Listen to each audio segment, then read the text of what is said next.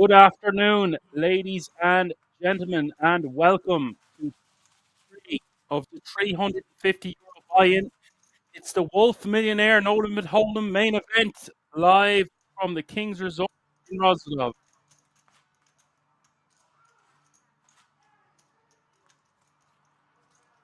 Hope you can all hear me loud and clear on this beautiful Monday afternoon. Wherever you are tuning in from, be it the Poker Room Kings on Twitch or YouTube. Johan, the main man, is the first one in the chat. Good afternoon, Jay Wasello. The orange chips are indeed 5k. Green chips, 25k. And the white chips you see in front of the players are 100k each. Small blind kicking the action off is 30k. Big blind is 60k with a 60k running big blind ante. That's 30, 60, 60. I'll have the field graphics and average stack for you in just a moment. If you're new to this channel, be sure to give us a like, subscribe, and a follow. This is a mammoth event we have taking place. We are down to under 100 runners, day 3, where the eventual champion tomorrow will be taking home 145,000 euro. It really is well and truly all to play for here at the King's Resort, live from Rosvadov. We've seen some exhilarating action last night. A lot of limped pots, a lot of multi-way action. We've seen some crazy jams. We've seen some crazy raised folds. There's something in the water at Kings the last few events, I tell you. Not that it always isn't very interesting to commentate and analyse. My name is Action Man Dan, by the way, your announcer and Irish pundit for this one. Don't initially off the bat recognise anyone at this feature table apart from Sabura Toral. We do have Romania, Germany, Israel, Austria, Czech Republic, and Italy, all being represented under one roof. And Johan, I was talking to KM last night, and he has asked me to ask you to send on his contact details. Obviously not via Twitch, but if you could message me on WhatsApp with his number, that would be great. Thank you.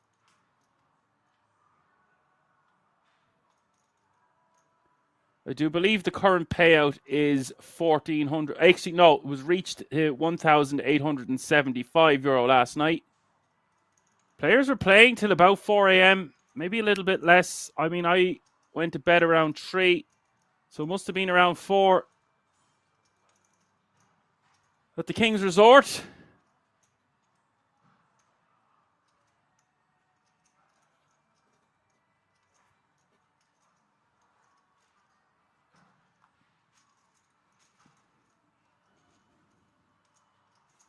Alexi taking that one down with a bluff. Does have this straight blocker.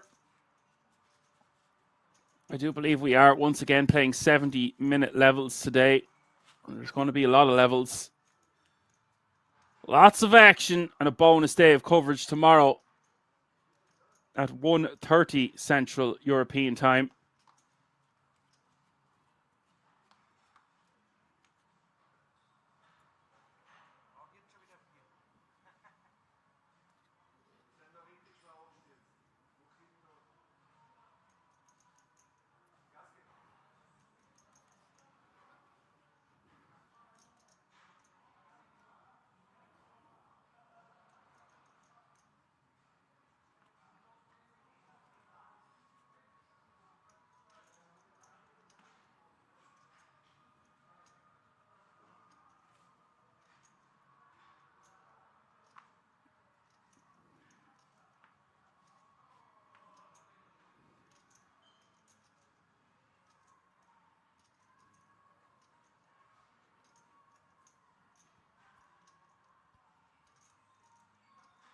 Don Cologne says greetings from Bratislava. playing the closer from the SSOP series. Best of luck, Don Colon. I love your name, by the way. One of my favorite screen names. On this, the day of your final table, you come to me and ask me for this favor, knowing I am Don Colon, and I'm obligated to give you this request on this special day. I don't know how good that was, but we gave it a go. Alexi going to 3-bet to 425, 7.1 bigs. I like this sizing from Alexi. Enzo with 50 bigs. Remember, they're playing about a 50 big blind average here today, folks.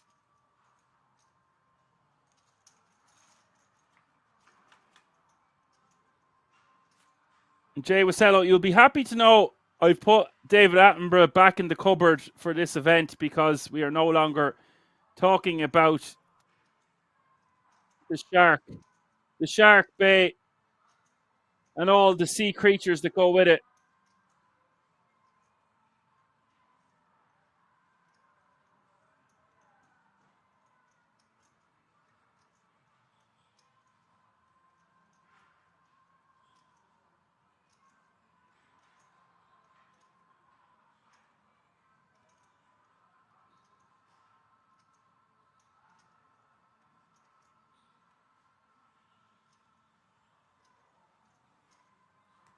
Uncle Cologne says, I had made him an offer he couldn't refuse.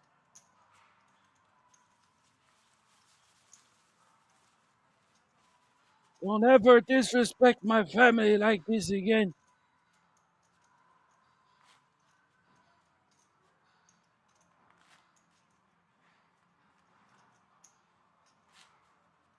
What a fantastic series of movies.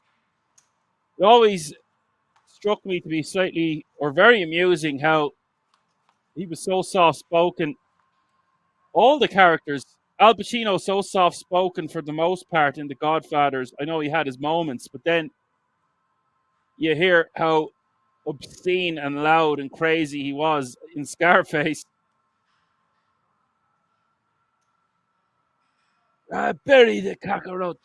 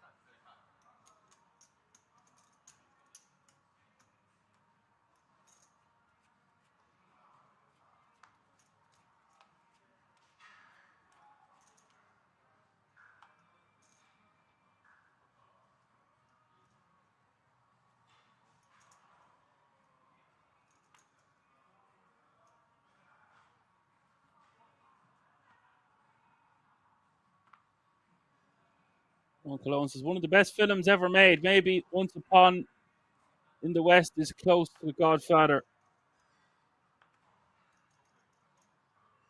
I was thinking about this recently, what my favorite films of all time were. We don't talk enough about films on this channel. Granted, we are here to talk about all things poker, but the music you can hear in the background, and it does get an honorable mention on every stream, but TV shows, not so much. Maybe we've got to change that, Don Cologne. What do you reckon? I do like doing impressions, as you all know, from time to time. Not that I'm that great at them or anything, but I give it a good go. Got to get your kicks while you can. Got to fill in that dead air sometimes that I don't have with a co-commentator, etc.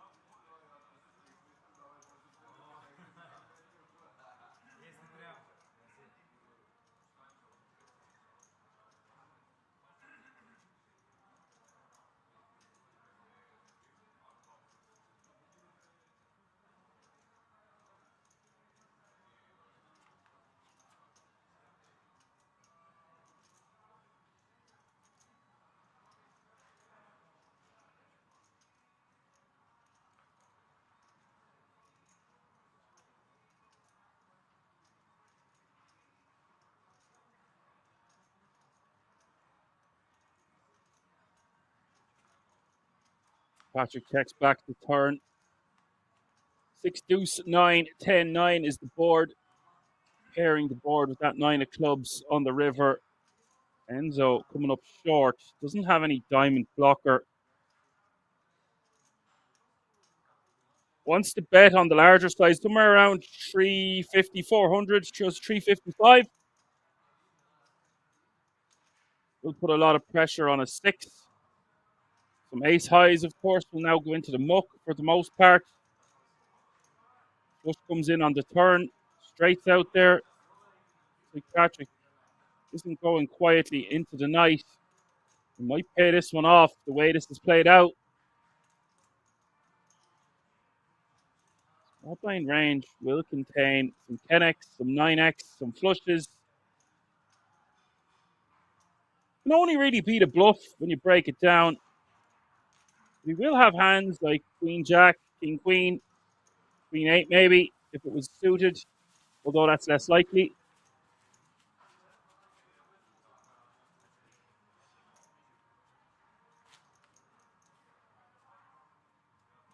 Enzo will take that one down.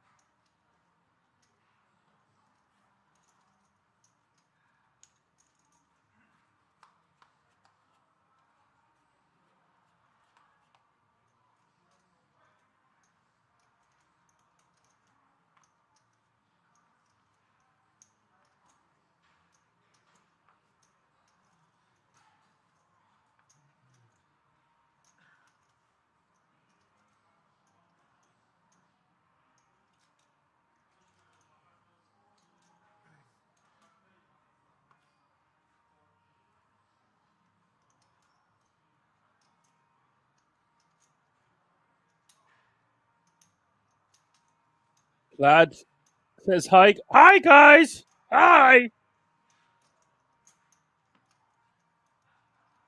Hello, homie.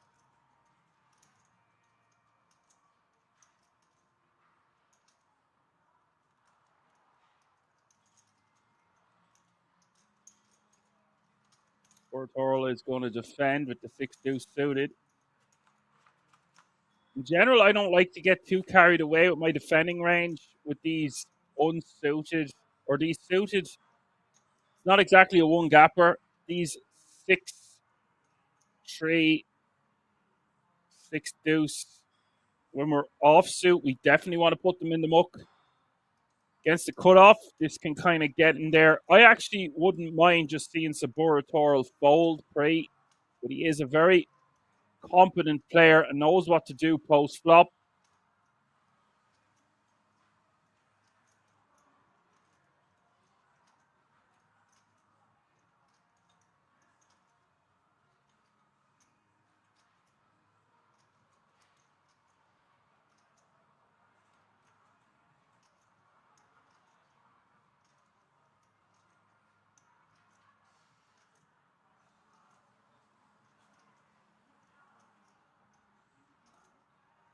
Enzo Thomasone, by the way, from Italy, has a tournament live earnings, total live earnings of $305,000.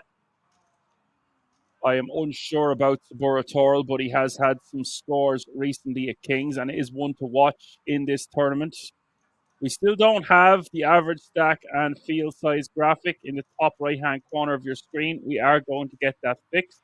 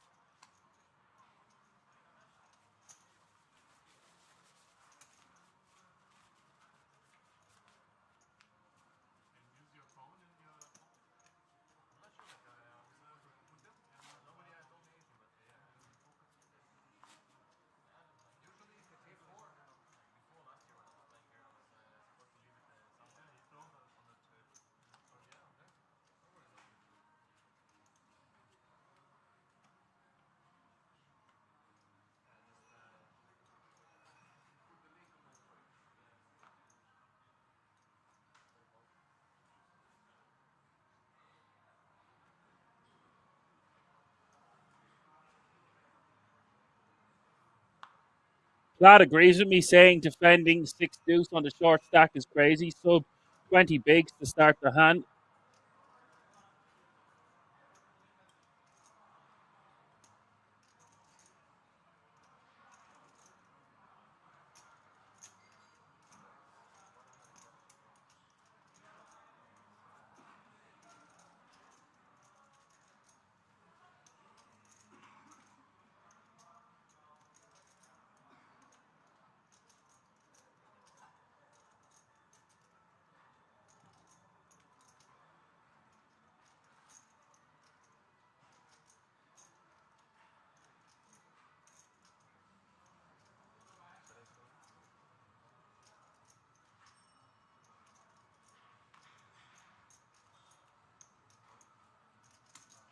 Toral moving all in. Peter has ace king also. Faint B in the house. What's up, Faint B? Nice to have you with us.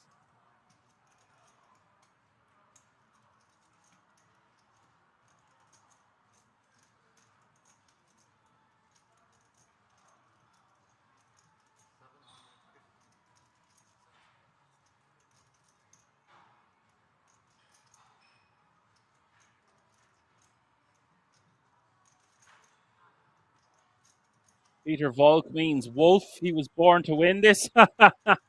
Nice to have that information. The hometown hero from the Czech Republic. These ace king against ace king confrontations, both players don't want to be in a coin flip situation. But at the same time, then when both turn over the same hand, they're a bit disappointed to not be dominating against an ace queen or an ace jack. Excuse me.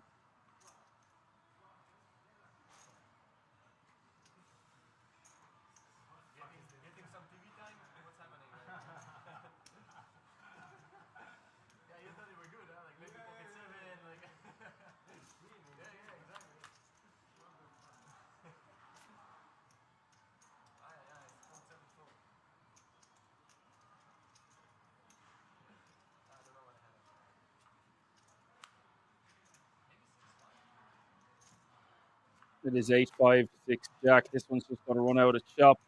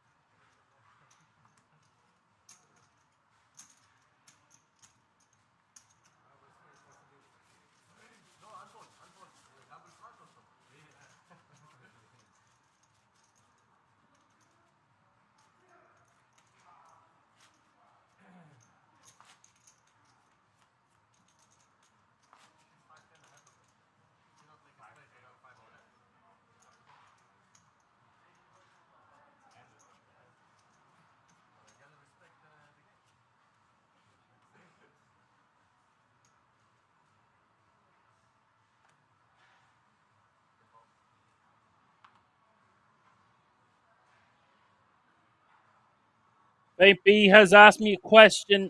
Will I be hosting the World Series of Poker events too?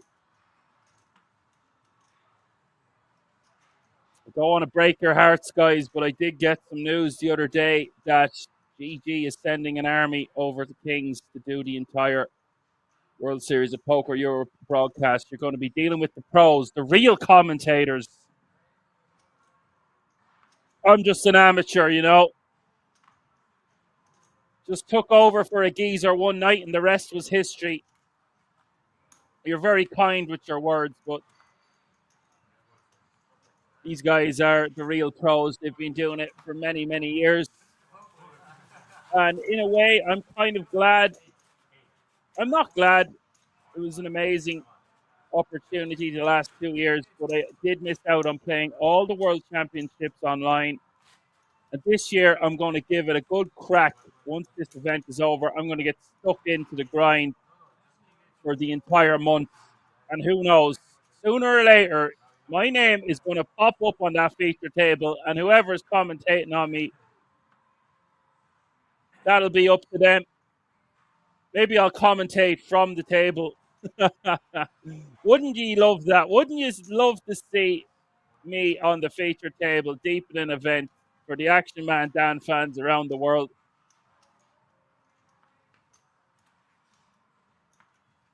These last 3 years haven't been for nothing, and they'll have to pry those chips from my dead cold fingers.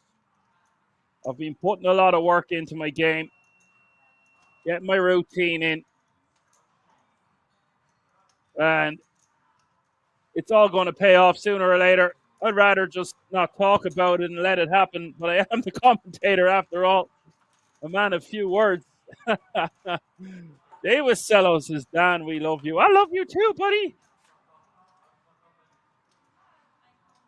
I'm off to a flyer here this morning. Went out. Played fetch with the dog, although he's terrible at fetch. Did some kettlebells, some meditation, some stretching, and I am feeling tip-top Magoo. This diet is starting to work out. And I'm ready for an action-packed month of me playing poker as much as possible.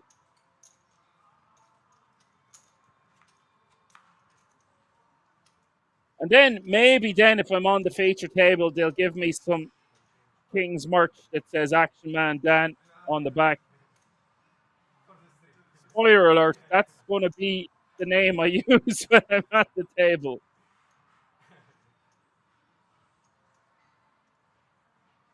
So I'm going to give it my all. I'm putting everything in place to perform to the best of my ability, and let's just see what happens.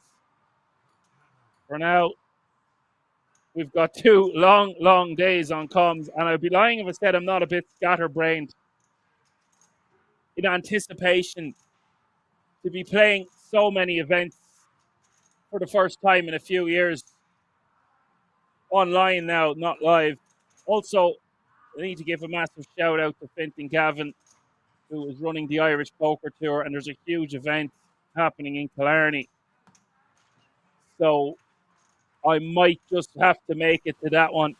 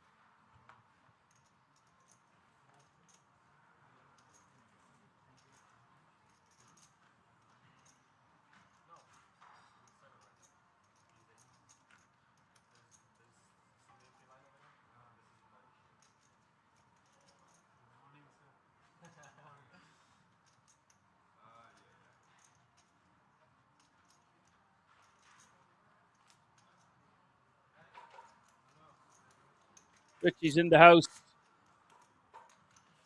Johan says, yes, on the final table with the text, I am a Twitch comms, get me out of here. Alexa taking that one down with the King 9.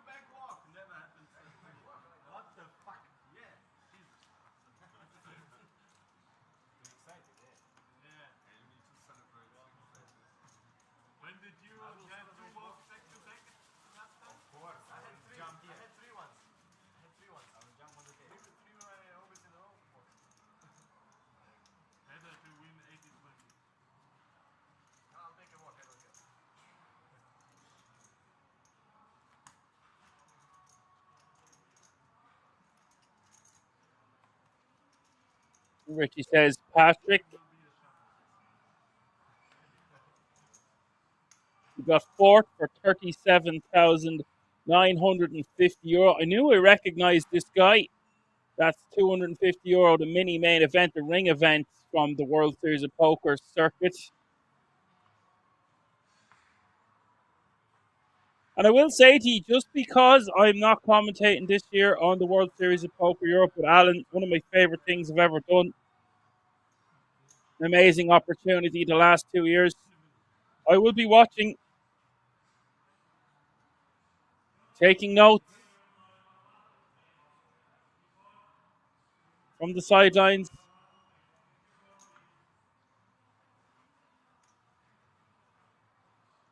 What a year Patrick's having already.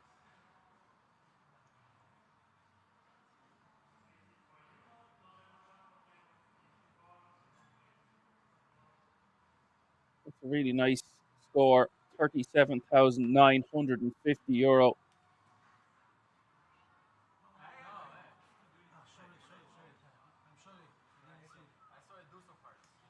This guy has flashed his cards.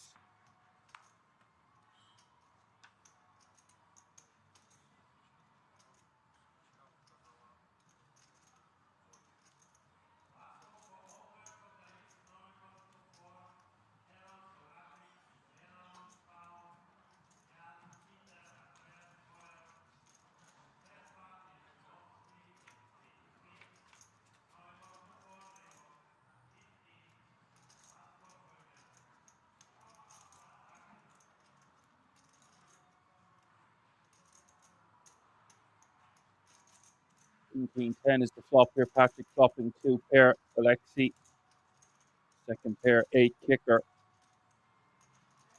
A lot of chips in play at this feature table. As you would expect, if you're just tuning in on this glorious Monday afternoon, it's the Wolf Millionaire. Oh, day 3. It's the main event.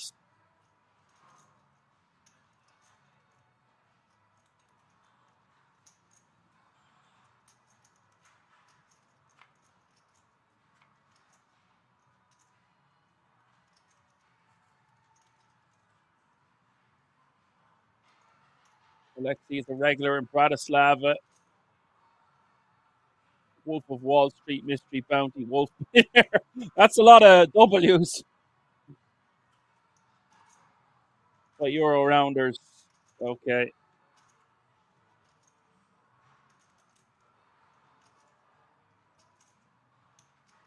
Penny Jack now makes a straight. Patrick most likely just checks back on the turn.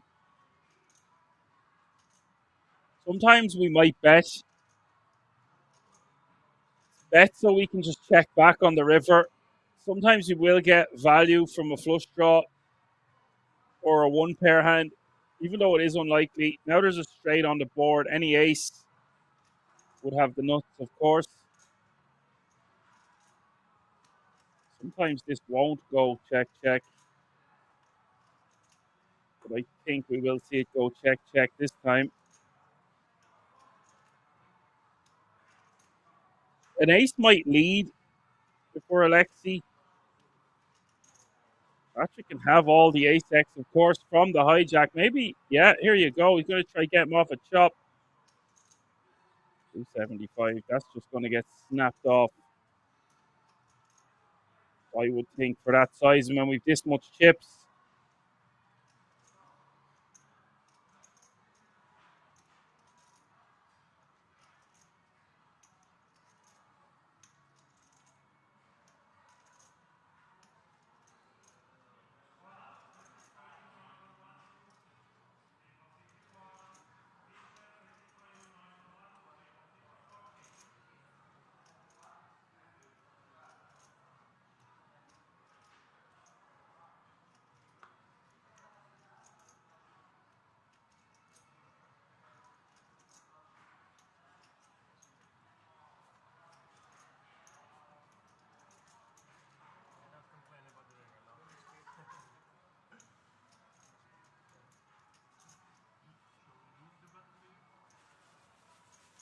if Patrick decides that Alexi's going to have ace X too often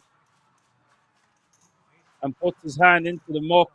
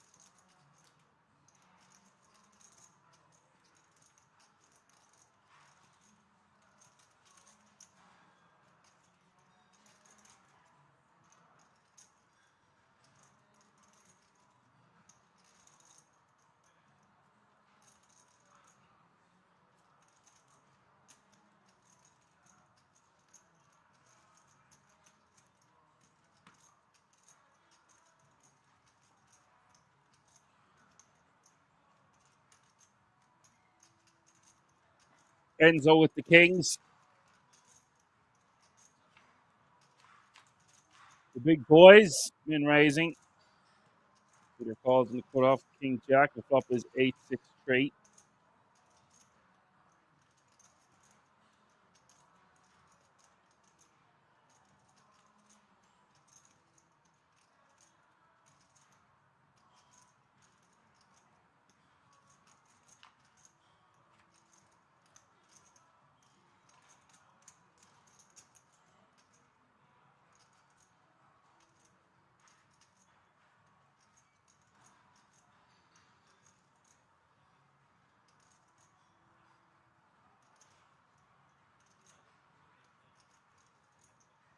3-8-6-10 is the board. 250 is the bet here from Enzo.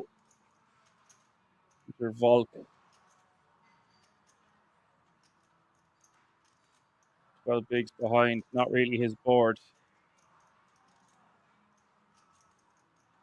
Also, I would prefer to see Peter either rejam this one pre-flop, maybe throw in a small 3-bet, or occasionally just fold. Calling with the unsuited variety of the King Jack, even though we are in position, it's just not going to play too well post-flop. Enzo is a flag hunter with his best cash coming from IPT San Remo for €62,000. Thank you very much, Richie. You are brilliant at doing this side of things. Very helpful indeed. Full star.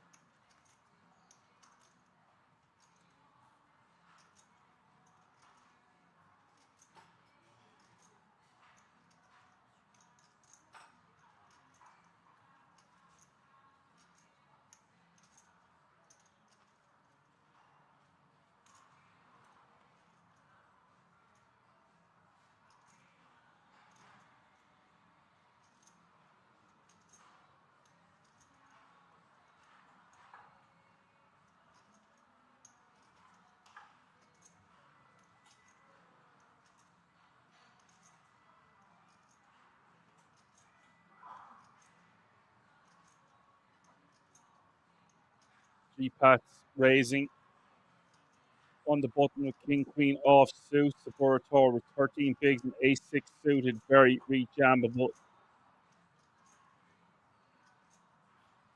This hand is just going to be a bit too good to not be jamming.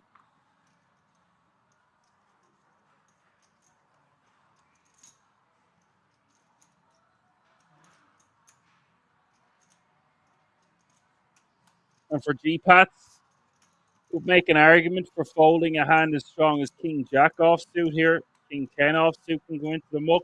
But King Queen just beats so many more of those combos that the Burator will be rejamming that he has to call this one.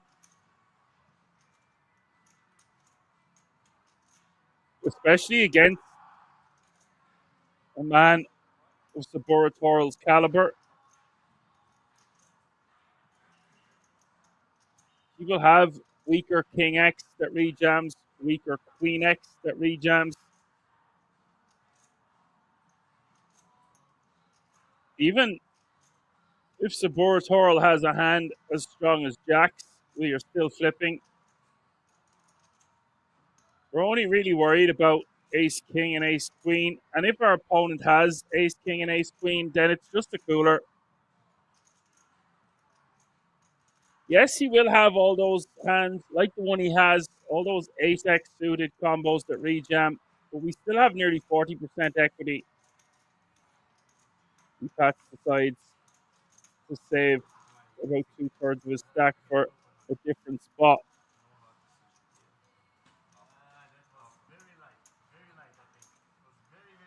And I get it in an event like this, €145,000 up top, doesn't want to really be in one of those 60-40 situations, but you've got to think about how many combos Sabura Coral is going to be rejamming that we dominate.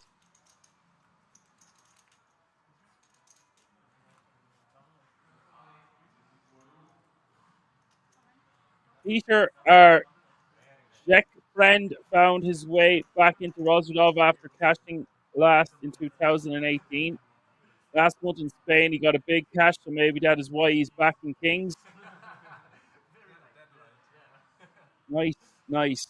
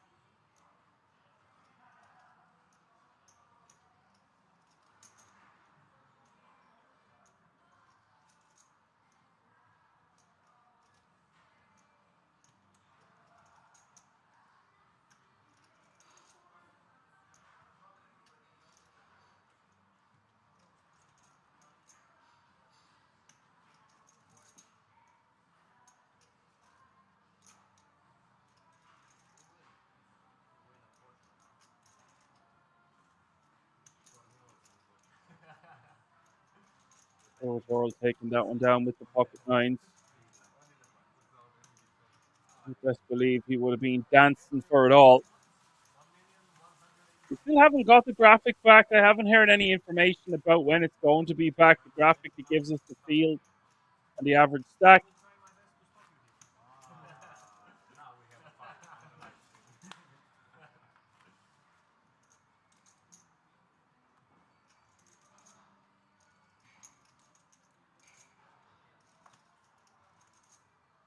I will be back in just a moment.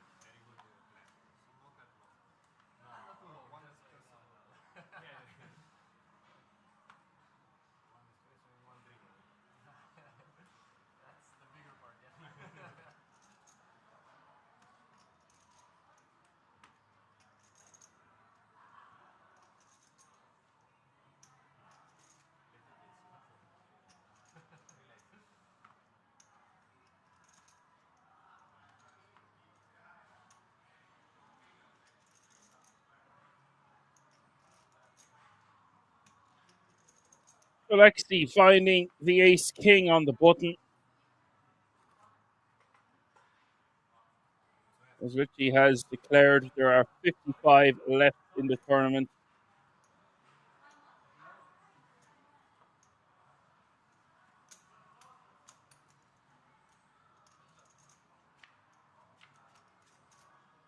Thank you, Richie. No pay jump. Well, you see, according to the King's website, you have to remember we are on a 30-minute delay, so it's probably more like 60 players remaining.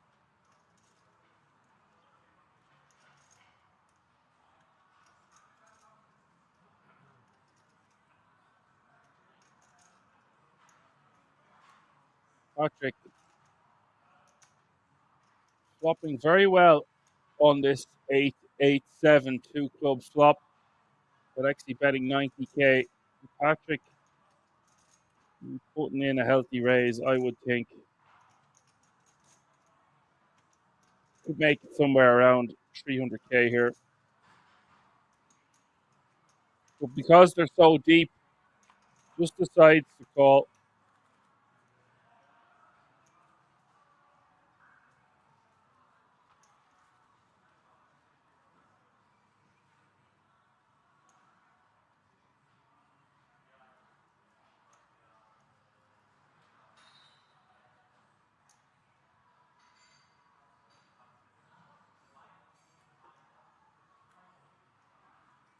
In an event like this, you want to be small balling.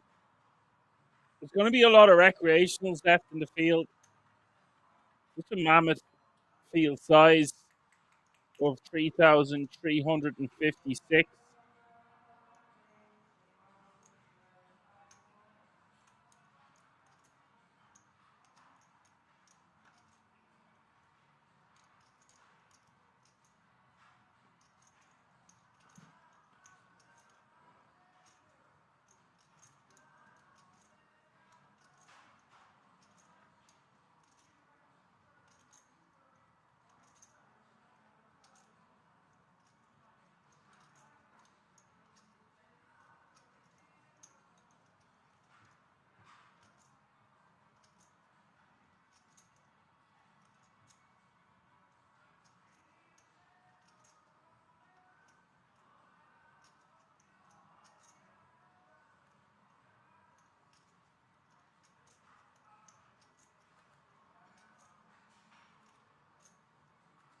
$375 is the bet on the Queen of Spades. I might have just checked. It actually is betting here because he can still get called by a lot of draws. Denies equity. All those 9-10s, Jack-9s.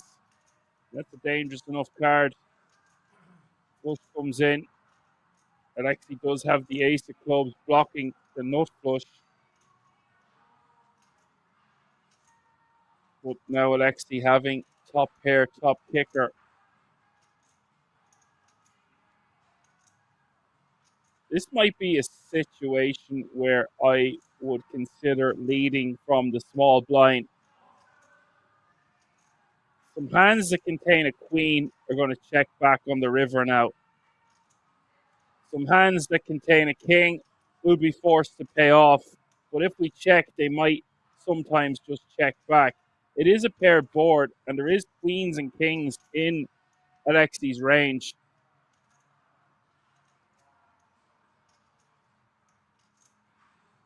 And when Alexi bets here, is this a situation? Whoa, see, this is what I'm saying.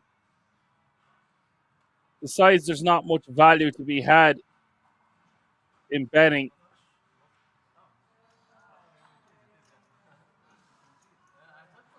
I might have led for the quarter pot there if we're Patrick. Maybe something like 450, 500, 550. Something under half pot.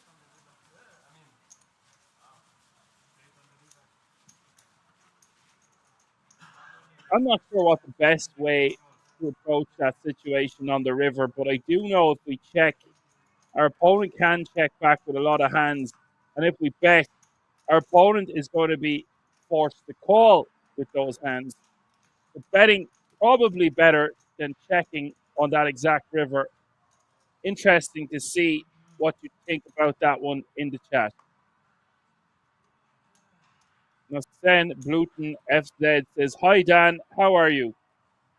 I am very well, thank you. Nice to have you with us." Lots of energy today. So far, so good. I'd be lying if I wasn't struggling the last two levels last night. My eyes were stinging. I got something in my eye and was very, very tired.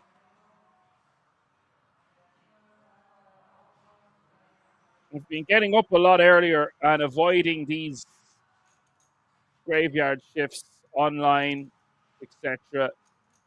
And that's fine. And it's been paying dividends for me.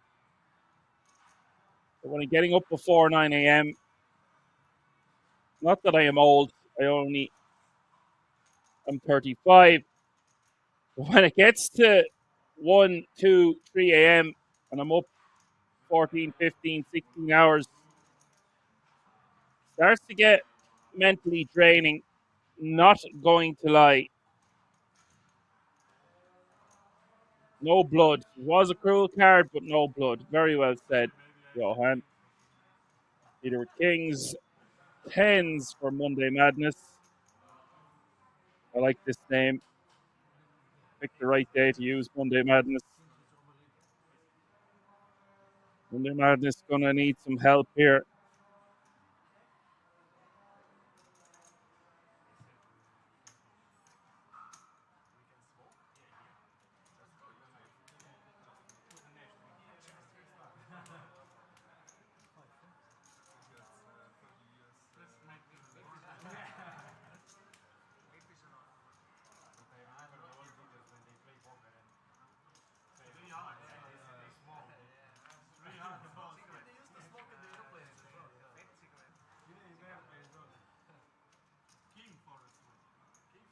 There's Queen Jack 3.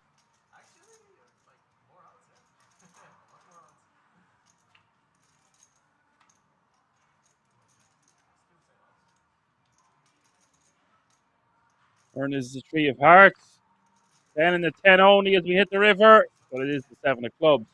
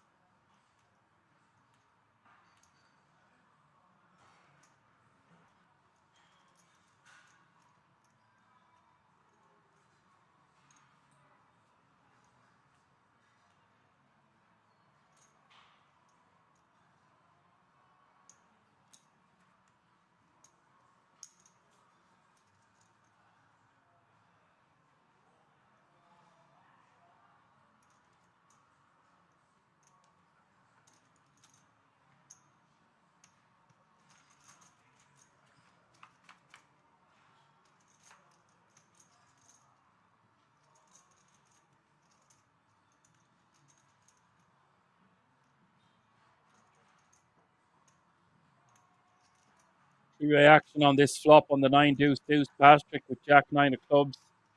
Alexi with ace 4 of clubs. And Monday Madness with King Queen.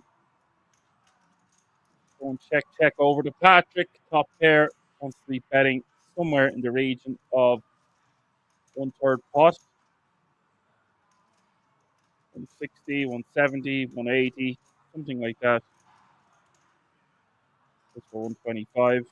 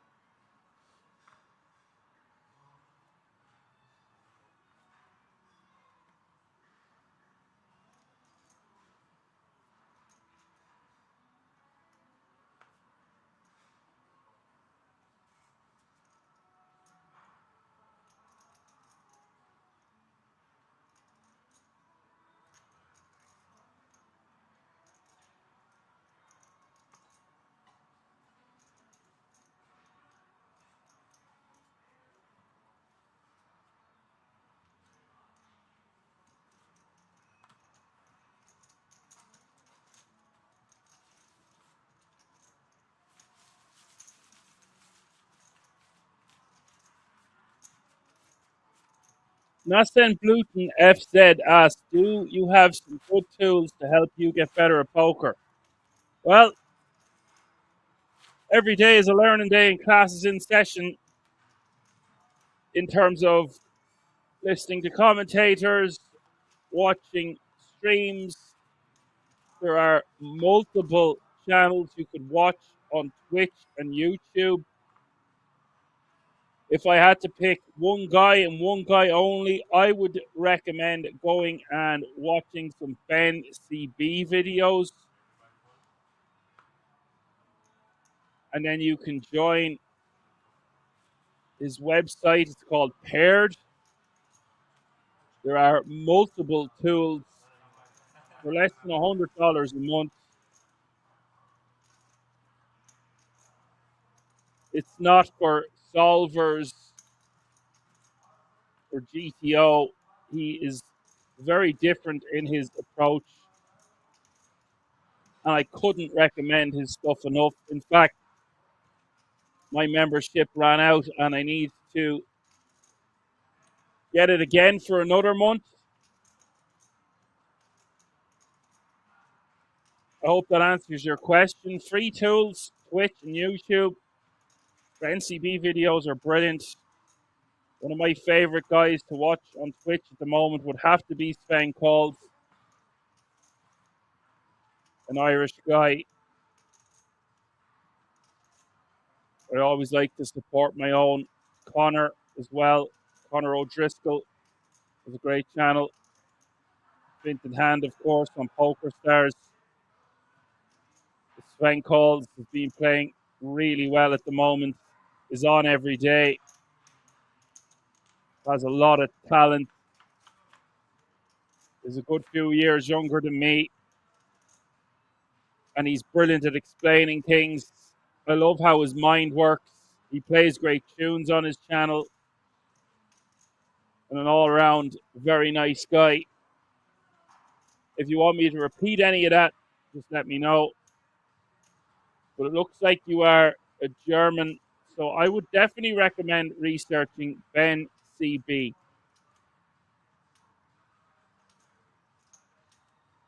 Monday Madness betting 125 here on the 10-7 deuce 2 club flop. That's the Buratoril with ace 6. Does have some backdoors working for him. Straight draw, flush draw. Could have the best hand with ace high. For 125, we might have to see a turn here.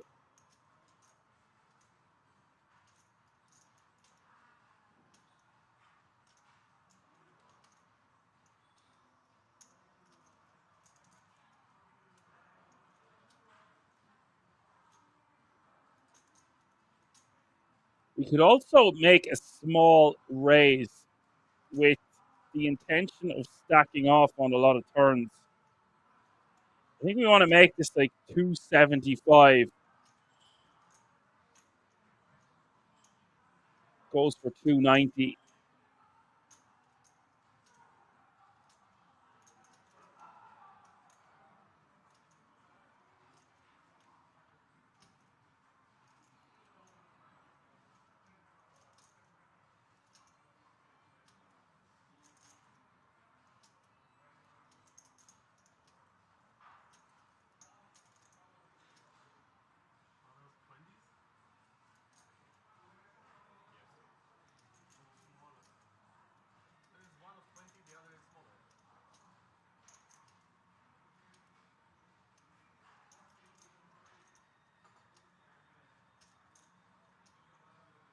And I really like this sizing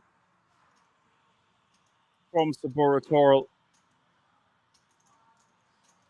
Monday Madness might have to just call here. He can beat some straight draws. He can beat some flush draws. The 7 might raise. 10 probably raises here as well. To deny equity on turn and river from overcards.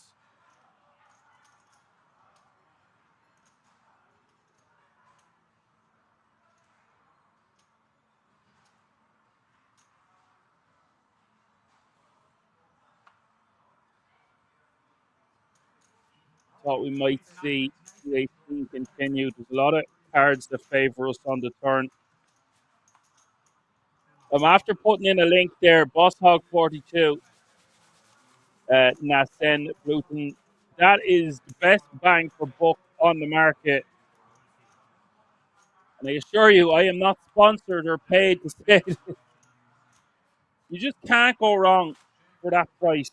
It's like less than $200. What is it? 140.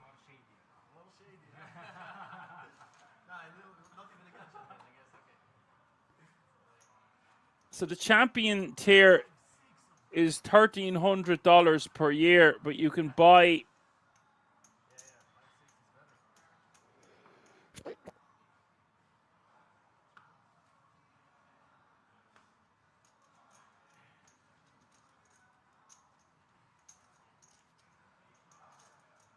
I barely got to mute my mic in time, sneezing like crazy. Gesundheit. Gesundheit. It's the champions tier is what you are looking for, and it's going to be roughly between $130 and $140 a month. Just going to verify that for you here.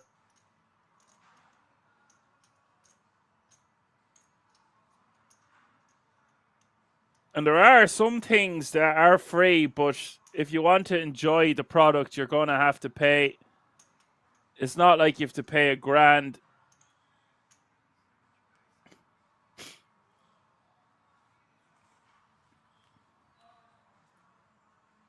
Yes, so monthly is going to cost you. You can go for Crusher Sub, train from the Hold'em Resources calculator, access to all the Crusher tier content, daily drills, challenge mode, and access to the tournament masterclass apprentice. That would be an amazing start for a month. See if you like the product. Me personally, I'm going for the champion sub every time. Champions have to do champion things.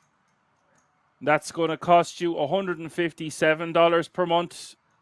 And that's everything in the Crusher tier. On top, you will get ICM ranges, video breakdowns, ICM daily drills, private Discord channel, and a tournament masterclass expert, plus the Bounty Beast, Unchained Mindset, and the Slay 6 Max Hypers.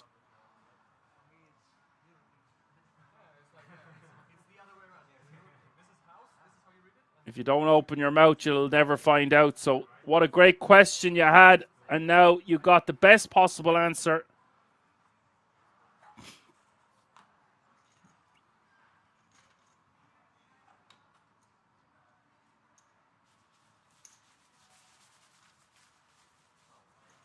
Ding Dong Hoing says, hello, everyone. Hello, Ding Dong. Nice to see so many people joining early today. If you're over on YouTube, come on over and say hello.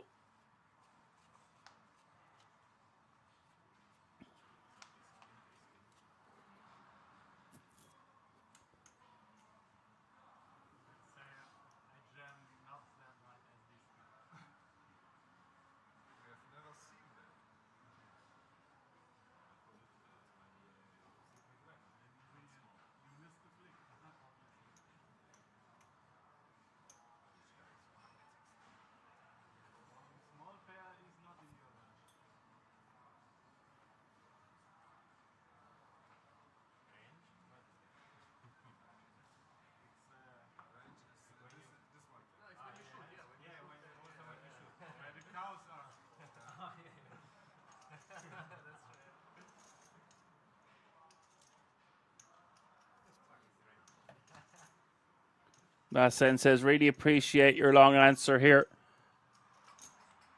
You're very welcome. Believe it or not, I'm playing poker at least 15 years. I would say closer to 20. And I only joined the Ben CB Masterclass and the Champions tier this year.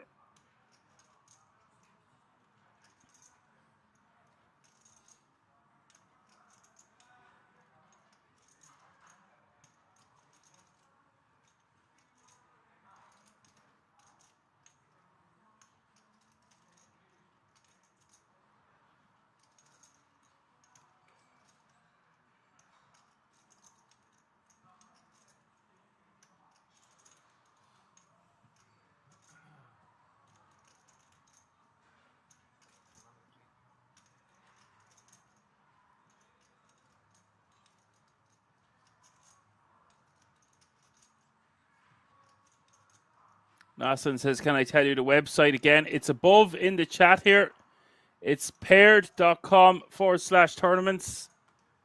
A good introduction will be just watching some of the videos on YouTube.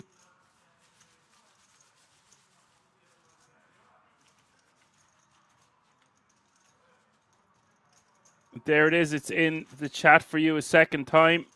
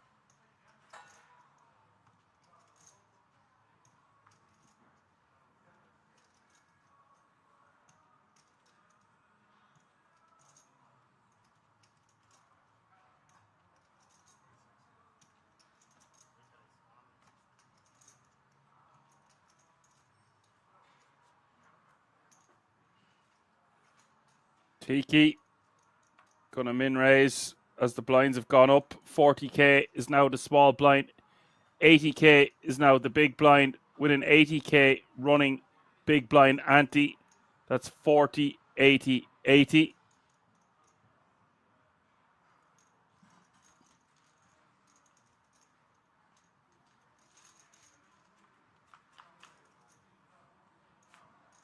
Richie says, when you play poker and lose about $100 per month, like me in the beginning, then did a 24-month poker course on the Dutch Poker School site, and now playing with my bankroll for 2 years now, no more deposits. ECW King is in the house, as I can tell y'all noobs. You should 3-bet your ace-5 offsuit. You don't need no training for that. Ha ha ha.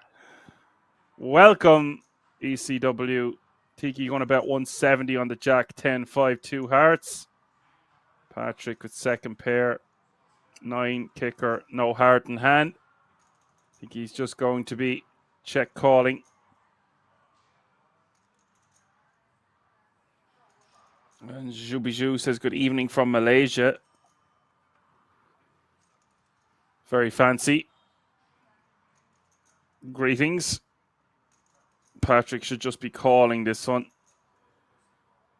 No need to be raising. Doesn't want to be folding. Tiki only has 15 bigs behind. That actually might be a really good fold. There's so many bad turn cards for that 10-9. And he feels like when his opponent only has 15 bigs behind, he's going to be barreling off a considerable portion of the time. So therefore his kicker isn't that great, and he doesn't have a heart. So just decides to let it go right here, right now. I can get on board with that. Good play there by Patrick, even though he did have the best hand. He's going to end up folding on turn and river a lot. Now, I say good play. I still think he might have to call one and see the turn. Where is the field? We do not have the field right now.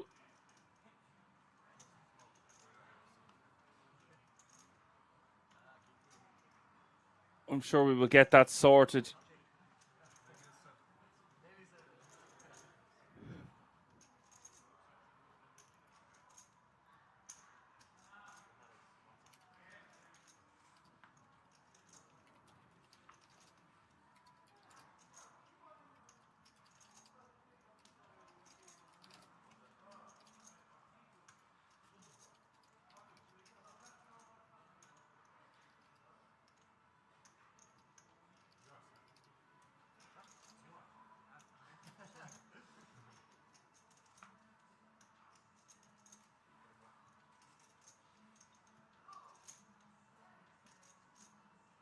Today is not the final day. The final day will be tomorrow.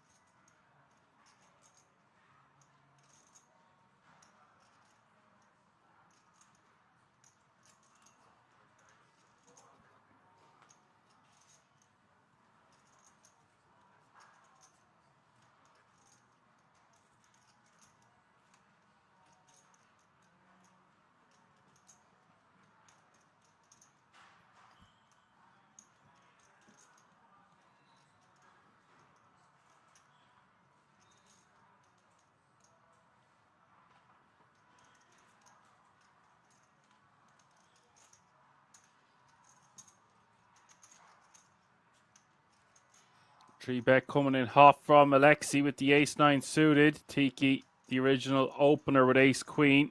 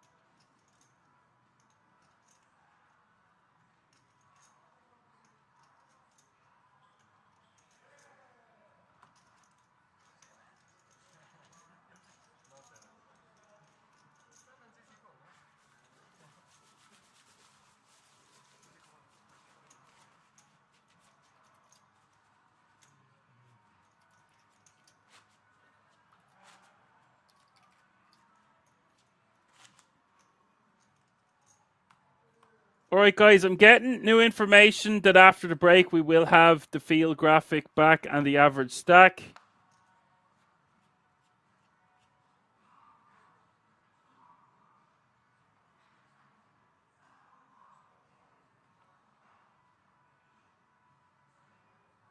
That's a huge fold by the ace-queen. I'm not the biggest fan of that. I think we have too strong of a hand. We want to be 4-bet ripping there almost all of the time. Sometimes maybe call, even though we're going to be out of position. Stacks are too shallow to be folding. The ace-9 of diamonds getting away with murder on that occasion.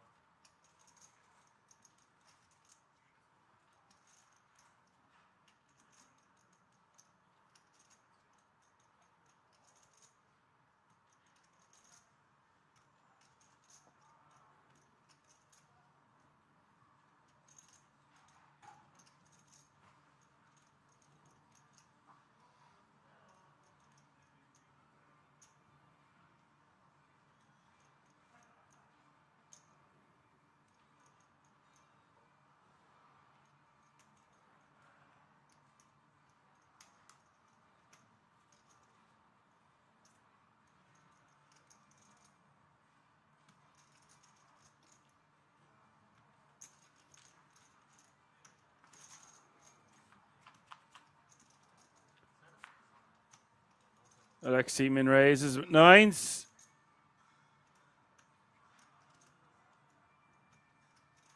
G-Pats calls with 6-4 of hearts.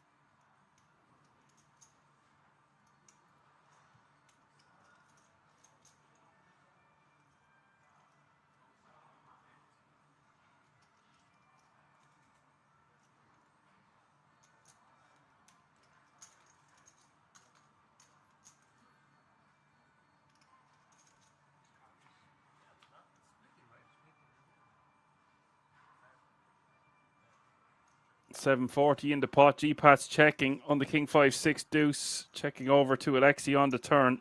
Stack to pot ratio almost 1-1. Alexi's going to check. G-Pats shouldn't have too much king X in his range. But Alexi is going to pot control. I might bet a second time there on the turn. We can still get called by a diamond draw, some straight draw, or even a 6.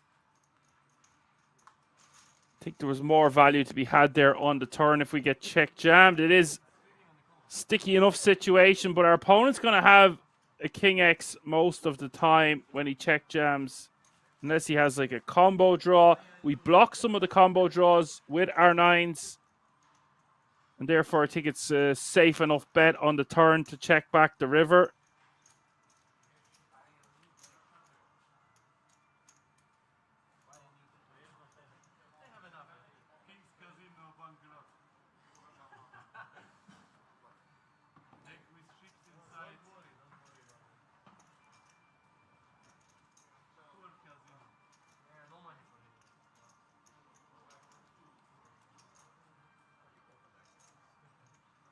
Just checking in here on YouTube.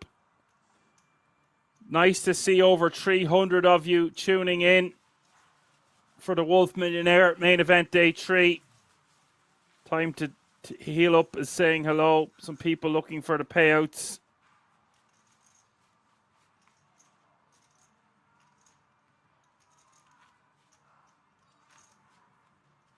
Patrick, 67 bigs is your table captain. Alexi with 48 in second place. Enzo with 38. Tiki with 20. Sabura with 20. Monday Madness with 14. Peter Volk with 13. And G-Pats under 10 bigs is your only player at this feature with under 10 big blinds. A lot of maneuverability with an average stack of the guts of 50 bigs and playing 70-minute blinds today.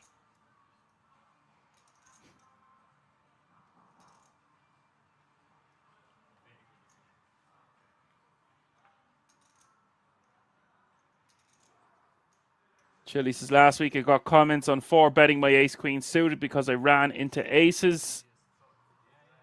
Sometimes that's what happens.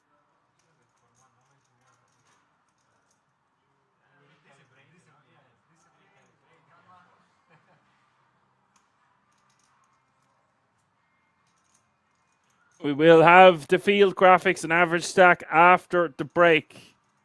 Some more of you asking about how many are left, etc.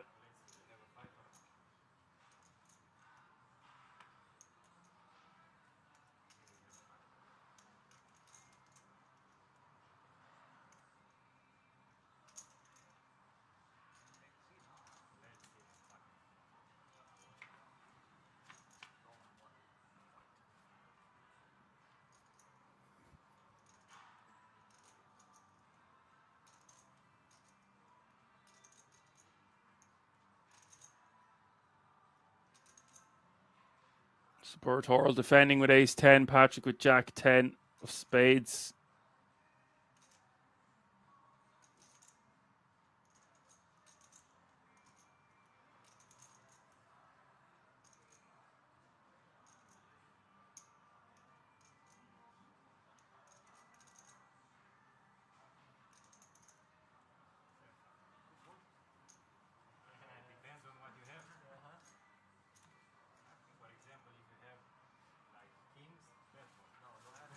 Support Horrell just taking that one down with a bet. That board favouring the perceived big blind defending range more so than the opening range.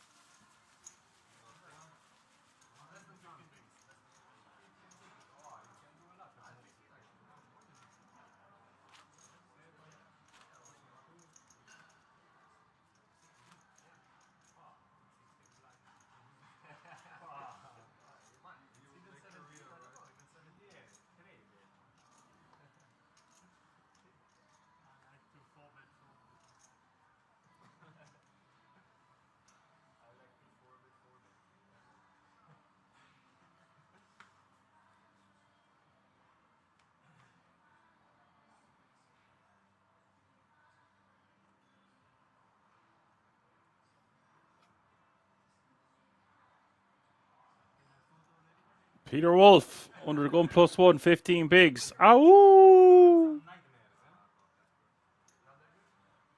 Min raises off 15 bigs.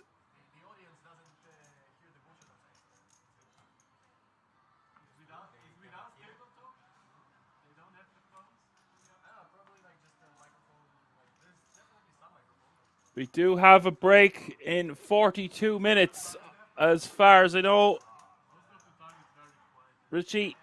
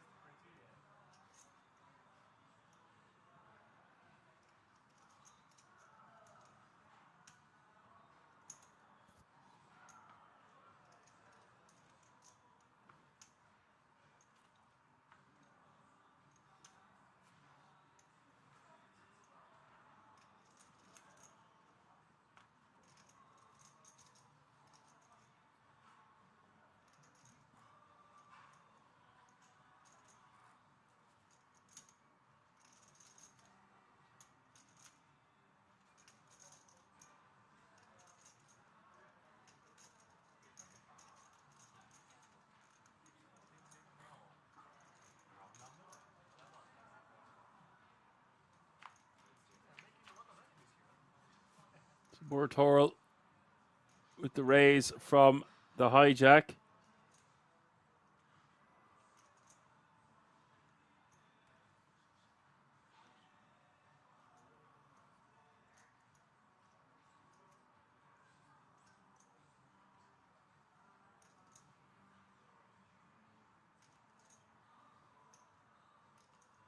Enzo sneakily leading. No, he hasn't led. He's checked. Saboratoril has bet 100k. For some reason, I thought Enzo was leading there. Just 3-4 diamonds. A good shot straight draw. Wouldn't make much sense. Saboratoril takes down another one. And yes, he did have big score for over 100k not so long ago at the King's Millions in Rosvadov. Thanks a million, Johan, for that one. We are approaching 50 players remaining with 3.3 million as the average stack.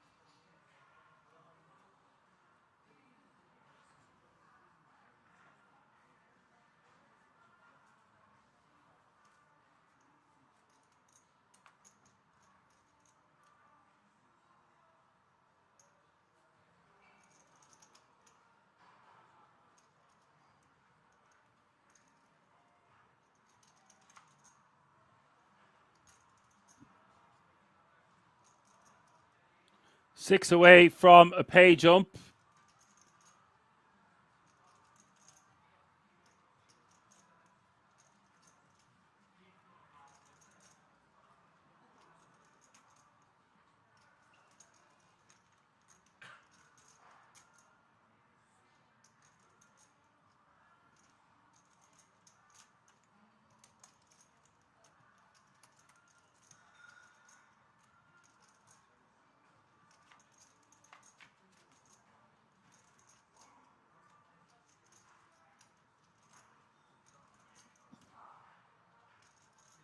Enzo with top pair.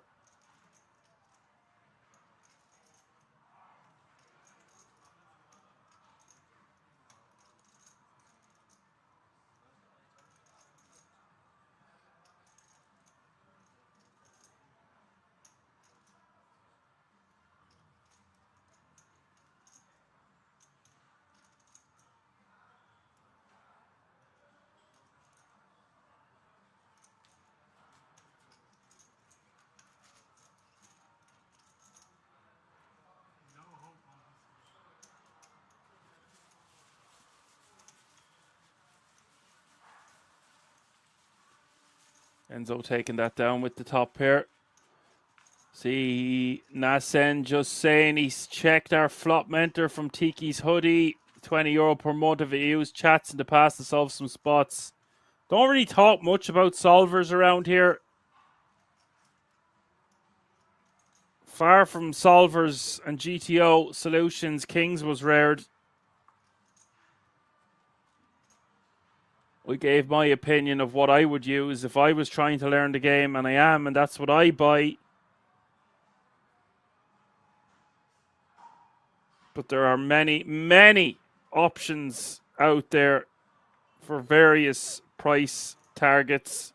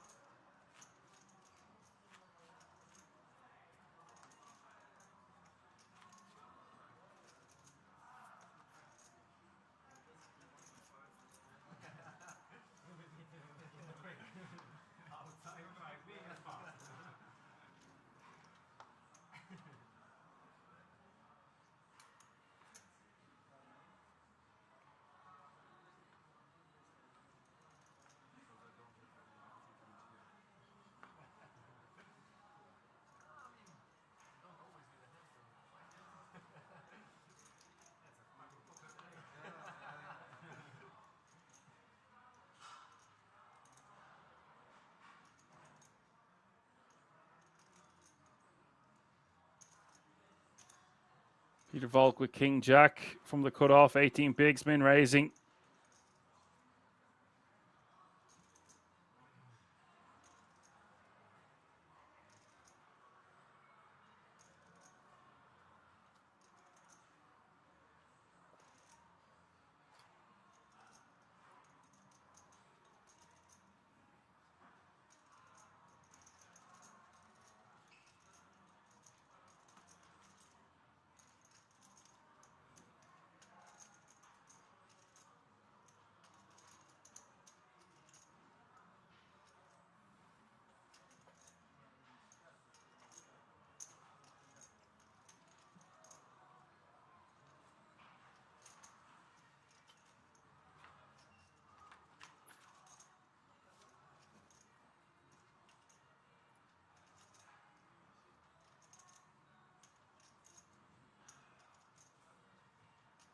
So we're total checking. Peter Volk checking back this time.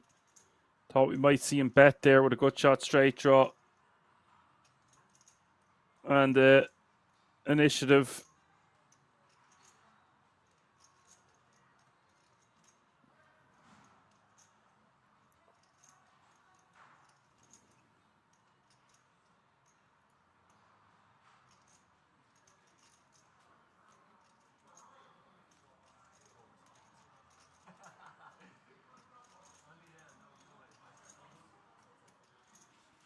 Takes that one down with a small bet.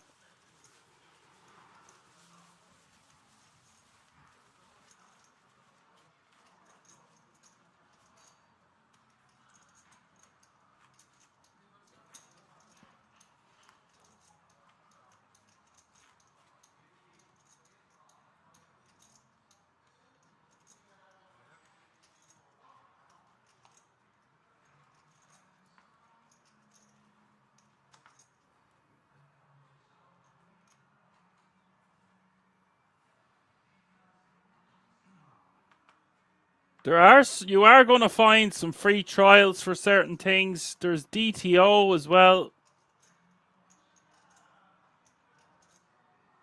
I don't know what level your poker game is at, but you'd want to start at the bottom if you're only trying to learn.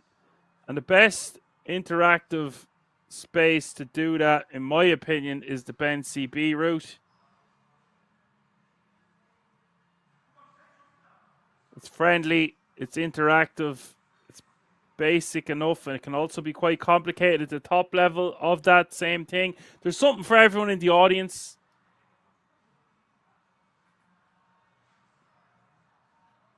There's 1,000,001 free videos on YouTube.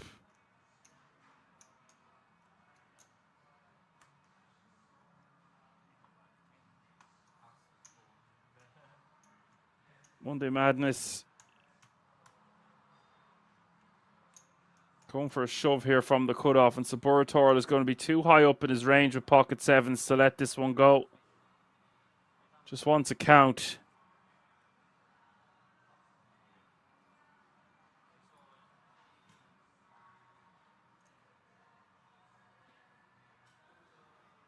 We have about a half an hour left before the break. In case you're wondering, we should have the field graphic and average stack up after that.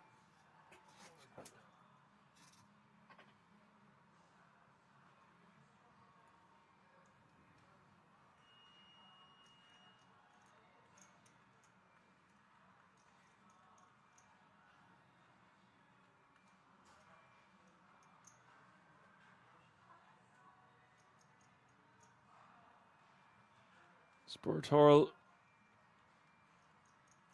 rejamming into Tiki. Tiki getting out of the way, and Saburatorial in great shape here. Pocket sevens against pocket deuces, 1.8 million in the pot.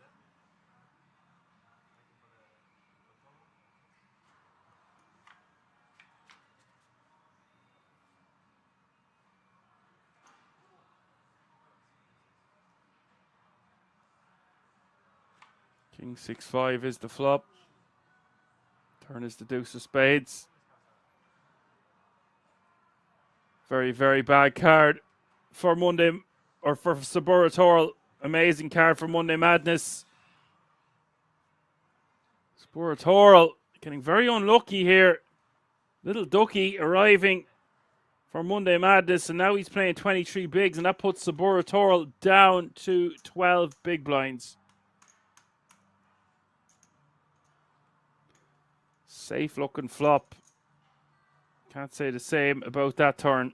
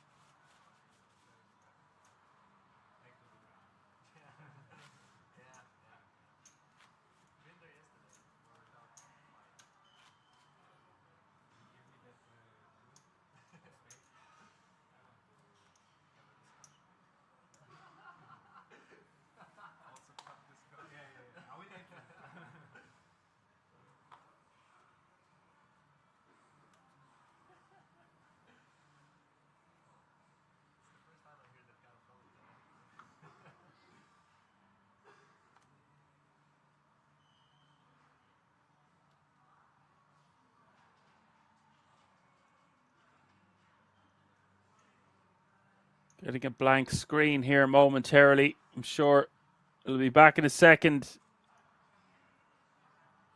There we go.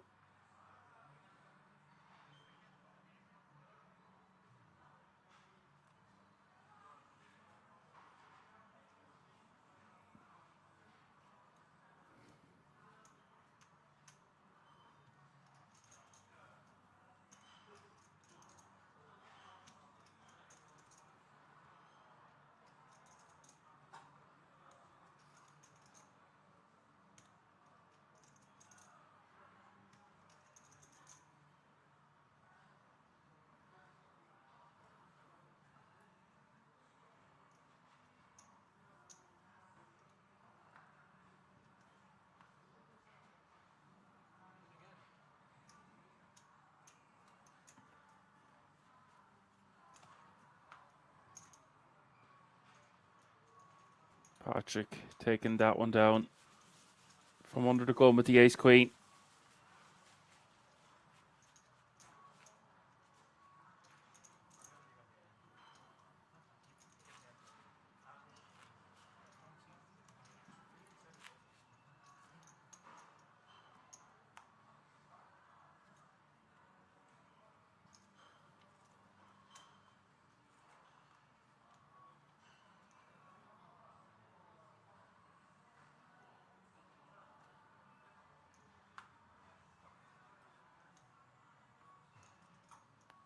There we have it.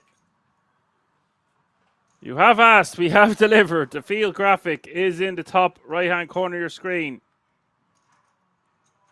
47 players remaining now from a starting entry field size of 3,356.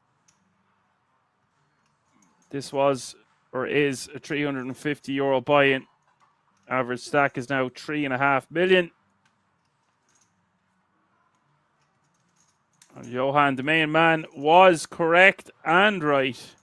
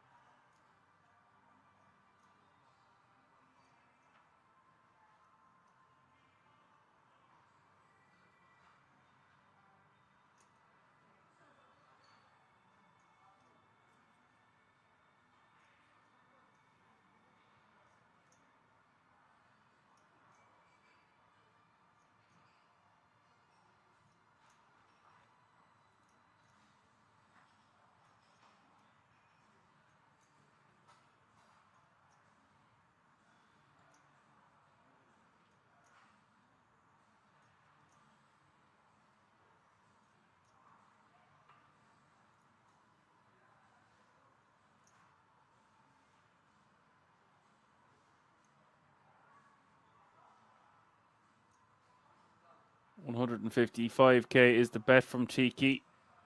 Patrick with a lot of equity here. King 10 of clubs on the ace, queen, queen. Going to raise to 375. We will be playing for it all with the King 10 of clubs when Tiki only has 1 million behind.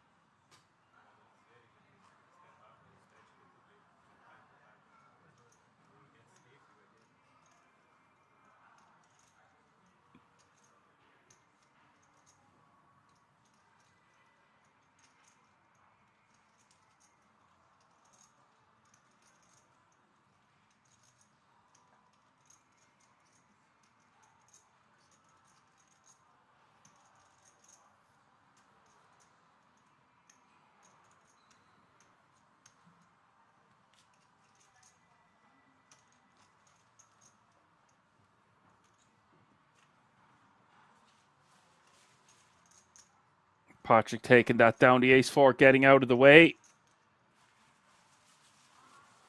Sometimes we might just stack off there with the ace-4, but kicker problems.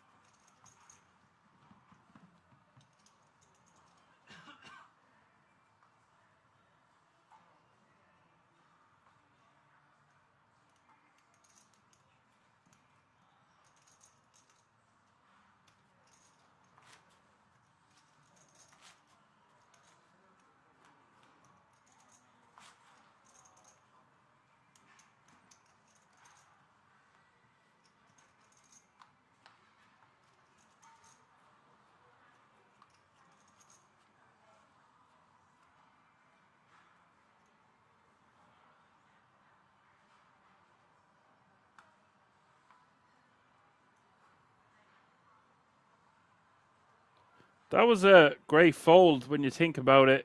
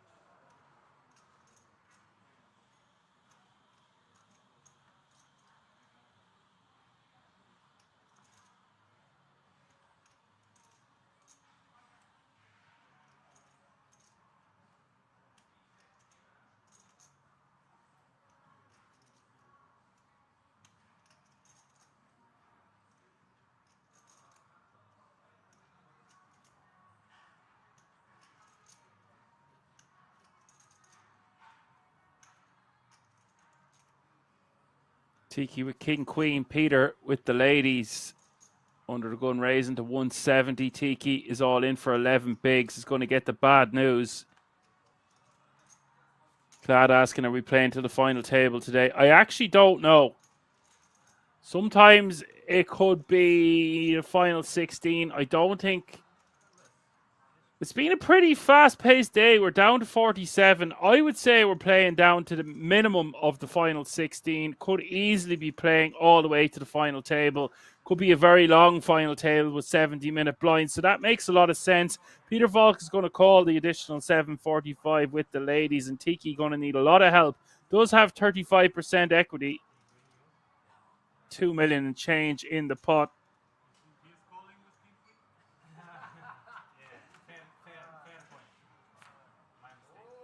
Jack 10 deuce is the flop. Open-ended now for Tiki. It's never easy, ladies and gentlemen. 7 outs for Tiki as we hit the turn. Turn is the 6 of hearts.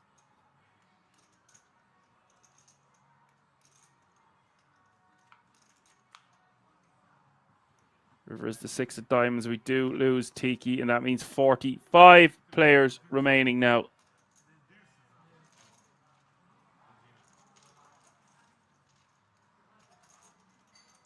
That means a pay jump is looming. Top 44 secure €2,450.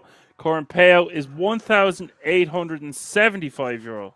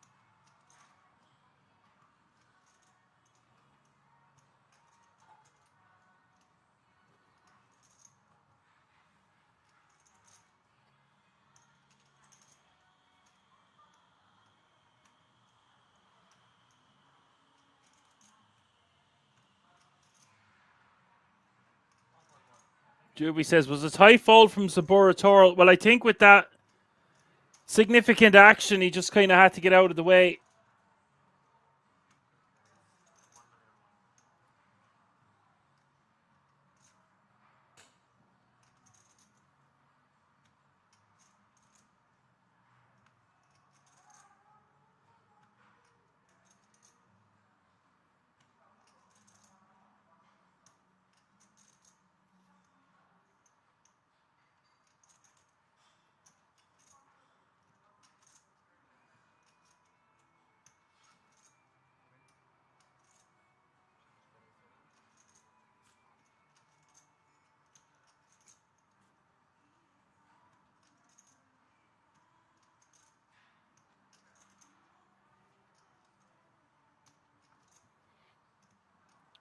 Ten Bigs was first to act after the 2-bet. Yeah, that is a tight fold, Juby Jew. Well noted there.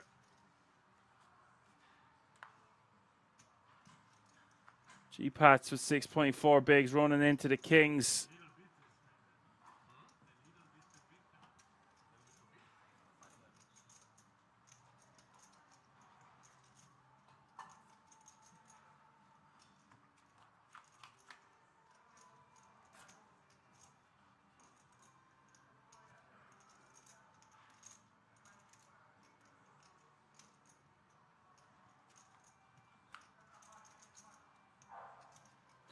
It is Queen, Queen, Deuce, Deuce.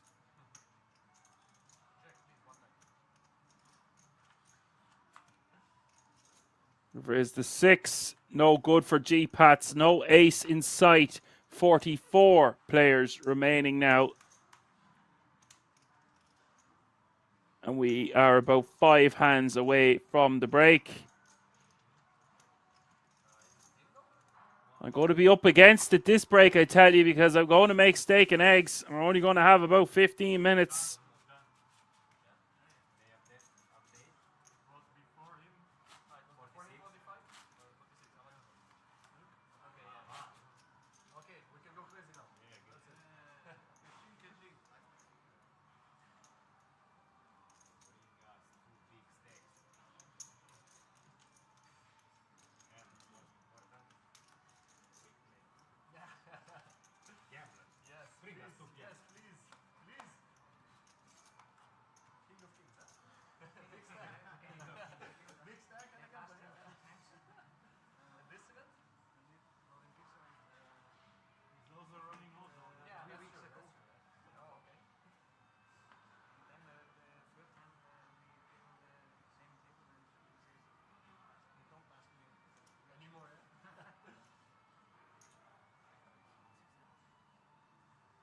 Now, Sen says, I have to leave, guys. Enjoy the rest of the stream, and thanks again for your help. You are very welcome.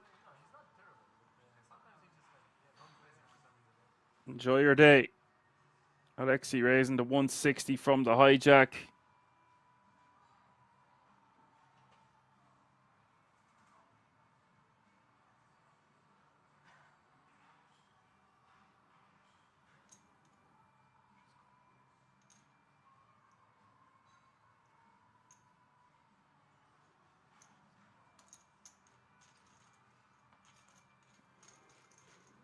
Johan says, for me, dinner, preparing, and bridge after the break. Enjoy the stream. Best of luck with your bridge. You must be a world champion bridge player at this stage, Johan. 2 pair for Monday Madness. And Alexi could get into some trouble here because he's got top pair. Decent kicker. That 9 of spades isn't that great for Alexi to have because it blocks some draws you would want your opponent to have in this exact scenario on the King Jack 8.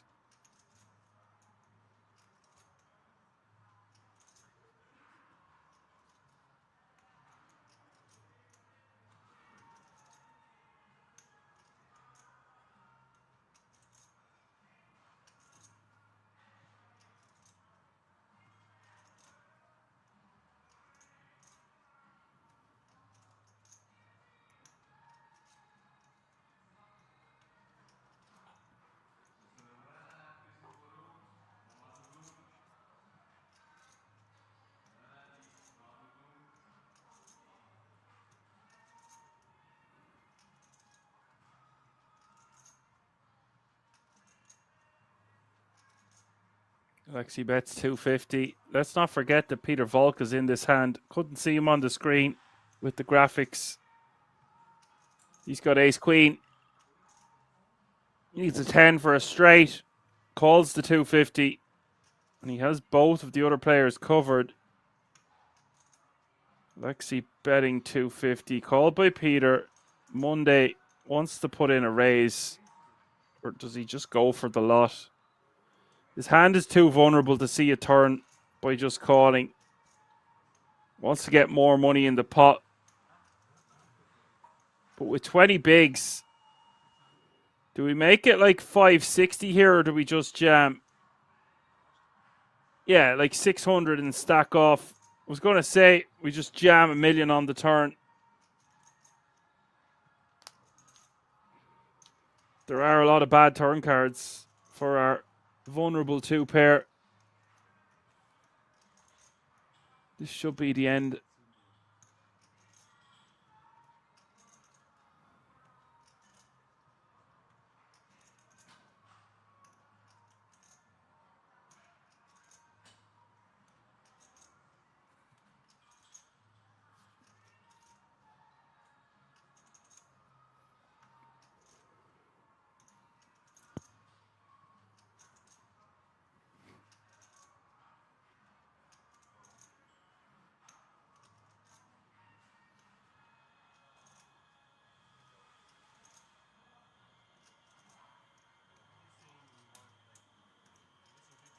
That's a very good fold from the King 9.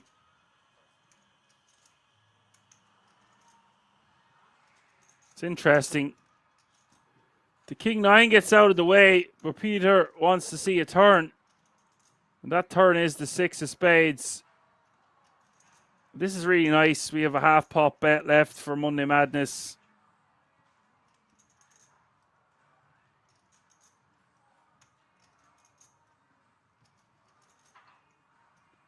The thing about it is when he check raises. Oh, whoa, he checks back. I don't know if I'm a big fan of that.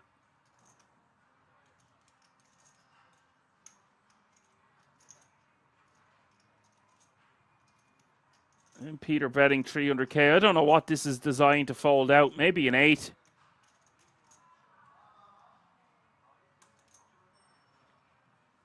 Just calls. Bit of cautious play there by Monday Madness. I would just rip the turn. You're going to get called by a king. Hand like King 10, King Queen.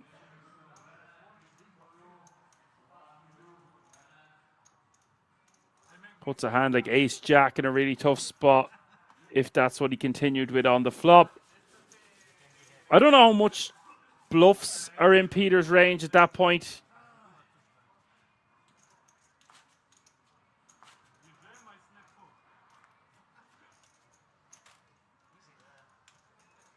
With the Jack 8. Deciding to check back to just call the river.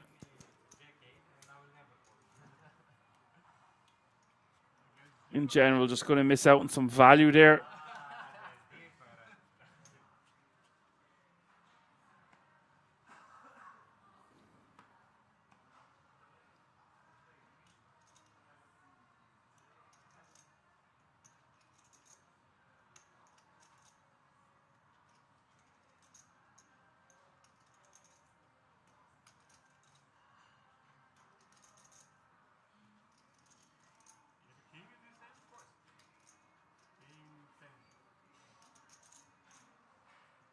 Bad play got me an extra 300k. That is one way of looking at it.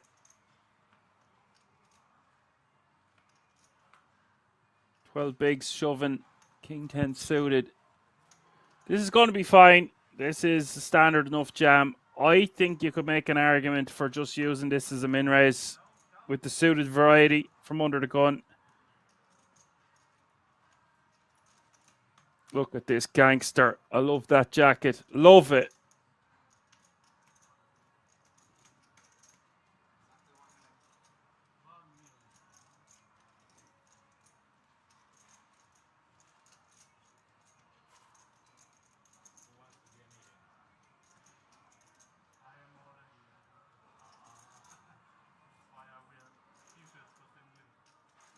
And it wasn't, I said Peter, but it was Monday Madness who I said he's not going to have too much bluffs when he check raises that flop.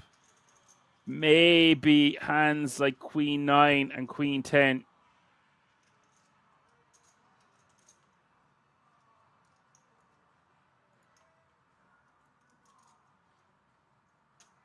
So after this hand, we will have 3 more hands before the break, and it's just as well because I am starving. It's ribeye steak and eggs for me, maybe an avocado.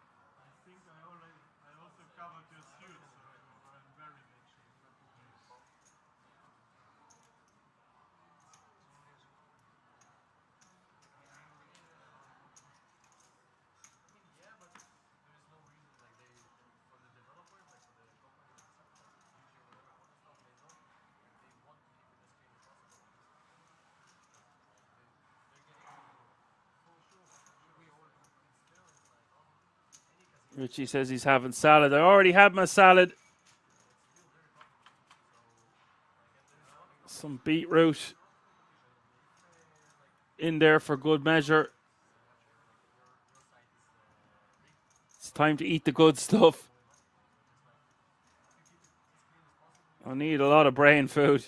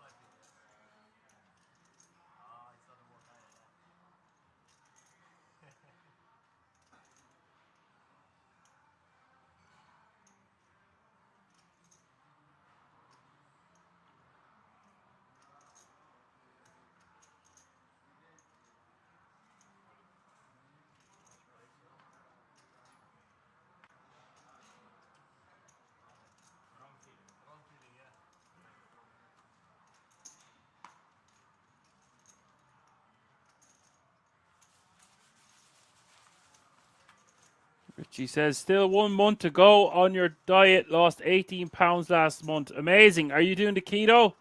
We can talk more about diets after the break. I'm on day 8 here myself. I can never get past 4 to 6 weeks on the diet. Did recently hit 290 pounds and I'd had enough. That was by a landslide the most I'd ever weighed on the scales. Now I have put on a decent amount of muscle, but I was not happy. No bueno.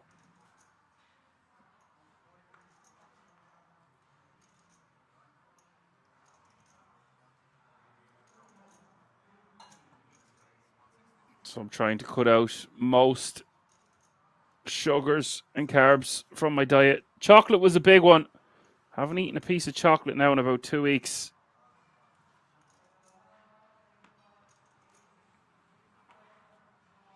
We'll still have a small amount of potato here and there, but not much. It's a work in progress, Richie, and I wish you the best of luck. Losing 18 pounds in a month is very good.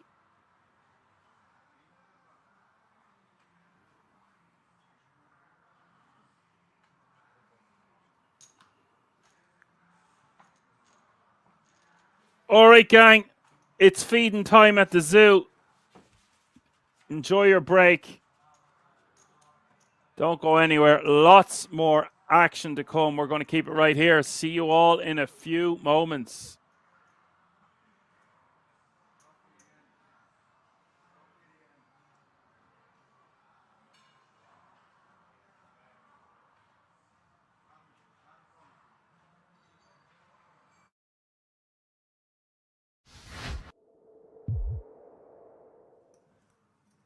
Deeb is always outspoken, never one to bite his lip, and many minds he's regarded as sort of the resident warden in the poker prison. You know what I mean? Like he just likes to fact check people, make sure stories check out. I feel like half the community find him to be a hero, and the other half think he's a heel. So it's maybe it just depends if you're on the receiving end of one of his. Depends if you've done anything wrong. Exposés. The less skeletons you have in your closet, the better off you are if you're on Sean's radar. That is true.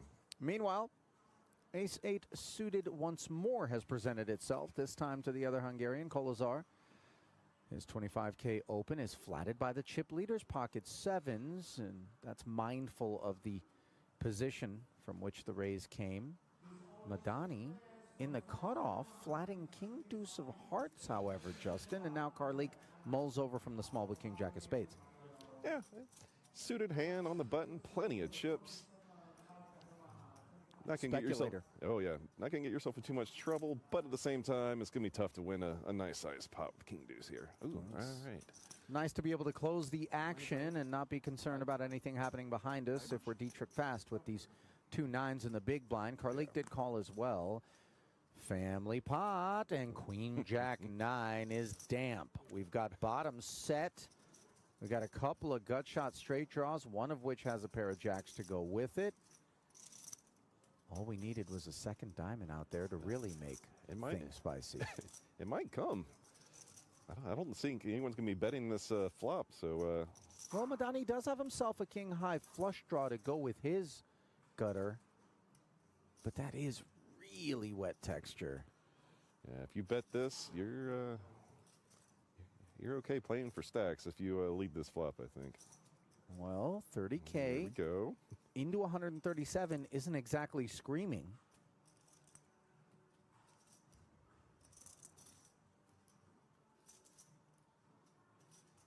Wow, that is a disciplined little muck there from Gerald Karlik.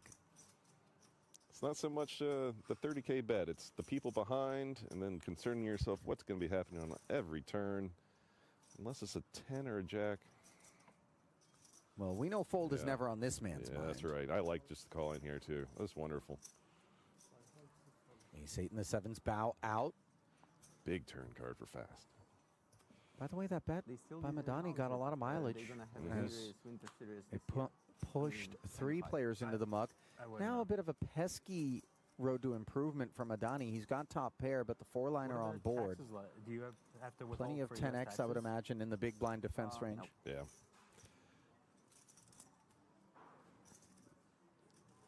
For it not being a heart, that's a pretty good card from Madani to not put any more money on. He gets showdown value. And expenses the flight. Like it's not. You're not going to crush it there. You can enjoy yourself. Oh, he's going for it again. Yeah, you have to go. I used to play like one series there 2 years ago or something like this. It was fun, yeah. 80K this time into the 197, and I gotta say, I'm a bit surprised to see it, but perhaps he anticipates that Fast would be more inclined to lead had he made the king high straight here, just given the face-up nature of it. And that leaves him merging. Yeah, I think that's very fair. I think he might be trying to get the showdown, but I also think if he gets called here, he might realize that his hand's no good anymore, and he might turn into a bluff. But I think he might just be trying to get the showdown with top pair, just trying to get some value from some other queen X's or other flush draws. It is, of course, troublesome as we see the board failing to pair on the river. Fast has the best hand, doesn't know it. To have hearts ourselves if we're Madani, because really that's the kit we'd like to assign across the way. And so the shutdown on the end, and the nines are able to get face up for free. That's why the bet on the turn is kind of nice. If you know if you check back the turn and Fast were to lead out 100K and you would consider calling, you know, maybe it's sometimes just better to bet 80K yourself. The reward for his efforts. No further poker for you, sir, in the main, unfortunately. Meanwhile, we pick things up here back at the feature where we've arrived on the turn with a seldom involved chip leading Michael Dick. Looks like this probably went open call or maybe open 3-bet call. The pot size was already 360 before that bet right there. Krivsky showing no concerns about Queen X, or better for that matter. Barreling once more, does have that gut shot. Wow. I feel like Dick must have a plan here. Not just to hit an ace. I mean, the 9 would be an awful card for him. Yeah. Board pairing 7 on the river, and I'd like to believe, Justin, that your speculation is accurate, and reaching for chips definitely reinforces that it was the plan to flat and then to barrel a multitude of rivers. And you know, it's a little peculiar because just, how do I describe this? Like, the vibe of this felt preordained, like almost like it didn't matter what the river was, I was going to do this. And then you ask yourself, well, why would that be? You know? Yeah, like he didn't really put a whole lot of thought with the 7 peeling. And again, I think we missed the pre-flop action. Yeah, he sniffs it out, makes the call. But a lot of times when these obscure lines are taken, it's out of desperation instead of out of like a value thought.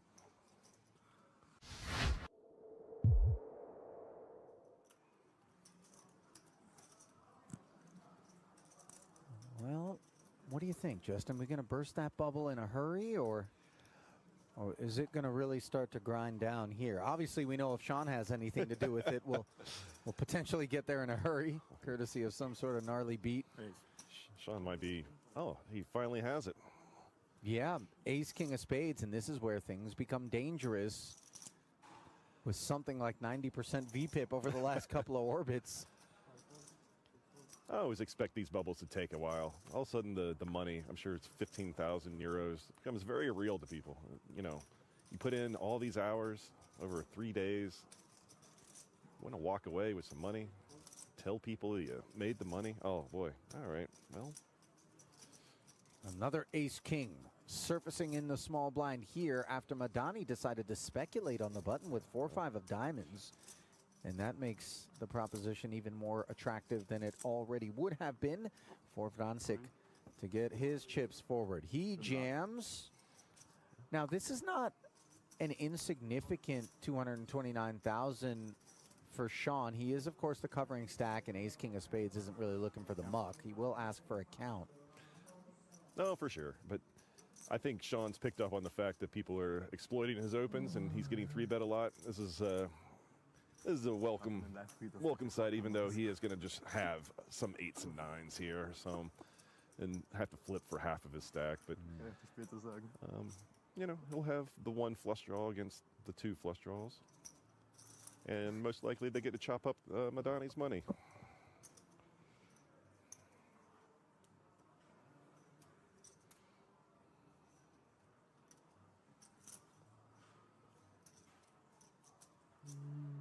On.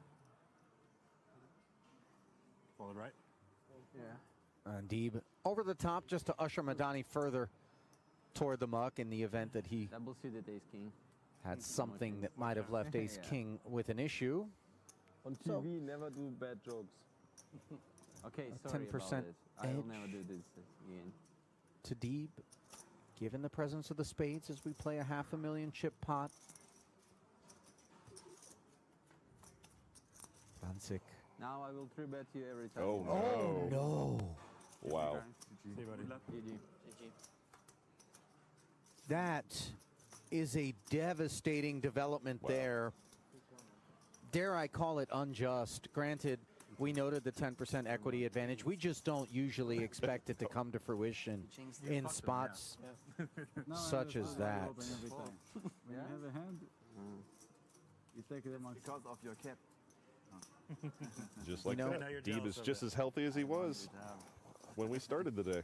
Yeah, Zoltan It's good for the people. gets showered.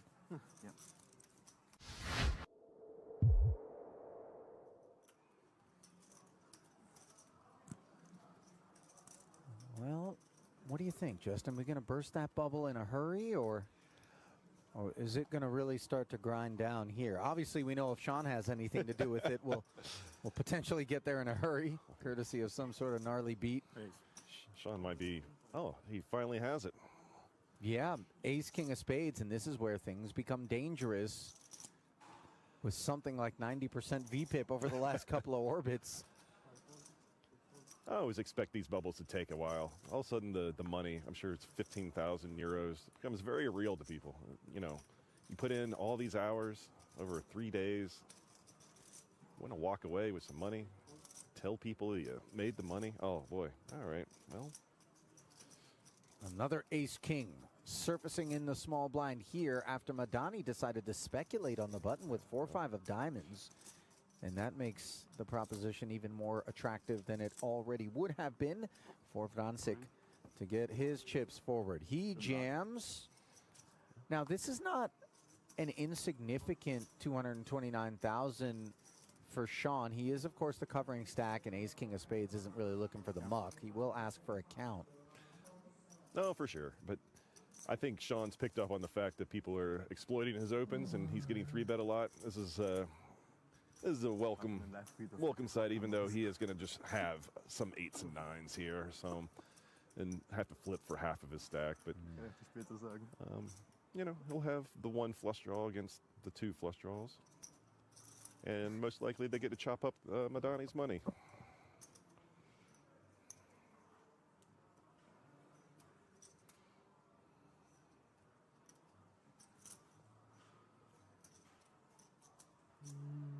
On.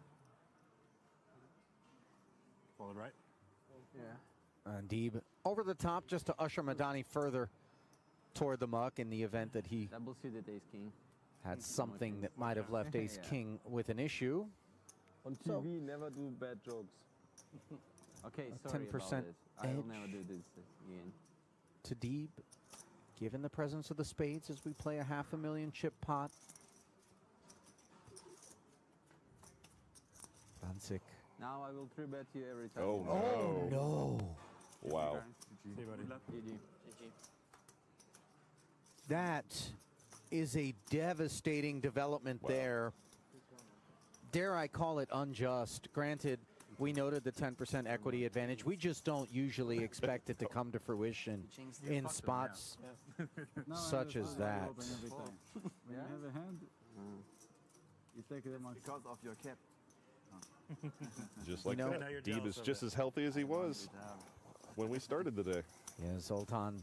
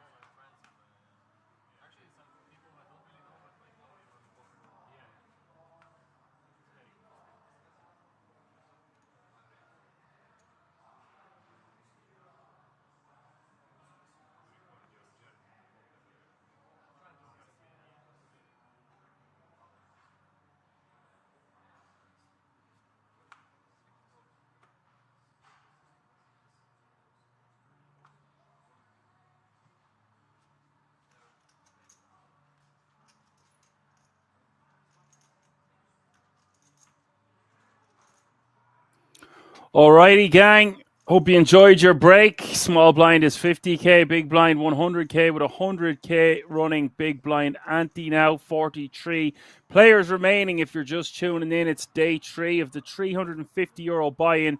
It's the Wolf Millionaire No Limit Hold'em main event live from the King's Resort in Rozvadov. You see Sabura Toral all in for 9.2 bigs. Enzo going to call with the pocket tens. And we are off to the races.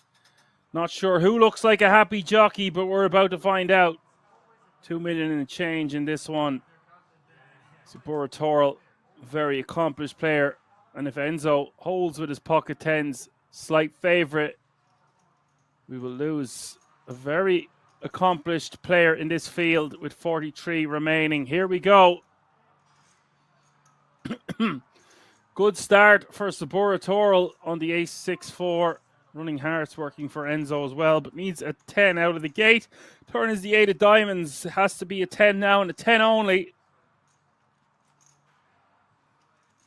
River is the Queen of Hearts. Sabura Toral gets a well needed double up. Enzo Thomasone, who is a very accomplished player in his own right, back down to 29 bigs. And the average stack is almost 4 million. Yappa Snap is in the house. Says, g'day everyone. Now down to that. You bet your bloody bottom. No, let's start that again. You bet your bollocks to a barn dance. Stan is here today. What's up, buddy?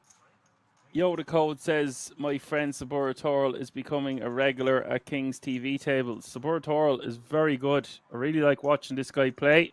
Had a massive score already this year. And yes, he is becoming one of those regulars that you just start seeing popping up everywhere. Hope you're all very well on this Monday afternoon, wherever you are tuning in from, be it YouTube or the Poker Room Kings on Twitch.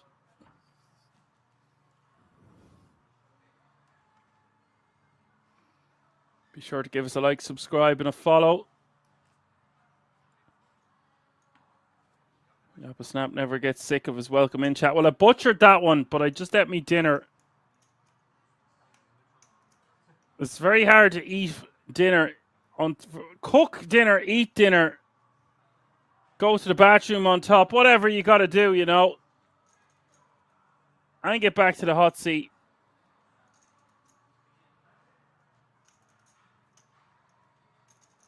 I don't do myself any favors when it comes to digesting food on the days I'm commentating, is what I'm trying to say in a nutshell. Patrick Fashing going to call with the ace-7 of hearts. Joseph with the pocket trees.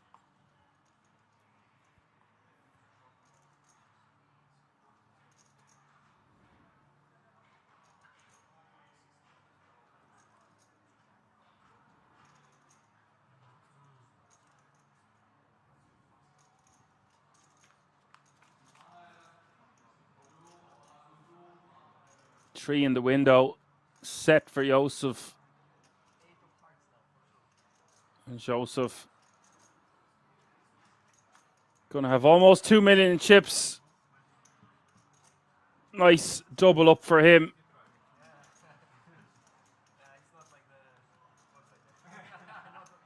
Spin and win, 19 bigs.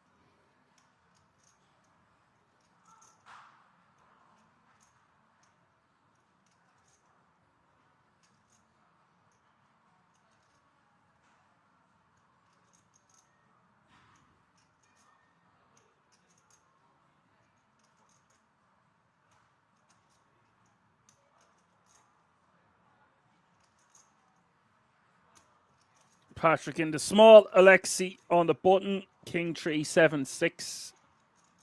Patrick checks over to Alexi, who wants to start betting this one now.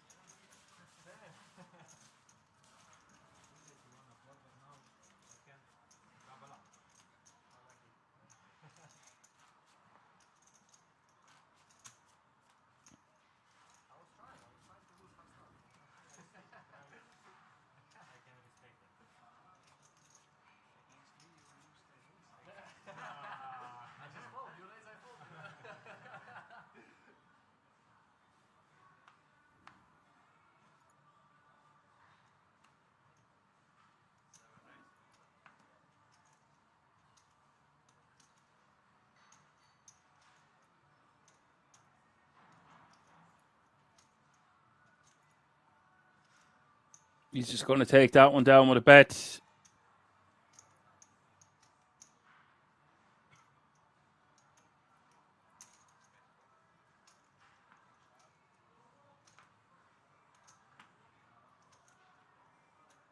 There is my Discord, Yappa Snap. Just try do that quickly and I'll delete that there. I don't really want to be giving away my details. I don't know any other way I can tell you over the airwaves. So there you go. Julie says dinner break now for me. My daughter, husband and kids are here. See you in 1 hour. Enjoy.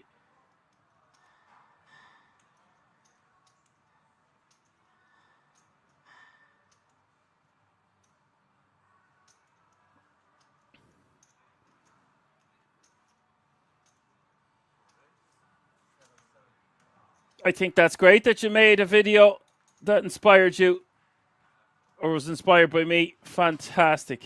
Love to hear it.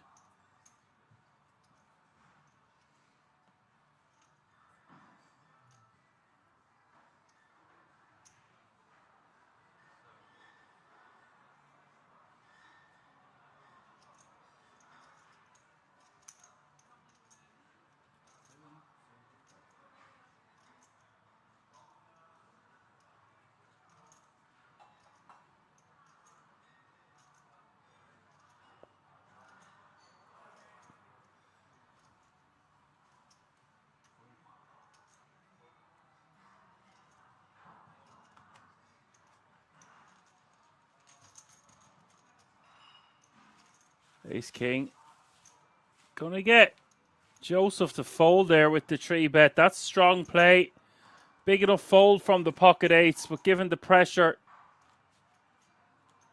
considering he opened from early position, will put the eights into the muck. If we've like 9s or 10s, we really are getting to the point where we need to stack off.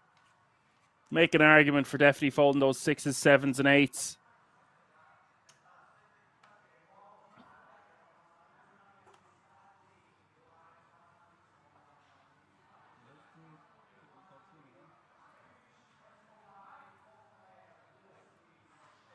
So Yapasnap, if you just let me know when you've sent me a friend request, make sure it's gone through.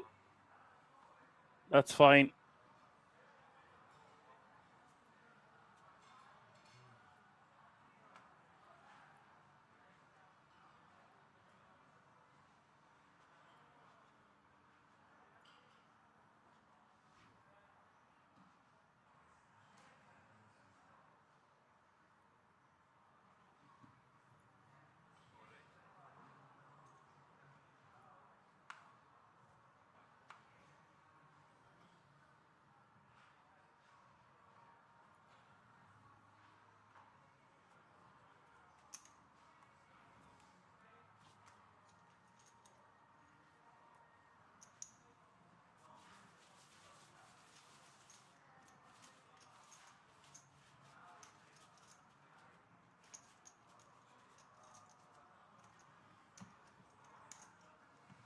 Banana Man is in the house. What's up, Banana Man? Banana Man. Do, do, do, do, do. Banana Man.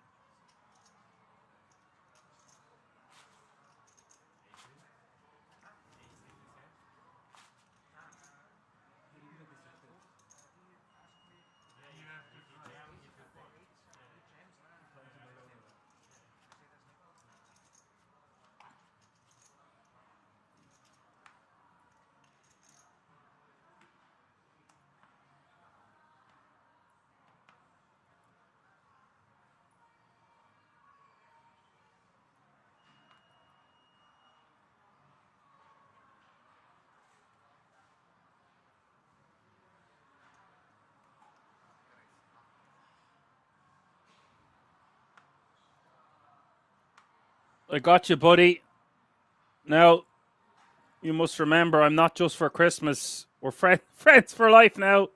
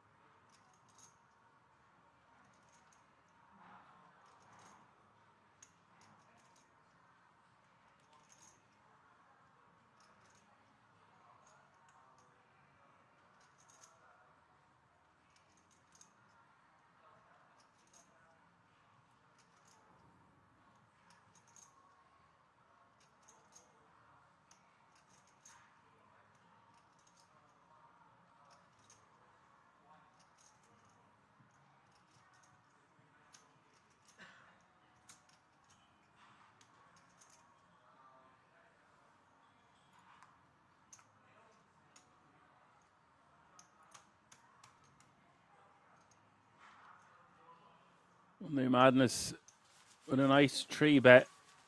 With the ace 3 taking that one away from Enzo.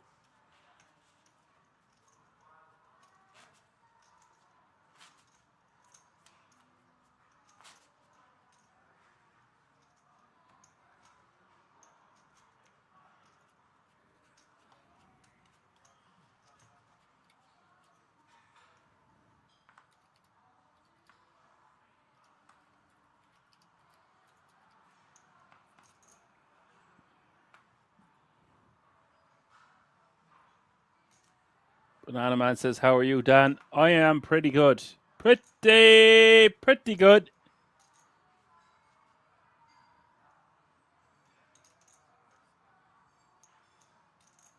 Did anyone get around to watching the new season of It's Always Sunny in Philadelphia, by the way? Really funny stuff. Would recommend to a friend.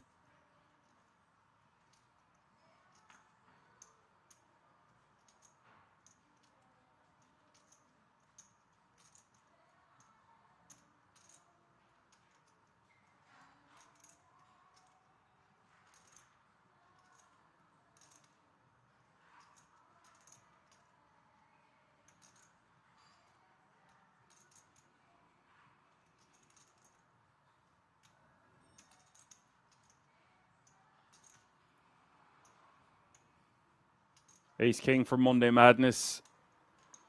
Joseph calling from the small Subortoral is going to call in for a penny, in for a pound, and with the 10-8 off suit. Jack 7 deuce, 2 clubs. Joseph with the flush draw and an overcard. Subortoral with a good shot, straight draw. Some backdoors working for him also. Monday Madness coming up short. Does have the ace of clubs. 43 players remaining now, by the way. All guaranteed a minimum of €2,450.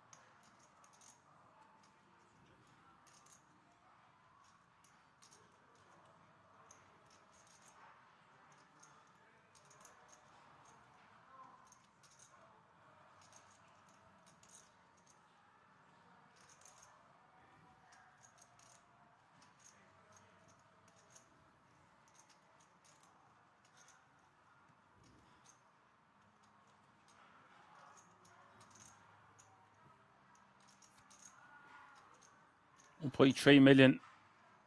With the turn coming, the 7 of hearts, river, the queen of diamonds. All players seeming to want to just try check.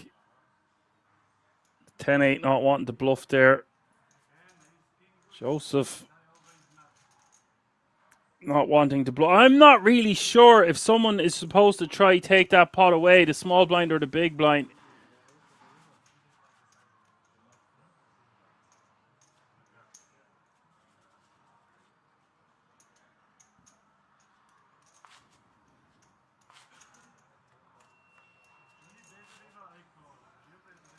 Yappa Snap says a bit of my singing in there too, Dan. It's sending now. I have enough issues with my voice going like a robot, so I might listen to it on the next break. If I can listen to it before that, I will.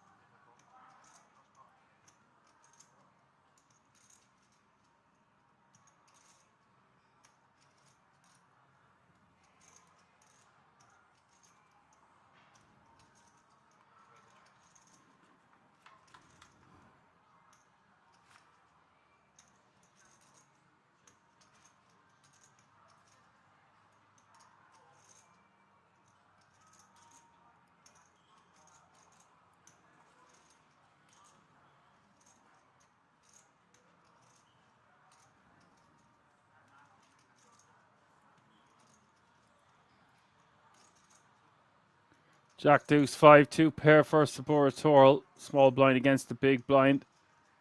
Alexi with ace 6.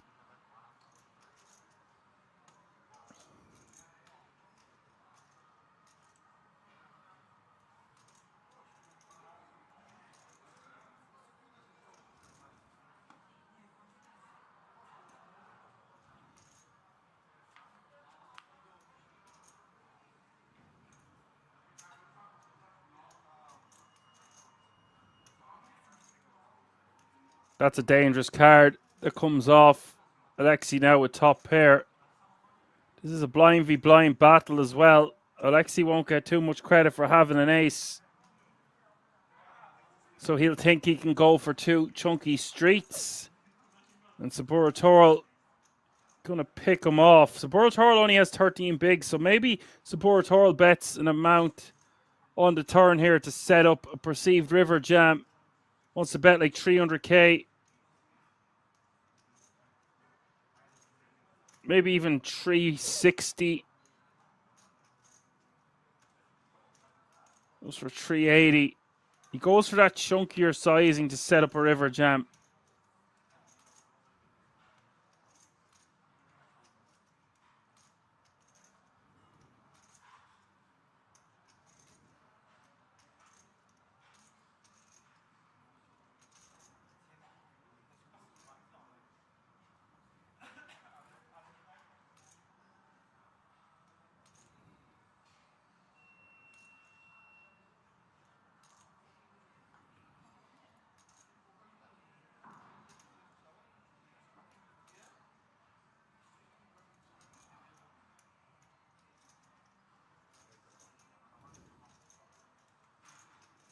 So 380 is the bet. 380 is the call.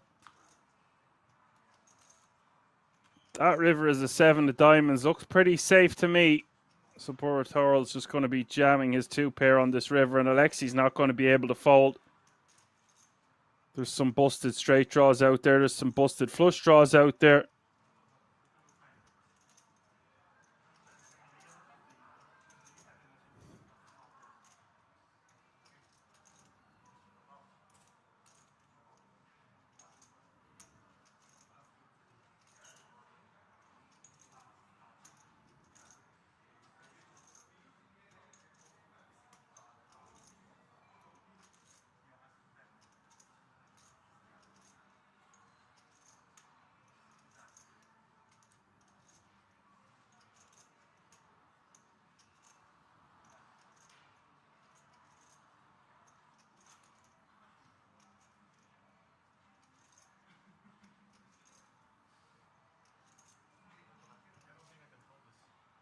Bertol moves all in and Alexi calls. We'll get the bad news.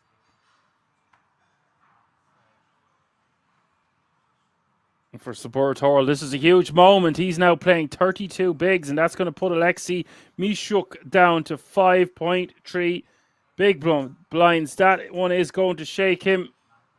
Mishuk is shook. Thought he had the best of it there, snapping him off, but Saboratorl with the best of it. Getting a very, very chunky, much needed double up. The dangerous man gathers a lot of newfound gold.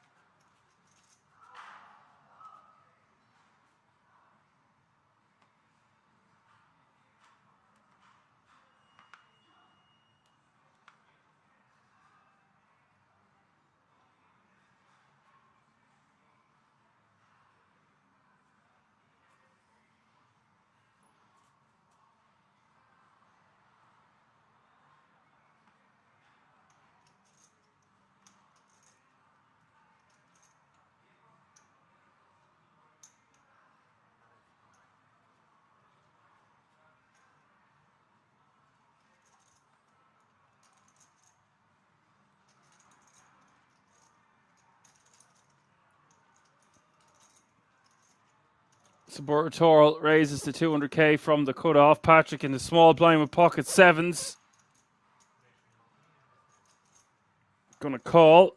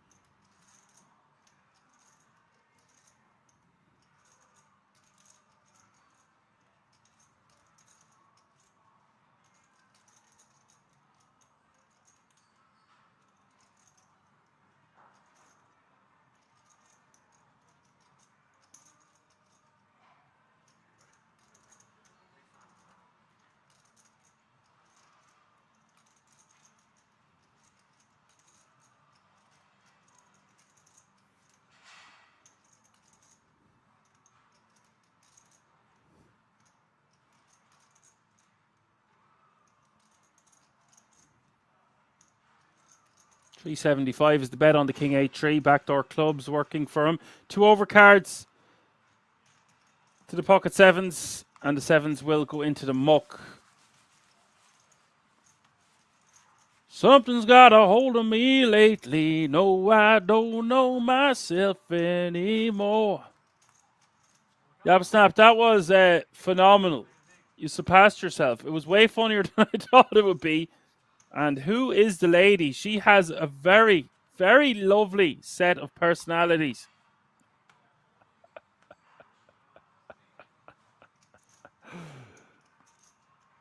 Something's got a hold of me lately.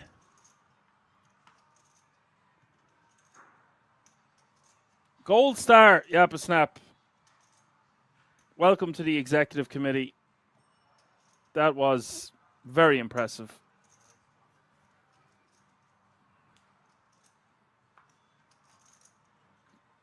Yes, I shouldn't try to sing on this channel. We've established this many times before.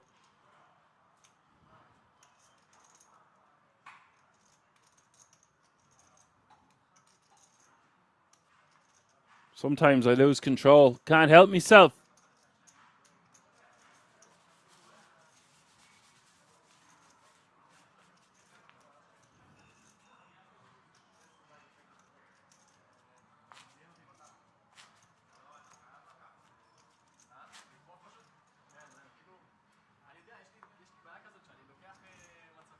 Yapsnap says, tell me, Dad, what part of your lovely country would you say I'd be from?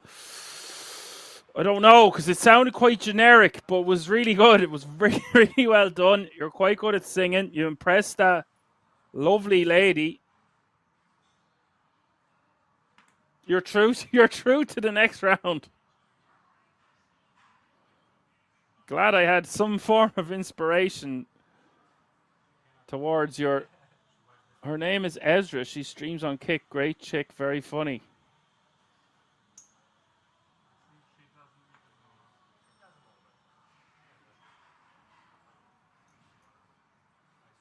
Will you tell her there if she ever wants to join me in the commentary booth? I could give her my air code. Supportorial. The Queen Jack opening from under the gun +1.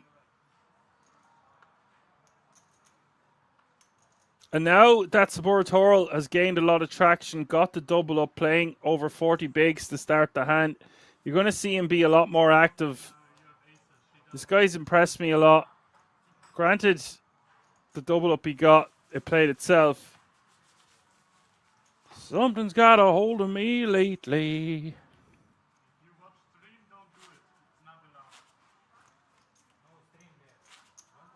I don't know if you heard now, Yappa Snap. There's been people asking me in the chat earlier, am I doing the World Series of Poker Europe this year? And I am not.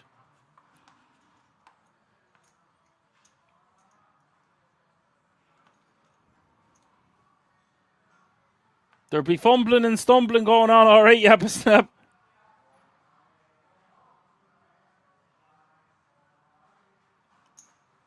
So the professionals, the real commentators are going to be taking over.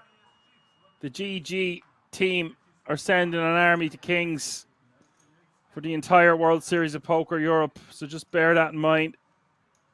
I will be watching from afar.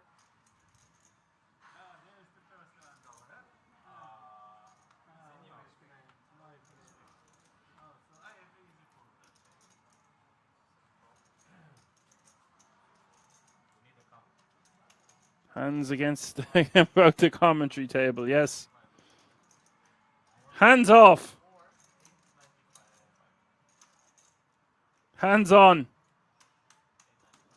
It'll be all hands on deck.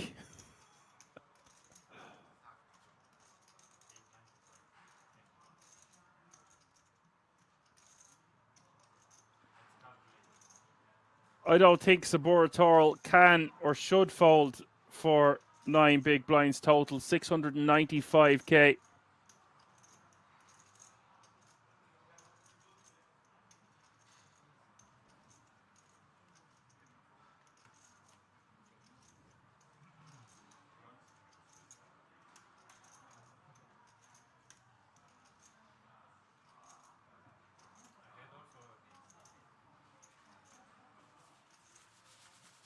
That's a very disciplined and great laydown from the ace-10. Yoda Code says, I don't think he's going to fold. If it was any less, he's just going to have to call. Any more, he can easily get away from it. It was right on the line. And he's made a very good laydown.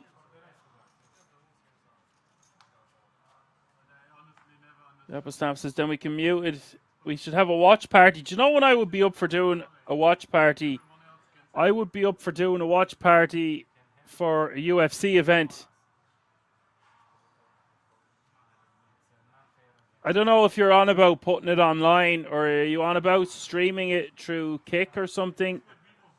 That is something I would definitely talk about via Discord. I'd have to make sure that I'm off commentary the following day, as staying up till that time. I used to be able to do it a year or two ago. I was burning the candle at both ends. It wasn't fair on the fans for the most part. It wasn't fair on me. Staying up till 5, 6, 7 in the morning sometimes to watch the UFC fights when I could just watch them after waking up. It was a lot better. Your health would suffer from it in more ways than one. I don't think I want to watch it if I don't get my welcome in.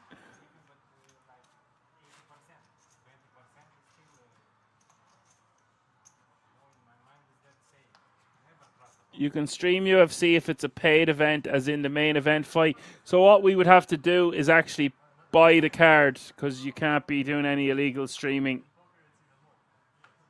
This is something I would definitely discuss with you at a later date for one of the big cards or something like that. I don't know.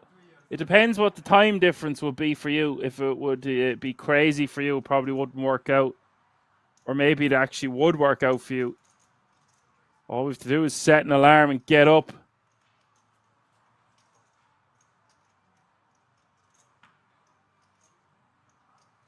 What I mean is, are you on? Would you want to put this out onto the internet? Would you be doing this live from Kick yourself, or is this a private thing you want to do?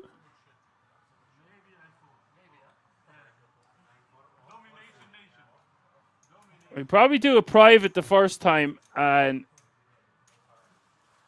see what way it goes. And if it was really funny or really good, then we could do another one where maybe we could let loads of people join.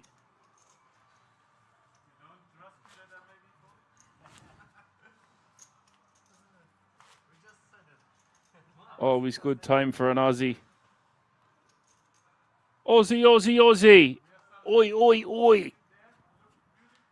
Something's got a hold of me lately.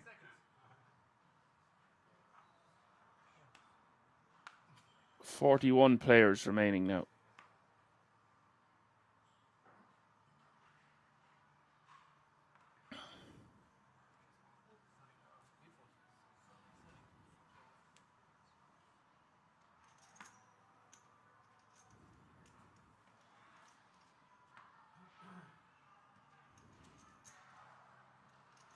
Do a video call and share your screen with whoever you have in there.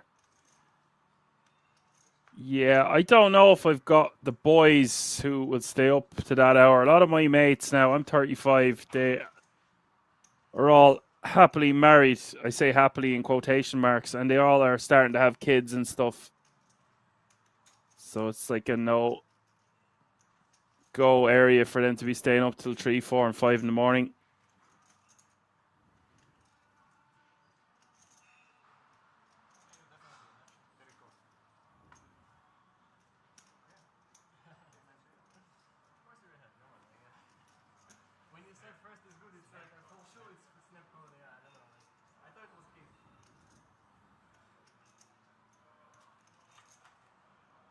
Alexi with 10 deuce offsuit decides to shove 5.3 bigs. I think this is going to be fine. He just doesn't have too much fold equity. With the deuce kicker, I might just let the 10 deuce go against Patrick, who's going to be calling correctly.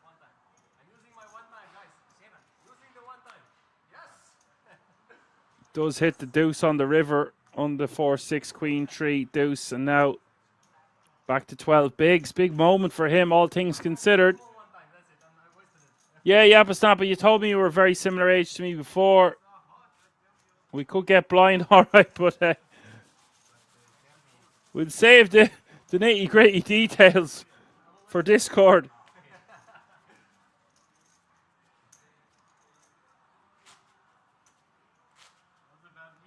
Very impressed by your singing.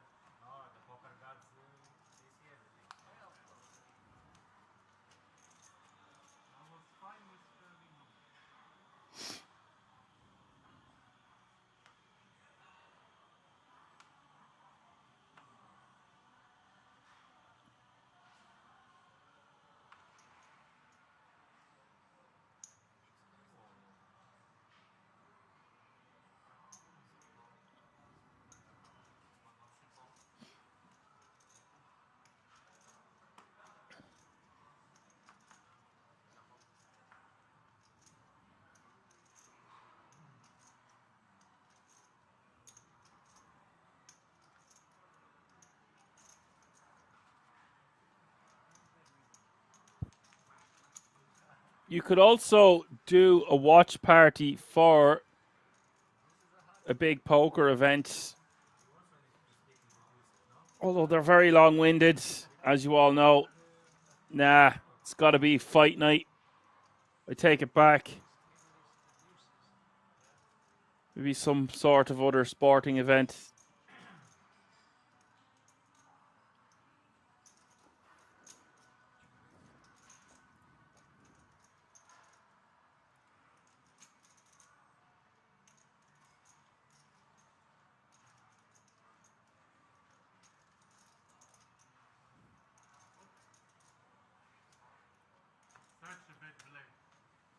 Monday with the flopped set. Peter gets out of the way.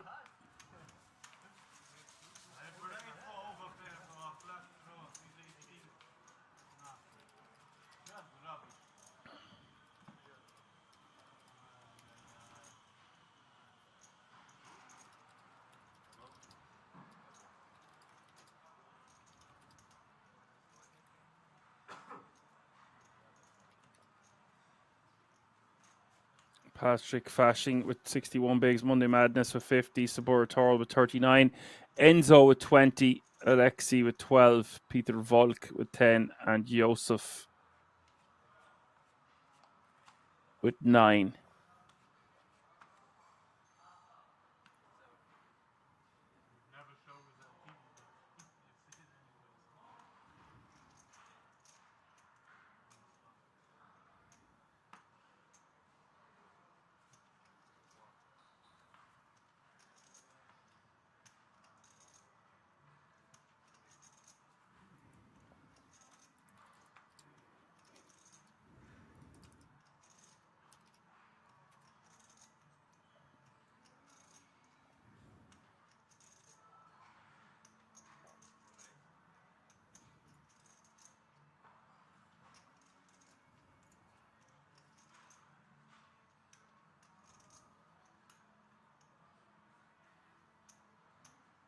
Ace King for Peter.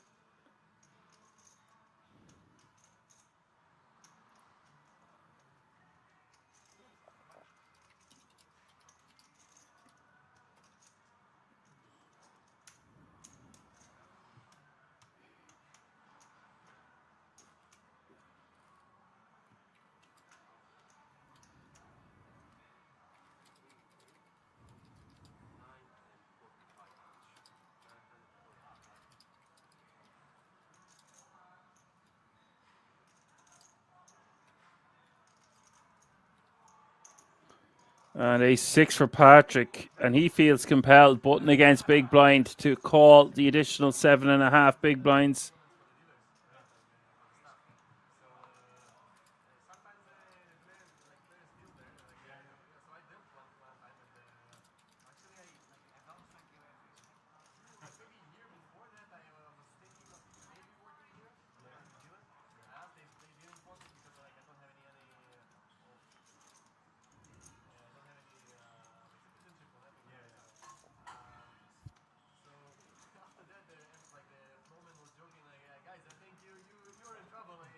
And it's 2 pair on the flop on the ace 6-9. It's a king on the turn. Peter Volk thought he was walking out of there.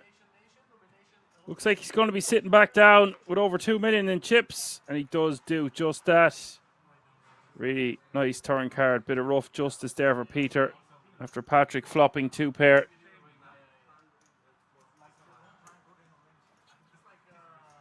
What a difference a turn card makes.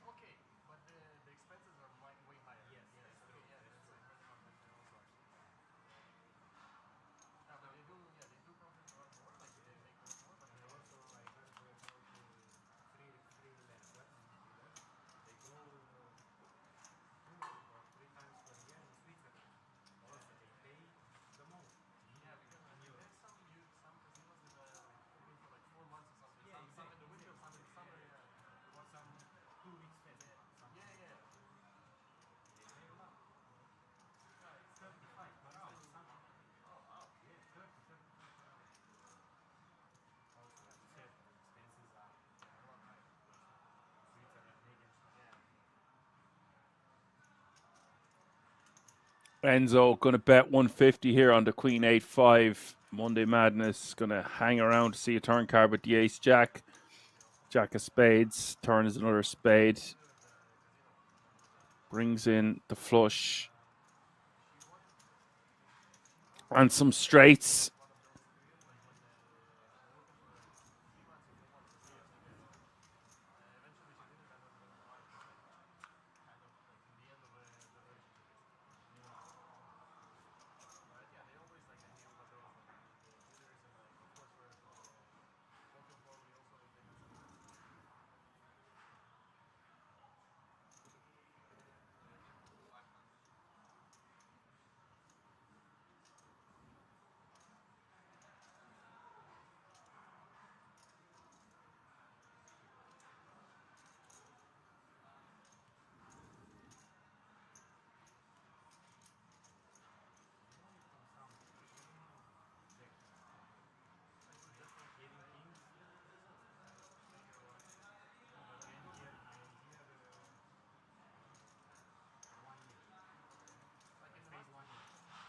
$500K is the bet now from Monday Madness, and I really like this because he can have a lot of 9x, he can have flushes, he can have 2 pairs. Even a 4 might bet 500K here.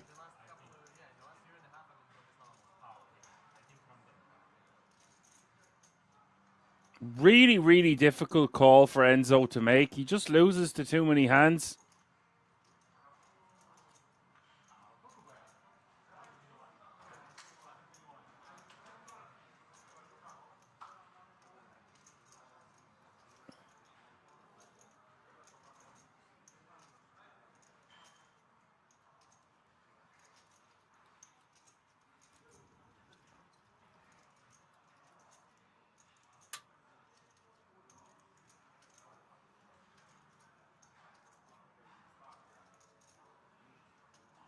Space Pirate thinks it's an easy call.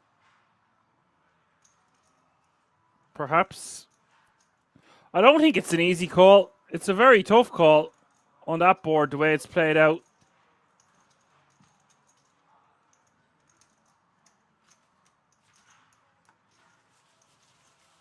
Does make the correct call. I actually thought we might see him fold.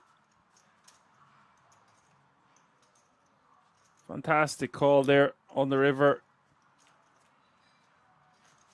Nice to have you with us, Space Pirate. Bet too low. Yeah, I suppose when you think about the bet size, you have some great opinions, Space Pirate, so I don't want to be like, no, you're totally wrong. We're all here to learn. And he might have some check. He will have some check raises on the flop because that's the way we want to construct our range. Some check raise bluffs, and all those check raise bluffs get there by the river. So when he doesn't and he just check calls, it is less likely that he will have a made hand like one that contains 2 spades or a 9x. So the more I look at it, it is you're checking back the turn to call the river. It's just a bad river.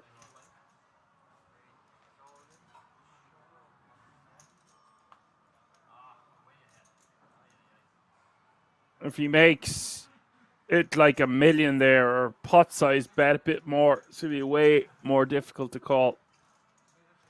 So I like what you said there, Space Pirate. If he bets like pot or 125% pot, surely the Queen Jack goes into the muck at that point.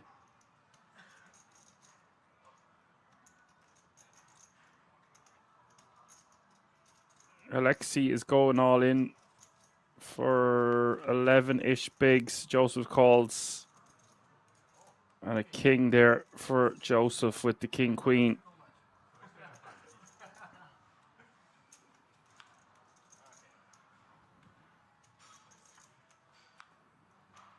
King of clubs hits the turn. 10 of hearts hits the river.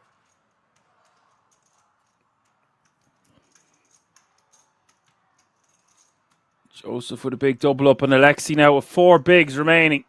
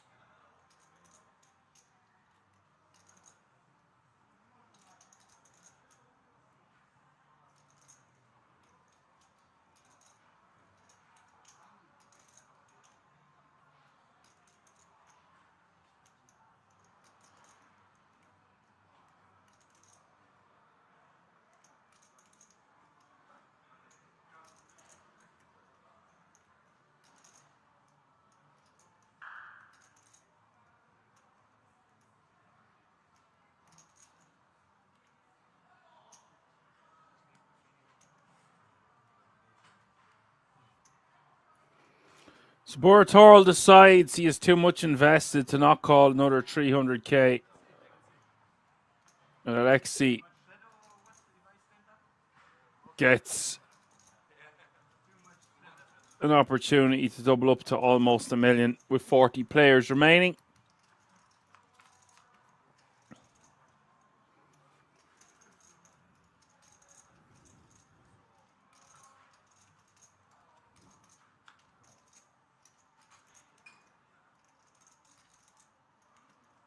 It is for Jack 9, Queen 9. Alexei will double up.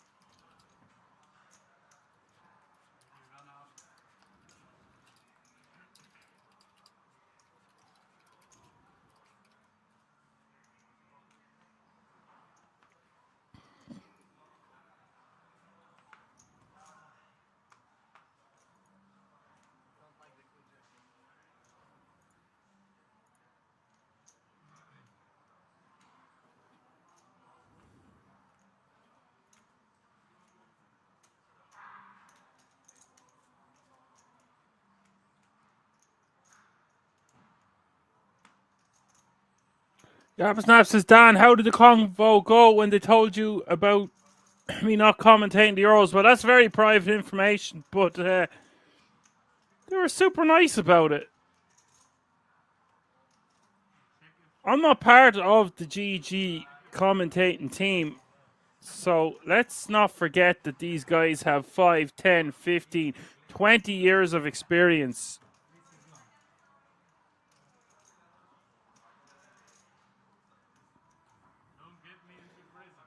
And I'm happy with the opportunity, Snap, for the first time in a few years to play online. I get to play some W Coops, some of the GG series coming up, and watch the World Series of Poker Europe from afar.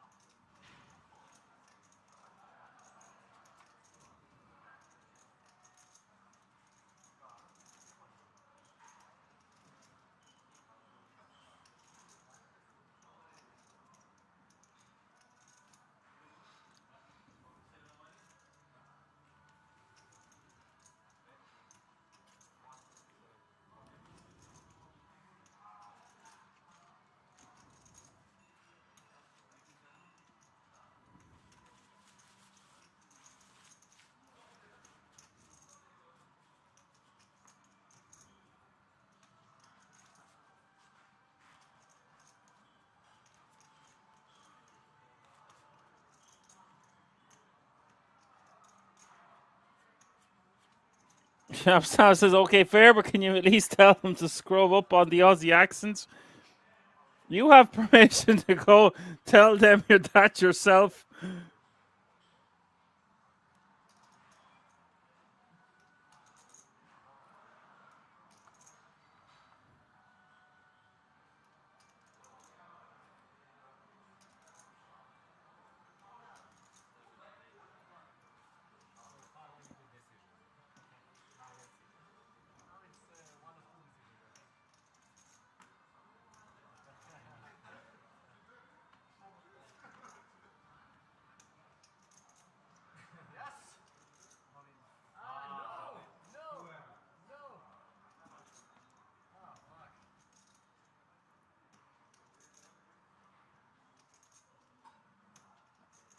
Richard shoving 7 bigs from the small blind with 6-5 suited. Alexei with Jack 10 for 7 big blinds total. You might fold Jack 9 offsuit in this situation. You can fold Jack 8 offsuit in this situation. Jack 10 offsuit just going to be a bit too good when we've got our big blind invested and our big blind ante, and it's 7 big blinds total. So it's 5 big blinds more, but it is for nearly all of Alexi's stack. We'll be left with 2 big blinds if he loses this with the Jack 10. Basically a coin flip situation.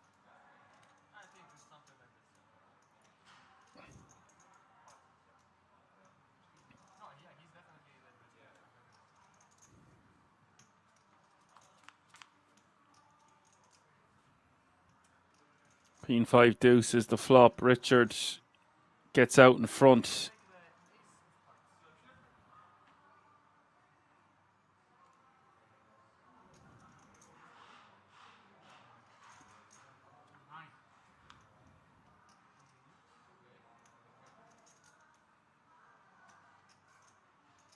Queen of hearts hits the turn.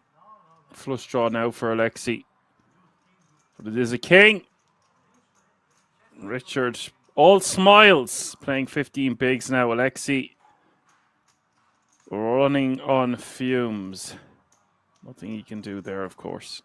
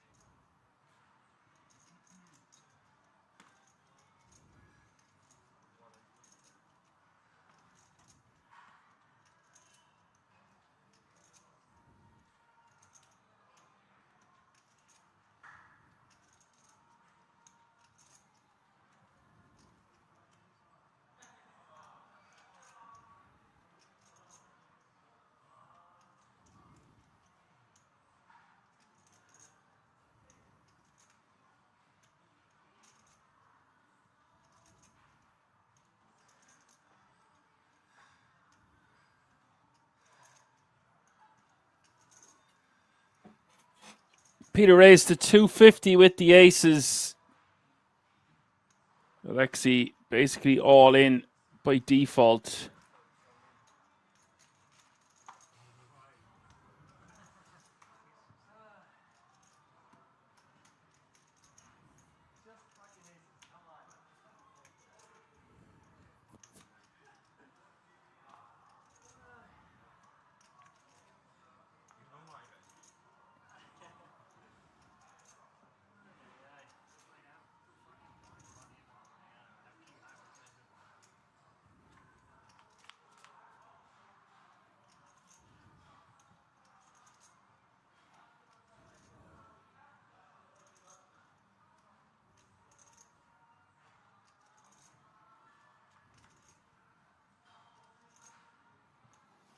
There's queen 6, 8, 4.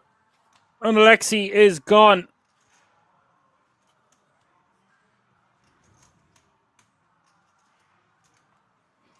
I will say this, Peter looking very strong there. What was the exact tell you seen there, Bird? Why don't you tell the class and then I'll tell the class what I saw too. Something's got a hold of me lately. No, I don't know myself anymore.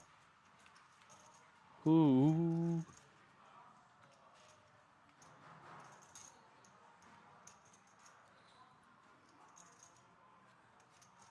Clad asks, how was my steak? Very sad story about the steak. I only had 15 minutes, and when I went down the stairs, there was spaghetti bolognese made and ready. But I don't want to be eating the carbs, so I had a few bites of the spaghetti and a bit of the sauce and meat. So the steak is preparing, and I'm really hungry still, so I'm going to shoot down the stairs at the next break and get that steak in my new mini oven.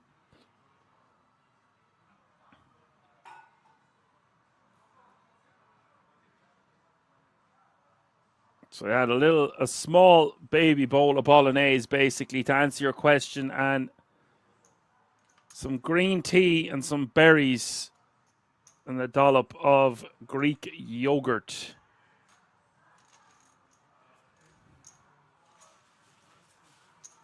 Bird reckons if I would wake up with kings, I would instafold.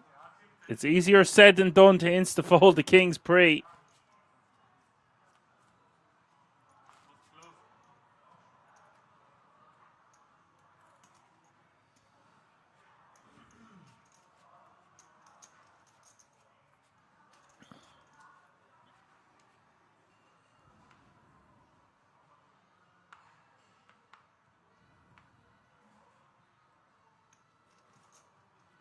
Bird says, which steak? Who? Moderators cannot afford to buy steaks. Maybe Dan, the undercover commentator millionaire. Oh my God. A millionaire. Yes, I am rich, but not with money. Just with health. Not even with health. Yeah, I got a new air fryer. It was on special offer. Cost me only about €250. It's a 10-in-1 mini oven by Ninja. I do my steaks in the air fryer and then I reverse sear them on the pan. 1 minute each side. Perfect medium rare every time.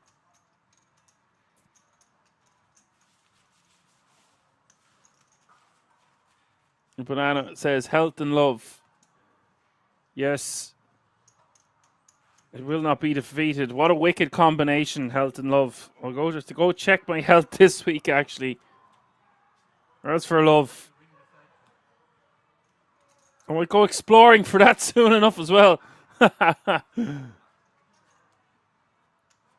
We get through the wolf millionaire first. At the moment, I'm a lone wolf, okay?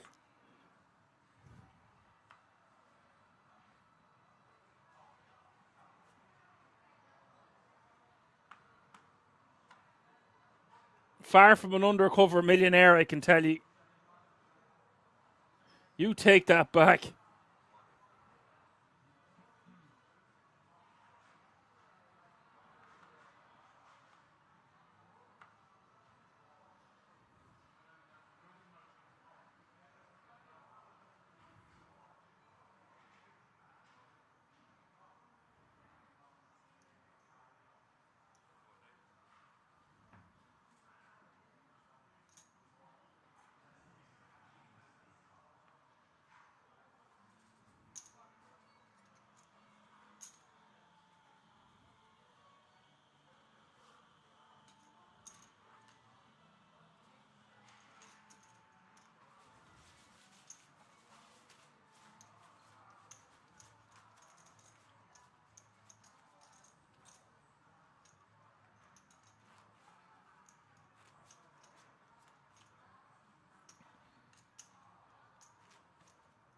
Claude says, I am a gambler for 10 years and I'm eating steak, so moderators should eat whole cow every day.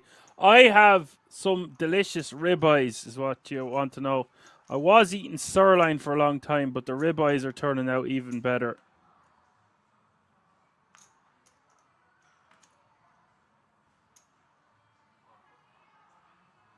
And they are expensive in Ireland, but I know a guy.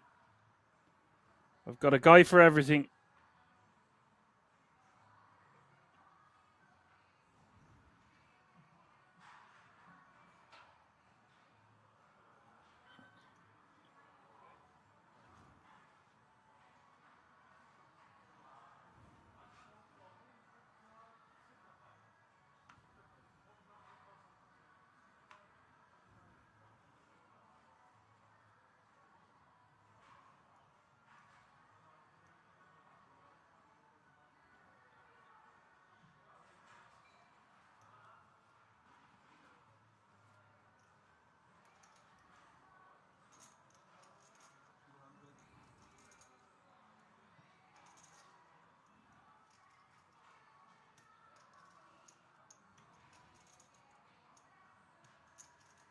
Patrick raises to 250 as the blinds are now 60, 120, 120.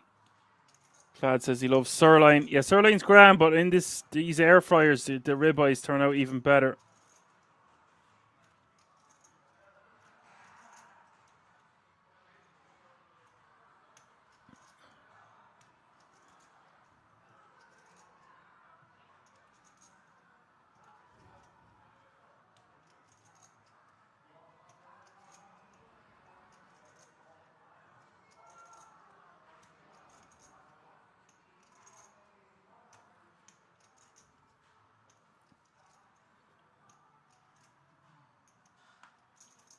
Joseph defending with the 6-3 offsuit, and I don't like this defend. It's just far too wide.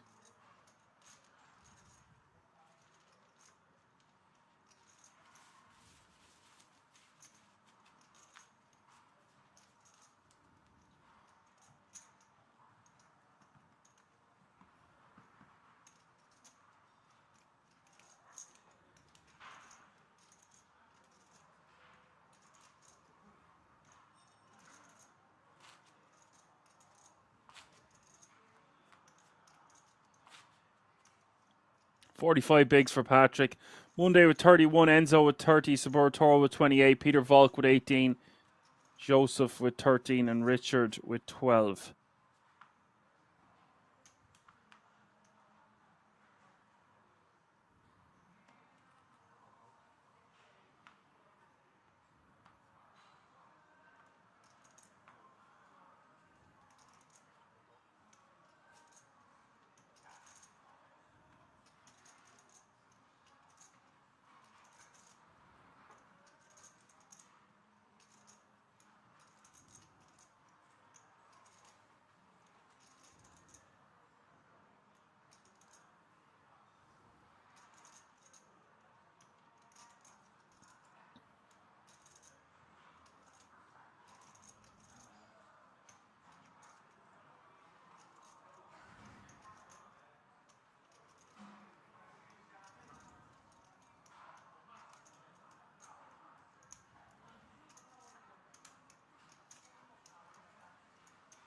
Joseph with Queens. Enzo with ace-7 at diamonds, raising from the hijack, faced with the rejam for 13 bigs total. I think 13 bigs is going to price him out slightly.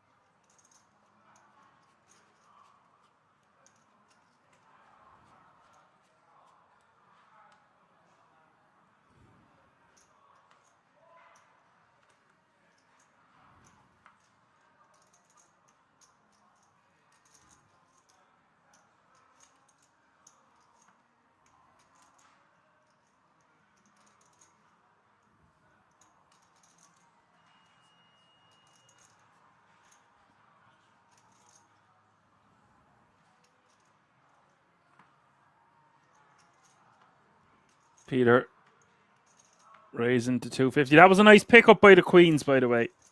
Uncontested. Obviously, in that exact situation, you want to call.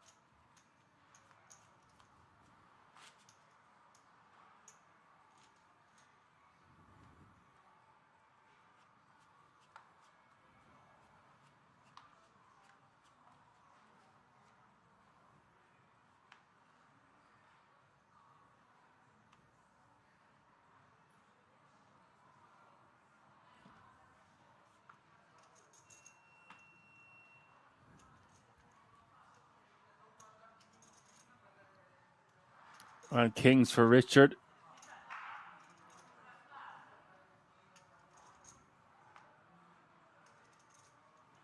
Raise to 250. Round to the big blind. Oh, we've got action. This is pretty strong coming in from Richard. Sub 10 bigs to start the hand. Peter waking up with ace king. Not going to be going anywhere. Going to be re-jabbing. Getting snapped off by Richard. What I mean is that raise looks super strong, but ace king is going to be super strong. Even if it is a raise off 10 bigs from the cutoff. People will have raise folds there, you know. 9.7 bigs total.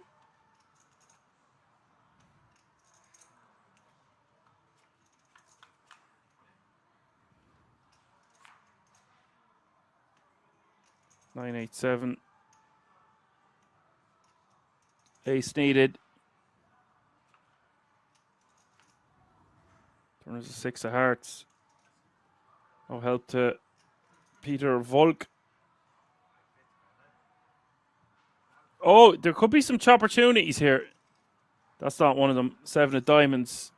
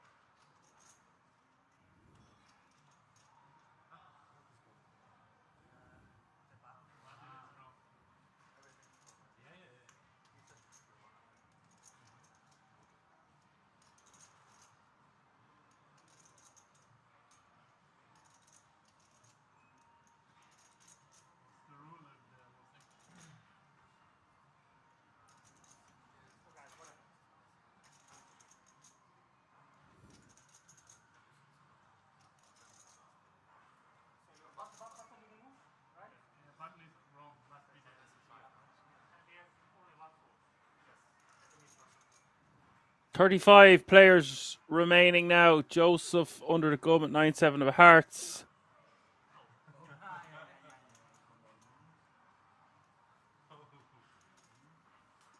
No pay jump in sight. And that's going to be a misdeal.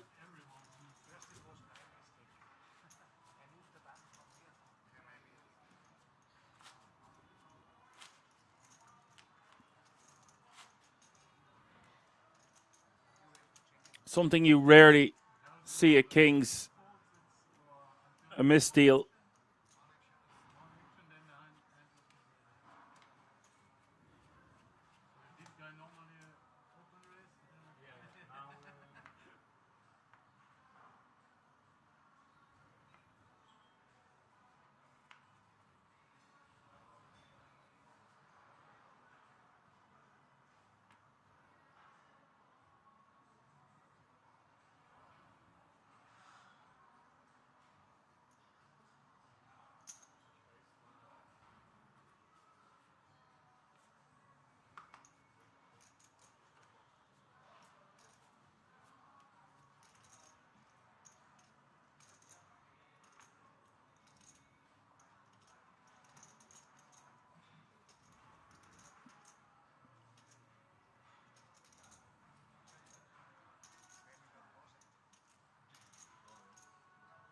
Nines for Saborator, raising to 250.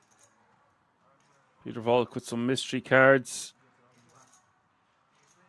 Going to rejam for 9.5. We'll have to have a tight enough range to be rejamming here.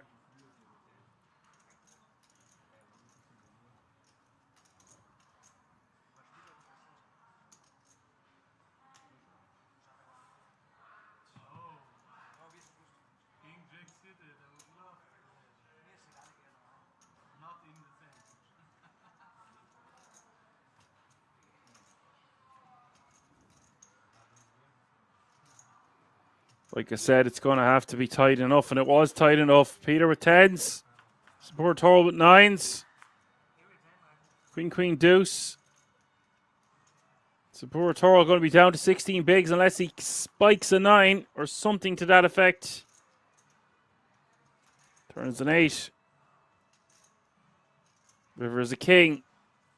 Peter doubles up. Saborator down to 1.88 mil.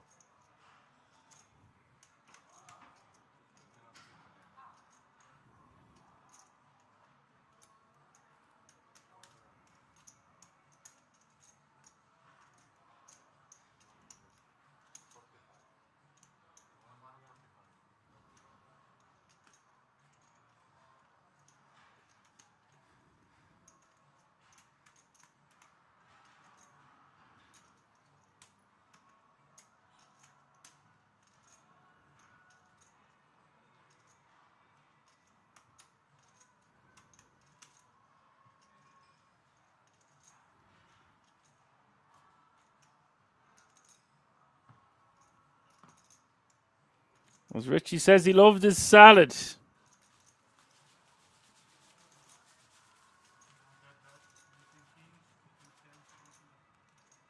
Something you'd never hear in a pub in Ireland. I'd love my salad. Far from salad, they were aired. Potato, Guinness, and whiskey. Patrick at 42 bigs. Monday, Madness with 31. Enzo with 25. Peter with 21. Richard with 21. Joseph with 19. And Saborator is now your short stack at this feature table. We are still 7-handed. He's playing 16 bigs.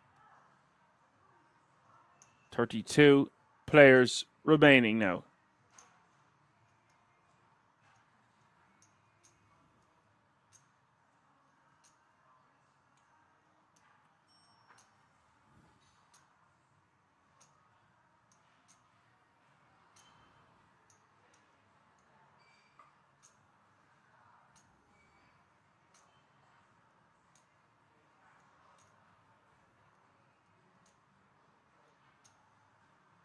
$16 bigs for pocket nines.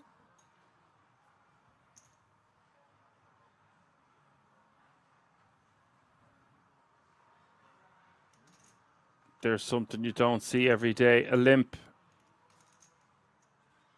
We've seen a lot of limps yesterday. He's going to go for the limp with the 9s.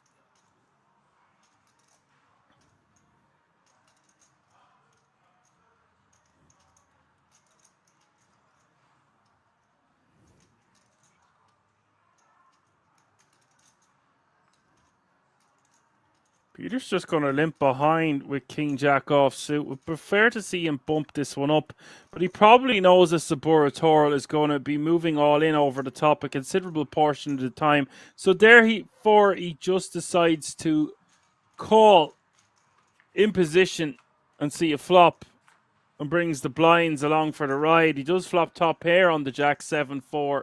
Monday Madness has a pair of 7s. Not much going on for Joseph. Does have some backdoors. Only one overcard to Saburatorial. Let's see what happens here. I think he wants to bet to tin the field.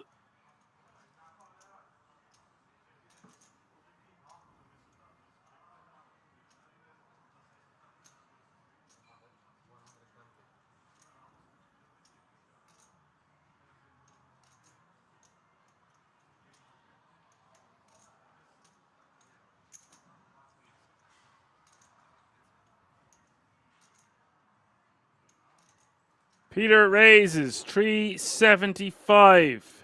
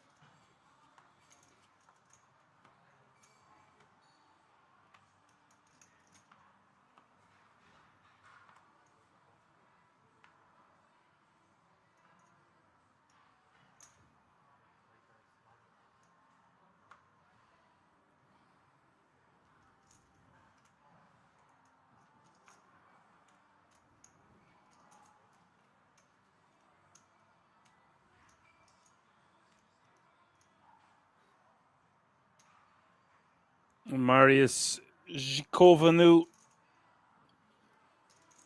I have seen that surname before. Not sure if it was Marius in front of it, though. There's a few Zhikovanus.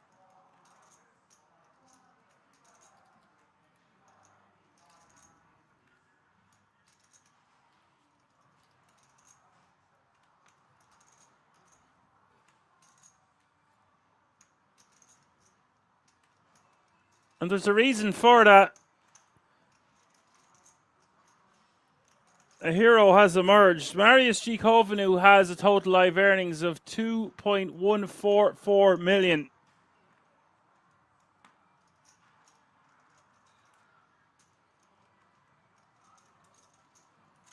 And with 32 players remaining now,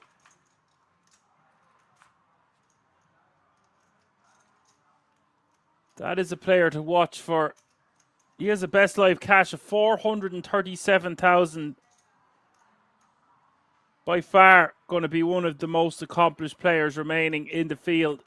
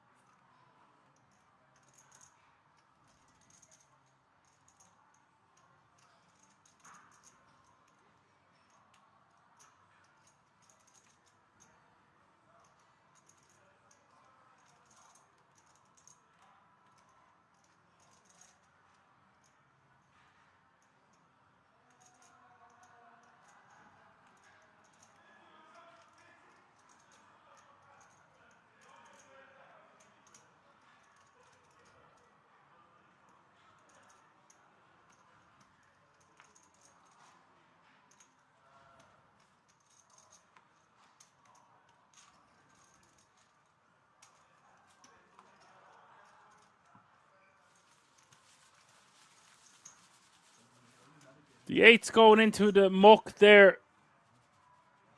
after a single raise. Seems a little bit tight for my liking. Marius taking that one down there with the jacks with a second barrel.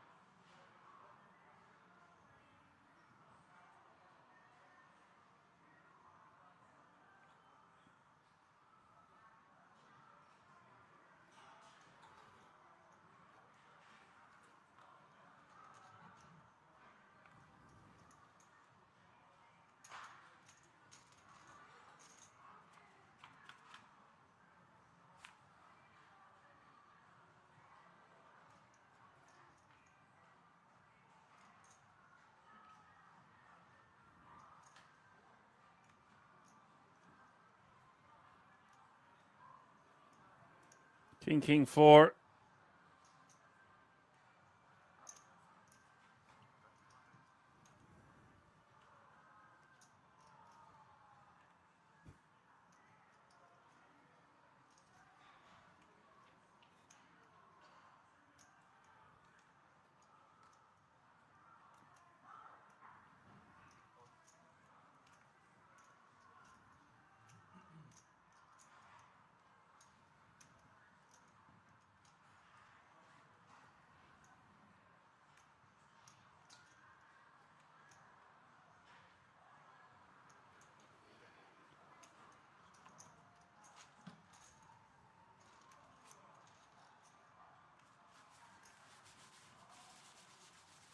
And on the King 4-4, Marius is going to bet 200k. Look how much chips this guy has now. Over 10 million.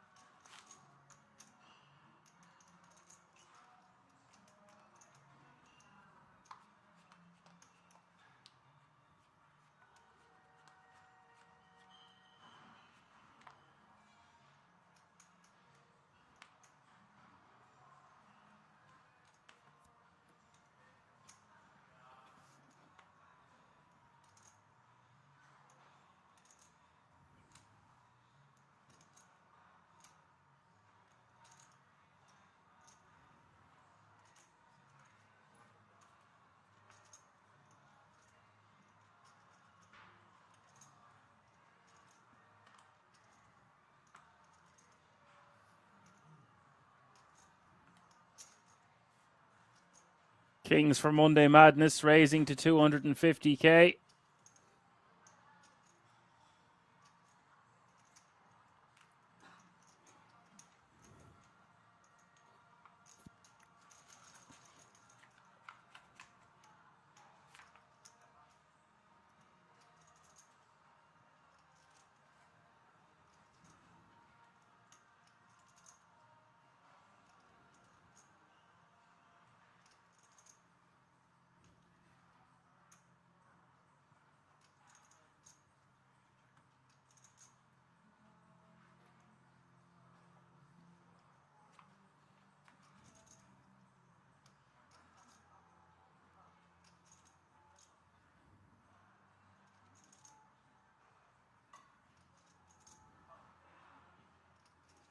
Patrick out flopping him, but Monday picking up a flush draw here on the turn.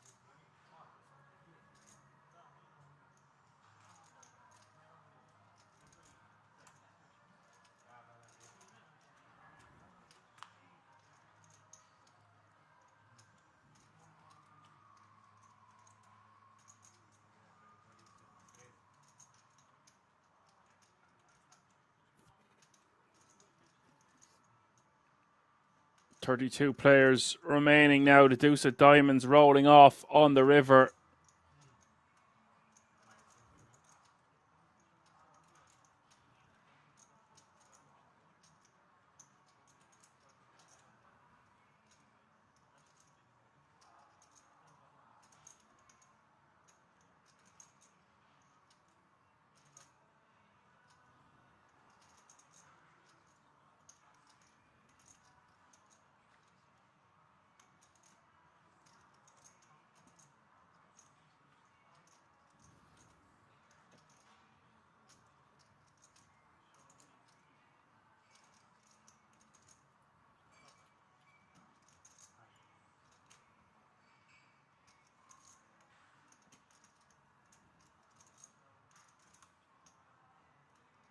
Patrick going to be going into check call mode here the majority of the time. Monday Madness going for small, thin value. Looks like he's going to get picked off instantly. 350k, gets snapped off, gets the bad news, still playing 23 bigs. Patrick now up near 50 big blinds. Nice pop for Patrick.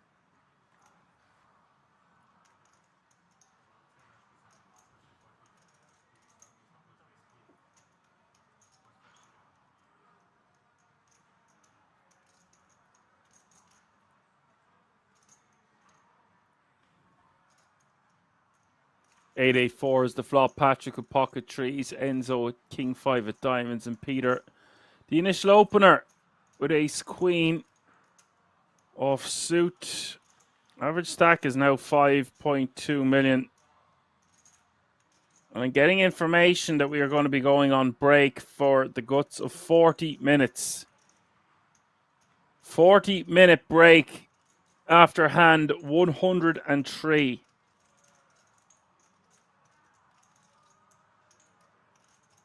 And my stomach is rumbling. So it's going to be a golden opportunity now for me to get big dinner into me and get ready for the evening / night shift.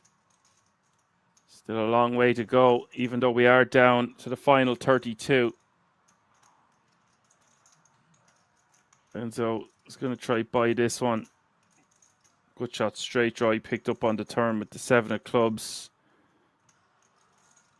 And he will have some 8x and some straights with 5-6. That's the straight blocker. Gets the job done. Nice pickup for Enzo. Enzo!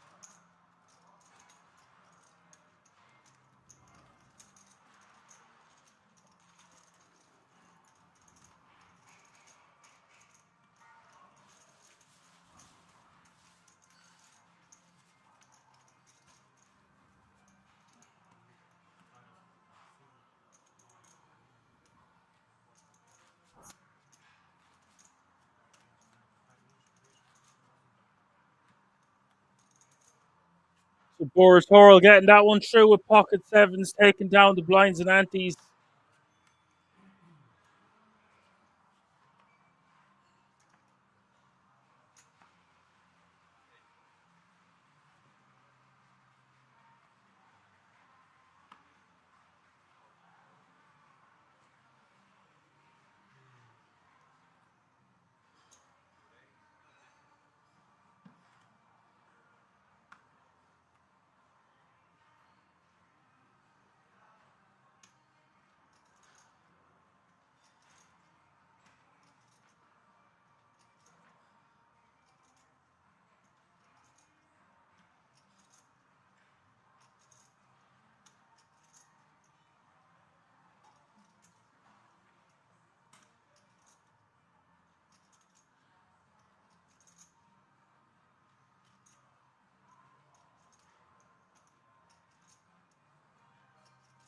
Richard opening to 250, and Marius is going to be 3-betting into an amount that's going to price him in to call it jam, I would think. Actually, makes it about 725 he's made it, so that's 6 bigs total. I'm going to say if he makes it 4.5, 5.5 bigs, might be able to get away from it. If it's 17 bigs total here, and he's put in 6, quick maths, that's 17 minus 6. It's only going to be 11 big blinds more. It would be a really good 3-bet fold against Richard if he could make it. I say really good in practice. In theory, I don't think we want to be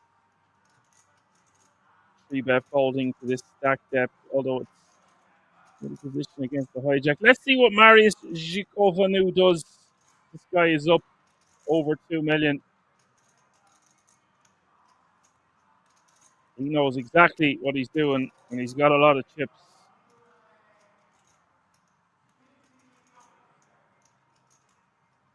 Richard making it look like he's got a genuine decision. We know he's going to be shoving.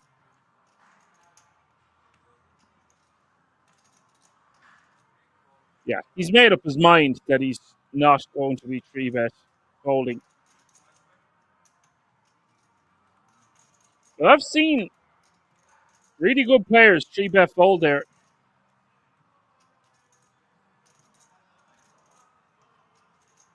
It's just very hard to be dominated.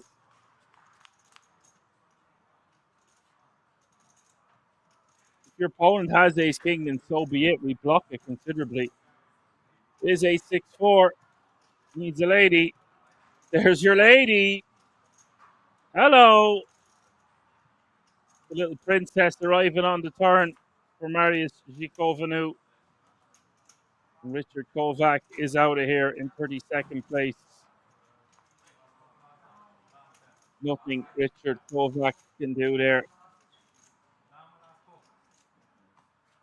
Let me know in the chat, would you see yourself 3-bet folding there with the ace queen? I think when we make it 6 bigs and we've that much chips, we just don't. Sometimes you run into it. Sometimes you're the bug and sometimes you're the windshield.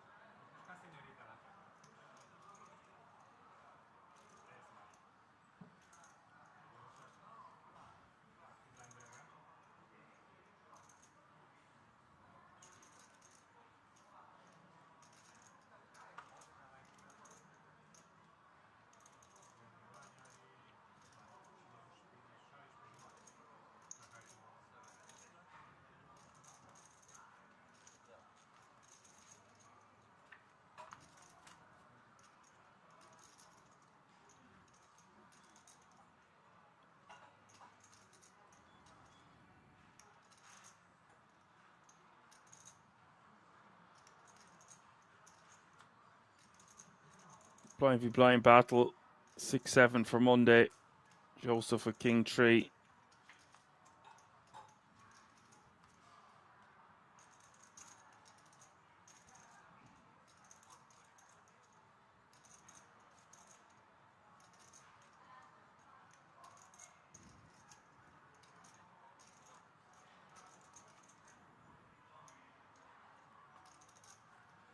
$125 was the bet there by Monday.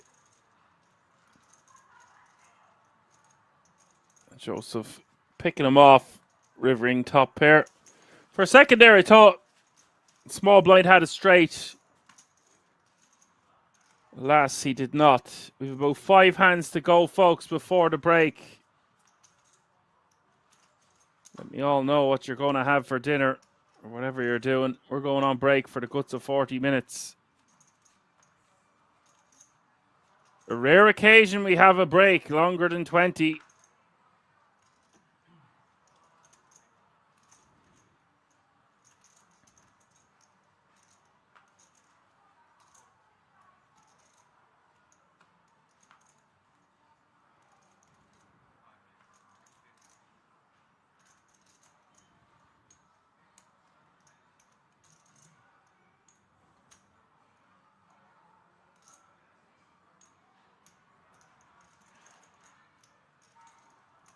Richie says, I think I'm going to smoke a joint. You go smoke a joint. Us commentators don't have the luxury of doing that. That's for bloody sure.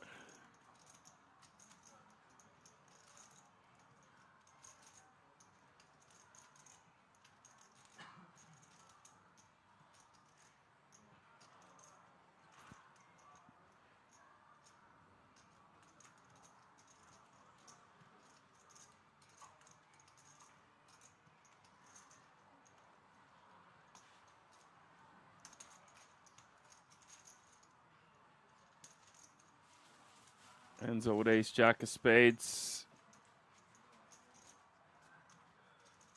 It is for pain relief not to get high.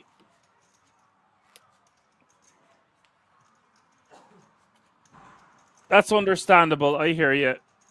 It is a nice little addition, though, isn't it?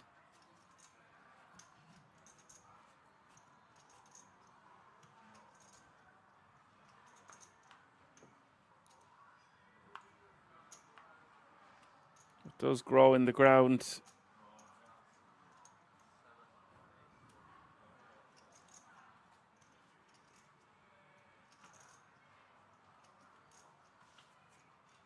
It can be for more than one thing, is what I'm saying, Richie, you know.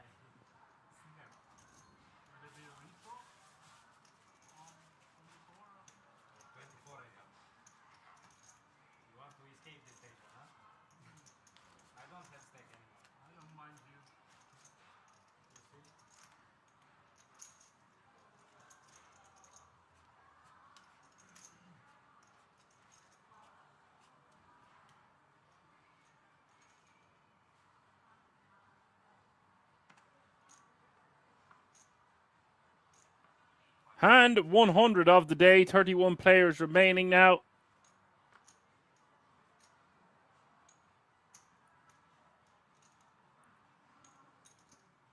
I'm also getting information that we're going to have a new feature table after the break.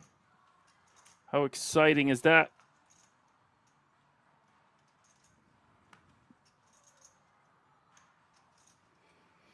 Monday min raising with a little bit of cheese on top. Ace 4 diamonds.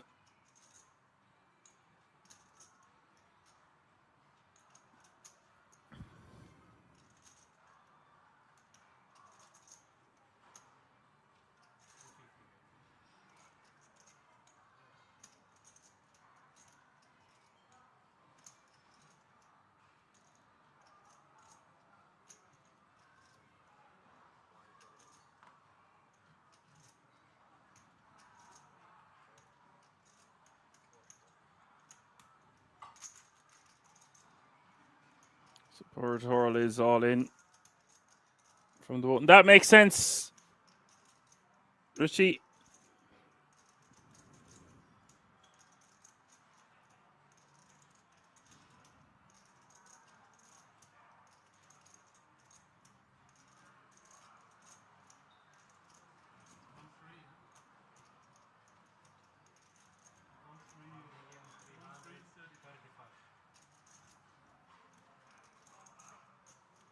Monday Madness wants a count. Sportor all in for 11 bigs total. Big enough decision here for Monday. I just don't think we can call it with ace 4 suited because it's such a large portion of our remaining stack.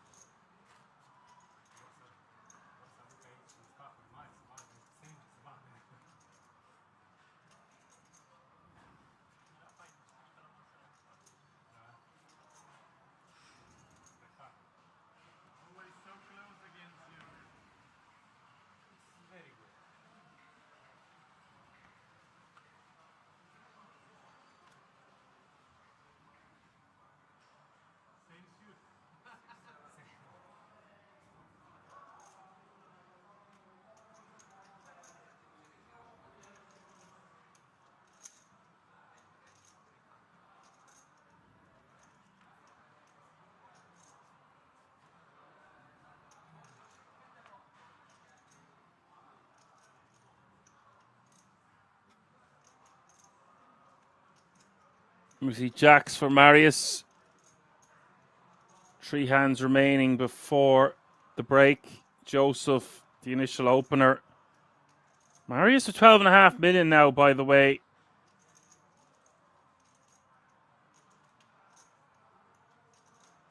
After getting there against the Ace King.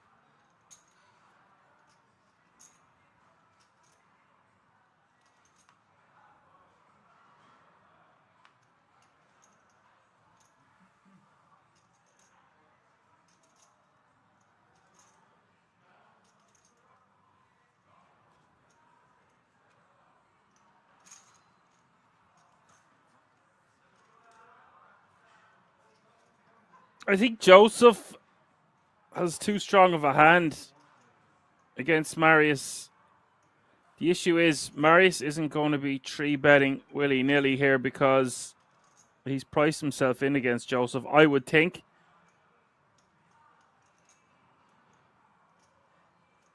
He can have worse than Ace-Jack. The 3-bet calls here, just putting the pressure on. Hijack against button. Very difficult to fold Ace-Jack in this exact spot against a man of Marius's caliber. Let's see what Joseph decides to do here.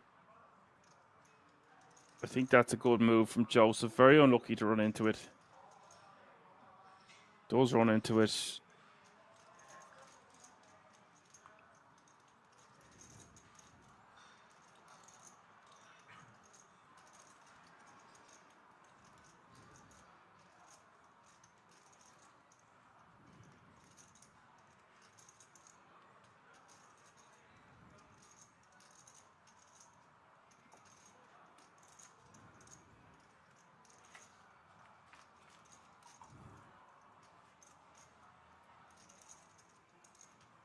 King 8-8 is the flop. Ace needed for Joseph. And he gets there on the turn. But it's not over yet. Marius now has a flush draw. 9 outs for Marius as we hit the river. It's another ace. Joseph will win that one. Marius back down to 10.6. Binks with the ace queen against the ace king. And Joseph Binks with the ace jack against the jacks. It's the way she goes.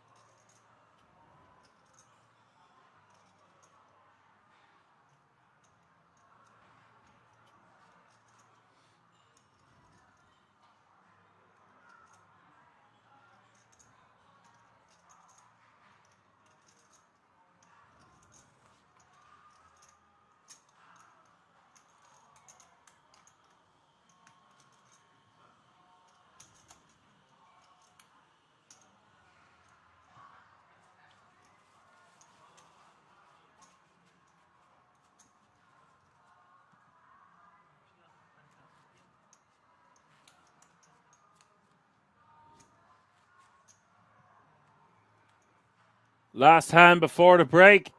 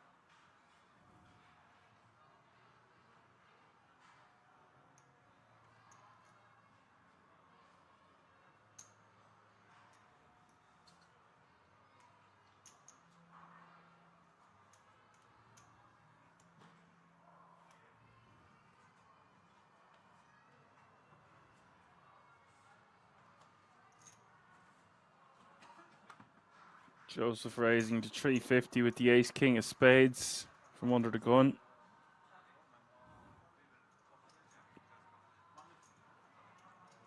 Around to madness.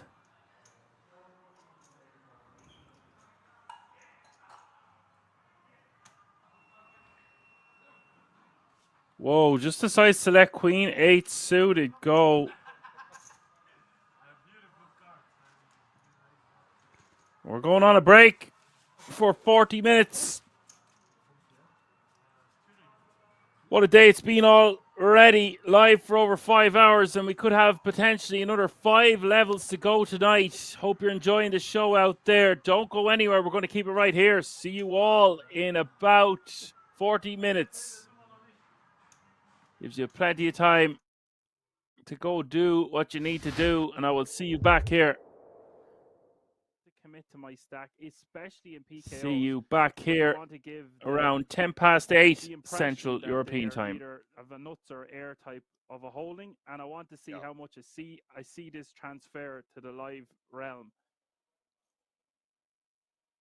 I did go with the 9s, but I was like, this looks super strong, and I don't have a read to suggest that he's going to have a hand like ace-9 or an ace-6 suited, but I had seen it multiple times that week from good players, so I went with my hand. It's standard enough stuff, but before you just wouldn't see that being a thing, these less than 3x 3 bets from out of position. If you see someone don't do this 5 years ago, you'd be calling them a donkey, etc. Yeah. That's the thing, man. That's the thing. It's just like yeah, I'm a bit confused. I don't really know if it's supposed to do that, but I just think it's so many of these schedules online now are PKOs that they don't want to commit themselves to the bounty, so they're making these smaller sizes. So perhaps it is only occurring in bounty tournaments and not so much in the normal vanilla no limit hold'em. But I'm interested to see what sort of things we can pick up throughout the week about adjustments players have made in the last 12 months. Yeah, this is the thing, man. Like it's the game is like always evolving in some way or form, and sometimes it can be a big detail, and sometimes it can just be the latter, you know. And that's why it's very, very important to keep up with these trends, man. Because you know, if you're not doing that or being put in these situations, like there's one thing about poker, man, in my opinion, that it's always very important to put people in a situation that they're not comfortable with or they don't have awareness on, and because when that happens, man, they're going to make mistakes because you're bound to make mistakes in a situation that you don't have solid awareness over, and that's what I really enjoy with poker mostly. You know, battling against good competition, even when they put you in a situation, it's a great opportunity to learn something new. Yeah, I'm actually glad I brought that to your attention because it's something that I've been wondering about. It's keeping me up at night. Just these spots. Mm. And Sabashenko, gonna bet 300k here. I like picking your brain, Alan. So it's great that you've got the cash game background. I've got the tournament background. Obviously, a little bit rusty in terms of playing online. Not so much commentating on it. No, but it's still good to, cause man, like you know yourself that like live and online, yeah, they're gonna share some similarities, but like they're both kind of unique experiences in their own way. You know, maybe live games you're gonna have a lot more we'll say recreationals and stuff like that, where deviating against him in the right way is very important. And just like adapting. Like there's one thing that I always say to guys I coach and stuff like that, man, is like nothing is static. You need flexibility and strategy, and being situationally aware in every like in every single moment. So important, man. As I said, flexibility and strategy, and not playing static defaults X Y Z, for sure, very very important, man. And that's doesn't matter what format you're playing. It's like having solid awareness on any node against any player, massively important in the long run, bro, and how you deviate based on that. Yeah. Obviously, the cash game is very intricate, especially how deep you are all the time. So you're not going to see too much of that, but it's still applicable in hands. This is a tough spot here for he looked a bit shaky there. Little bit. So he bet calls on the turn, goes for a very small sizing, 300k, gets raised considerably to 1.25 million. Sabashenko's hands is going to be a little bit too good to fold just yet. Trunk is just going to have a lot of hands that beats him. Perhaps he's got some semi-bluffing hands, or thinks he can get his opponent to fold a hand like a 7 or a weak 9.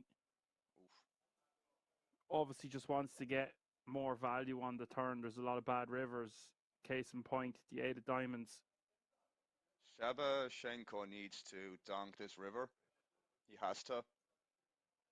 Like, it's absolutely mandatory. Again, like, it doesn't matter that he has the straight here. It's just like, even if he had the, I don't know, some naked 9x here, I think just going for like a 10% bet here or something like that is very, very good.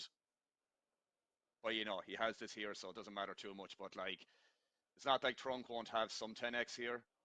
But I do think it's going to be more favorable for Shabashenko, and he does end up donking. I was going to say I want to see him bet around $1 million, and he goes for $1 million. Yeah, literally. Nice. Well, I didn't say it before he bet it, but that's Well, I was about to ask. When as soon as you'd finished talking, how much do you want him to bet? I said he wants to bet about a quarter of his stack here, and he goes for pretty, about a quarter of his stack. quite an annoying spot here now for Trunk. The thing is, like, for sure he can have some bluff raises on the turn here. Obviously it's not the case in this example, but really, really annoying spot for Trunk. It's just a matter of what his perception is on Shabashenko here. Does he think he's ever bluffing here, or going for that sort of range that I said with like maybe some King 9 that might do this to slow down the action? Well, yeah, I mean, not a great spot for 2-pair here. It's not impossible as well for Shabashenko to maybe lead some 9-8 here as well in this situation, but I don't think Trunk really beats too much here in this situation. This is a really tough spot for Trunk because Sabashenko is not really going to have any natural bluffs on this river, so it is like you're saying, a strong 9x. He did raise chunky amount, nearly $1 million extra on the turn to get his information, to get external value. It's such a horrible river for him in a sizable pot. Every chip mattering so much, and this one, 23 big blinds in this pot and counting. I don't know if he can fold that, and for the reasons you aforementioned there. What about if your opponent is betting with a hand like Queen 9, King 9, Ace 9, Jack 9 seems to be a bit of a stretch, although you would block the high end of the straight with that holding.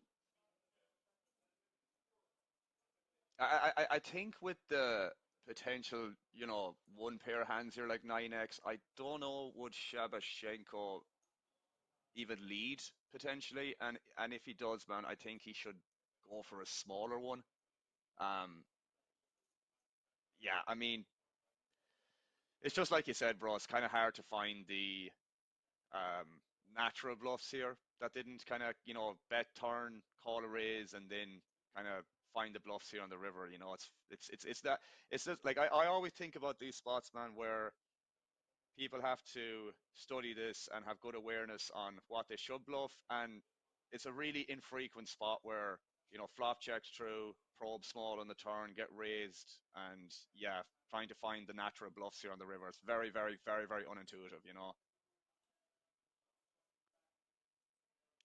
Such a tough spot here for Trunk.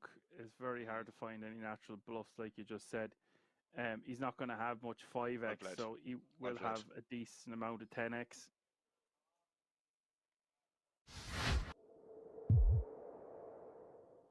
25 big blinds max stacks, and I thought I was going mad. I was like, this isn't a thing, but I've seen it on multiple occasions on some Twitch streams, on GG and PokerStars, and I was like, okay, there must be something to this.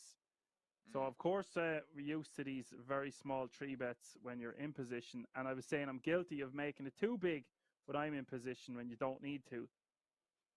So it's the out of position I was more on about that exact situation. But thanks for your comment, Ralphie. Nice to have you with us. Paul Clip saying that Lake Garda is like heaven on earth. There you go. Now.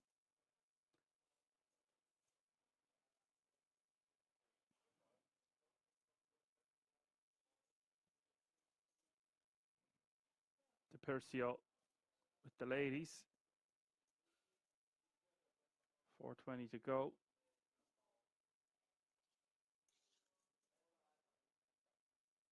Dobos with the King Queen offsuit. Think he just wants to call this facing an under the gun open, even though we are going to be 6-handed on both tables now. So under the gun is the new late position. This is my bread and butter. All right, I'll get my coat. Cash See you games, later, cash lads. games. 6 max cash games, not not MTTs. You got to stay here. I ain't going anywhere.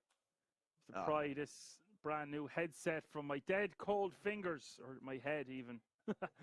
King No, as I said, you sound a lot better. Not that you didn't sound bad before that or anything like that, but just like consistency of the volume, man, is a lot better for sure. I'm loving it.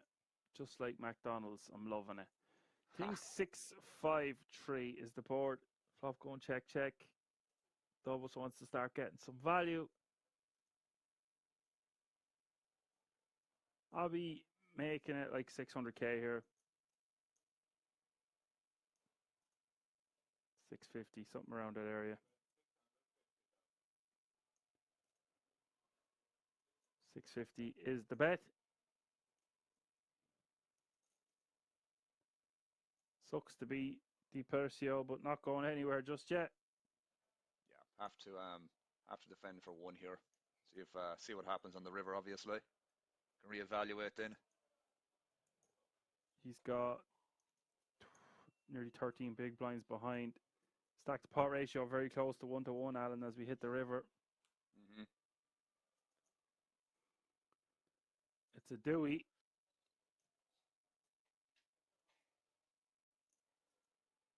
Do you just go for the law here? Yeah, that's kind of what I was thinking, because I can't imagine the Versio has much 4x here. Big blind's going to have a lot more than, in terms of like bluffs that he's going to lead on the turn here, or semi bluffs, whatever. So yeah, don't think he can go for the lot, but really like the sizing, by the way. Puts like these under pairs to the King X and some 6x if the Versio has that in a really shitty spot. Yeah, I actually, on closer inspection, prefer this sort of a sizing than all of it. Anytime I see the pot almost 1-1, I'm like, right, we're going all in. But it's just not the right way to think about it sometimes. You got to look at the overall range, and exactly what you said there, Alan. Those under pairs are going to have to pay a smaller price, but not going to go broke. I was going to say you could bet like 1.8 million, 1.6 million, and leave in your opponent with a bit of a spinnable stack. Because sometimes people are, well, okay, my tournament life's at risk here. I can't call, but I would call a smaller size. So that's exactly what you're seeing here. Be very difficult to fold here for 850. But just to add to that as well, bro, like kind of this is going to be, again, I always say player dependent, because I think it's very important to, have that perception on who you think is capable of doing X, Y, and Z. And it's not obviously impossible for doubles to have bluffs here, but, is he going to pick the sizing with a bluff is the question. And, it's debatable for sure. This is the thing. Well, he beats hands like 7-8, 8-9. There's not too much other natural bluffs. maybe a hand like ace. I'm trying to think of what ace X hands he could have that's bluffing here. There's not many. Well, the thing is here, I would assume he's not value betting worse than queens here. This is the thing. So, as silly as it sounds, it's kind of is the case in this situation that queens is for the most part a bluff catcher. So Yeah, it's pretty marginal. It's pretty marginal here. So as I said, if DiPercio believes that Dobos is not going to pick this size and with a bluff, then he's just going to lose the vast majority of the time, and his call here is just probably not going to be that profitable against this in this specific situation. I mean, yeah, does pay him I off don't, because of the odds. yeah, I don't blame him for calling. By the way, it's just a frustrating spot where pot odds there, and you know possibility of him bluffing. Probably fine to call, but I suppose when you do think about it, then he's not value betting worse, and is he going to do that with the 7-8 for that size? And debatably, but it's a tough spot for the Queens, man. As I said, I don't fault the call, but again, if you really think about it, I might be able to get away from that potentially.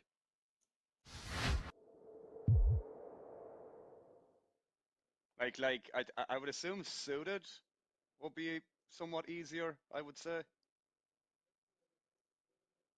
It just feels horrible to give back the chips you just won. You're back down True. at 10 bigs, or you double them up, or you eliminate them, I guess. But I don't know if I'm going to fold suited there, guys. I'll probably think he's, yeah, the offsuit combo can just go in the muck. It is for about 12 bigs total, so it's like 10 more. It really is very close. Here we go. Szymanski raising enough to put Trunk all in. Trunk goes for it. Did Szymanski just straight up rip there? There was Yeah. a change of pace for Szymanski, and I actually don't mind just shoving there, putting them both to the test. It's good ICM play. But Trunk waking up with the 10s. Another twist in this tail, perhaps. Trunk could be back to 26 million, and then they're very even in chips, the three remaining players. Jack 7-5, 2 spades.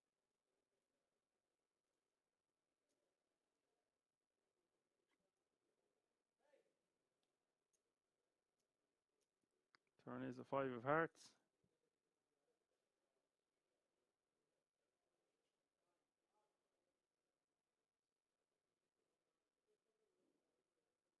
Trunk looking pretty, 95% equity as we hit the river. The French Riviera. 6 of spades. Trunk gets a healthy, chunky double up.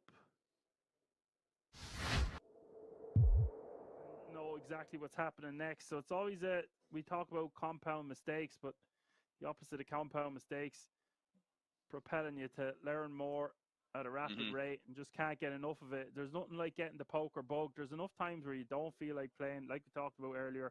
You're on a lull, you need a break, and sometimes the best thing you can do is get away from the goddamn screen. But that's not what happens this time of the year. September, October, just watching all the online stuff, and that gets me hyped, especially the GG series, etc. Gets me hyped then for the WSOP, and here we are.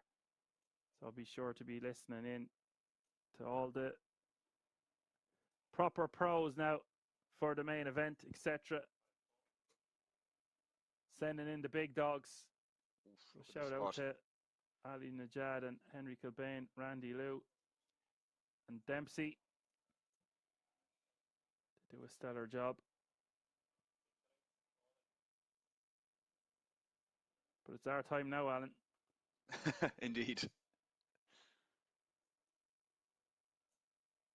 Menga raising to 500k with the Kings. We've got more action here. DiPercio with the 2 black ladies is all in. He's in trouble. This is a cooler situation. Indeed. We saw the ladies quite a bit then, haven't we, so far? Yeah, considering we've only played 33 or commentated on 33 hands. 6.3 million in this pot. DiPercio after doubling up. Sucks. You get your double up. You're back to 10 bigs. Yeah. You're feeling groovy. Yeah. And then, oh God, you're going to have 5 million and change now. But Menga with the kings of kings. It's going to be tough to beat. 6-7-4 is the flop.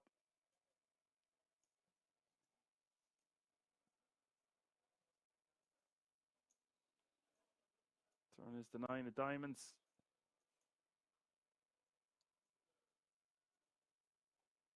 Just one lady can save him, but it's not to be. Jack of diamonds.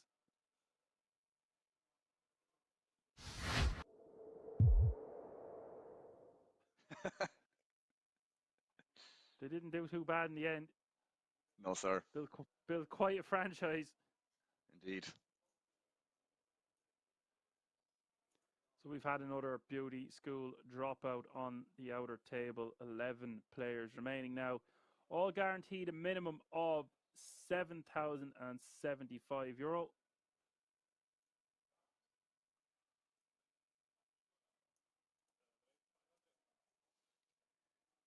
Johan says, good luck, enjoy the stream. I have to go. I'm playing bridge this evening. Boo. Oh, indeed. You picked the right day to play bridge. You're going to miss this amazing event, Johan. But alas, you can catch it on the replay, I'm sure. Go give them hell, son. Thanks for your help. Best of luck in your bridge. More big pairs. Aces again. Sabashenko. Very nice hand.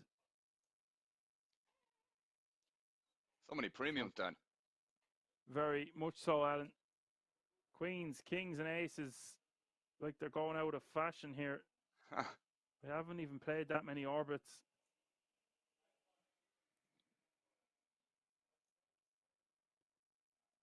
Trunk going for 3-bet to 1.7 million.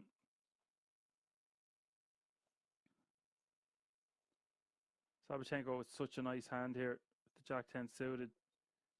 It's just a tough spot when your opponent has sub 20 bigs behind. Sucks to put this in the muck all the same.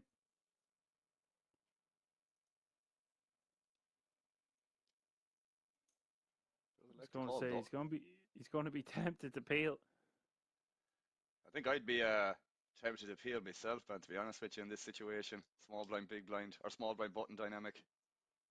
Yeah, it's just the trunk isn't that deep behind, and it is a significant portion of our stack. But for just 1.2 million more, it is less than 5 bigs.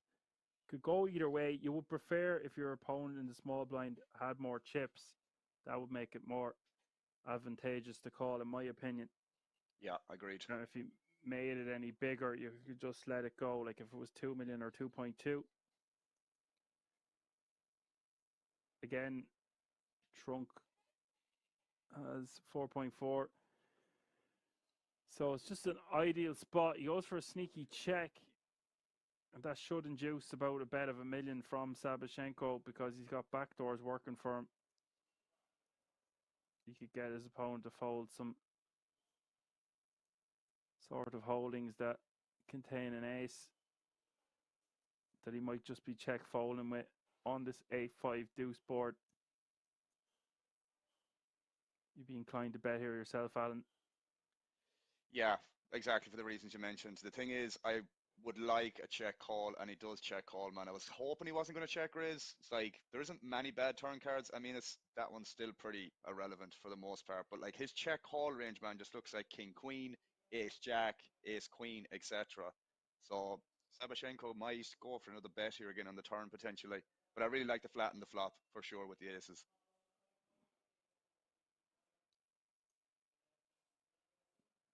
Yeah. Now, what's Trunk's range looking like, though? It's got to be pretty strong to 3-bet pre and check call the flop.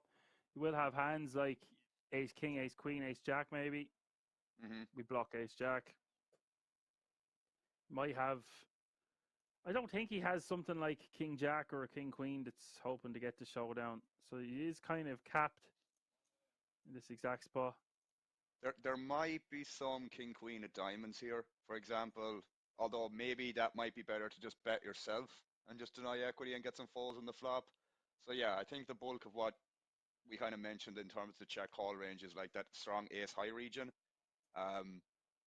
And in something like, kings and aces. So it's an interesting spot nonetheless. And Shabashenko does go for another bet on the turn. Yeah, it's a smallish sizing, but it's not really relative to Trunk's stack. Goes for the second barrel, and this is what Trunk wants his opponent to do. The only problem is how much 8x does Trunk think Savchenko has? He shouldn't have too much 8x in his range. Perhaps this is just a bit of Hollywood. But expect to see him just call again. Yeah. Like, the thing is, man, with if he's considering raising here, I really don't like it because, and he does, I think, announce it, yeah. It's just like, if Shabashenko is bluffing, man, just let him bluff. Like, again, I think if a flush completes on the river, yeah, it's not the cleanest, man, but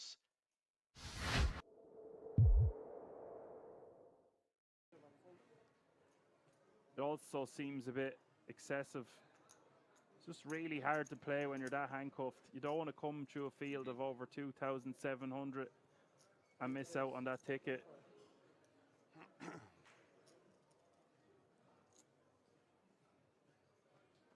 Perhaps, Alan, as well, they've introduced the cards today because there's still 16 remaining in this event. And we were just commentating on the final table on Saturday. So maybe it's just at the tournament director's discretion. But I would be expecting to see them more than you wouldn't be seeing them. Action time here. Hijack opening with ace-10 suited. KM says he's team Ricci. You know what? He was my favorite coming into the day there as well. Him and Georgius, of course.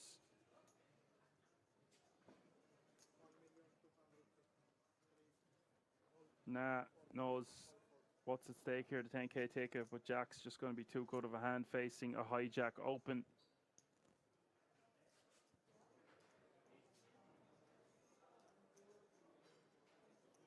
Keep it on or what? Keep it on? It's a pretty sick spot here for Fam. She's going to be priced in for this all in, but under normal circumstances. But okay, she decides she's still going to go with it. yeah, it's close. I was going to say there might be an argument you could fold. I might fold ace-10 offsuit. Perhaps ace-10 suit is just going to be a bit too good. Possibly, yeah. It is 8 bigs total. I am really griping here if you're going to be raised folding 8 bigs, but it has to be so tight from the cutoff. I feel like a hypocrite even saying that I would raise fold in that spot. But it might just be one of those hands where you could let it go.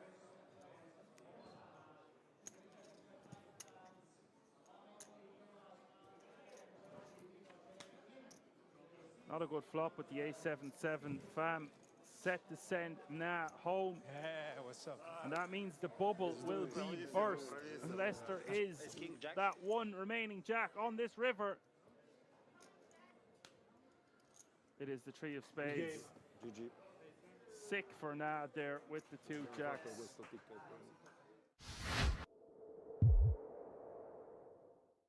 Probably less incentivized to call there, but obviously this is not the same thing in a tournament. So yeah, I don't mind the call. I also don't mind the 3-bet, bro. You're going to get folds a lot there, so can't be bad, but just unfortunately ran into the Os Kong from Richie.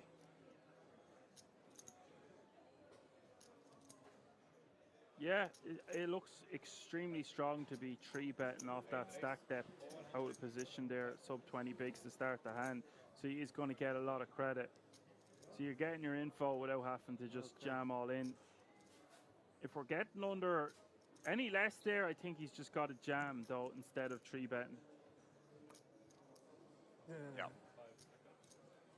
Fam with the kings yet again, running hot in these first few orbits of the day. If you're just tuning in, you're watching the €550 World Series of Poker Europe No Limit Hold'em Colossus event live from the King's Resort in Rosvedov. And look at this flock with the aces on the button.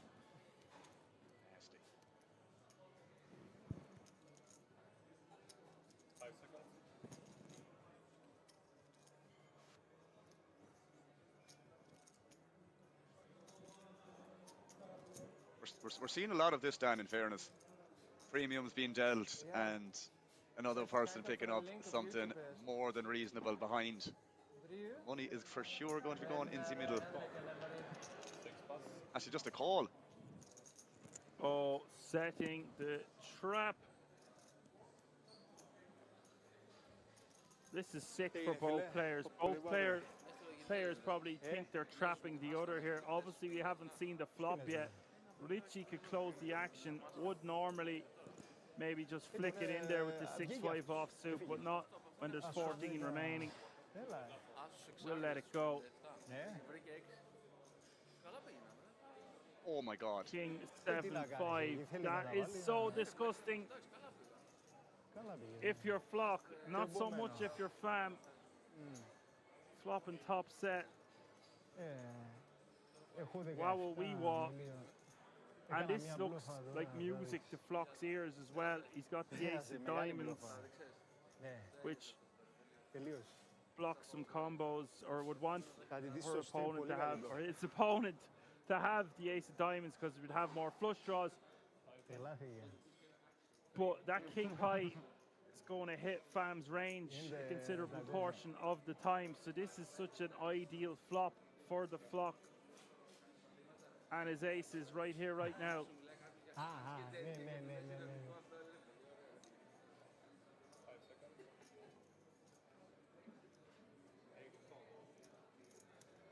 Bet a 300k and a call.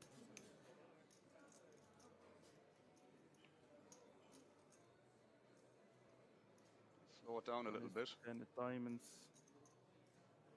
Oh, he can still get there now on the river. 10 outs. It's never over. It's never easy. What a hand developing here. Fam checks once again.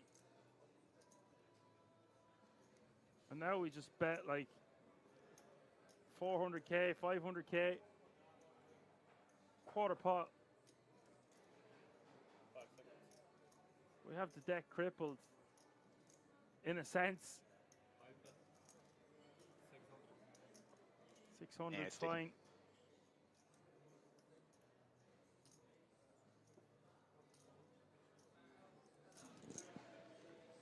Fam check call or check jam. There's a lot out there already. Flock only has 6 big blinds behind.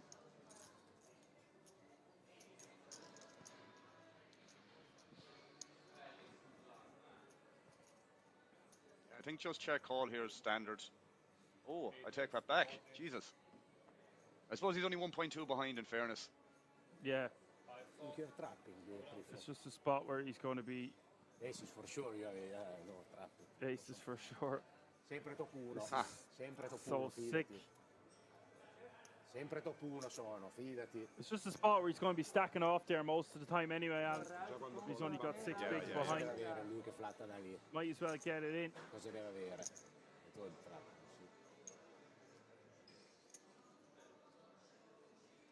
Fortunate. Here's the river. Wow. Oh my God, it's an ace! Holy Sick. Top set di oh, it was a surprise around the corner at Kings. Ace of clubs rolling off. Such a sick river for fans. Such a sick flop for Flock.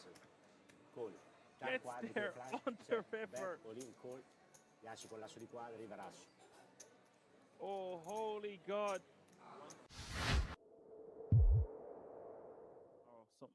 Something that's more in up to the players. Like, it's in God's hands. They're going to be getting it in a lot. Yeah, that was a good laugh. I remember to do that last year, and I remember when we were getting the flight home, I had to buy you dinner for like whatever. I don't know. It doesn't matter how much, but I just had to buy you dinner, man. And it just made just a bit more entertaining, both for you and I, and arguably the guys in the chat as well. But you know, definitely a flip like that won't hurt, or a prop bet, as you said.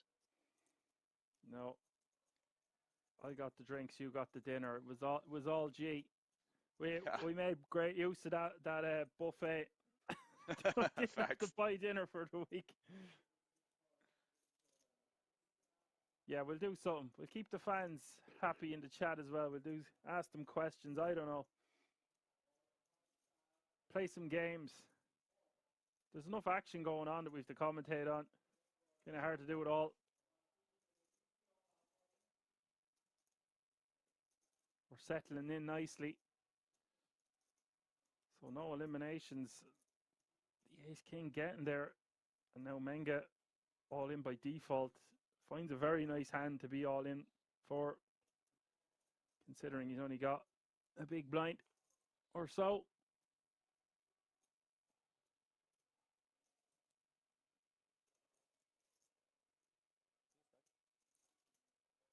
Few suggestions coming in of what to call the girls on the felt.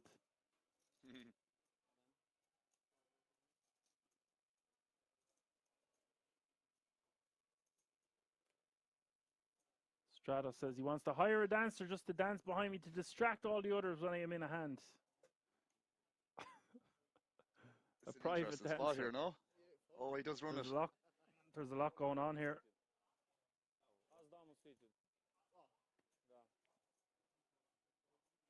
Turn me head for 2 seconds and look at this now. Oh, holy God. Three-way action. I don't know if Spirlanzoni should be getting involved here with the sevens, Alan. It doesn't seem too great. You need to get a page jump here the majority of the time.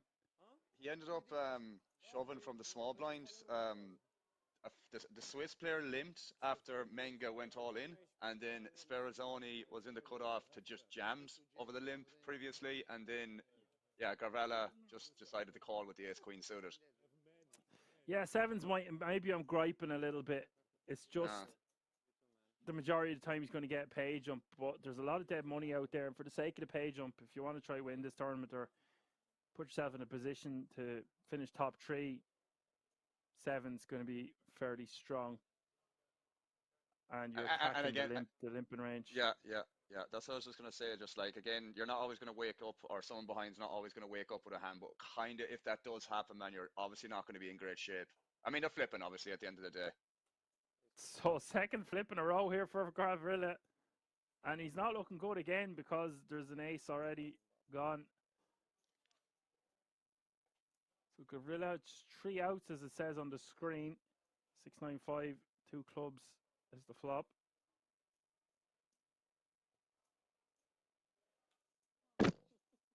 Turn is a jack.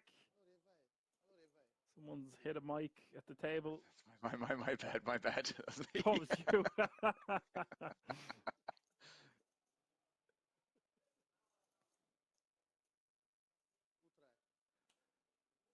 River is the 9 of diamonds.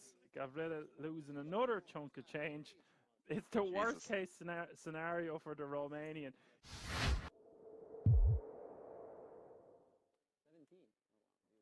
50 million. I don't think it was.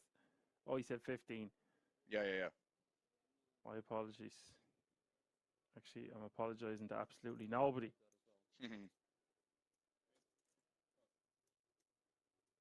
Yeah, 17 million. Just a small pot.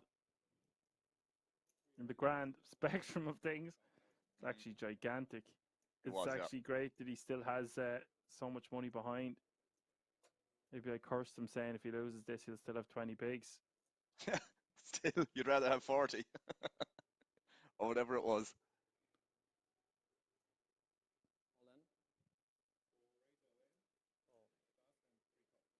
Oh, wow. Spirlanzoni with the rejam.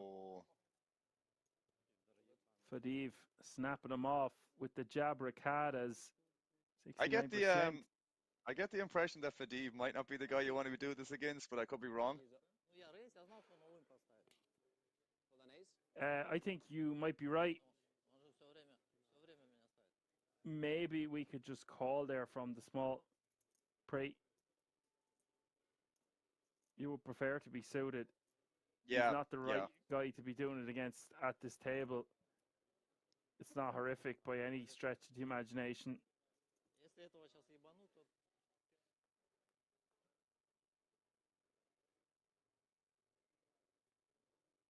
Oh. 7, 6, 5.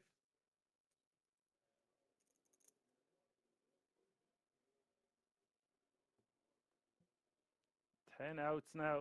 as we hit the turn. Turn is the 5 of hearts. Never easy.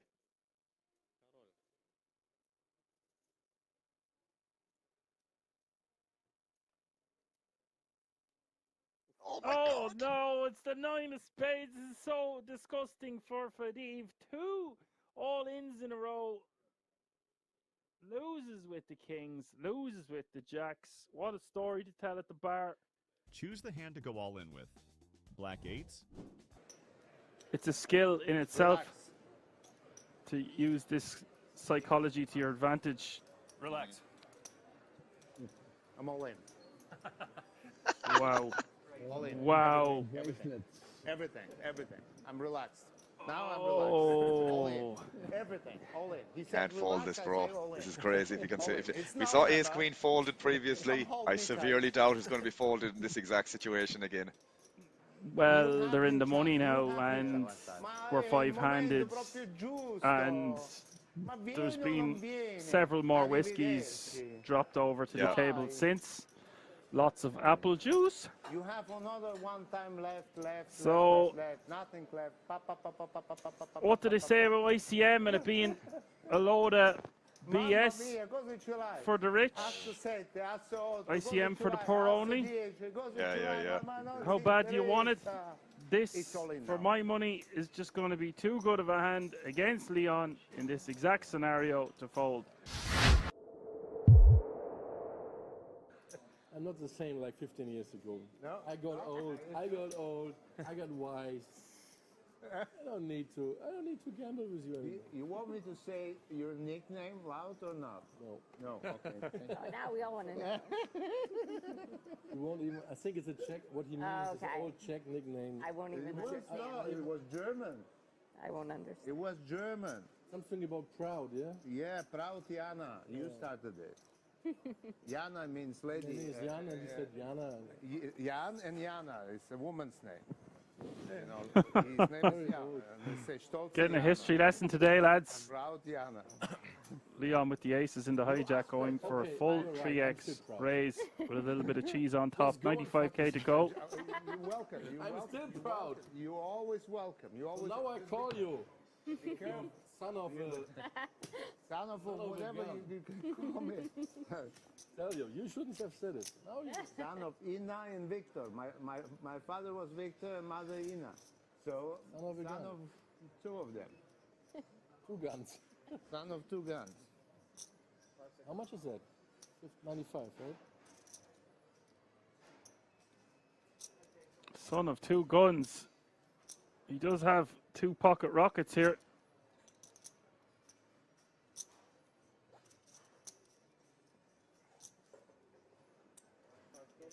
It's going to be 3-way action to the flop. Pricey and spicy pot here, 3 ways. 330k already in the middle. Massive cooler, what happened?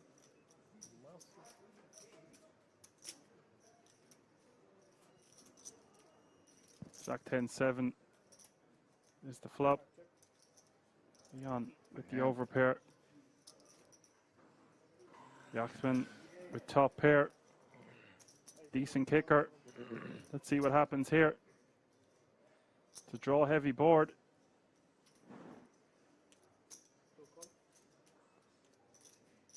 Yaxman will call 175.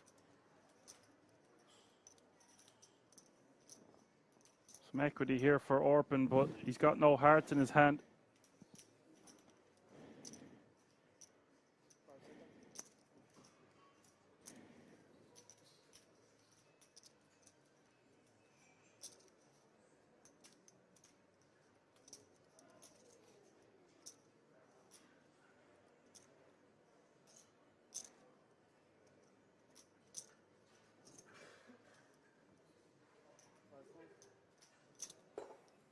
Yeah, it does make Oh my God.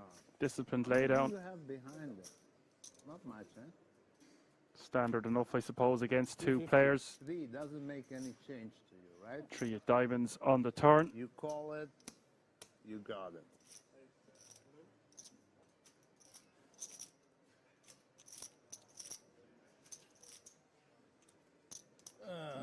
with a bit of speech play with his aces before moving all in. And remember, this is not Omaha. This is Hold'em. Really?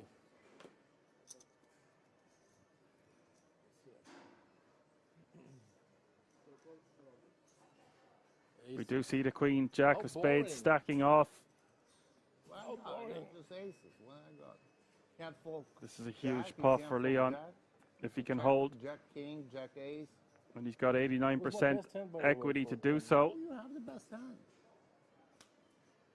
Your game. Luck. Huge Sorry, pot Leon. for Leon. We lose a superstar. Leon going to have about 50 big blinds now. King high, king high. King high.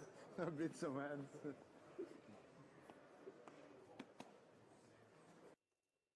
It was a picture of a breakfast, like an English breakfast or whatever, like, and it was like £40 for an English breakfast, full English breakfast. Oh, wow. Yeah, somewhere in the middle of London. Imagine, disgusting price.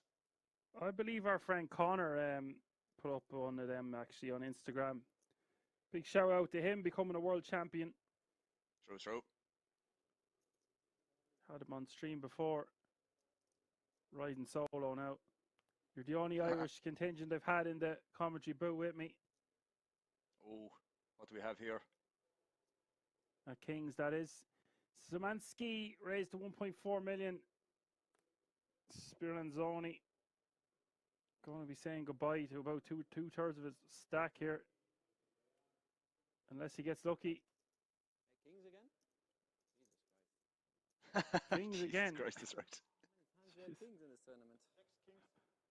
It's true. He's right. The amount of times kings, queens, aces have been dealt in this tournament and jacks is insane, bro, in 100 hands. Insane.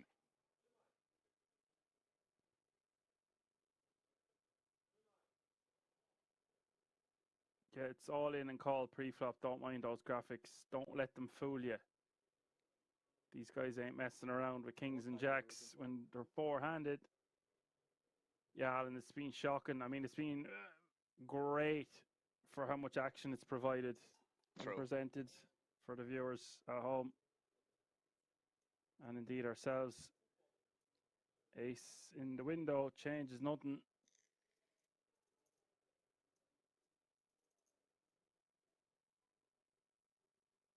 Long may it rain with all these big pairs, by the way. It just provides so much fun. It does. Turns the 4.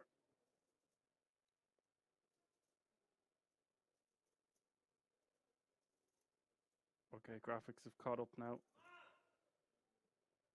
6 of hearts changes nothing, and now Szymanski going to be paying 32.8 million. Is that good enough for the chip lead?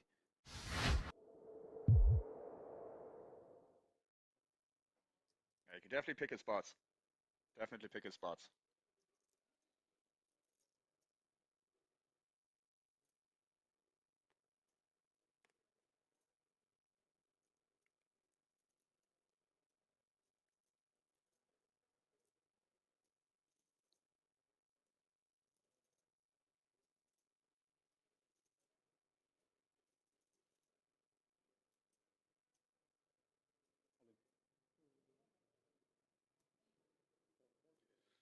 That's called.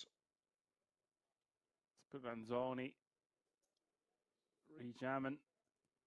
Trunk calling. Can't blame Trunk for calling here. Spiranzoni going to be getting a bit impatient.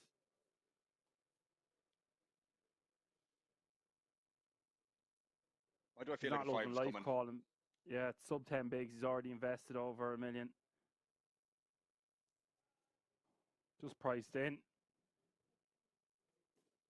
Golden opportunity here, Al, for Spiranzoni. 8-4 deuce. It's never easy. No, sir. 5 outs now for the trunk.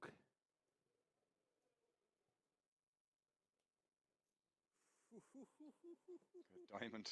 Turn Oh my is a God, what a diamond. turn card. Whoa. The worst. Look at the amount of outs. I can barely count Yeah. that many outs on the screen. 15. Oh, wow. Oh, it's another diamond. It's the jack of diamonds. 4 deuce 8 6 8. Runner diamond will eliminate Speranzoni. To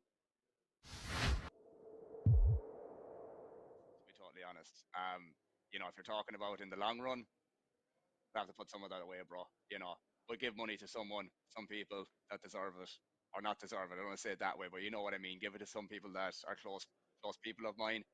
Have some good time with it. But yeah, pretty much that. I just wouldn't give a shit for the next 48 hours. That's all I'm saying after winning it.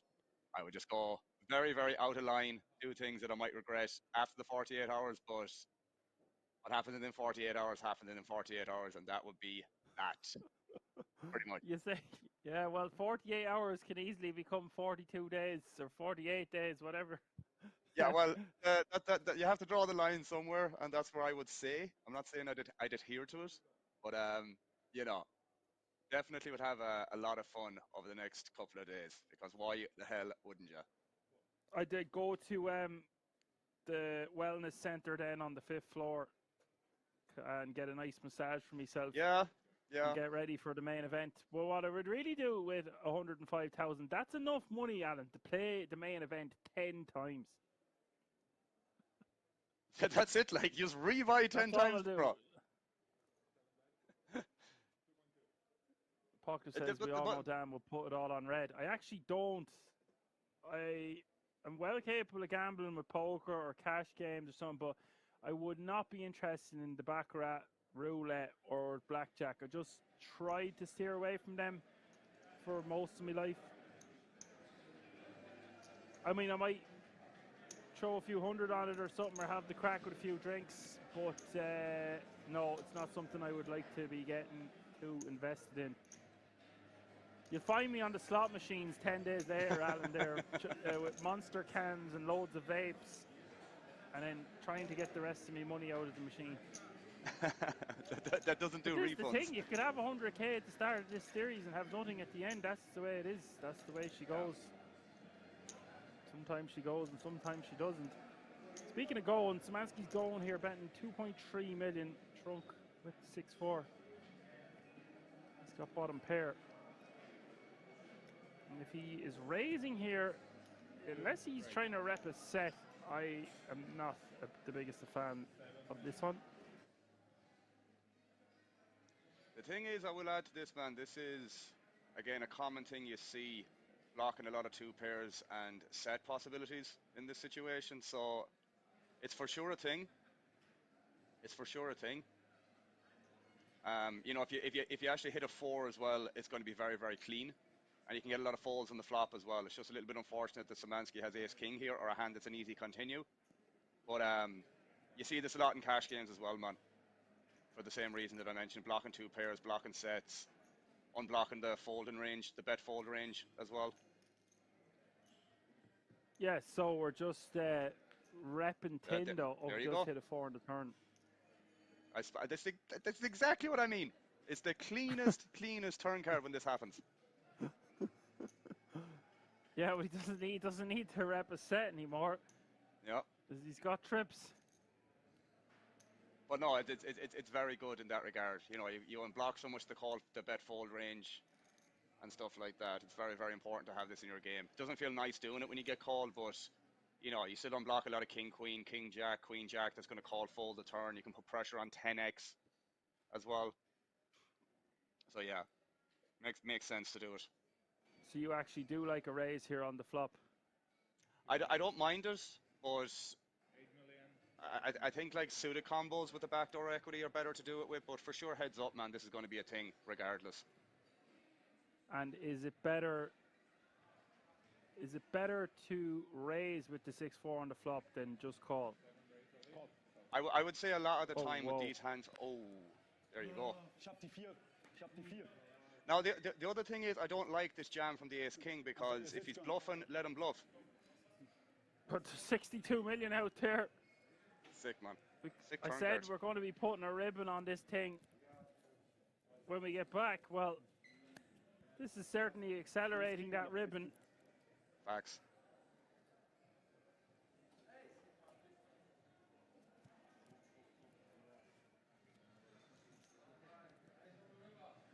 And And it's 95% equity for Trunk. His tournament all day to lose, really, and then it looked like he was going to be gone there for a while. He's rebounded nicely. He's hit the turn there. Oh my God! No, he hit the river! Oh, Jesus Christ almighty.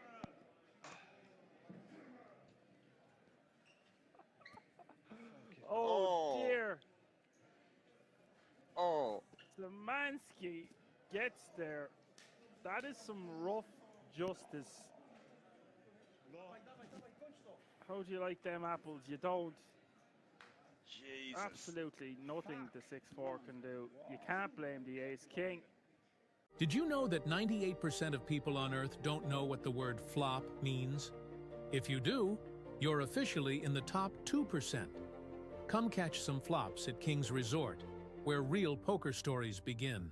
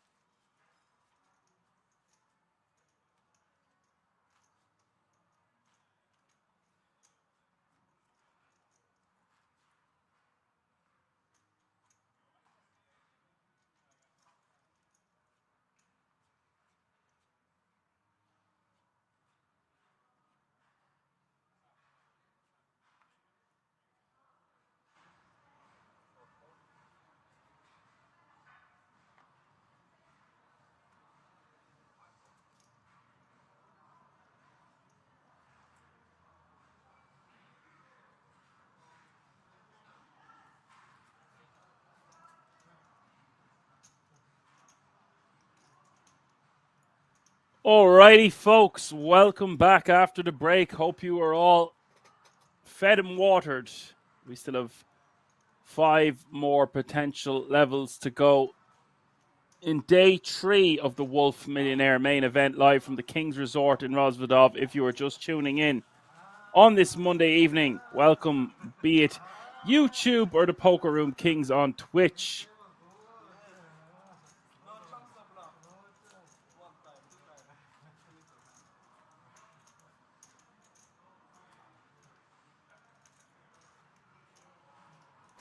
With 31 players remaining now.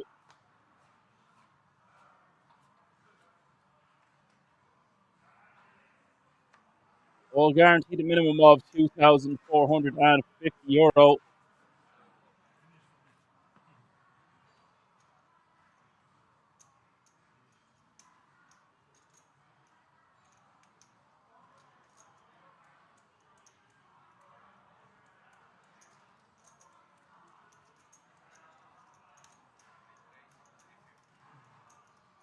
Thank you, Richie. Yes, hope you all had a nice dinner.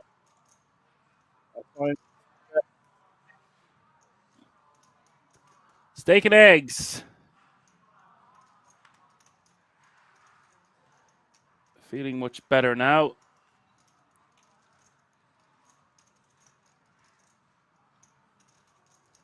We do have a new lineup. We have Joseph Mosey, BM, LP, Alec Laxi, Victor Pahon, Miklos Zupa, and Derlo.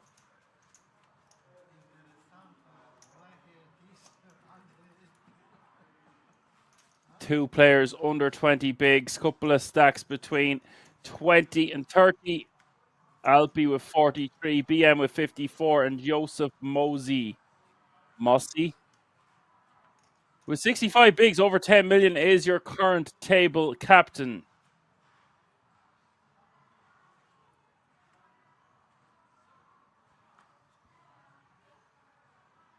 Average stack is 5.4 million. Small blind is 80k. Big blind is 160k with 160k running big blind ante. That's 80, 160, 160.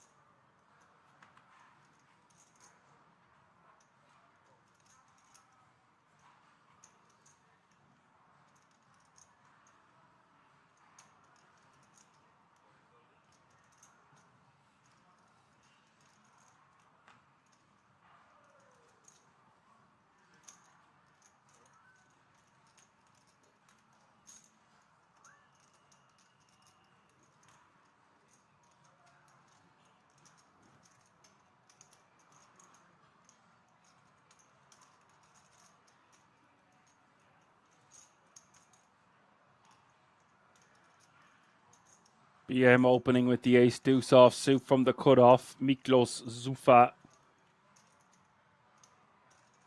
rejamming for 10 bigs with ace 9 offsuit, and BM does have a lot of chips, but I don't think he should be calling this one with just ace deuce unsuited.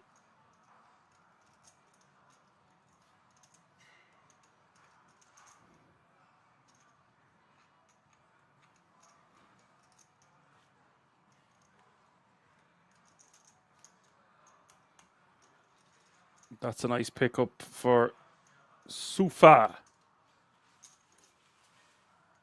Sufa, so good. Is it so far so good?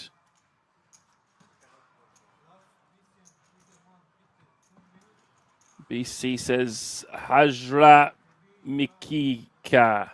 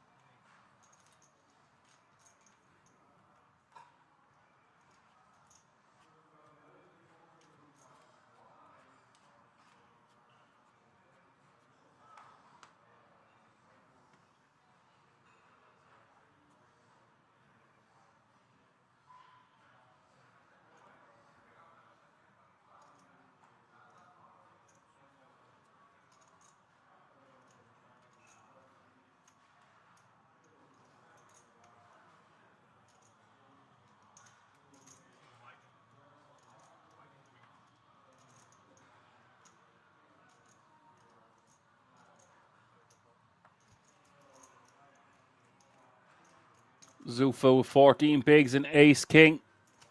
It means let's go Mickey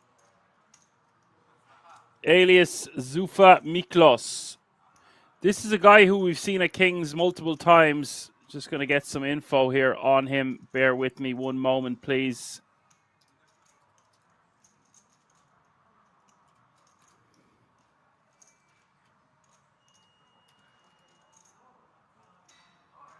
There's a total live earnings of €426,000.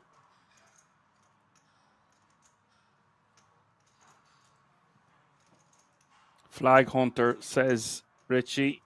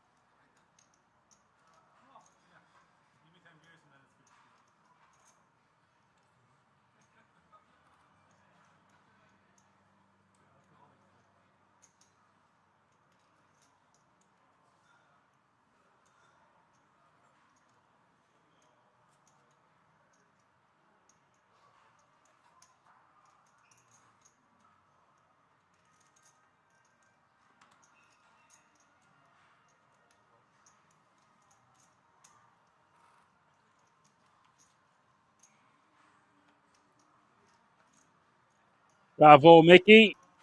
We'll take that one down. Get some extra juice back in his stack. 30 players remaining now. That was well needed. It's in the next hand. Alfie with sevens, raising 325. Couple of bust outs before a pay jump.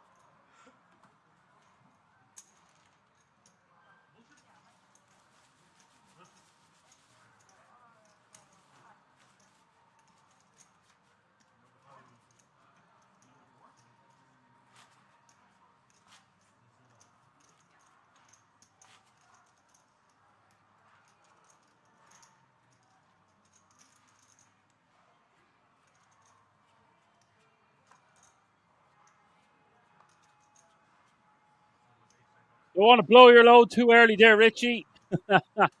Still 2 more eliminations to go. Well, 3 really.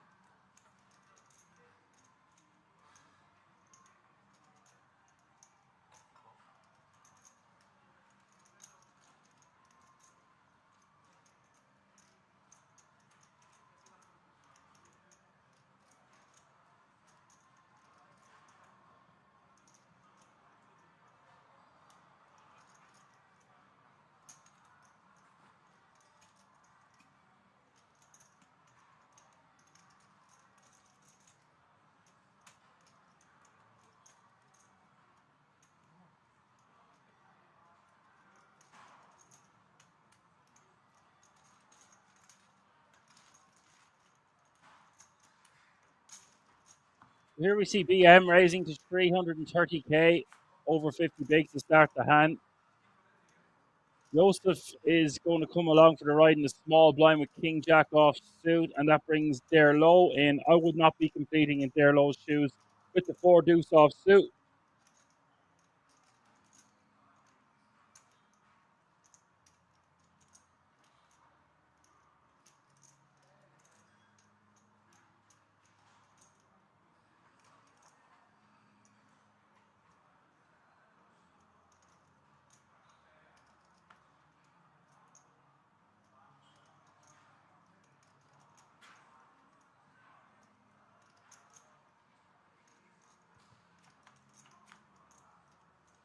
On the 6-7-3. Gonna go check. Turn is the 8 of diamonds.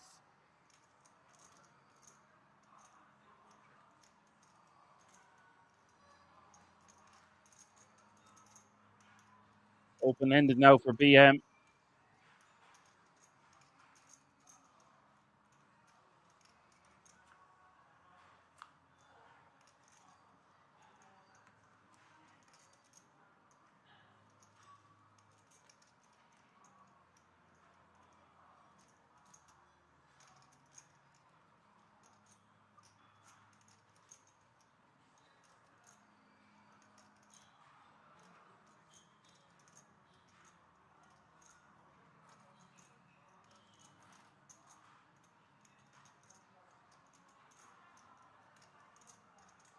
Four spades hits the river.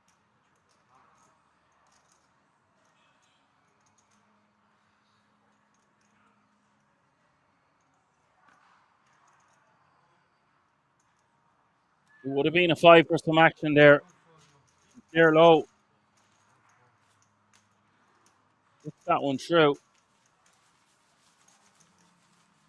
That's a really big pickup for the 4 deuce, I must say.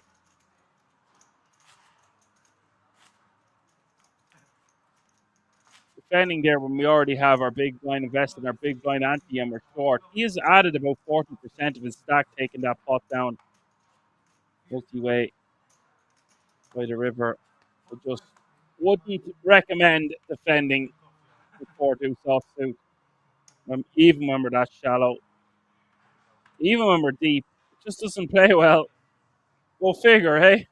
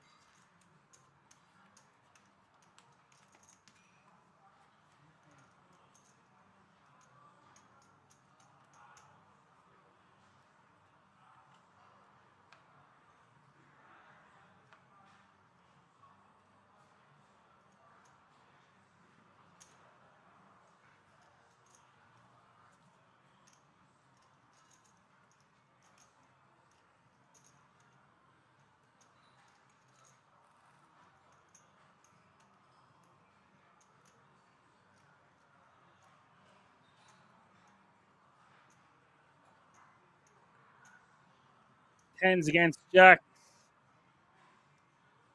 With a pair-on-pair violence with 28 players remaining now. One away now, Richie, from the pay jump to €3,150.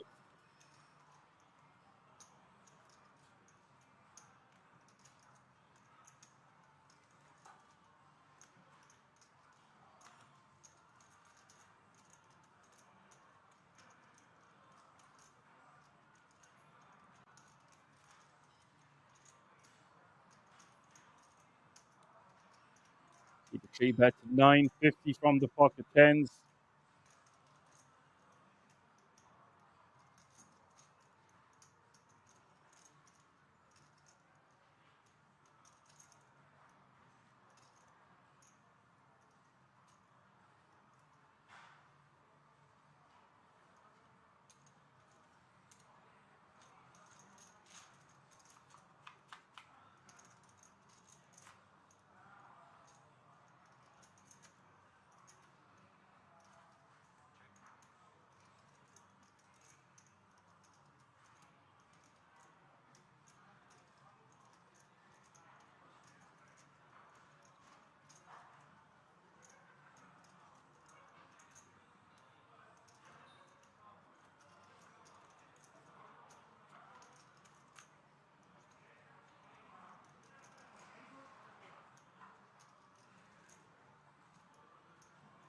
That queen, the scare card for both players involved. 2.3 million in this pot now.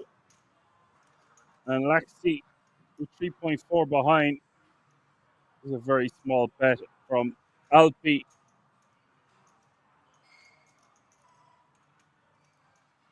Ken's not going to be going anywhere on this turn card for that price. Take my lunch money.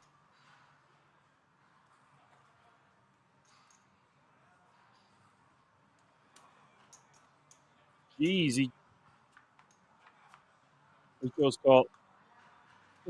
Yeah, the graphics said he had gone into the muck, it looked like for a second, but it is the 6 of hearts on the river. I'll be checking now.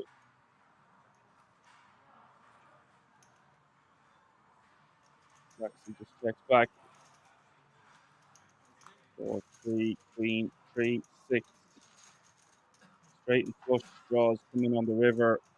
Although they're highly unlikely. Under the gun +1. And the hijack.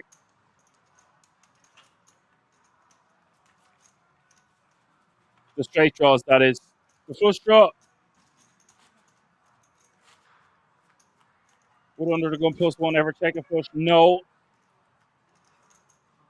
Only bet 375 on the turn with a flush draw. I don't think so.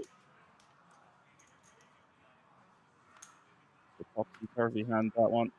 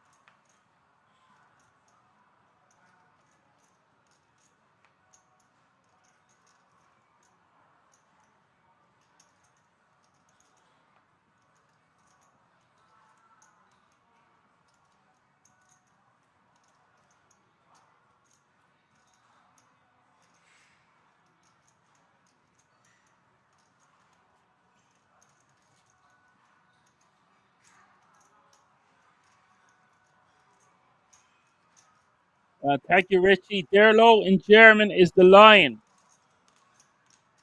I did see that. Yes, then I seen a 5 for action. I missed that one. Cheers for letting me know about Derlo.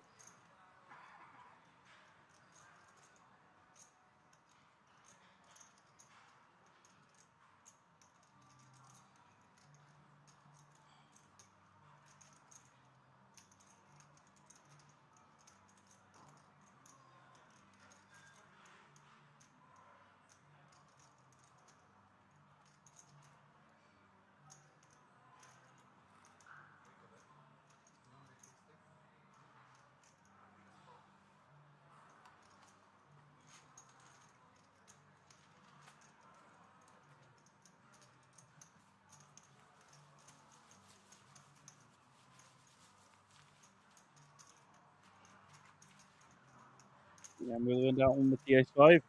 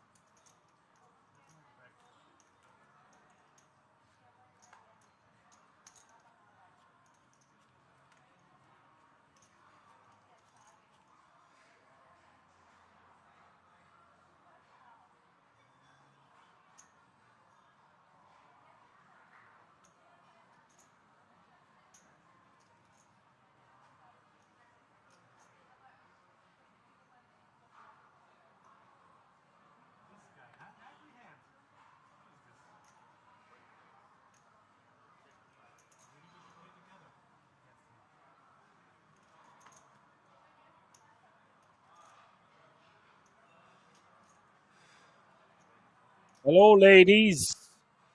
Raising to 355 from under the gun +1. A lot of chips in play at this table. Still 28 remaining.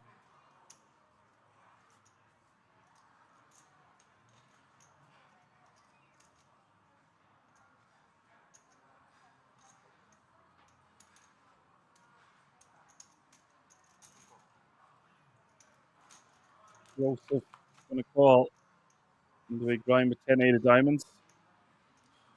Jack 10-7. Over pair for BM. Joseph with the 10-8 suited. Pair of 10s. Good shot, straight draw, backdoor flush draw. Checks it over to BM.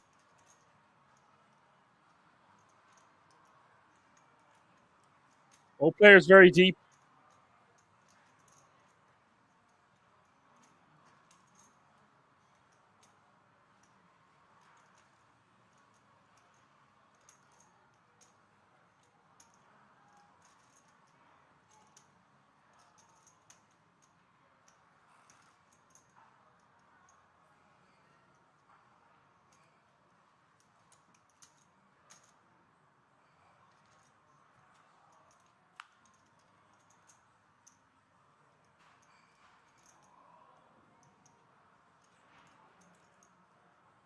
And I do recognize Joseph Mosi. I don't see him on his hand and mob.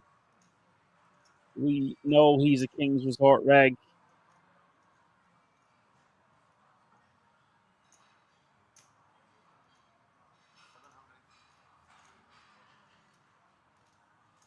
$7.55 is the bet on the turn.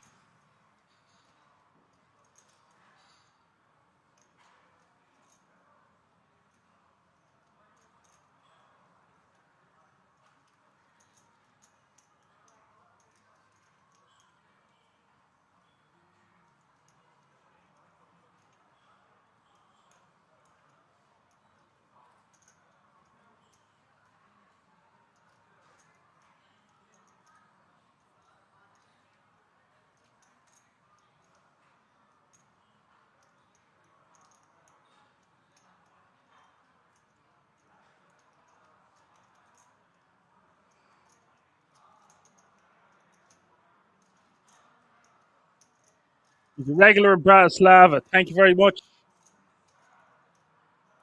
He is faced with a 7.55 bet on the turn. He's going to keep hands like King Queen honest.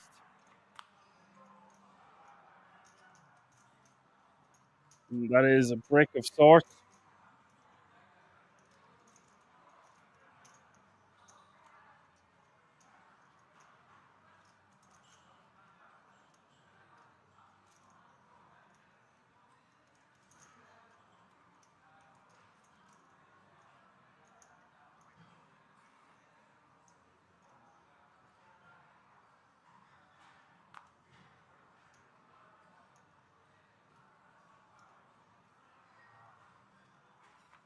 Second, Joseph and the BM decide to check back that river. Wait, am I missing something? Why is he checking back on that river? That card is the ultimate river card. It means if he was up against a hand like Jack 10, 10-7, he now has the best hand. Oh, that's a very big missed opportunity to bet that river. Now the whole table knows. Very passive play by BMYCCTCN. Too many letters. If KMLW is too many letters for me to say all the time, then I tell you one thing, that is way too many letters. Sort it out, man. BM. 8 with ban knows this guy.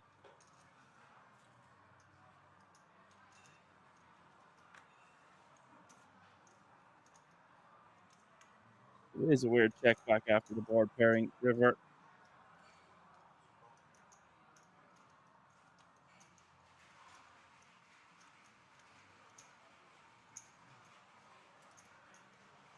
advances. And when I know, say I know him, I mean I've seen him and he smiled. Okay.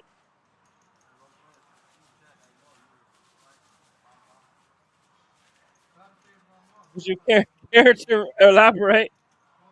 As KM says, pretty much the best man at his wedding. Oh my god. You guys crack me up.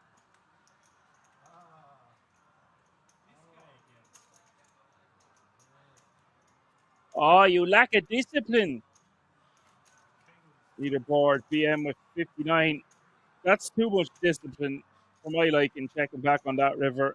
Joseph with 55 bigs, Alpi with 54, Ali with 28, Victor with 22, Laxi with 21, and there low, the lion. The lion, the bitch, and the wardrobe. This is your shortest stack with 27 players remaining now, and that means the pay jump has been reached. All remaining players guaranteed a minimum of €3,150. Average stack is 6.2 million.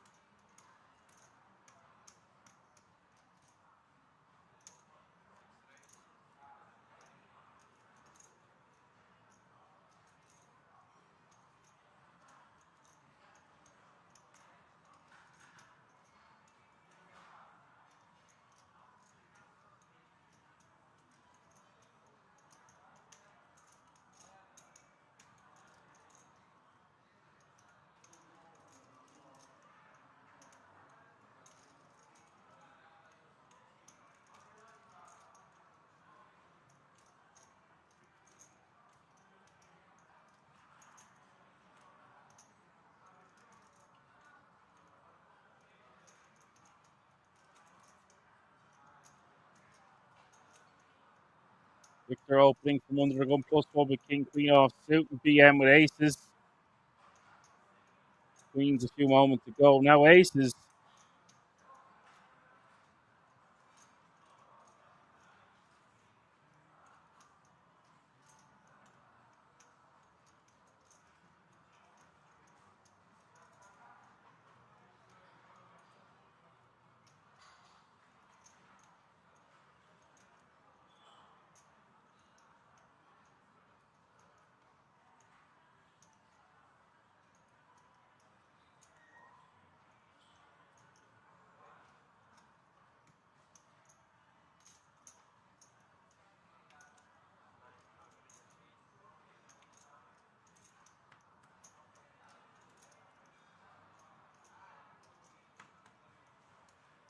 Those three bet to 985.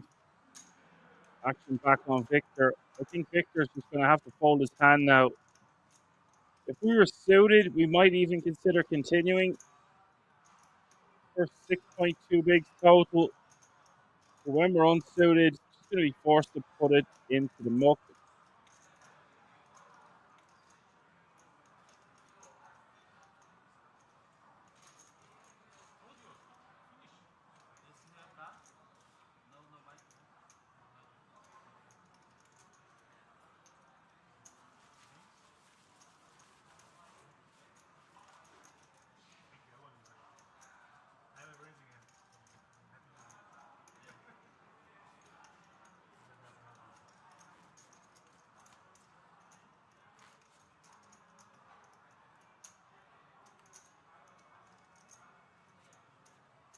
goes release. The aces take it down. Victor Albin Cajon, only 3 cashes in his life, but for 28,000.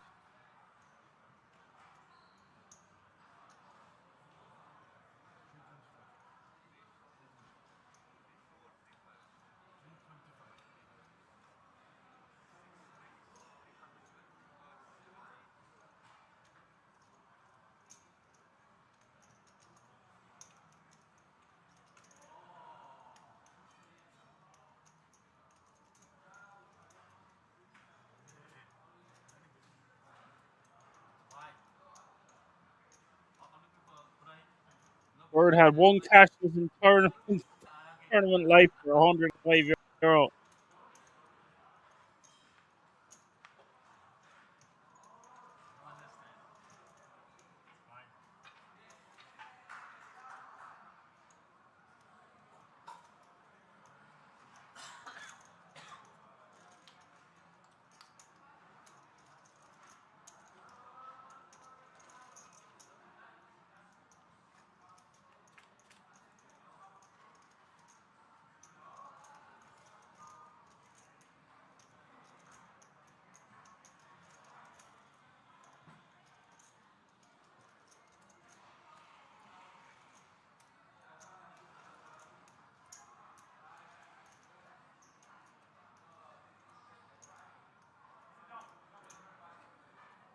Queens for Alec. Victor with King Jack, King 7 deuce. Victor out flopping the Queens. 225 is the bet.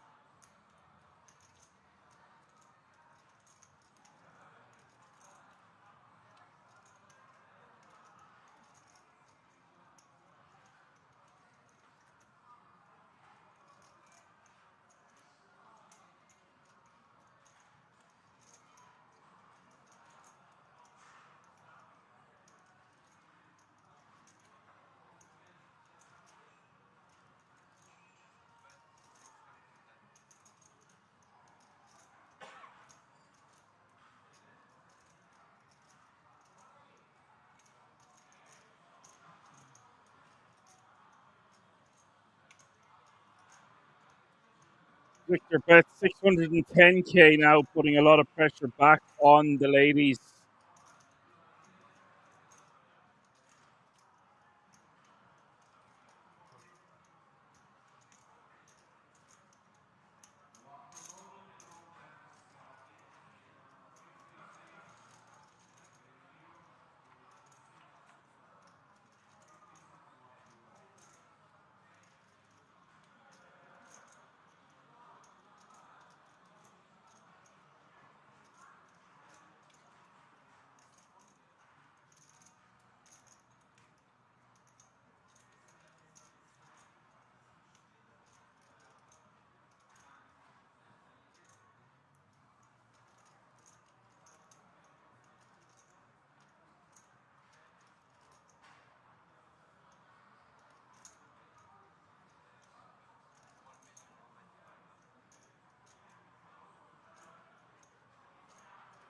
We call the turn. Now Victor puts the pressure on. Just over $1 million he's betting. Really believes he's got the best hand. Just a jack kicker. Why not? For a call in my hands like jacks, 10s, 9s, 8s, queens.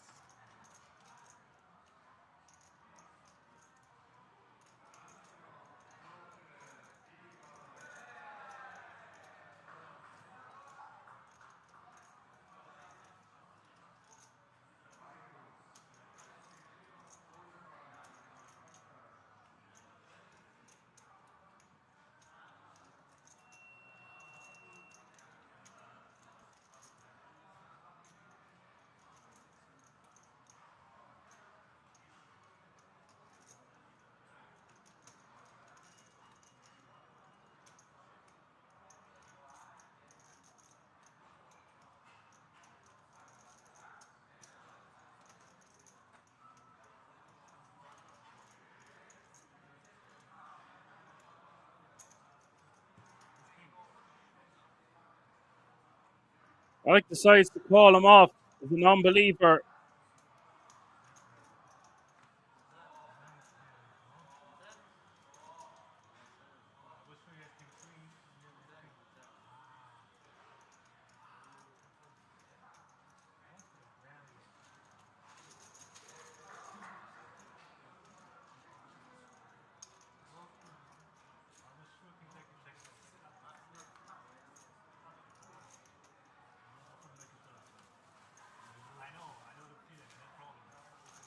Greens just couldn't let it go there. Very unlikely he's bluffing on the river.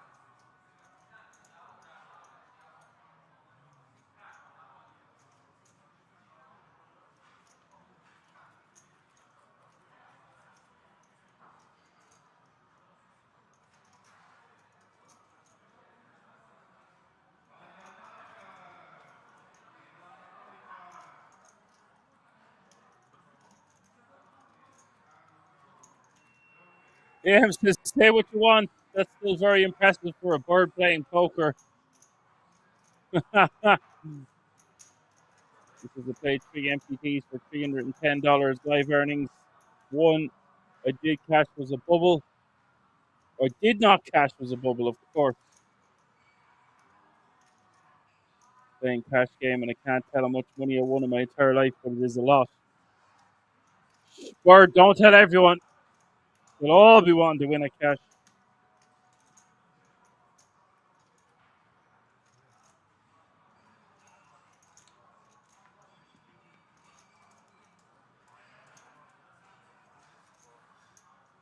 The line opens.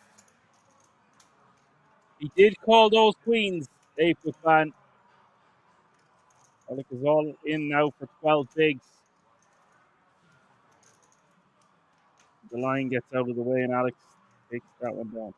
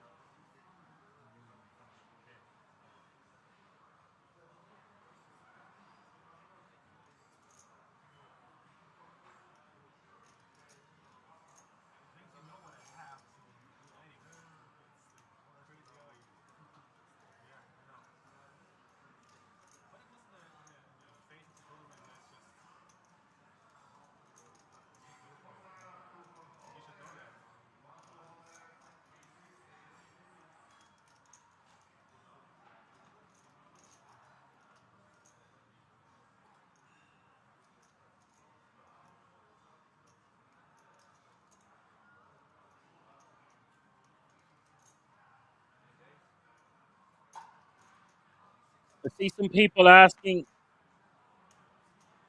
if it's possible to see all the remaining players. No, we only have information about the feature table itself. We don't have any information about the outer tables.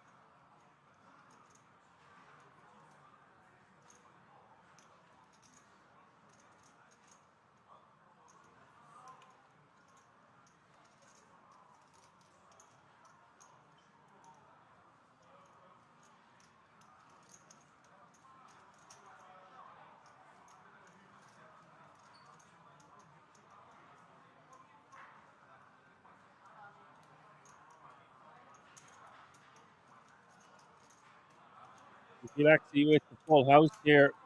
Alec picking up enough flush draw on the turn. It is not a club. It's the 9 of hearts.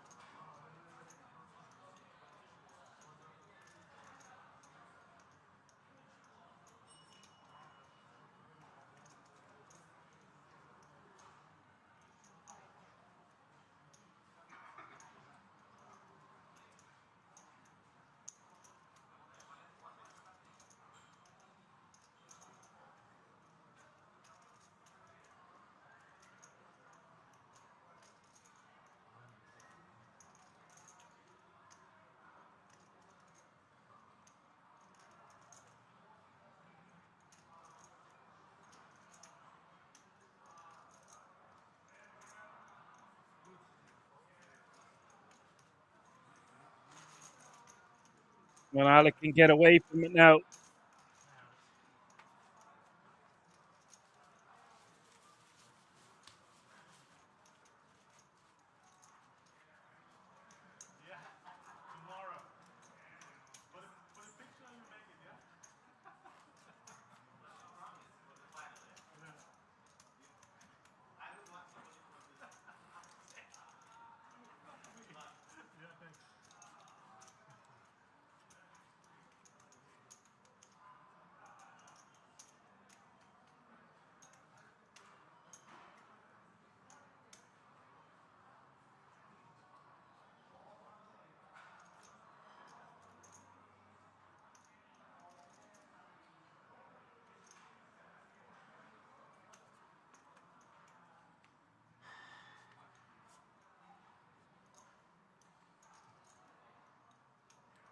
James says minimum value plays.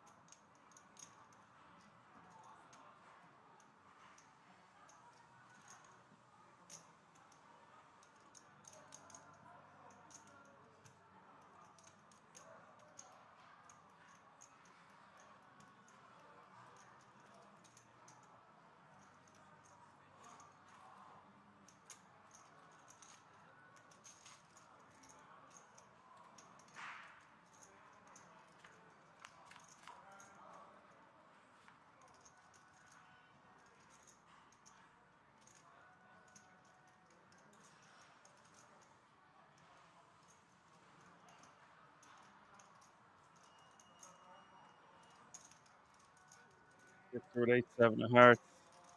Little steep bet here on the 9-8 deuce 2 diamonds. That's 250.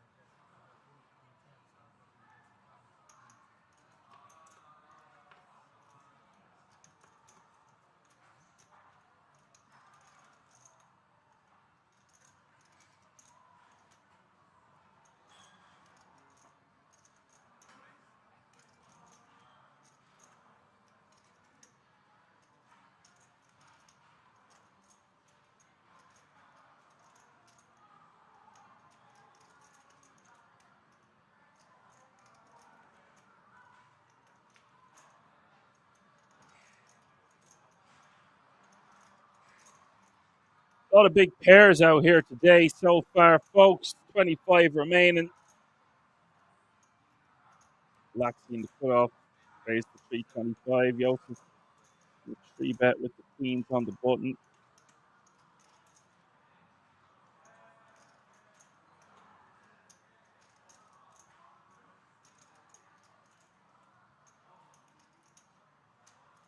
Don Coloni is back in the chat. He went to eat some Italian food on this, the day of his daughter's wedding.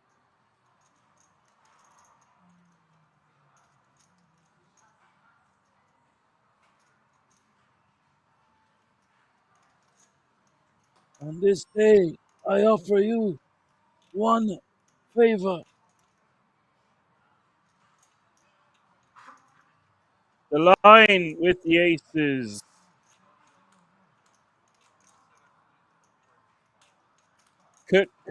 Cooler alert. Cooler alert. The raising a 3-bet. The line all in like he's in Hollywood.com. Oh, wait, he's after smiling now. That kind of gives it away.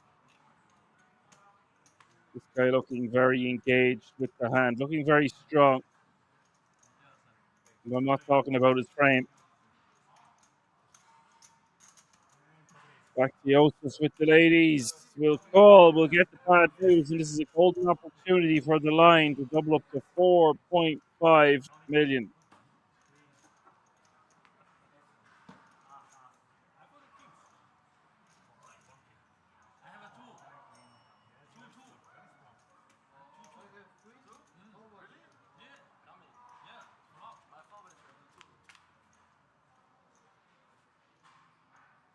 It is Jack 10-7.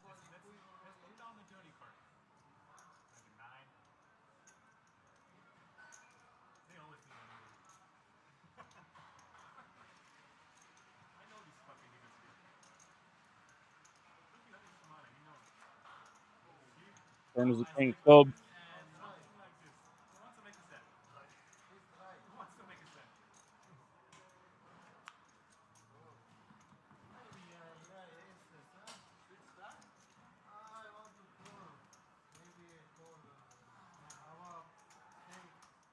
The river is the 6 of spades.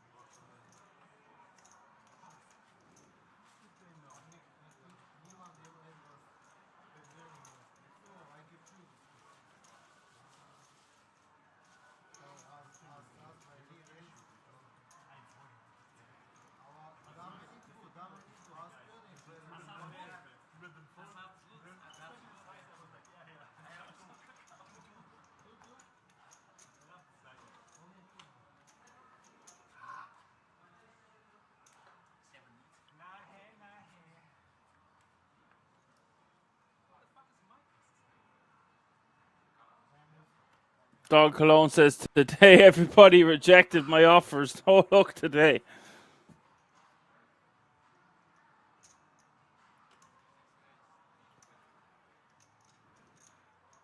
It has just dawned on me, Don Corleone, on me that we are one elimination away from a redraw. Rip, redraw.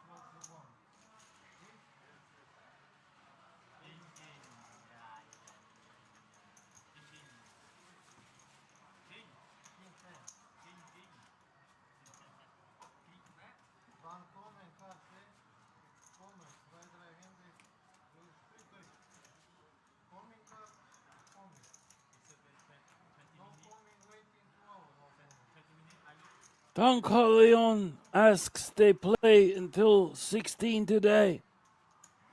It could be all the way to the final table.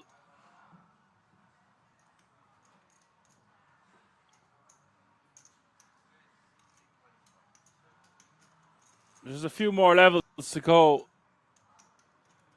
I've yet to hear info about just how long we are playing tonight.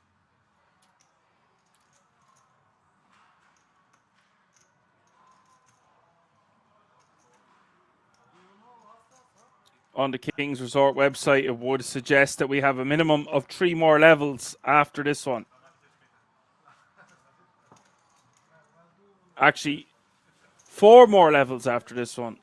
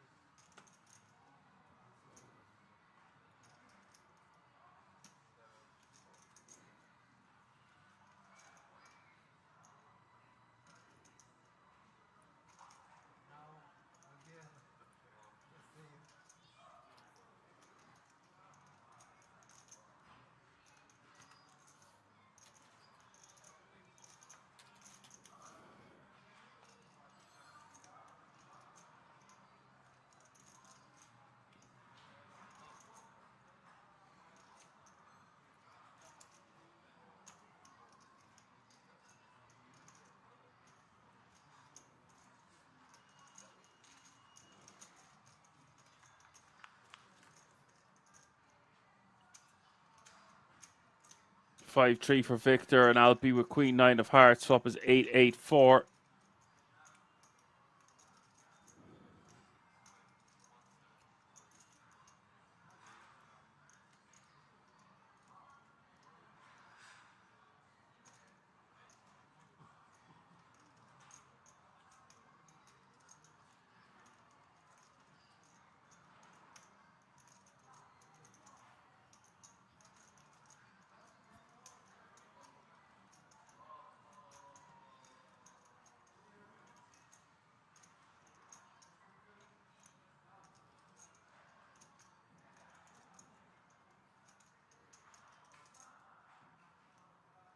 He's going to raise to 350.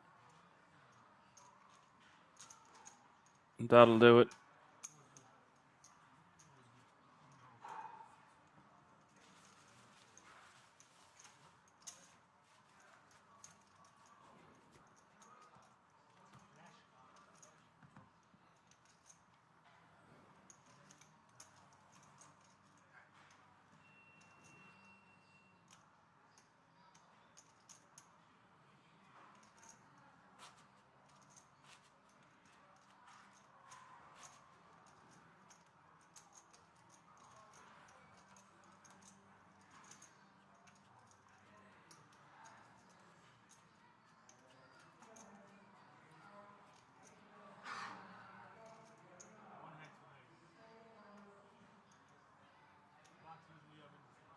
MWCS asks, will I be the commentator for the World Series of Poker 2? I will not.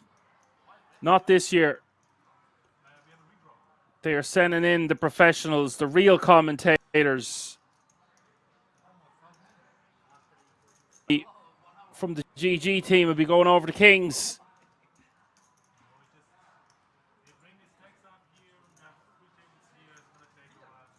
Thank you for your question. Nice to have you with us. And this will be the last hand before the break, before we do a redraw, even for the side events, MW. I'm not sure if that makes you happy or that makes you sad. But you will have at least commentators at once. I'm going to be playing online and keeping an eye from afar.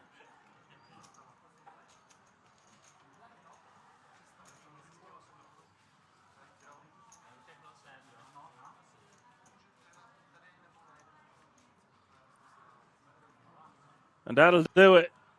We're going on a break for the guts of 20 minutes where we will do a redraw and come back with 3 tables of 8. Hope you're enjoying the show.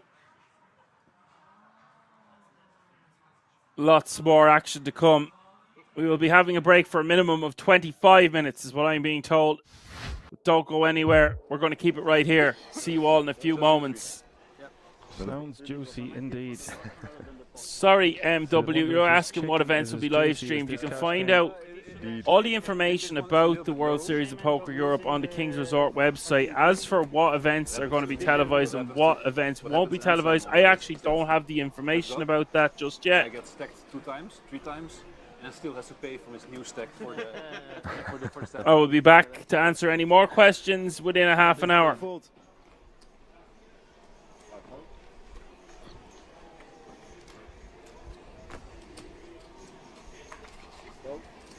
Pumpkin. Raise 1,000.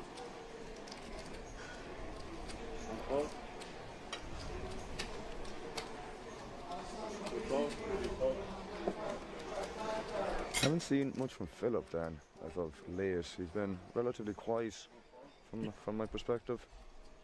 He had a score there about 6 weeks ago, 279k, and he was very aggressive. Put on a masterclass. I think he got second in the end. He's been quiet at this table. He hasn't had too many big hands. I don't know what you call a big hand at this one.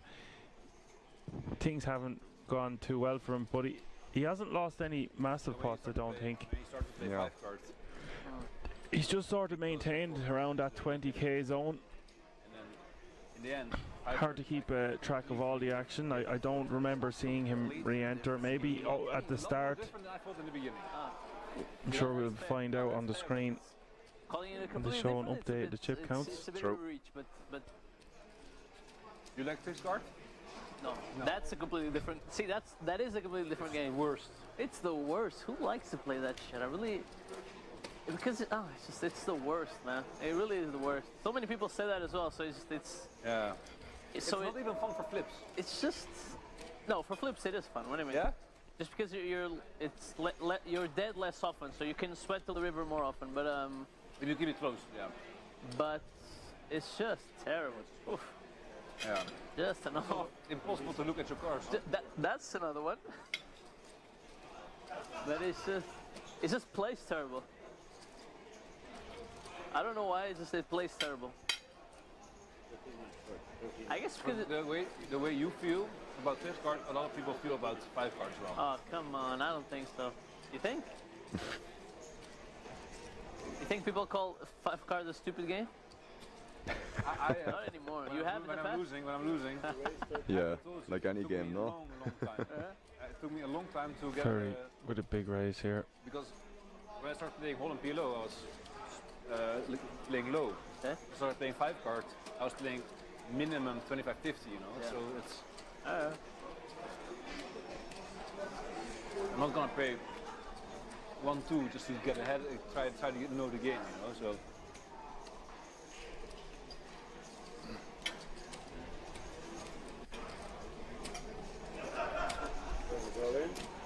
I had kings. What is going on here? Look, I had kings. You had kings? I had kings. Like what the fuck? 3-way all in. How do you fold kings? Huh? I had kings. I'm like, I had raise all in. With 46.8k in this pot. I like my hand a lot. Max with 58% equity. Very flopping a set and is still Oh, now it makes sense. Kings, king, jack, and jack. just 33% to win this hand. Who has the ace queen? So twice, right? Yeah, twice. Yeah, it's done.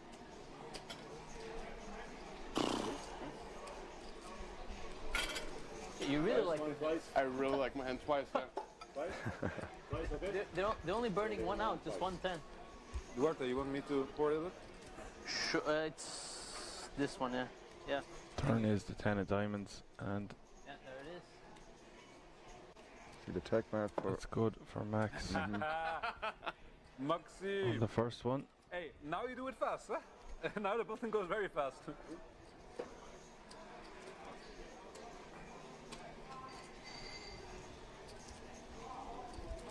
There's the second run out. It's the 8 of spades. No spades, no good. This you? 7? Yeah, that's me. 50-50 between Ferry and Max as we hit the river. River is the 9 of hearts. Max wins both of them. Wow. Oops. So I'm out. It's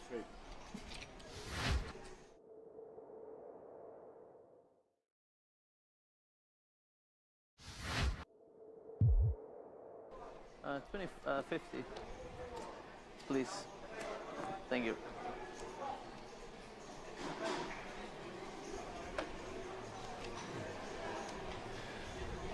See Duarte there, Dan, topping up another 50k. He's probably in for about 150 at this stage, if not more. But again, it's probably the bare minimum he's in for at this stage. He is not afraid to play some deep stack PLO 5 cards. In for a penny, in for a pounding. Wow, I mean, pounding is definitely the accurate term to be used there. This game is going to get bigger, Dan, and unfortunately it's going to happen off stream, but don't forget, guys, we will have some more cash game action tomorrow. Something very similar. Looks like it's going to be 5 card again around the exact same time again. Yeah, I think just two. Who won last hand? Who won last hand? Could be a similar lineup, could be a different lineup. You'll have to tune in to find out. Indeed. We don't know the exact details as of yet. All we know, it will be a cash game stream, guys. Strong possibly it will be 5 card PLO again. Big smile on both Dan and I's faces. 5 players? 5 players? 5 players.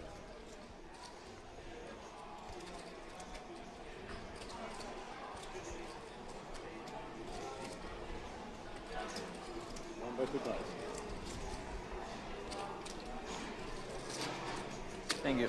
Philip betting 2k. Bottom set.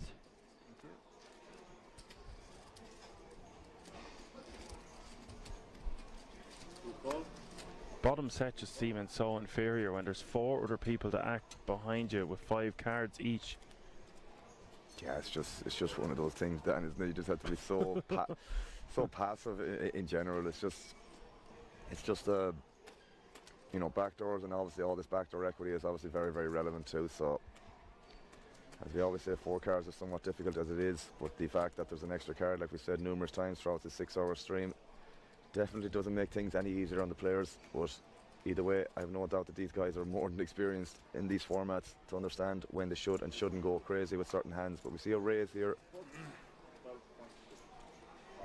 from Dario with the middle set. And the gut shot to go along with that, and also the flush draw. What a hand here for Dario. A lot going on for sure, bro. Set. Granted, it's only middle set, but it's better bottom set. Straight draw and a flush draw. I know his flush draw now isn't the greatest. Oh, which one was the hand? Ace, king, 10, 2 hearts. But wow. Turn, deuce of hearts, river, deuce. The tough spot for Philip, but at the same time again, doesn't have the flush draw to go along with the bottom set, so he needs to be careful here. Might be a spot he can get away from this. He still has to worry about, well, maybe not so much about Ferry, but still reasonable hand to. I think he just has to put this in the muck, yeah. I think so too, yeah. I think so too. I think it's one of those spots without the redraw to the flush, at least. Just gonna have to get out of the way, I guess. Ferry, on the other hand, is gonna be in the same boat, I guess. Yeah, as well. yeah. Dario's hand just looking very strong here. Check raising. Multi-way like that. Multi-way. Few people to act behind him, and already a bet and a call in front of him. Indeed. Don't tell us. You can still go. You can still go. You're up. How can I explain? You're lucky so far. So maybe you can still go a nice holiday. 1800, 18,000. 18,000. See Ferry still debating whether he wants to flick in a call here, but when you see bottom set being folded, everybody's a winner. Everything. Oh wow, he's really going to be running this, guys. This is This is going to be a big one, guys. This is going to be our first 100k pot, I think. 2 times? And it is just 116k.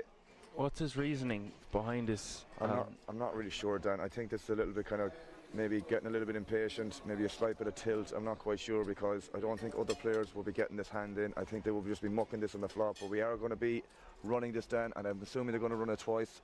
And this is by far the biggest pot of the night. Indeed, 116k in the middle, guys, and they are running it twice, according to what Ferry said, or mentioned, or signalled, I should say, with his fingers. No, it's sick. Dario in a very, very good shape here. Is he drawn dead here with the tick beside it, in terms of outs? Because he does block a lot of Ferry's outs here with the 3. It's like Ferry has a wrap, but it's not the greatest of wraps. That's a different chop than we know in Holland. That's we've got a Colombian chop on the 5. This is gonna. Okay. I think he has less. The Ferry can't win. This is the problem. He's literally getting this in dead. It's really, really bad shape here. He's dead. So sick. 116k. I don't think Dario can believe this situation. I just think this is a spot where Ferry doesn't have to do what he did, and he ended up doing it anyways. Turn is the jack of clubs. And that's it, Dan. GG Ferry for the first run out. I mean, wow. GG Ferry full stop, I guess. Unless someone mentioned in the chat that unless the graphics counter is accounting for the mucked cards, which could make sense as well.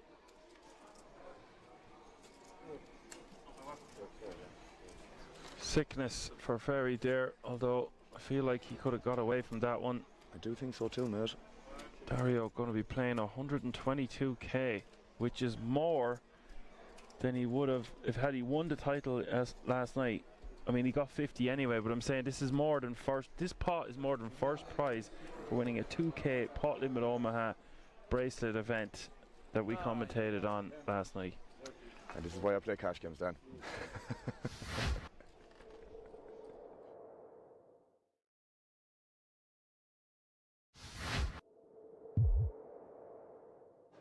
Important thing was outdoors of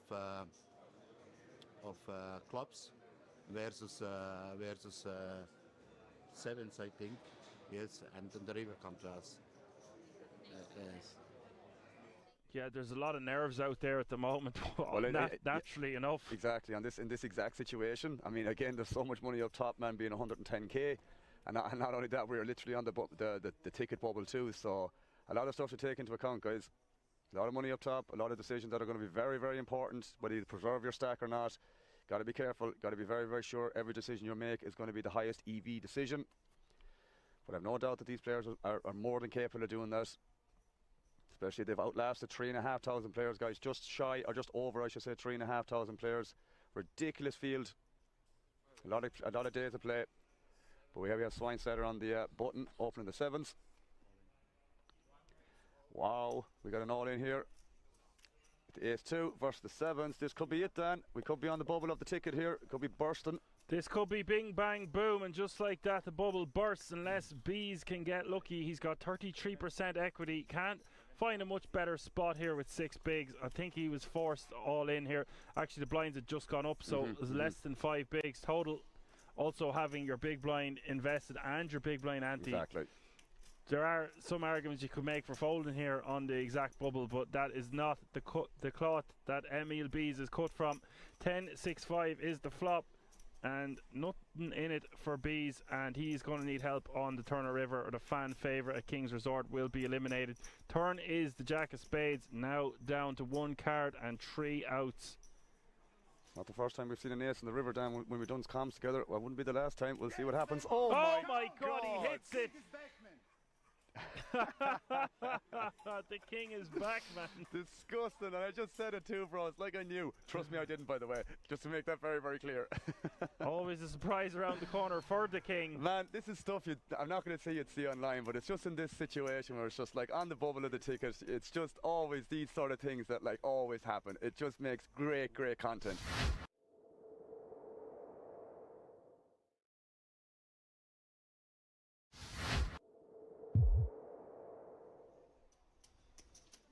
Both Morone and Saka guaranteed career best. Di Nicola with kings for the third time since we jumped in the booth, Randy, which has been only about 20 minutes or so. Call it half hour. Oh, this Jack 10 suited could get Saka in trouble. Some players like to 3-bet jam this type of hand. It does well pre. Lots of fold equity, but he really does not want to if he can help it. 7. I think he said 7.5, you know. 7? Oh. And Moroni's got a legit hand here as well. Every hand is a car crash. Ace Jack now for Morone out of the big. The spot that Di Nicola found himself in earlier, but extend. Oh no, he's pushed it all in, and Di Nicola is gonna get an opportunity to be a huge favorite with these two kings. So grim for Morone. So often he's just going to pick up the 10 million in dead money. 29% equity though, Randy. Oh, he's running around. Where's he going? To his rail? Over to his, oh, they're both heading over to their rail. I wonder if there's going to be a fight that breaks out between the rail. Okay, well, we know Moroni's rooting for the ace. Di Nicola and his missus. Anti-sweating the ace. Yeah. Gotta be some awkwardness on that side. Saka just gets to watch on. I love this shot. This is amazing. 9-5-4, so far so good for the Cowboys of Di Nicola. 2 cards to come, an 85% favourite. Now up to 93. Morone looking for a Barry. Di Nicola looking for a hold, which he does, Randy. Scoops a monster 63 million chip pot. We're just going to get official confirmation from the dealer, but I believe because Morone was in the big, it's big blind ante first, and he was just barely covered, Randy. Eliminated in third place, taking home 87,000 euros plus that World Series of Poker Europe main event ticket. But how bittersweet does this run feel here?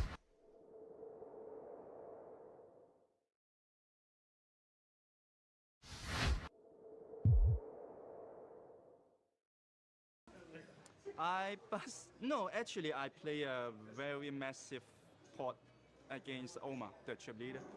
So that hand was like he opened every hand. So and I 3-bet, he called, flop king, 3 deuce.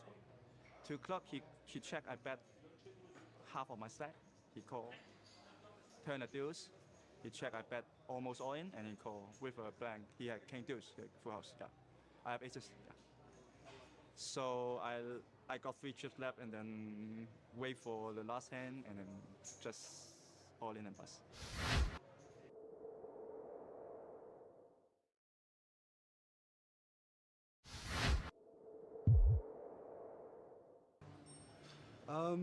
I bust in a pretty standard way, I guess. I was fairly short, and the guy on my right limped, and I just checked behind him. He was in the small, I was in the big, and I flopped a set, which is fantastic when you're, you know, and we got it in. He had a flush draw, and but he didn't make his flush, but he hit a runner for a straight. But it was like, I was winning to the last card, so I was in there with a chance.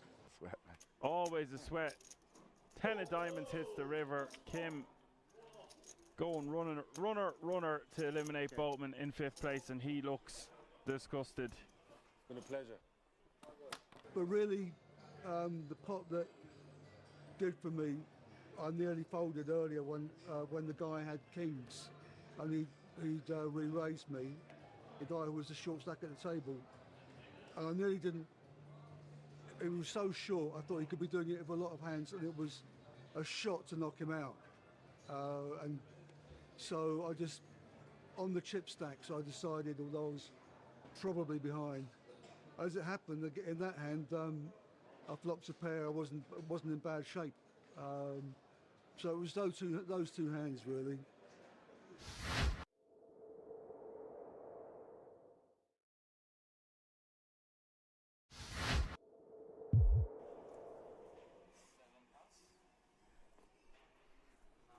Yeah, and it's important to note there, when we do have eliminations, we are trying to get the players to have as many interviews after their bust out as possible.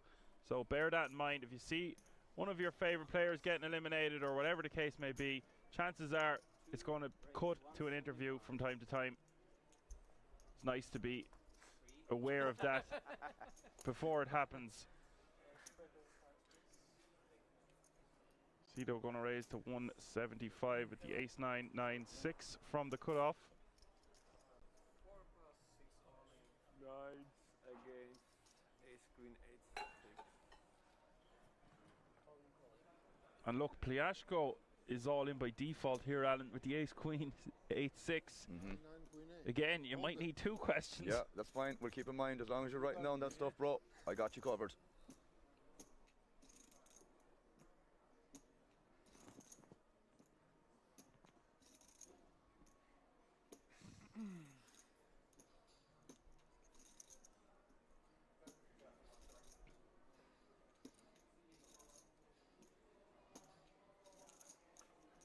And this one is 50-50 as well, as we see the flop of Jack 10-3. Pliashko, the favourite to remain in this tournament, as we see the turn. Of course, wow, nice. Whoa. It's for you, round flush, bro. You just made the round flush. Not something we see every day, the royal flush. Indeed. Sit back down, Pliashko. He's probably raged that he only has 200k there after getting such a massive hand. Indeed. Better than being knocked out. Oh, presente, man.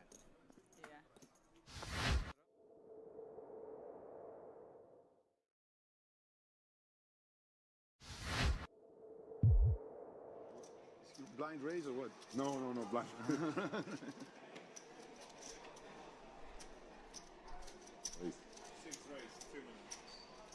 Well, we're back after having a word with our 4th place finisher, Alessandro Paderoli, out in 4th for 66,000. And with that elimination, Randy, we're down to 3, 87,000.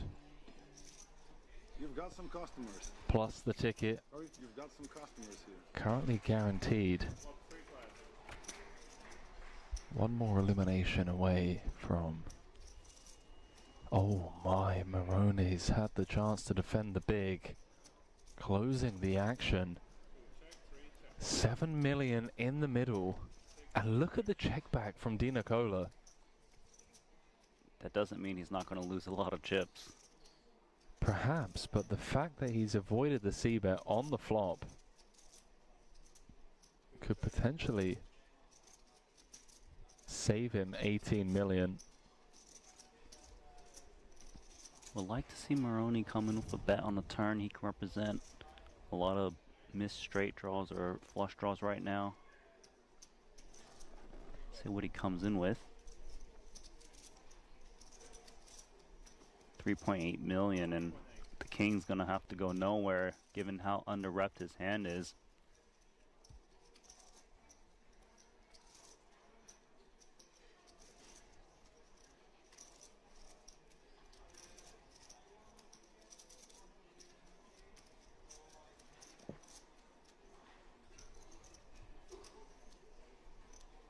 Went for more than half pot on the turn in the form of a probe 3 ways. Does put 15 million out there now. Less than 1 SPR. Sized it to perfection to target some flush draws, target some set 10x. Ooh, the 10-10 run out though. That's a hard one to bet, right? Because your opponent could easily have a 10x as played. It depends on how light he feels he's getting called on the button, whether to bet or not. And it looks like he's just trying to induce from the busted diamonds and straight draws, which I think is a fine play for his 7. It's going to check through, and I feel like he lost the minimum with those 2 kings. Yeah, favourable run out there for Di Nicola. It's getting pretty even. 32 million for Di Nicola. 29 for Moroni.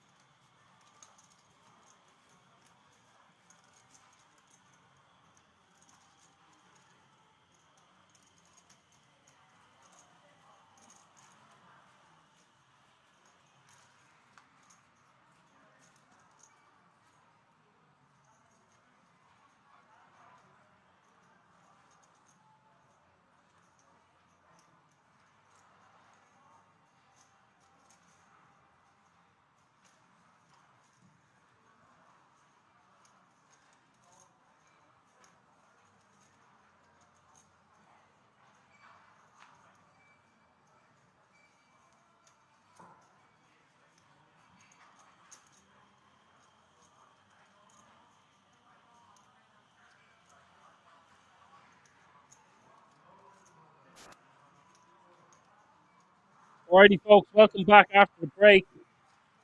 We have just done the redraw. Blinds have just gone up.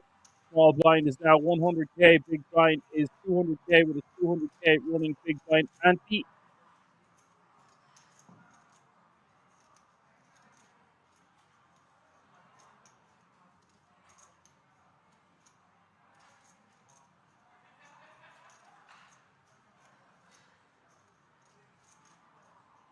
$23 players remaining now, all guaranteed a minimum of €3,150.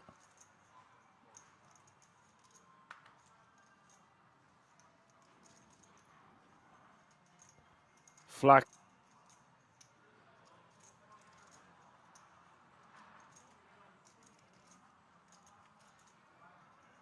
BM is going to raise to 455. Average stack is 7.2 million. Pressure's really on now. We are down to the last 3 tables of the Wolf Millionaire main event. Ow!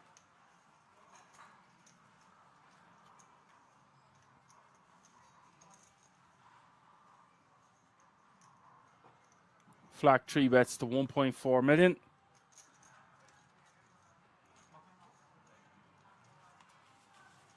By the way,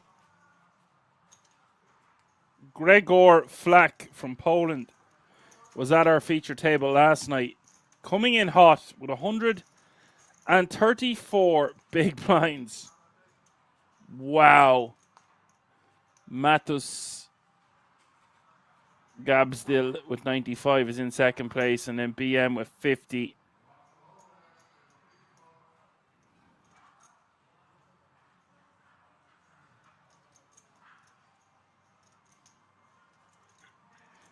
Victor Pajon with 27 bigs. Tony Ravnak, who you might remember from last night. I might remember he had a 75k score already this year. Already this summer, 11th of July. Patrick Fashing with 20 bigs. Mikhail not going to attempt to pronounce that second name.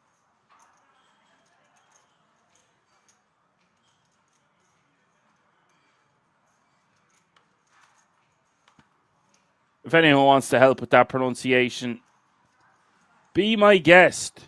He's got 15 bigs. And Peter Volk, the Wolf, last place on our leaderboard at this feature table, playing 8 big blinds. We've no info on the outer tables. I'm sure Mickey is still in, though. He had a nice stack. Well, I don't know that for sure. Slovakia, Serbia, Austria, Poland, Switzerland, Vietnam, all being represented at this feature table. And the Czech Republic, of course, the hometown hero. Peter Volk is still in the mix. BC says, let's go, bro.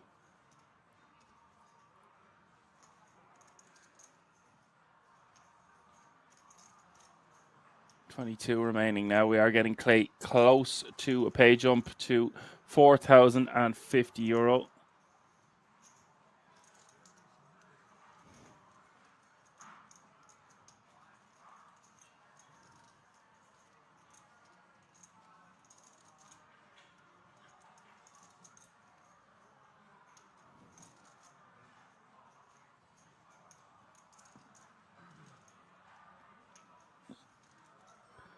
Victor all in with the ace queen over the 3 bet from Mathis, the initial opener. 6 is getting out of the way. For a second there, the graphic said he'd call. It was like, that would be astonishing.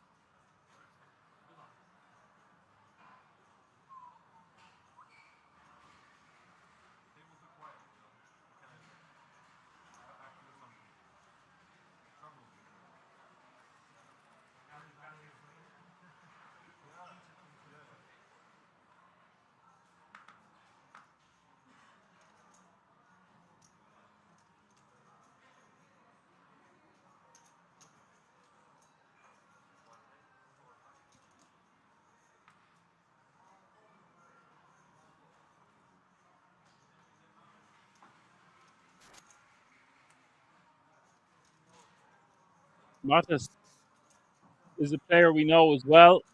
Richie, isn't he? Matas Gabs still in the mix. In raising with the ace king. The standing with the king 9, the flop is ace 7 deuce.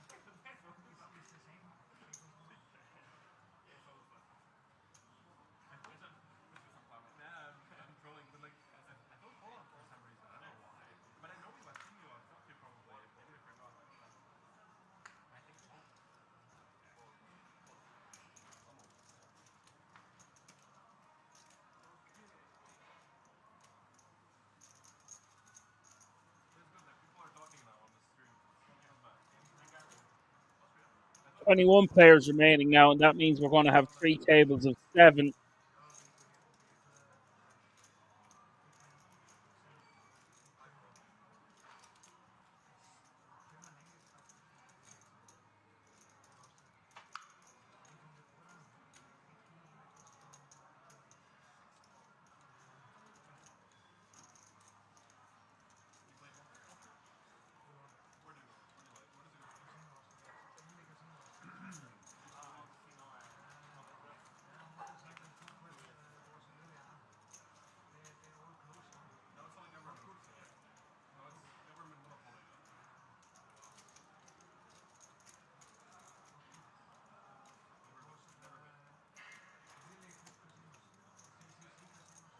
BM defending or calling from the. I don't really like this from BM with the king 4 off suit. Even from the. Oh, sorry, it's blind to be blind battle. Take it all back, gang.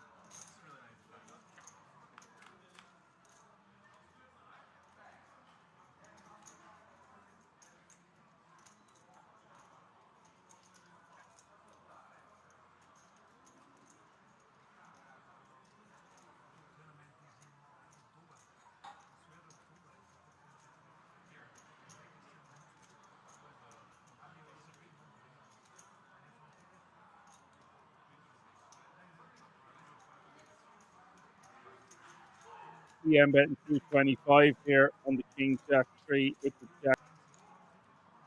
Not this is might call one small bet, and he does do just that. BM is on a hot streak, Richie. Turn is the queen of clubs.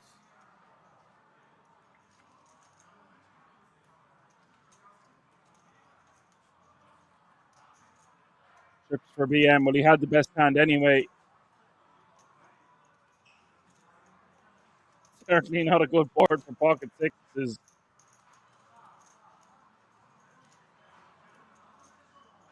Remember, we have a pay jump of nearly €1,000 between 21st and 20th place.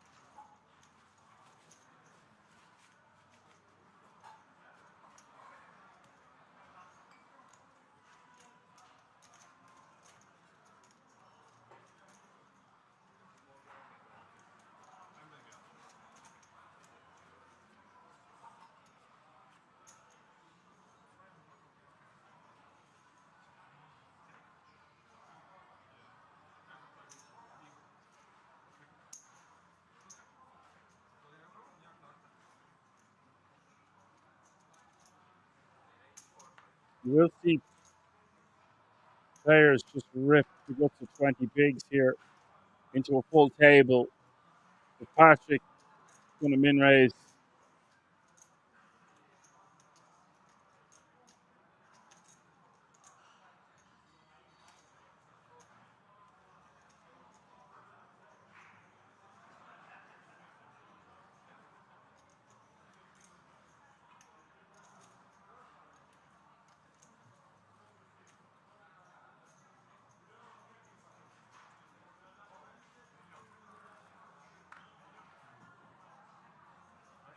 Twenty players remaining now. Pay jump has been reached, Richie.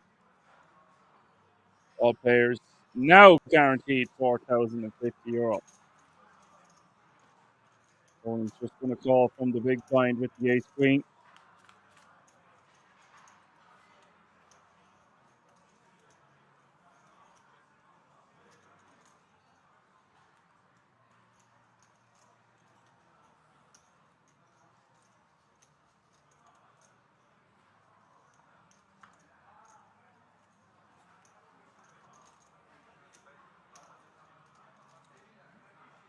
Average stack is now 42 big blinds.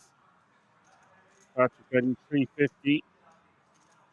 Only calling from the big blind, by the way, not wanting to get more chips in their prey against them under the control.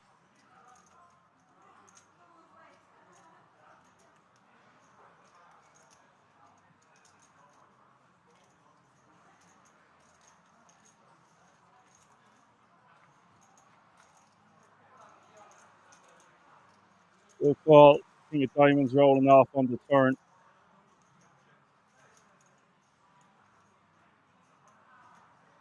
Patrick could bet, or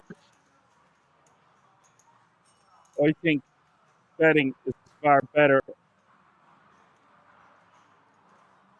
Set up a river jam.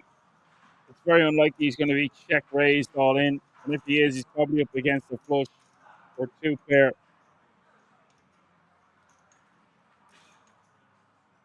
Wants to bet something around 700k here. Bet 700k. Well done, Patrick. This is just going to get Tony to fold because all the King X is in Patrick's under the gun range. He's got Ace King, he's got King Queen, he's got Diamonds, he's got King 10 suited, he's got Aces, even though we blocked that.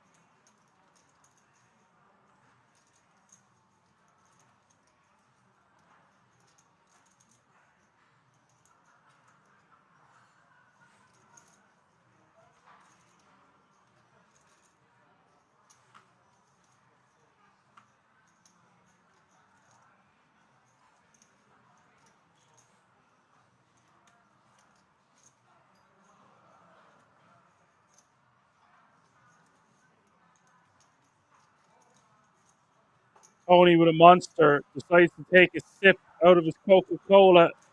He's got the ace king of diamonds. We could be seeing a huge flip here.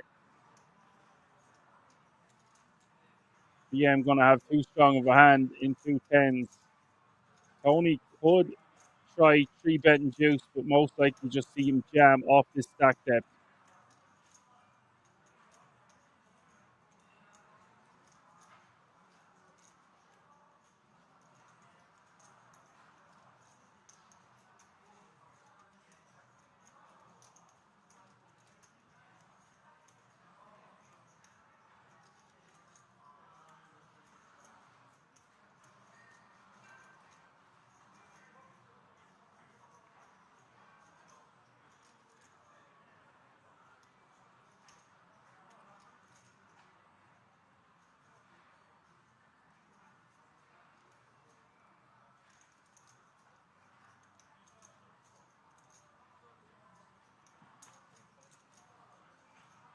Goes rejam.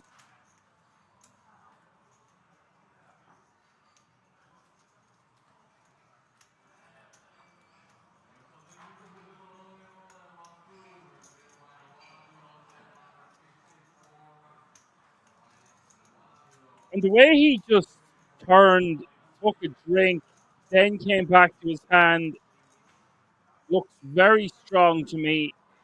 I don't talk too much about tells. I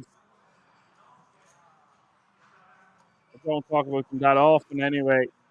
But that one is very abundant and clear.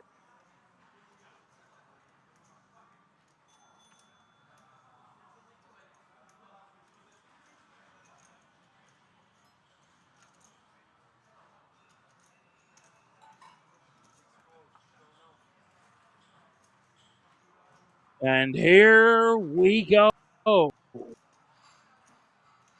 7.97 million in this spot. A huge flip for both players involved, with 20 players remaining in the Wolves Millionaire main event, day 3.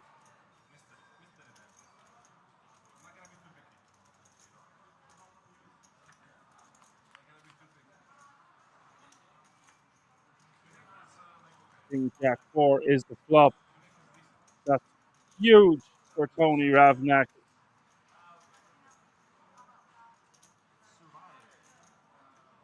BM needing a lot of help now. Turn is the 3 of hearts.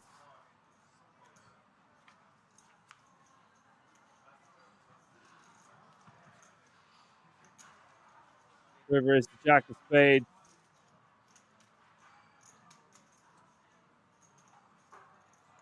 The tens takes the hit. What had 10 million will now be playing 6.16.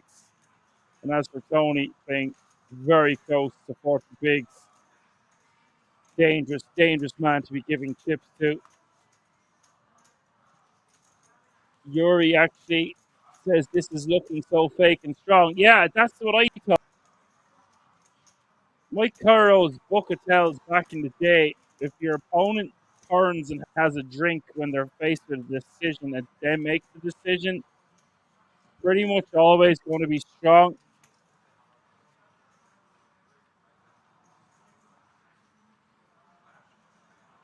Yuri says when he's acting like this, I think tens is the lowest he should call.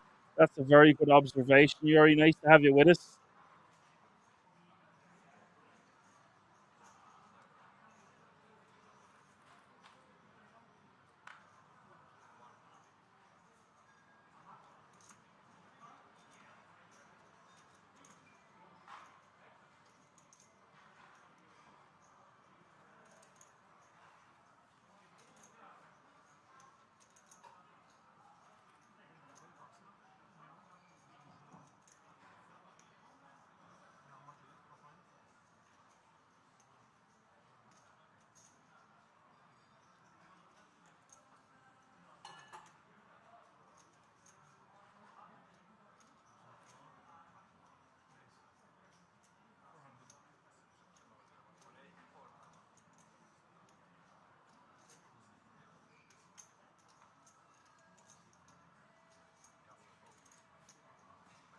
And Tony Ravnak has got fighting chips now if he didn't before. Right back up to almost average stack.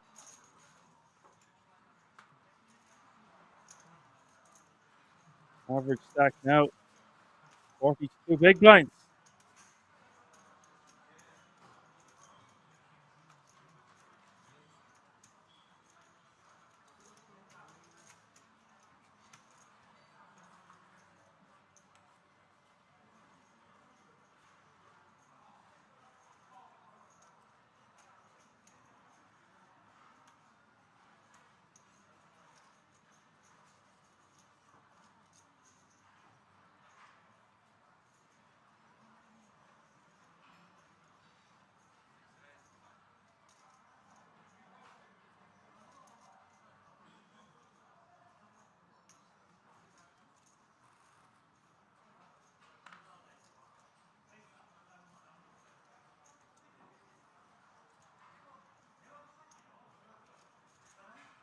Whereas this guy looks 5 times at his hand in 1 minute. Yeah, this was brought to his attention yesterday, how long it takes him to make decisions.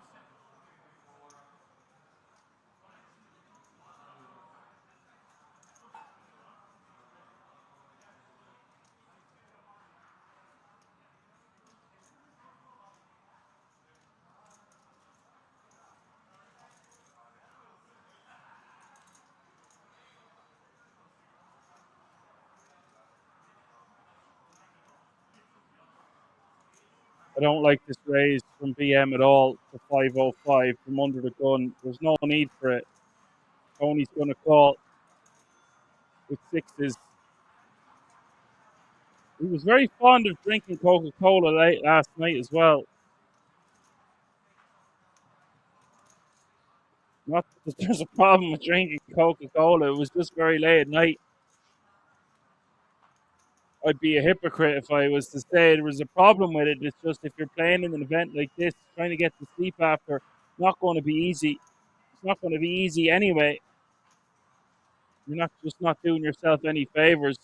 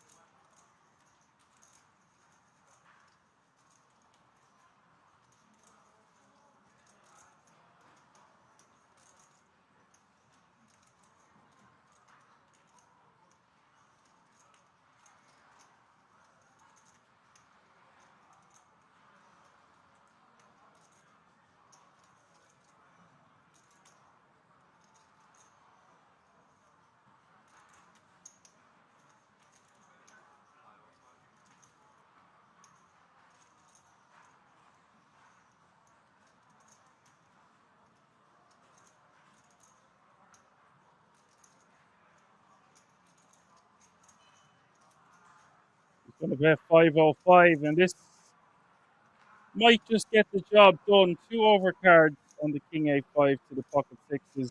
No, Tony wants to see a turn.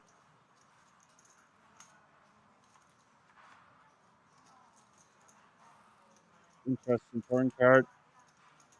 7 of clubs, open-ended now for Tony. Open-ended now for BM. Who's got the higher end of the open-ender.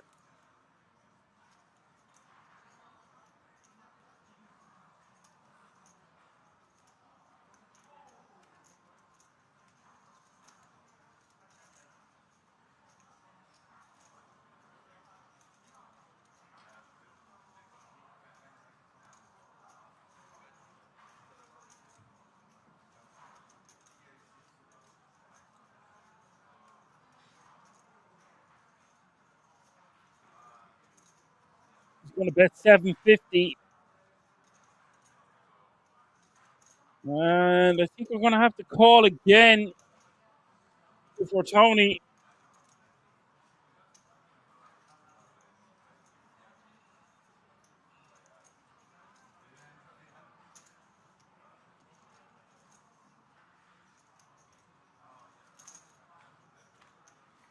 Was called. Interesting river coming up. Pairs the board. It's the king of spades. It's caught now with over 4 million.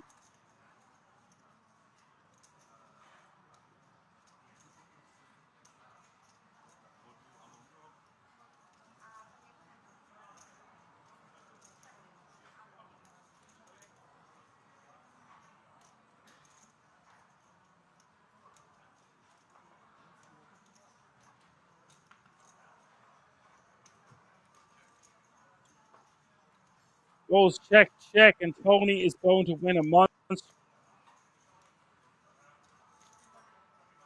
Really great river for him. And suddenly, Tony is over 10 million in chips.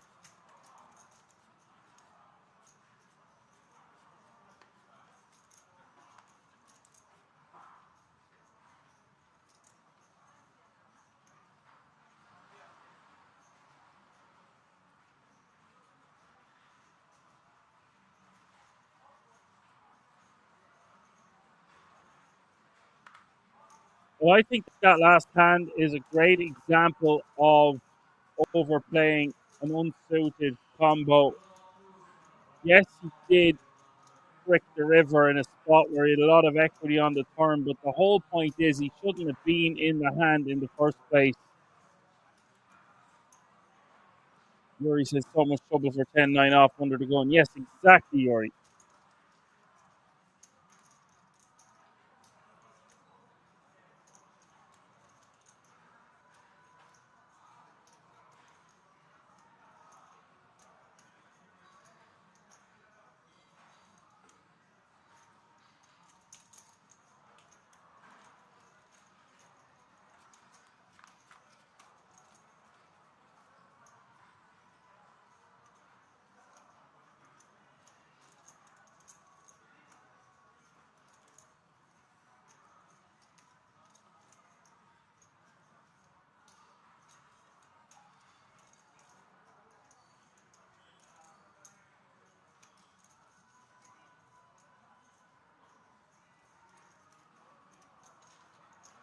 Tony has got BM's number in another hand.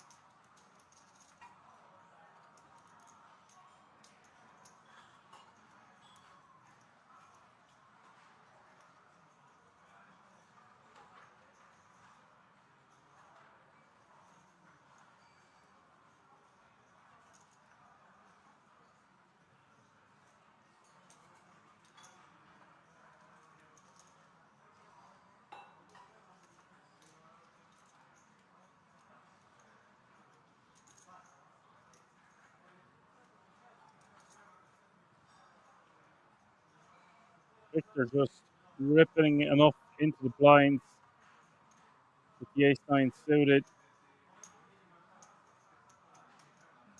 So he says he wants his chips back. Yeah. Been in that spot before.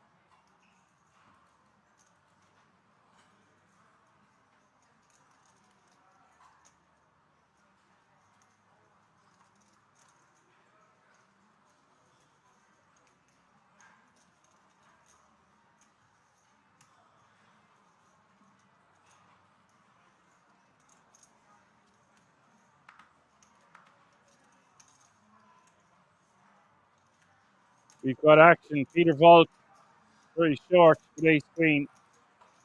Unlucky to run into Mathis with the ace king. The initial opener with 10-8 off suit. It's going to be a cooler here for Peter. Not much he can do.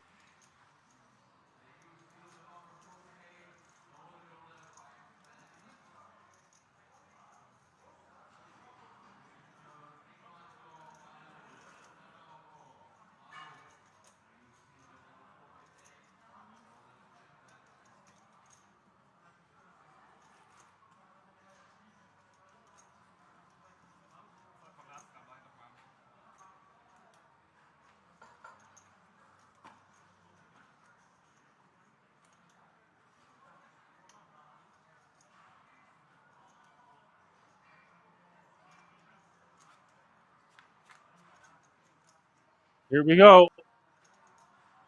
No queen on that flop. 7-4-3. Running hearts working for Peter Volk. There's a heart. It's never easy. Picks up an additional 9 outs as we hit the river. But it is a 7 of diamonds.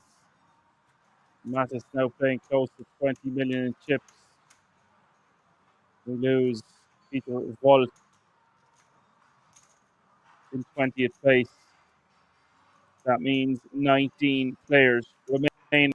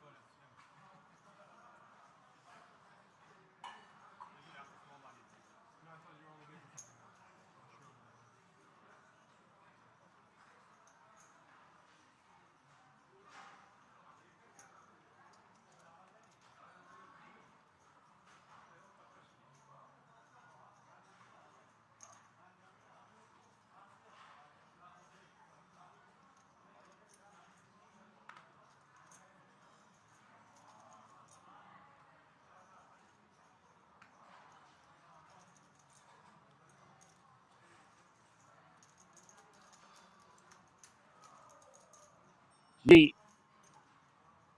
to Peter Volk. Hometown hero. King's Resort Reg. I'm sure we will see him very soon.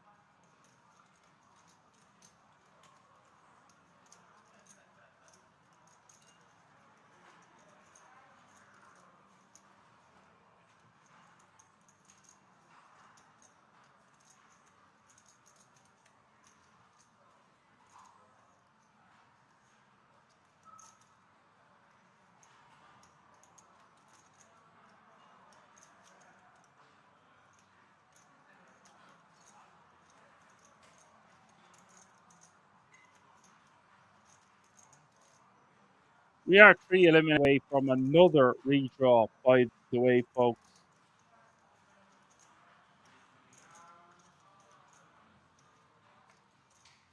That's going to shove on Michael.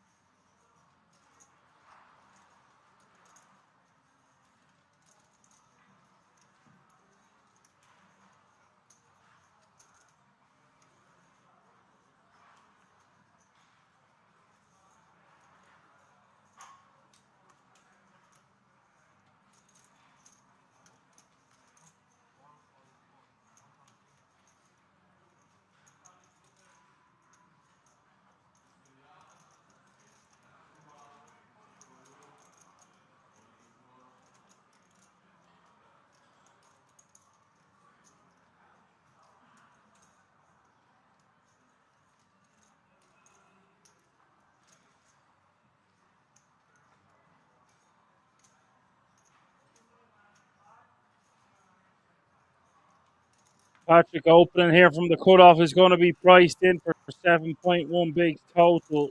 This is the danger in the open hands like King 9. I think this is a totally fine open, but we have to know that we're going to have to call the 7 bigs when Michael does wake up with a hand. We are going to have 2 live cards, 36% equity, and there's 18 players remaining now. So Michael is the at-risk player. Big moment here for both players involved.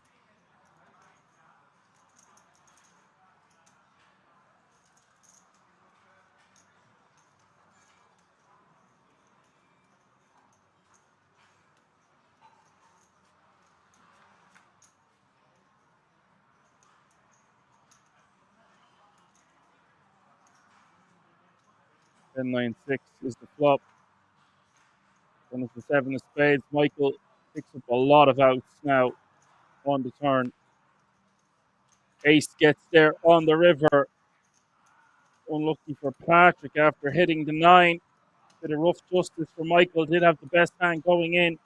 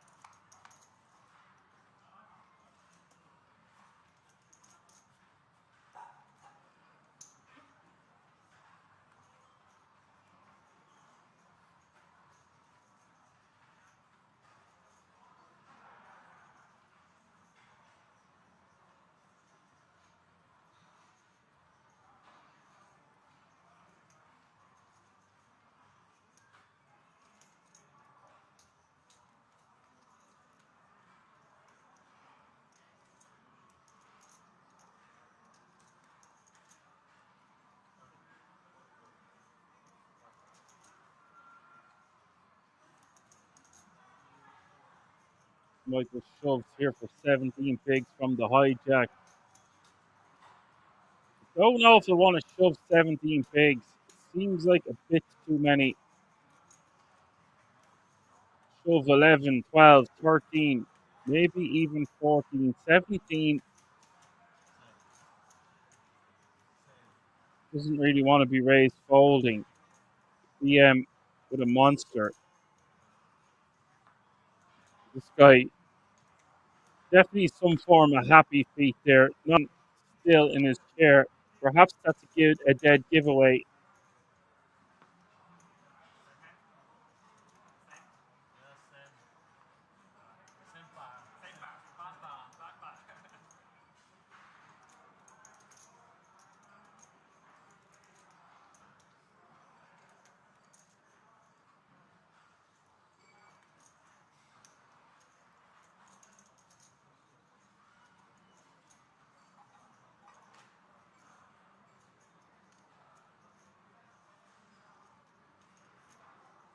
What a wake up this is for BM, by the way. Aces. Just aces when someone shoves 17 bigs.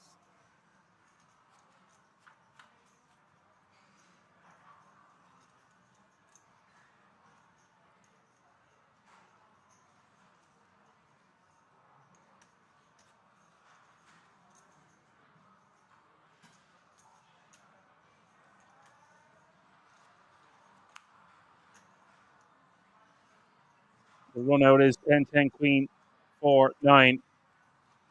We're about to lose Michael. Well, I say that he's going to have 0.2 bigs. Big, chunky double up for BM.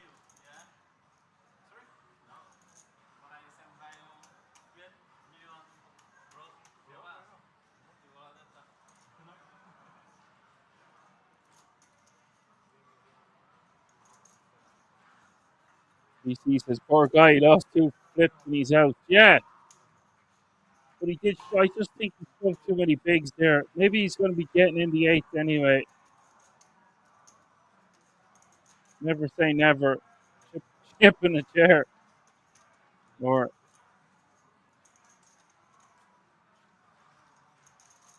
0.2%. 10% of a chip and a chair.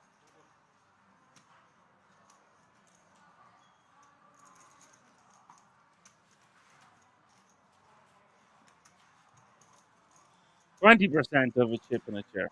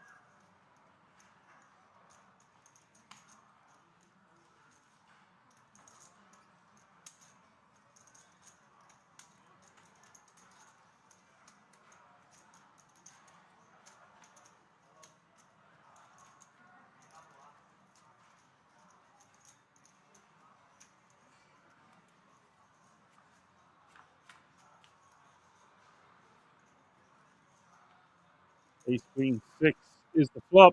Victor with ace king.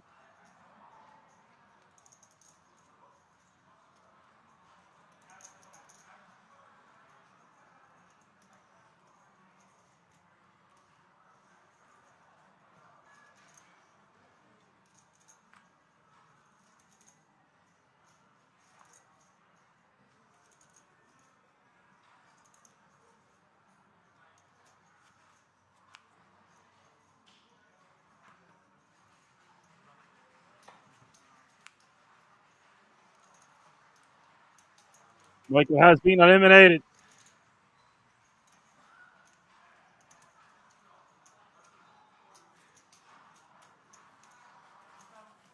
That means 17 pairs remaining now. We are one One bust out away from our final 16.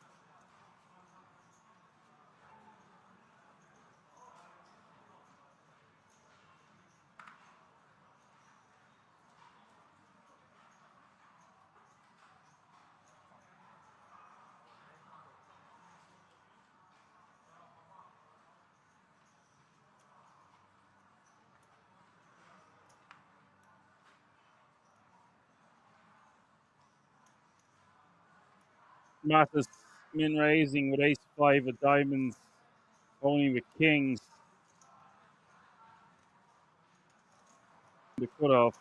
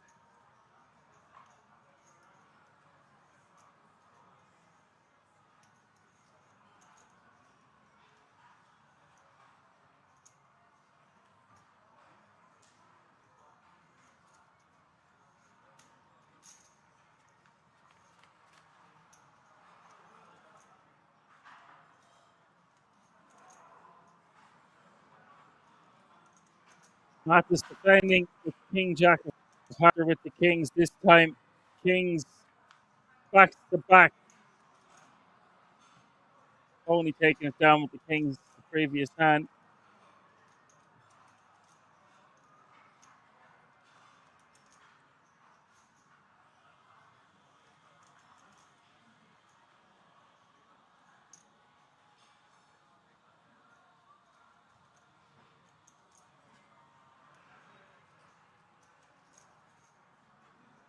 That's 300k.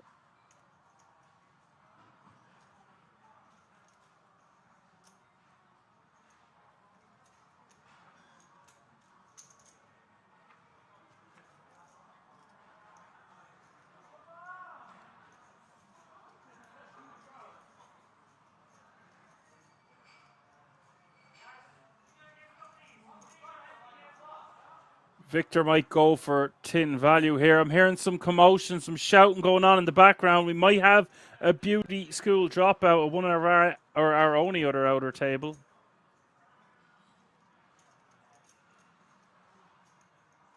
Victor bets 500k.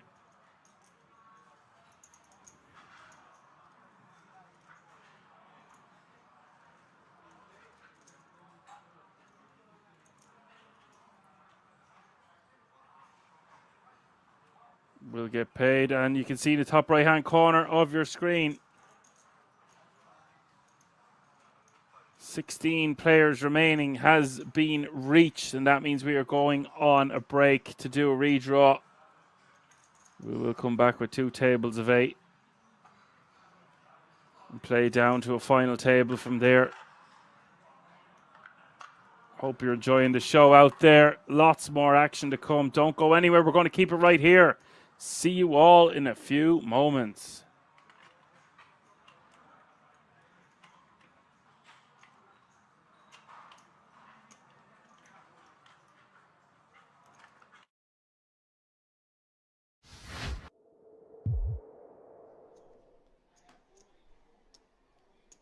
Casual Sunday. We got past Focus Friday. Yeah. Linares with a monster here on the button. Ace Queen of Diamonds. 3.7. The problem I have with Le Mans is he's shown a propensity to be very impatient, even though he has battled back well. So at some point he might just get fed up with the heads-up battle, even though it's for the bracelet and so much money is the difference between first and second place. Depends what happens here. He's liable to just... He's like a placid volcano. Yeah, just going to erupt every now and again. Yeah.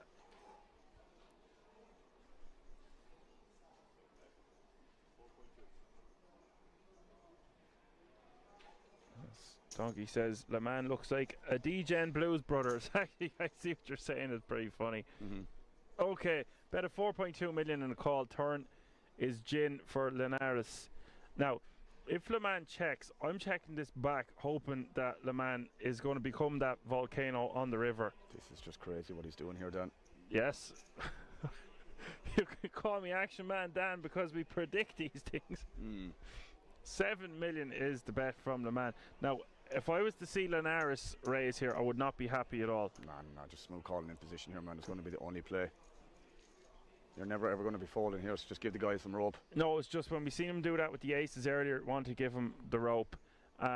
3 of spades. What's this? What the hell? What did he say? All in. Oh. He said all in. Oh my God. What just happened, guys? He shoved for 65 million. What just happened, guys? What a crazy hand to commentate on. What? They just called it the Placid Volcano has erupted. Le Mans has finished in second place. What just happened, guys? I don't care. He says he doesn't care. Linares has prevailed as your World Series of Poker Europe mini main event champion. Well, when your head's up, it's hard to have something, right? So when the board pairs up, and I know he doesn't have a house, I just apply maximum pressure. Unfortunately, he have the nut flush, so I just ran into a bad hand and I did yeah, a strong move in the wrong spots. No, I would do it again. It's very unlikely to have the nut flush when you're heads up, but he have it, so I guess GG to him.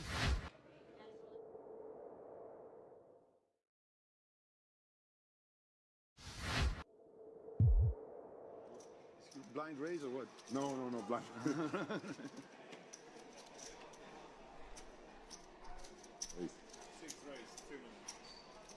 Well, we're back after having a word with our fourth place finisher, Alessandro Pederoli, out in fourth for 66,000. And with that elimination, Randy, we're down to 3, 87,000. You've got some customers. Plus the ticket. Sorry, you've got some customers here. Currently guaranteed. One more elimination away from... Oh my, Moroni's had the chance to defend the big. Closing the action. 7 million in the middle. And look at the check back from Di Nicola. That doesn't mean he's not going to lose a lot of chips. Perhaps, but the fact that he's avoided the c-bet on the flop could potentially save him 18 million. Would like to see Moroni come in with a bet on the turn. He can represent a lot of missed straight draws or flush draws right now. See what he comes in with. 3.8 million, and the king's gonna have to go nowhere given how under-repped his hand is.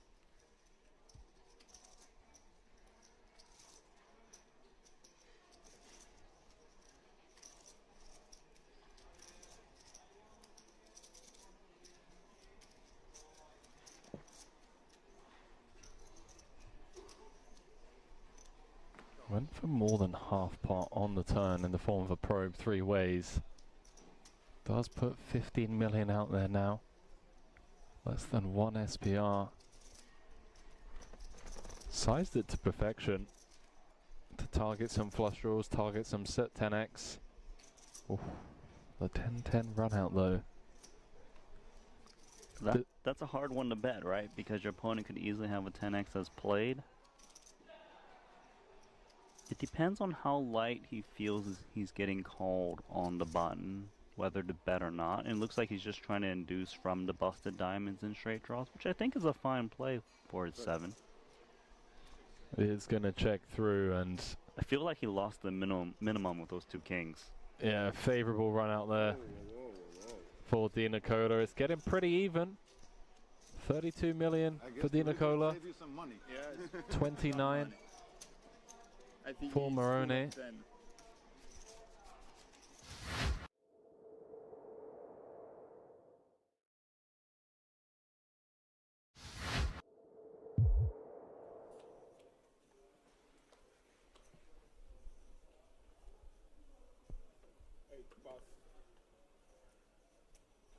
Buck when I was watching this going, how come Martinson can't have all the fun? I'm the chip leader here. Yeah, but he still has 6 million. It's okay. Martinson, once again, 2 10s. He's got the firepower to fight. His arms must be getting tired, Randy. Just kidding. I don't think he minds it. We might have to relay the felt.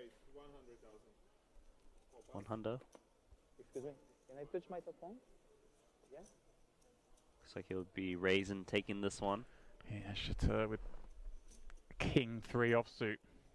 Such a poor hand. No chance he's playing this.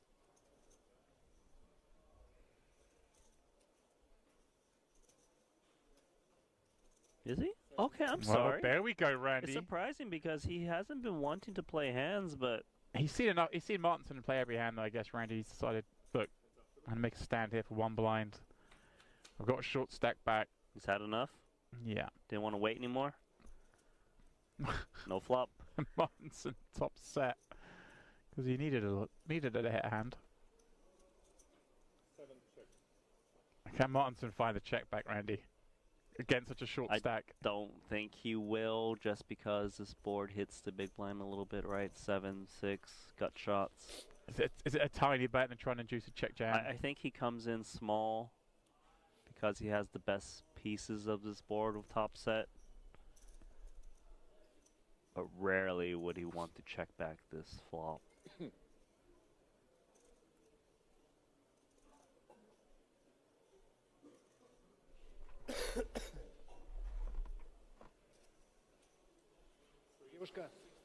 $65,000, the bet very small. And a switch. Oh my check. god, what is going on here? Made a move with just king 3 high, no backdoor hearts, and he's pretty much dusted. Looking for an 8 or 9 and a 9 to kind of chop this one up. Wow, Randy. He knew it was the big blind's board. And he took advantage of that situation, or at least he thought he was going to, but instead, Martinson has him all but dead. Randy, what are we seeing? Well, that's it. That seals it. Chateau out in 27th. I mean, I always give credit to someone giving it a go, Randy, but that was spicy. Posting on a delay, consistent with our stream, so there will be no spoilers. Unbelievable, this guy, Santos. He's playing almost every hand. Except that 98%. Right? Yep.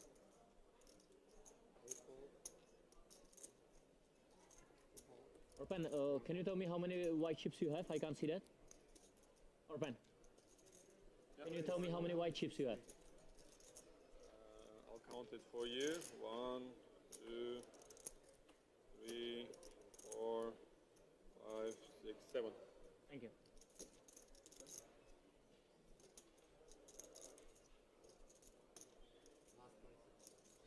$420. Whoa. This is out of line. 6-5 offsuit, 420. 420. Now, do you think this is more designed to not let Orpen into the pot or to attack Brewers Open? Could be a double. It's a double. Upside for him. Sizing, by the way, isn't going to clear a good chunk of what Brewers opening with. Yeah, and Brewers got a reasonable hand. I think he's actually thinking about multiple. All in? Yeah, wow, this is just one angle to piles. go with. Thanks again. Chris, be honest with me. We are Team Brewer. You don't talk with me now? Why not? All in. Yes, so that then don't make any more mistakes. You have kings, yes or no? Be a man. Yes or no? Please. No more Team Brewer, yeah? Okay, official end of Team Brewer today. Are you set? How much? Now, Martin, see, he's doing all this. He knows he's never making the call, Randy, and this is where I think a lot of guys get annoyed because he's milking clock, he's posturing. Set, yeah? Again, kings, yeah? In Kings Casino. Hold. No show? No show. You had kings? Just be honest. Kings Casino. You had kings? Kings Casino. I win mine. That's pretty good.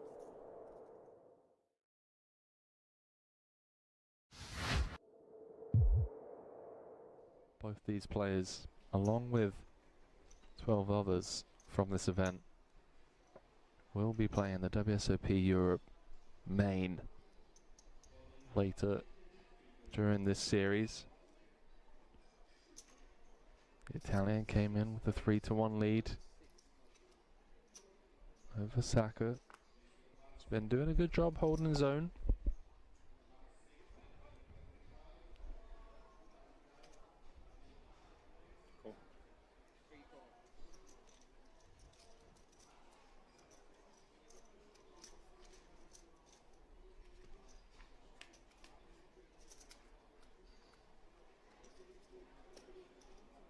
Does flop best on the 5-4 deuce.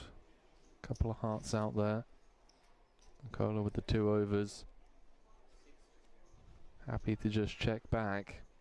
as he now pairs his 10, and that's a card that Saka may feel okay with pursuing value on. Yeah, he's betting because when a player checks back the flop, they either just miss or have a lot of ace highs that has decent equity. King 10 making the quick call. Oh, music to the ears of the Italian as it runs out clean. 11 million in the middle, and Saka is reaching for blocking chips. Another bet of 2.5 million. I actually think that Di Nicola can come in for raise against the block bet on this board. You shouldn't be too scared against like 2-pair plus.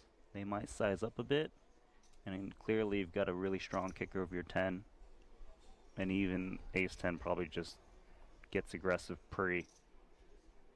Raise 10 million. I love this. Wow, he does just go for all of it. Oh, I do apologise, he said 10 million.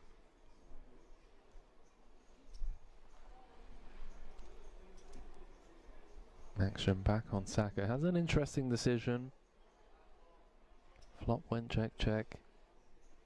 He probed turn for 2.5 million. Di Nicola called. Blocked river for the same price. Now getting raised.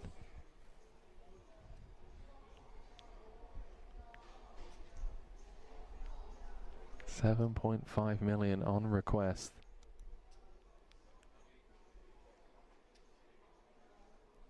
Based on how fast these guys have been playing, this is the longest tank we've seen, and an understandable one at that. What hands would play this way?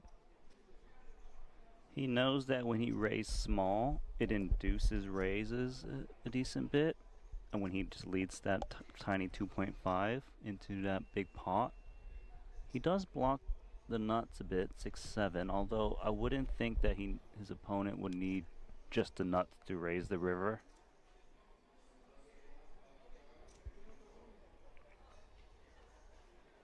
Saka's also thinking that a 5x shouldn't raise the river 8x since it'll be thin with the 10 out there. So just, is this a thin value raise, or is this just a bluff that he's just trying to pick off?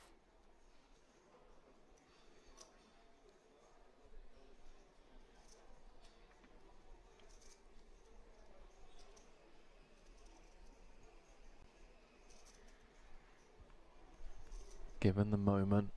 Oh, he's paid him off. Di Nicola scooping a 31 million chip pot, and you have to ask yourself, Randy, was there a bit of leveling going on in Saka's mind where he's gone small on turn, gone small on river, and then just convinced himself that it was the small bet sizings that Nicola was pouncing on with air?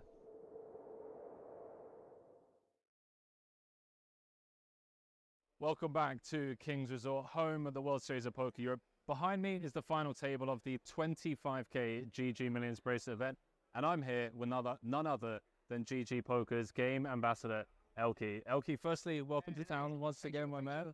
I want to ask you a few questions, because like the GG Millions, it used to get streamed on Twitch, on YouTube. There were streamers all over the world that would just watch the final tables, and now fast forward a couple of years, it's just blowing up. You guys are taking the GG Millions everywhere, including to the World Series of Poker. Yeah, so this year was the first one that we started with live events, and we did like I think this is the 5th stop of the GG Million Live. We had some pretty amazing event in Vietnam with Triton, in Vietnam, in Cyprus, in London, and in Monaco. And now first time that the GG Million comes to the World Series. And I'm really excited about like going up the brand and designing a lot of like really cool features, and really trying to have, the goal is kind of to blend everything and to give players who play live the GG experience, and also to bring like players who play online, give them the same experience that they have here. And so I think it's really exciting project. And to my understanding, you're actually staying in town to give the winner of this tournament their bracelet and the GG Millions trophy. Yeah, so we have special GG Million trophies that I bought all the way from Korea. So I'm excited to give it to anyone. I really hope they start Martin Cowboy as well. Anybody anywhere else on your table, I would be excited. Anyone else? I mean, you're allowed to say that. I'm not, but it's okay. may the best man win. They're gonna get to see Elke deliver the trophy. The thing about the GG Million is that we were the first one to have like a pure win-loss leaderboard. Yeah. So because most of the leaderboard is made on cashes, but GG Million we decided because we want to like bring out the best players, and like if somebody buys in like 10 times every single flight online, then it all gets tracked. It all gets tracked. So for now, the leader is David Yan with like an amazing 1.7 million win in the GG Million live and online this year.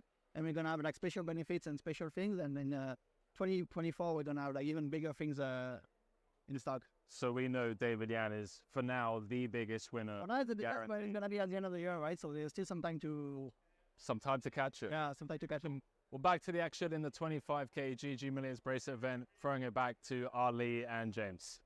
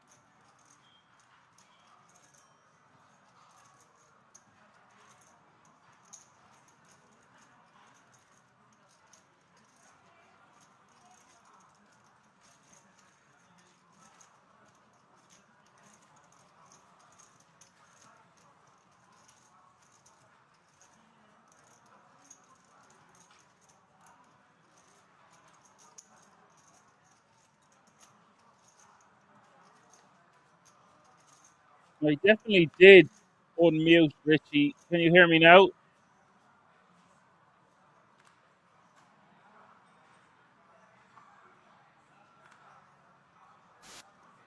I've been talking constantly for a few minutes now, so I hope you can hear me.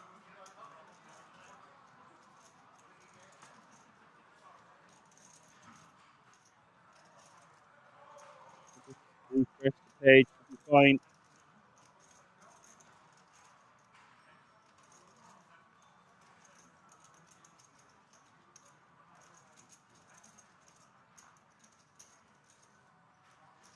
Yes, he says.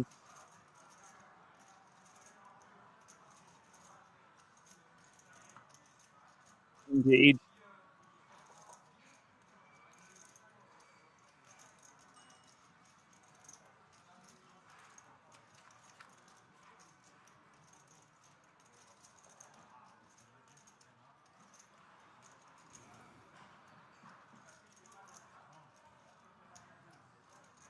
Basically, I've been breaking down who is left in the field here or who's at our feature table.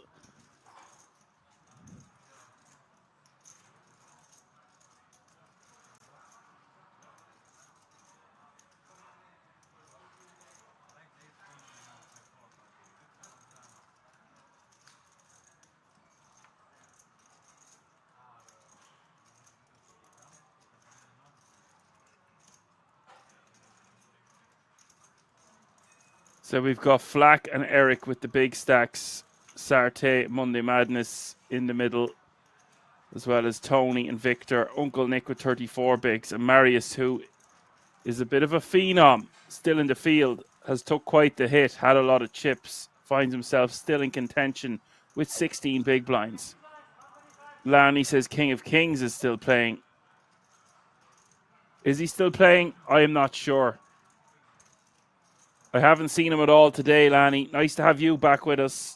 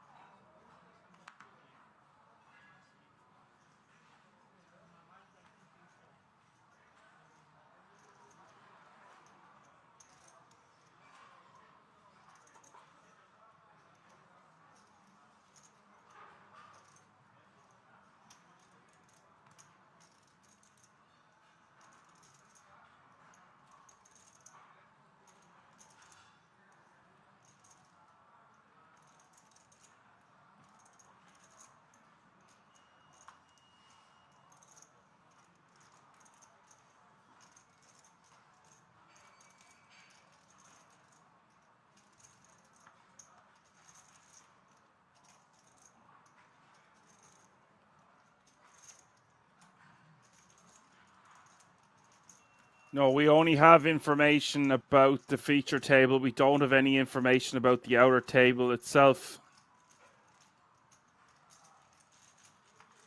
15 players still remain. Pay jump has been reached. €5,075 is the current payout.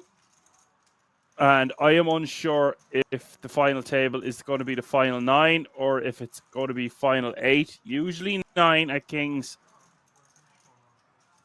That would mean we are only 6 eliminations away from the final table of the Wolf Millionaire main event. More of an owl, I think, than a wolf.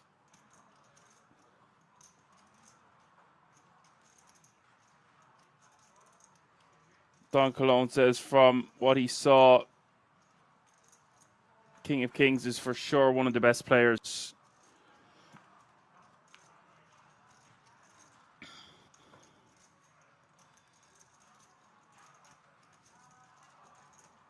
Yeah, they'll want a good sleep, get a good back with the opportunity to play for €145,000.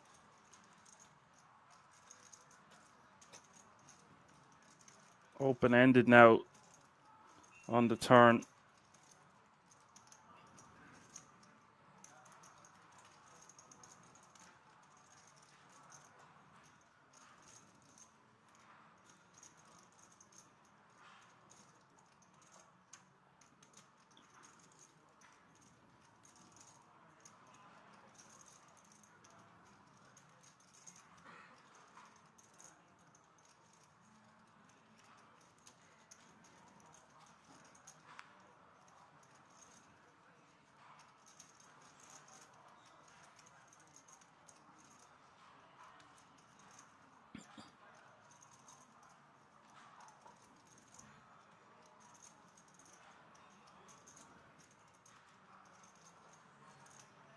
It's about 90 minutes or 100 minutes, between an hour and a half and 2 hours.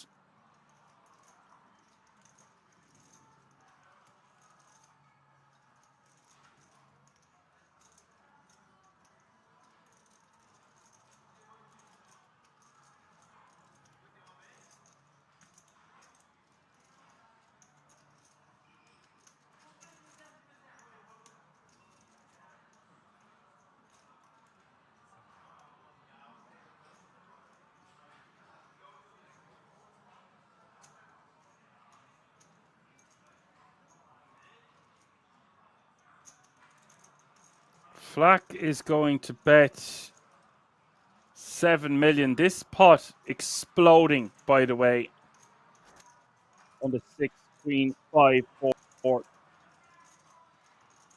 The size of this pot. Under the gun +1 against under the gun +2.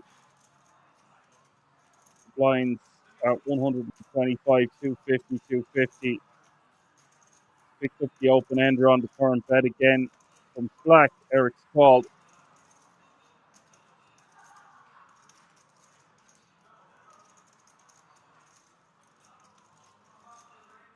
There are big pay gaps down Cologne, but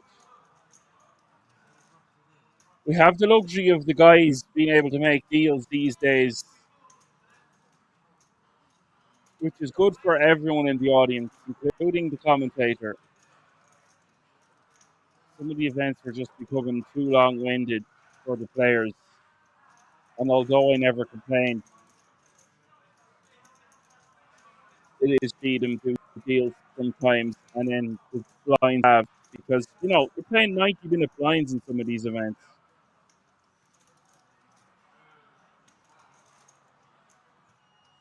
Players are so exhausted by the final day.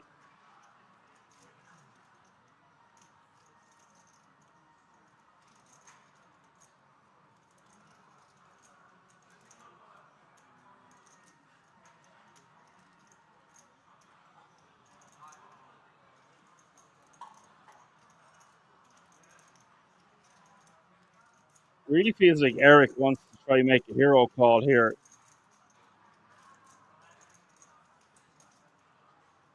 Could you imagine if he pulled off a jam? Now, obviously, he's not going to do it now because he's given away the strength of his hand with his him and Hahn. His body language isn't indicating to me that he is going to be folding. Oh, he just pays it off. Wow. Just pays it off, and Flack wins, and Martin is now playing 142 big blinds. Incredible stuff here. Eric, a non-believer, can beat some spade draws. I didn't go fully into depth because I just felt like he was going to fold on the river. What I was going to say, it would be a crazy spot to turn your hand into a bluff to get an overpair to fold. But the stack to pot ratio just isn't there to pull off a move like that. I don't think so anyway.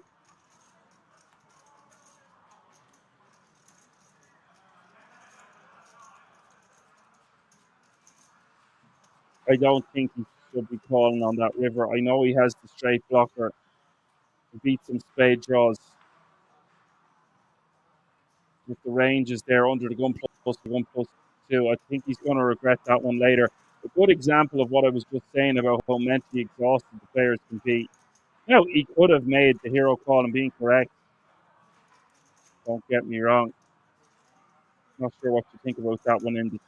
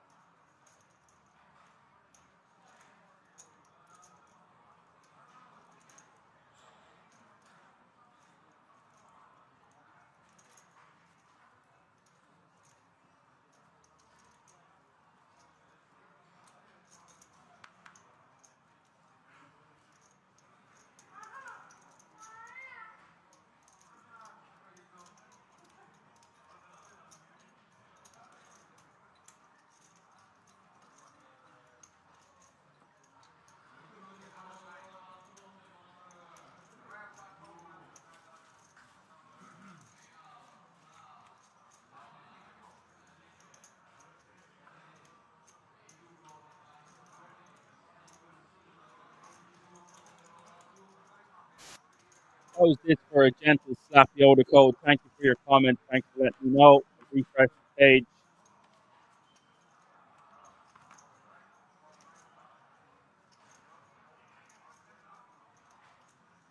Hear a wild animal in the building. It sounded like a cat.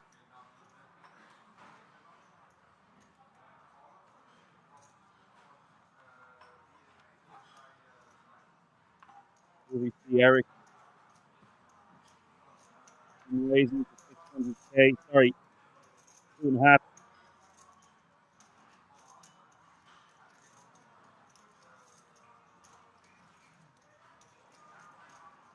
I like that. Give a gentle slap to the microphone.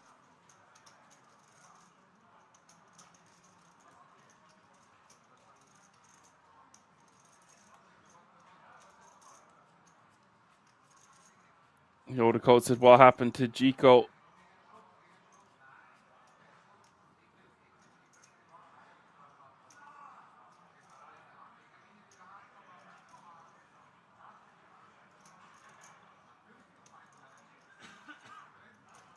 Thank you, Yoda code.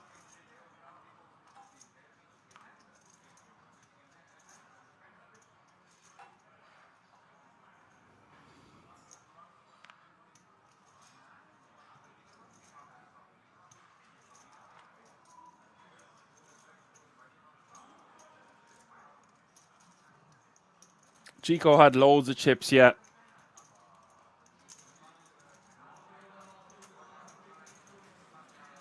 I'm not sure what happened because he got moved to an outer table.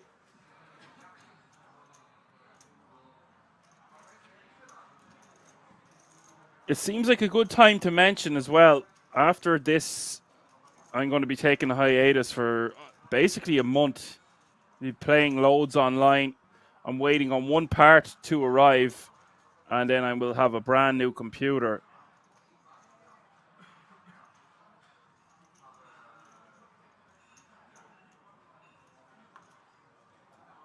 And I'm very excited about that. Should make things a lot better.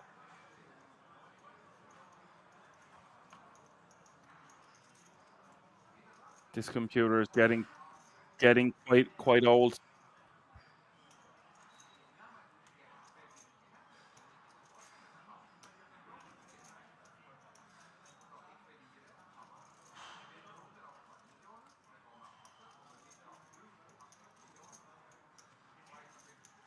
Marius does pick up a monster.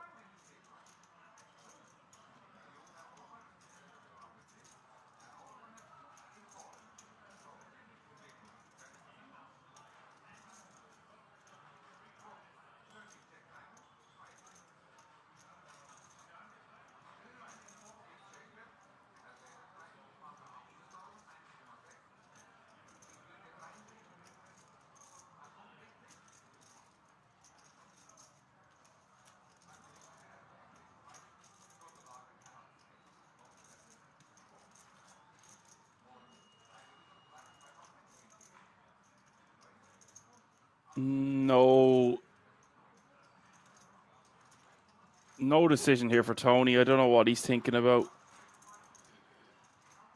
He does this from time to time. I don't see him completing with 7-3 offsuit. He shouldn't be anyway. Marius is going to have a very strong range, raising off sub-10 bigs in the cutoff.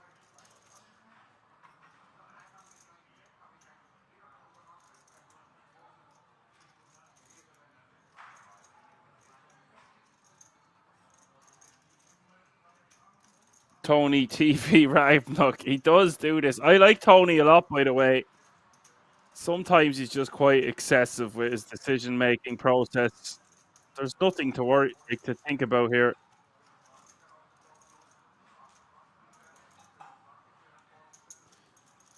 Marius is raising into Tony's big blind, so he has to be careful. He's not just going to be stealing with some random 2 cards there.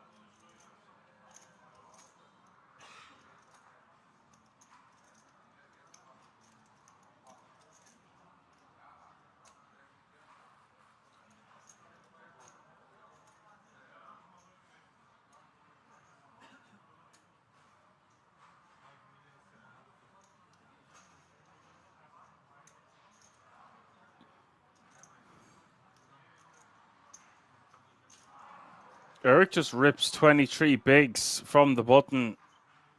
A lot of bigs to be ripping. Victor calls him off with ace-10 of spades.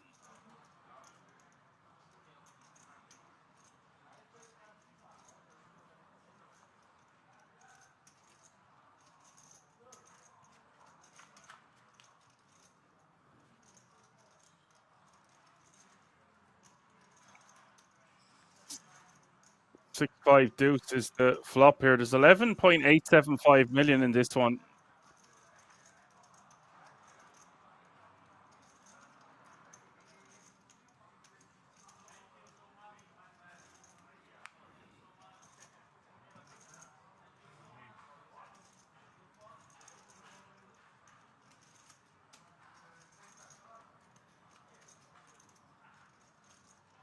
And that is a bit excessive of a jam there, 23 bigs. I would rather see him raise fold.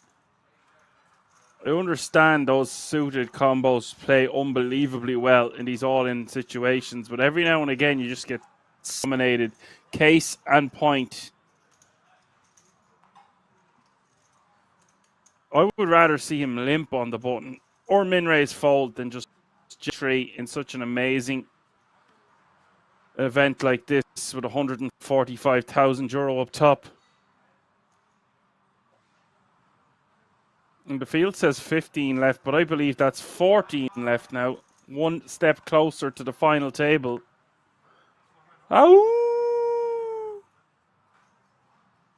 Okay, that was more like a wolf than an owl that time. Woo, woo.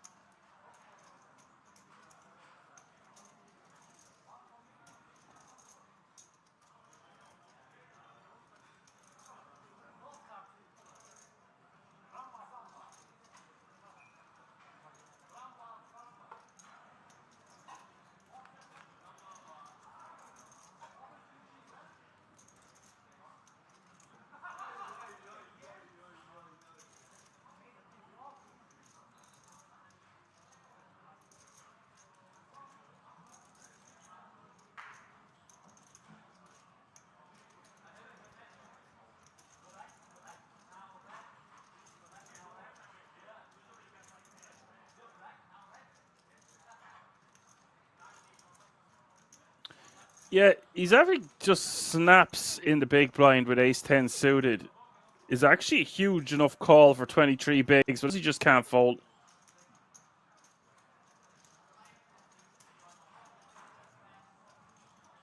Bird says ace-10 suited is not even a good hand to call 20 big blinds. Yeah, 23 as such, shoving with jack-10 suited. Yeah, let's get this straight now. Shoving jack-10 suited on the button with 15 left in an event like this with nearly 150 grand up top. It's profitable to shove the button there, but it is certainly not optimal.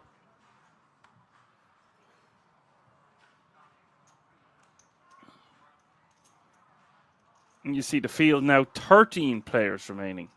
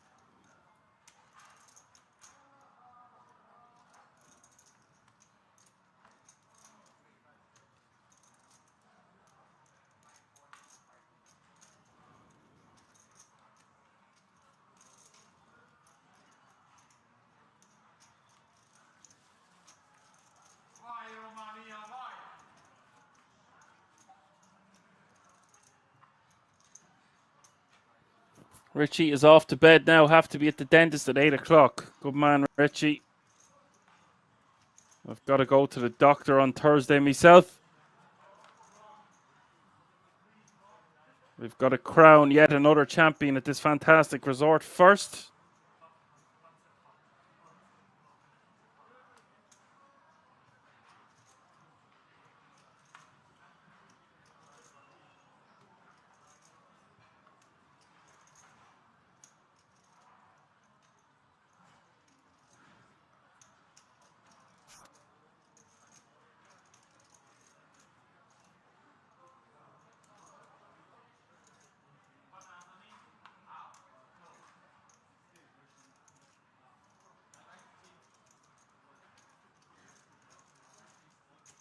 Thanks a million for all your help, Richie, by the way. That's 2 long shifts you're after putting in back to back. Much appreciated. Take care, sleep well, and talk to you tomorrow.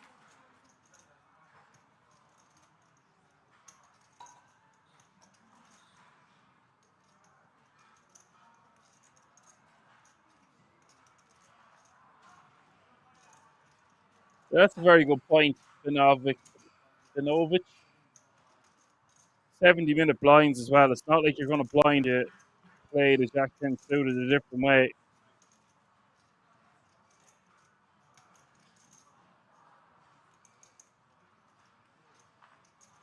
The problem with shoving there is if you're called, you are spooked.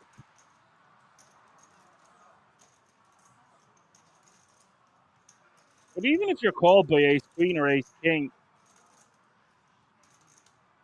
you've got nearly 40% equity.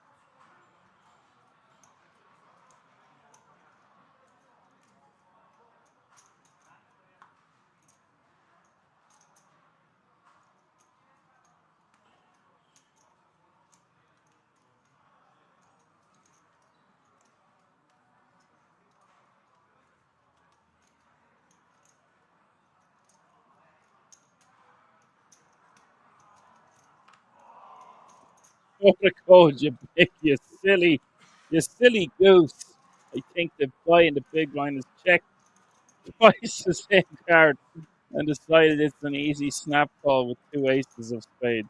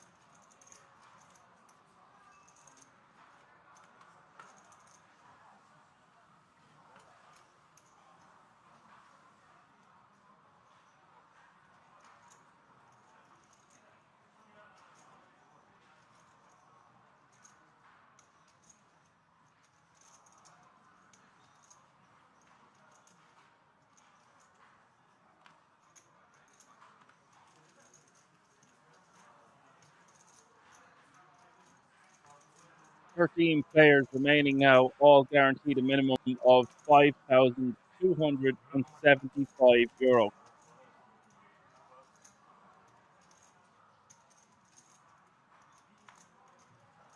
John Cologne says for 20, it's 23 big blinds, by the way. The solver calls ace-4 suited.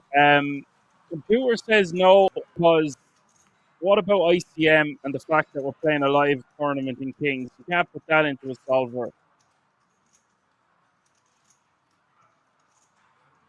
I don't think I call ace-8 suited there. I'm telling you. Well, yeah, do ICM.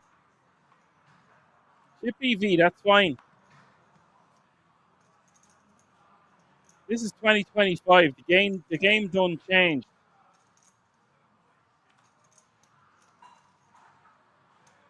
I fold ace-9 suited there. I call ace-10. Maybe ace-9 suited I call. I definitely fold ace-8 suited. I don't know if we want to call ace-9 suited because your opponent has all the hands that has a 10 in it that's suited.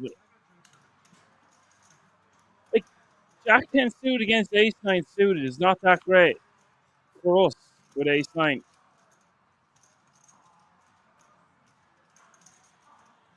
GTO live and online is the same, yes.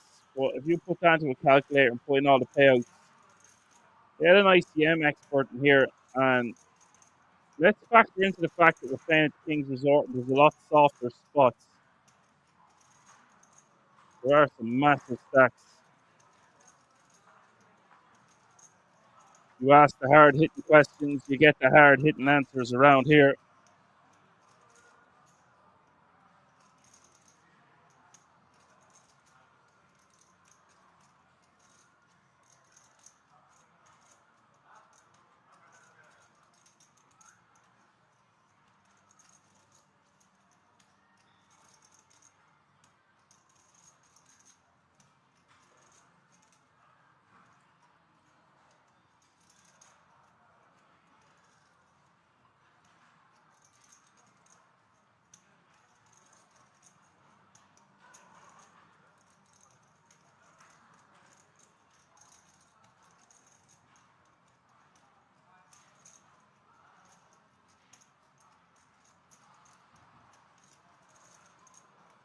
$250 is the bet from Tony.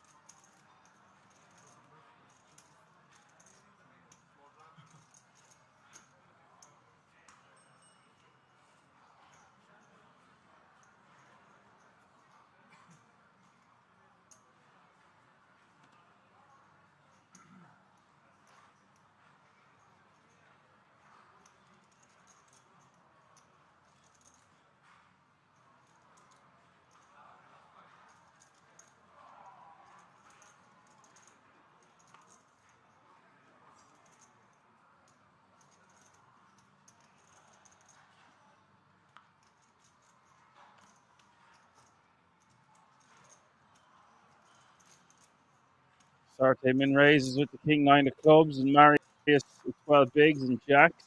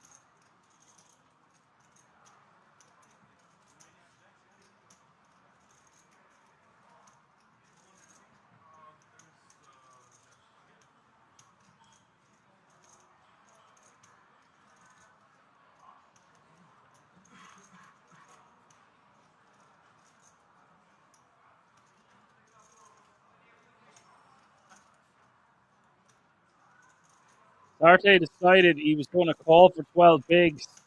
10-4-4, turn is the 5 of hearts. 6.5 million in this pot. Marius, one of the most accomplished players in the field. He hits the river. Sarte was about to say he's about to double up Marius. Nico Vanu, one card doubling up to 6.5 million, but Sarte hits a king on the river and eliminates a very, very tough opponent. That's heartbreaking.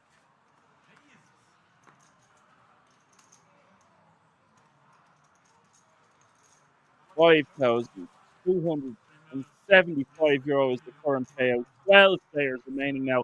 We are 3 eliminations away from the F.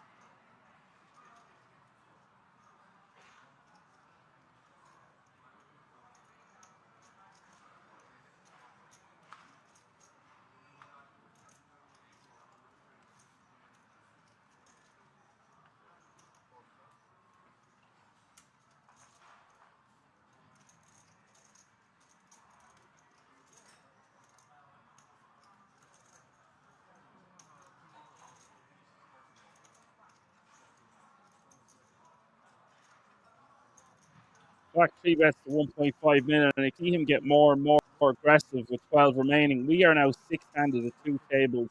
Look how large the average stack is, almost 14 million.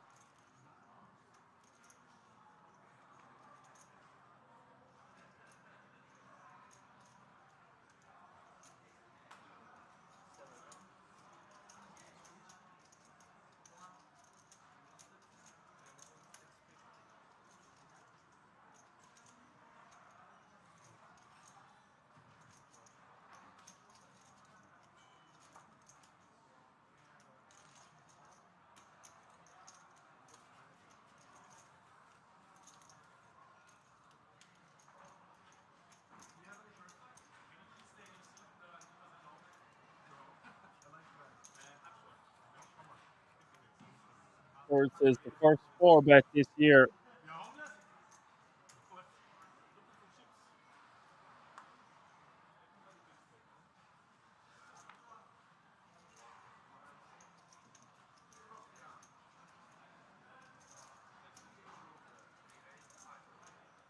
In that spot with ace queen suited, but he just 4 bet and it instant folded.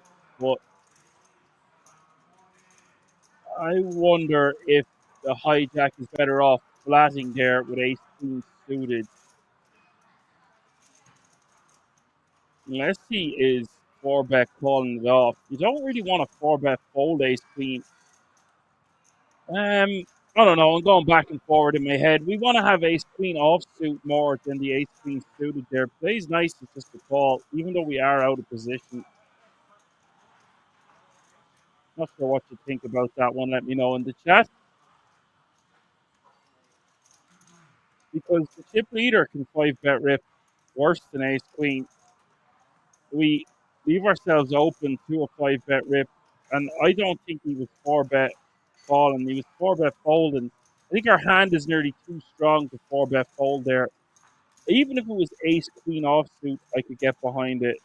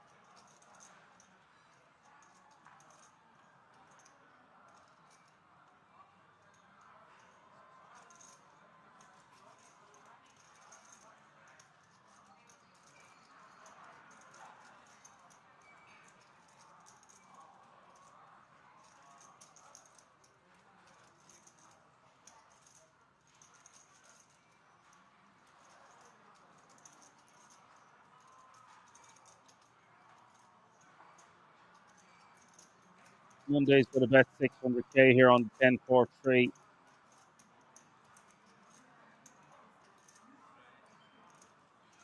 He's leading.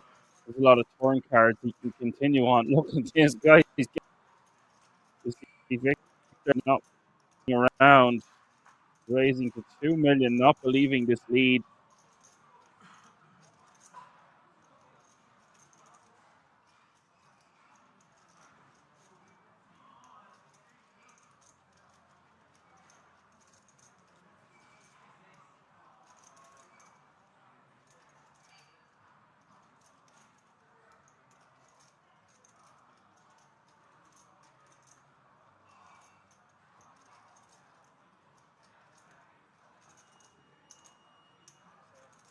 Well, Monday is showing he's got some promise here that he ain't messing around. This will get messy. I would not be continuing the king tree, just a pair of trees. Not a real situation where you want to lead too often, I don't think.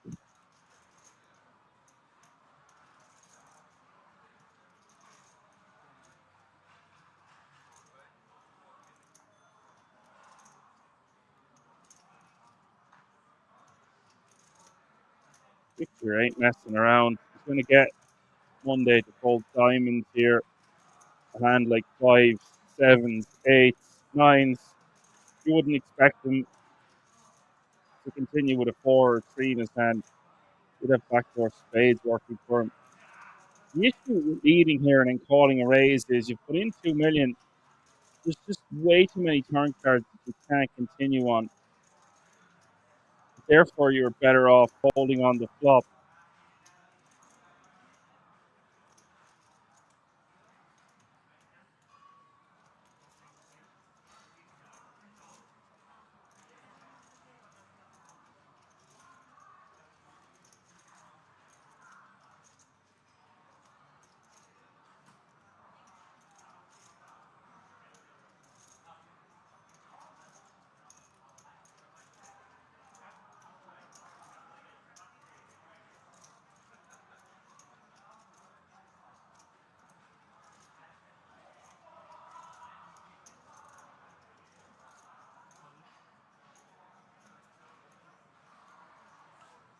That is incredible and not something I expected to see. Monday Madness turning his hand into a bluff. I was not expecting to see that at all. I'm a bit flabbergasted. I take it all back, Monday Madness. This is not a guy to mess with.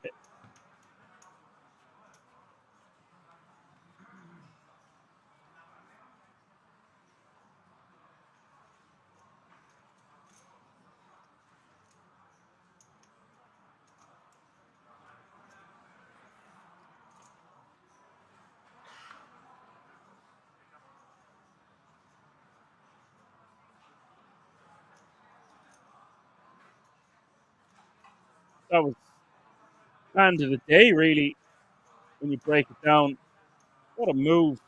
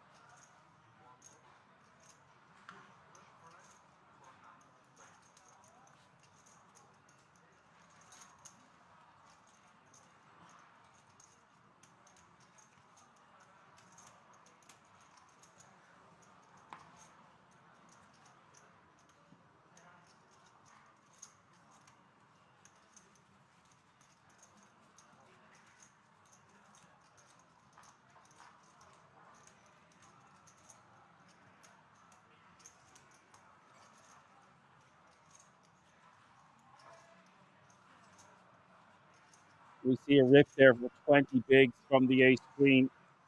Not a fan of that. Too many bigs to be ripping in this exact scenario.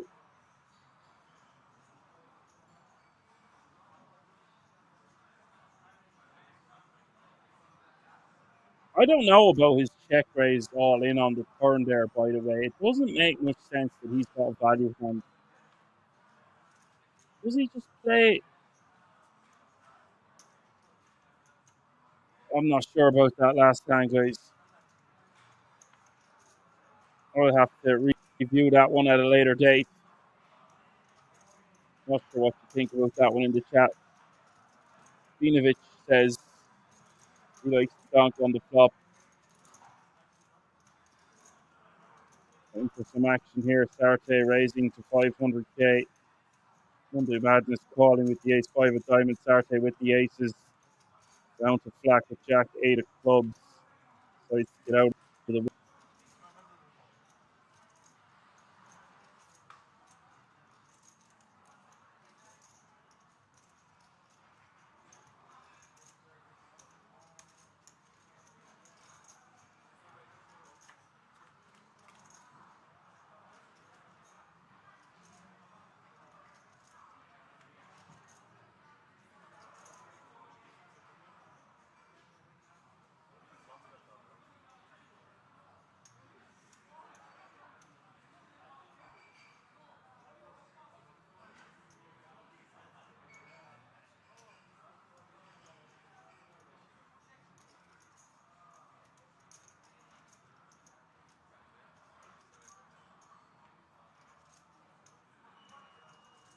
jack 10-4. I'm really interested to see what Monday Madness has in his arsenal after seeing that move.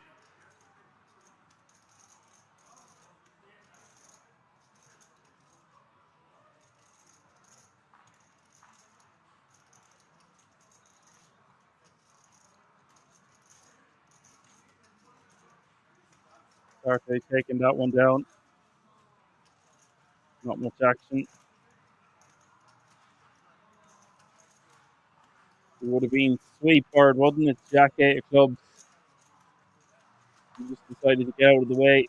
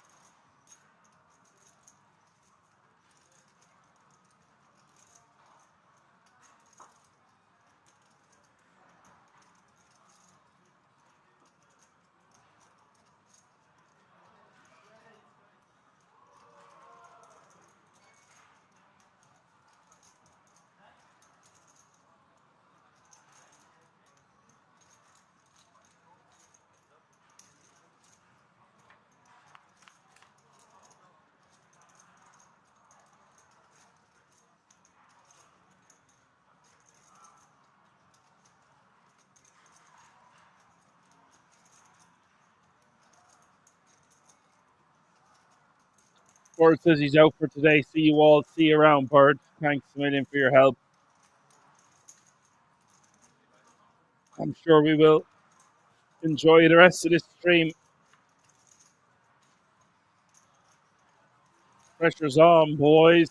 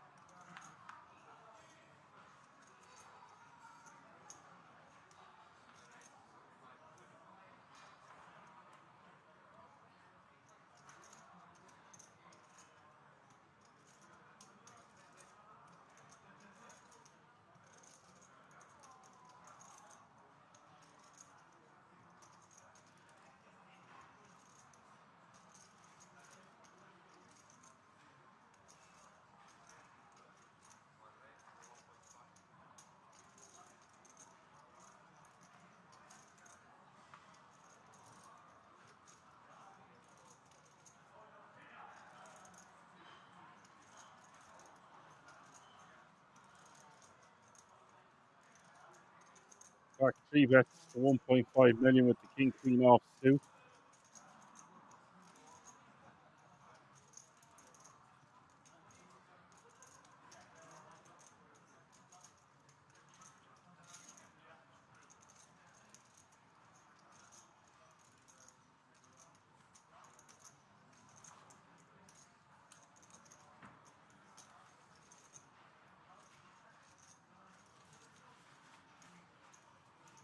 And Monday is going to get out of the way. He's making 73 big blinds after that crazy hand.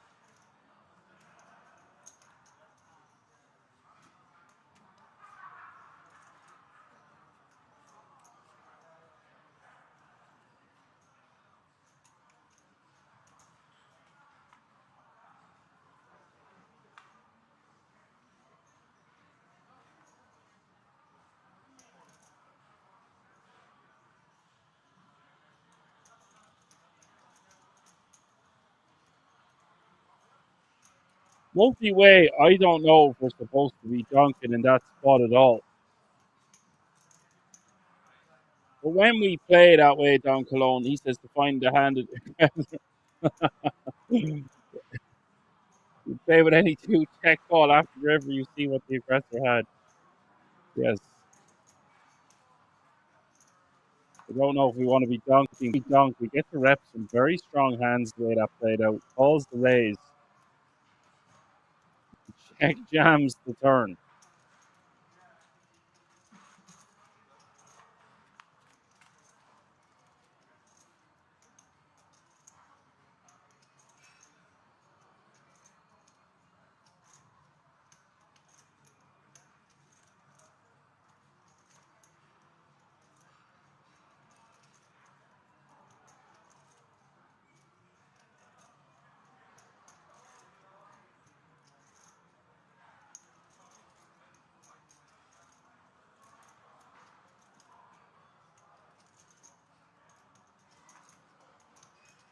Monday flops a straight here. Top pair. For Saturday betting 525. Monday is just going to call.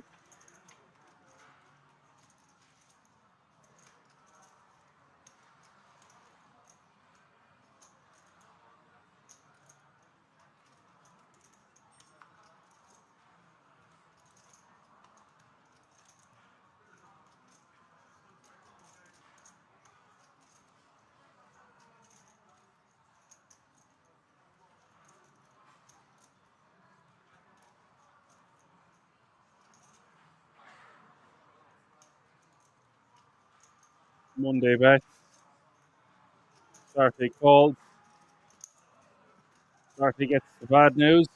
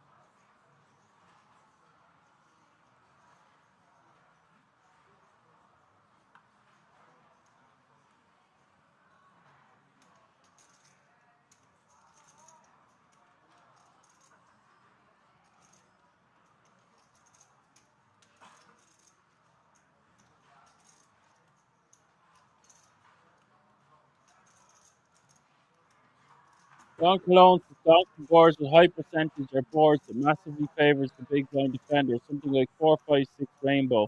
On a 2 low card board with a middling card, big blind has less two pairs of pairs with open-ended straight draw gut shot, and the middling card favors the raiser. Yeah, it's not a board that we want to be leading multi-way either. It's not like he's leading into one player. Weren't we four-handed there on the flop?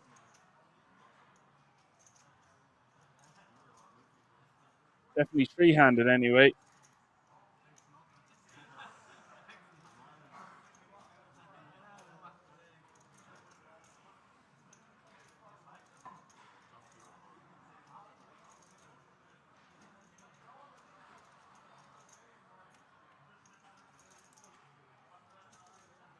You'll see some action here. Tony has a very big kicker with the ace under the gun. There's Flack at top two.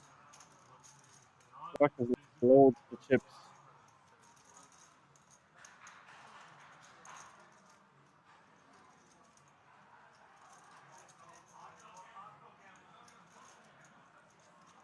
Anyone have any information about Igor's Flack? I believe I Googled him last night. Google, I suppose.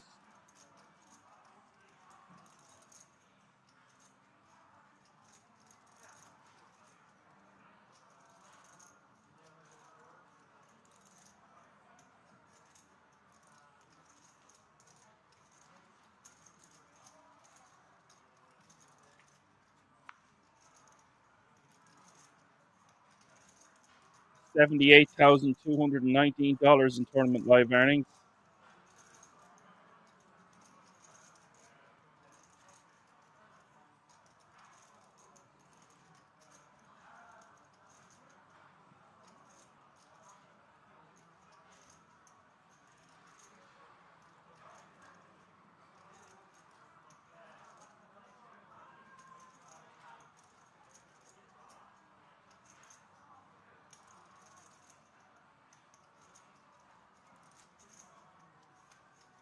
That 10 of diamonds pairs the board.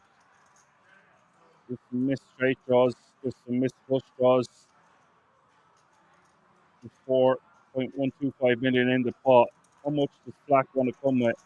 Try to get paid like by a hand like ace jack, ace queen, ace king. I think he could bet somewhere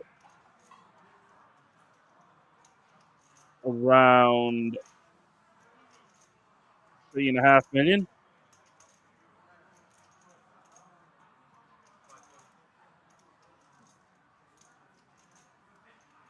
5.2 he comes with.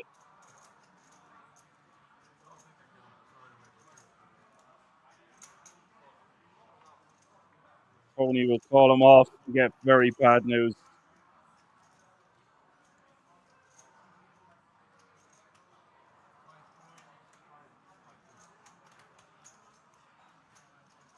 Bad for Tony to try to get away from his hand.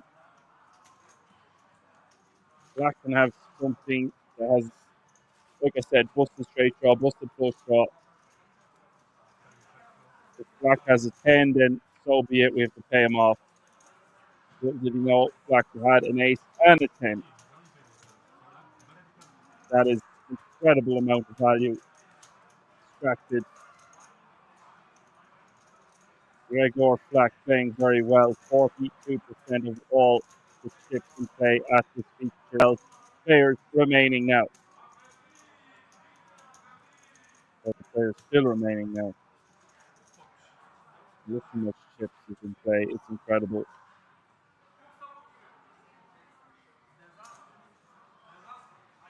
The average stack has surpassed 50 bigs. It's just shy of 14 million.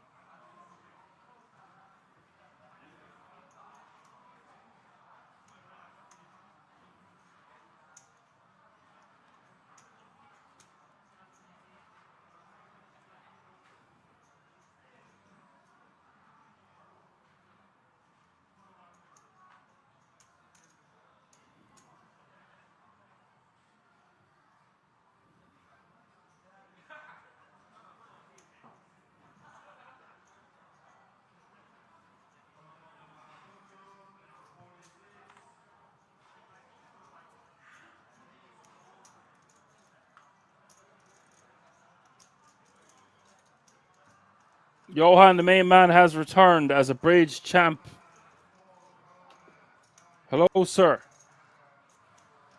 Come on in. The water's lovely. 12 remaining.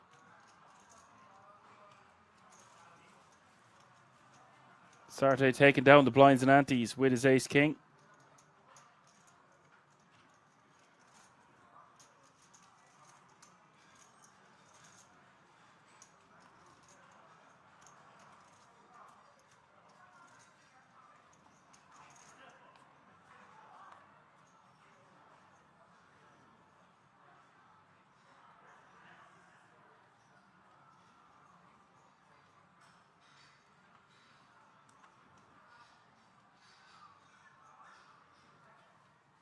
No info about the outer table, Lanny, just the feature table itself.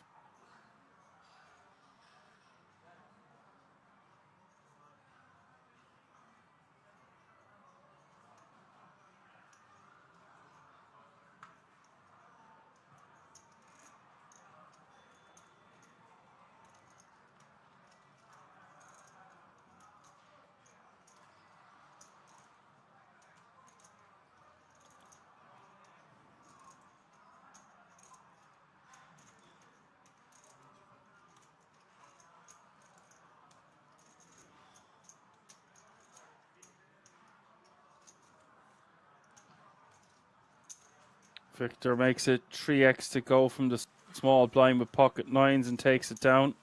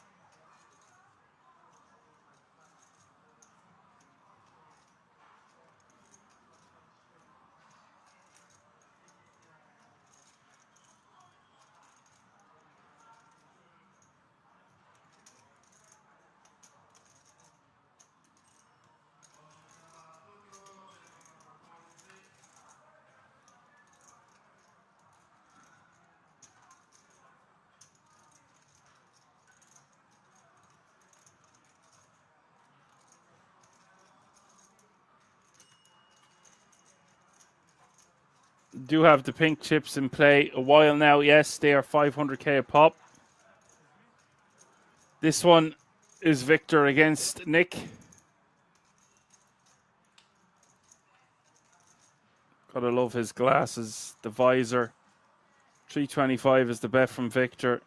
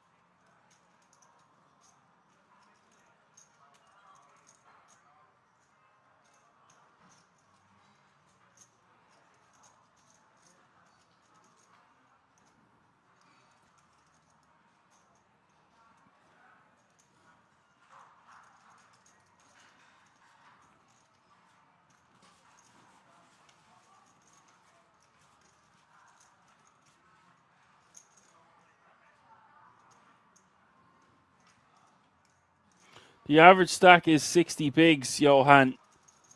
It's incredible.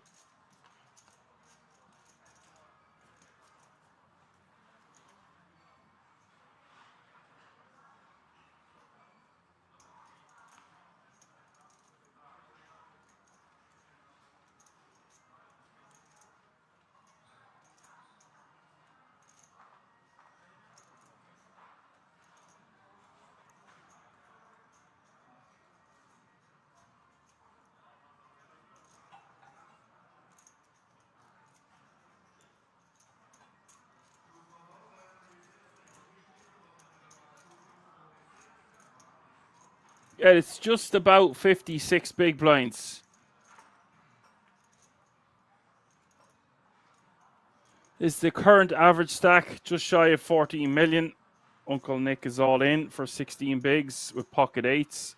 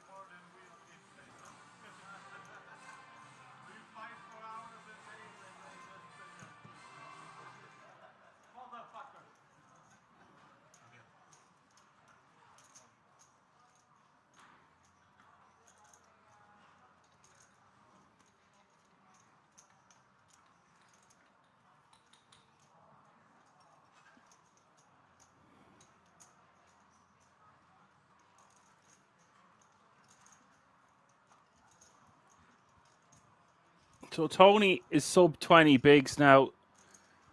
Flack completes in the small blind with 10-6 off suit.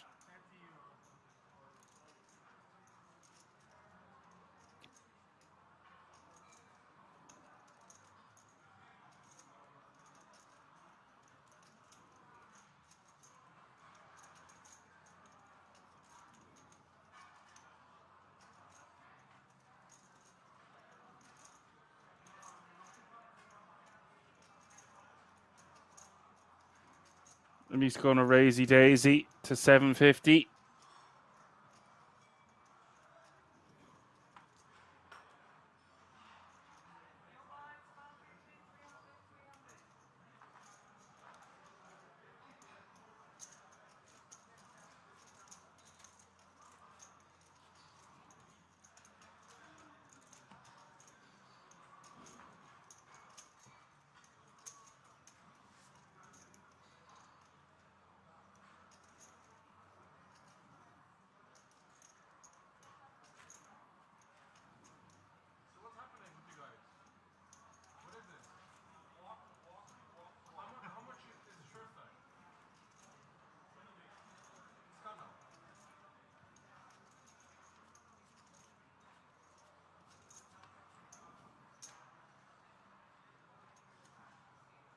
Bebop and Rocksteady says, why do Polish random Zs? Wouldn't Greek or join?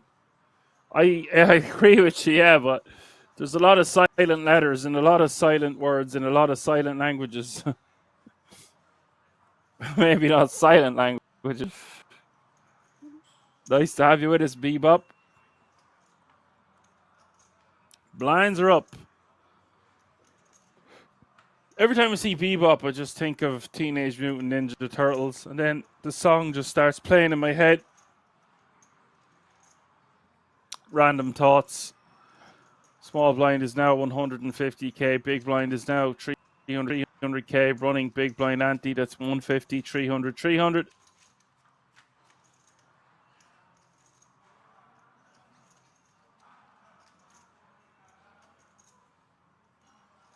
Yeah, we do have this conversation every time.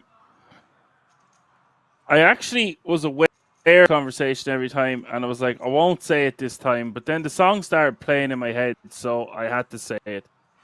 Don't say it. Don't say it. Too late. I said it.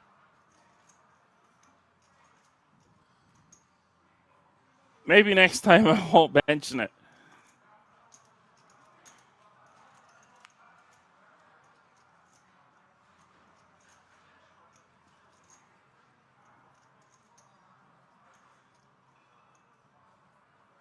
Victor checks Monday.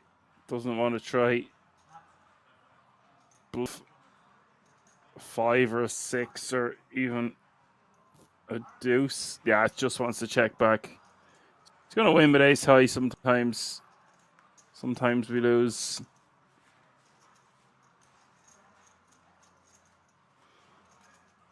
Preeter says Z works as a special character with some letters to make them into a different sound. Okay.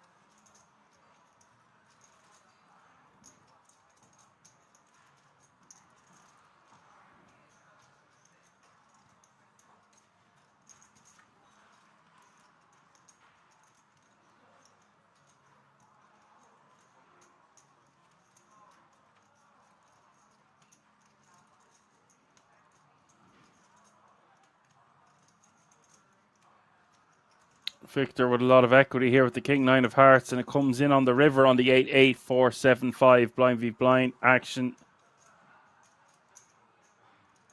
And Sarte has a straight.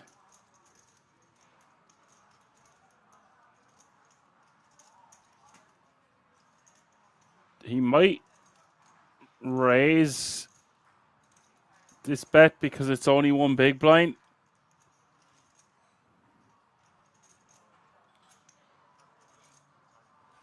Instead just calls. Understandable.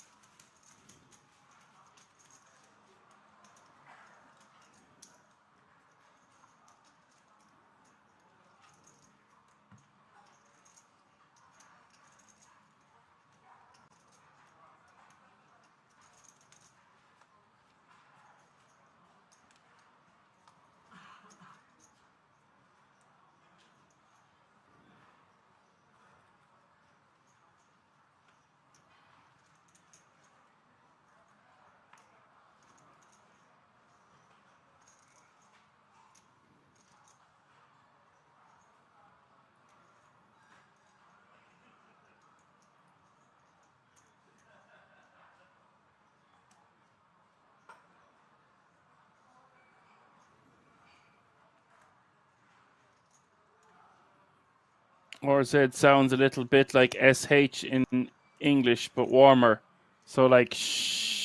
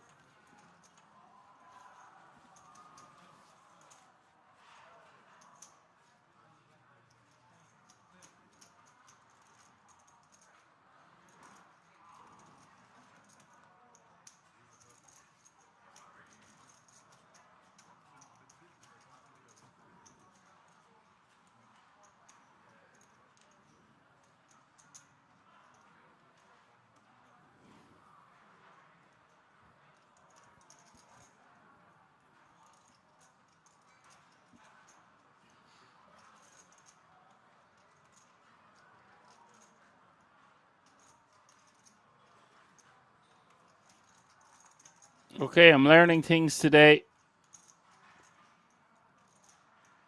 SH, but you do not make the sound. RZ is SH, but you do not make the sound via air traveling between your teeth. You need to try to say it with your voice cords. Okay.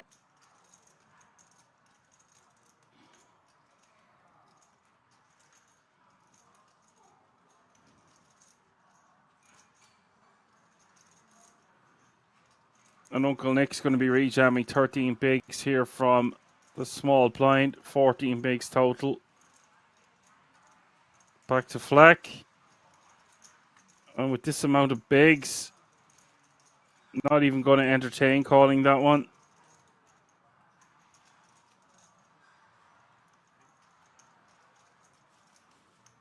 Thought about it for a bit before folding because he's so much chips, but just decides to let it go, knowing that Uncle Nick has shown a propensity to be one of the tighter players at this feature table.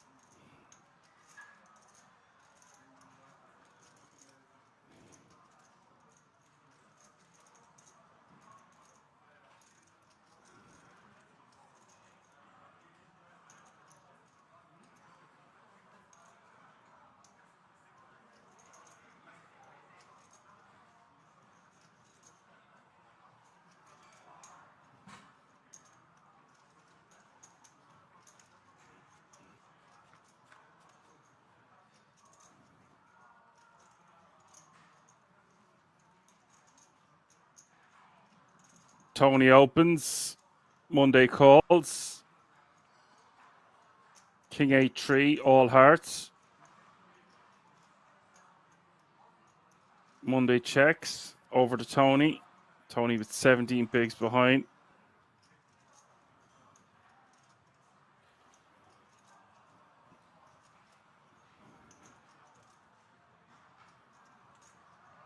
Big between 12th and 11th from 5,275 euro to 7,107 euro.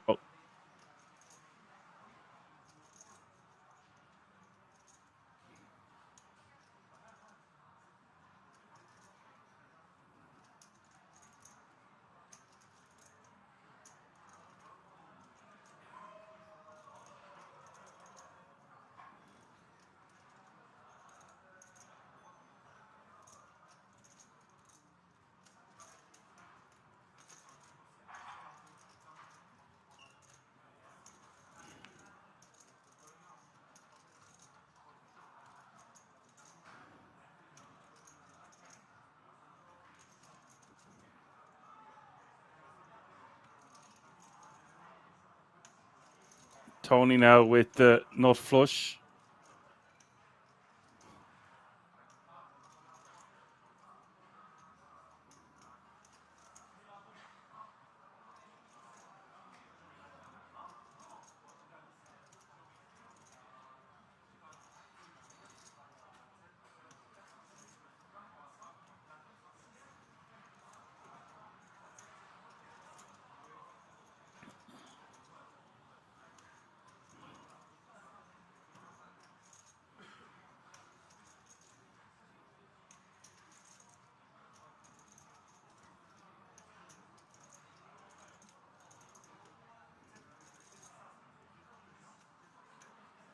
That's 900k here on the turn, hoping to get paid by a weaker heart, maybe even a hand that doesn't contain a heart.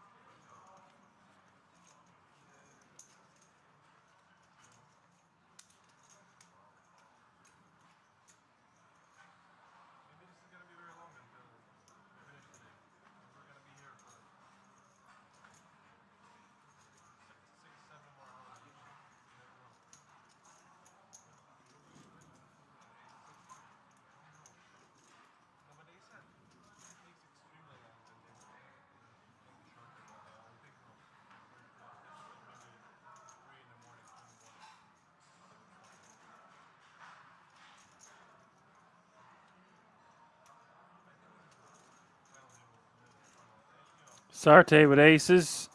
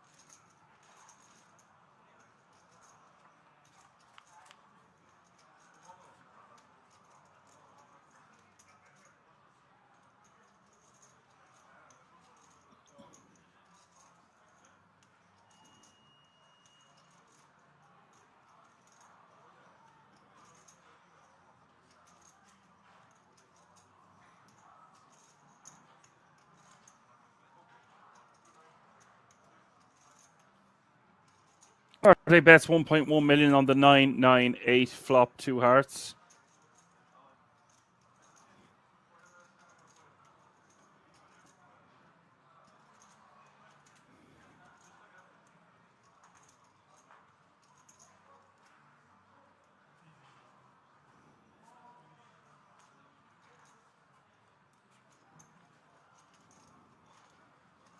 Okay, Monday Madness gets out of there.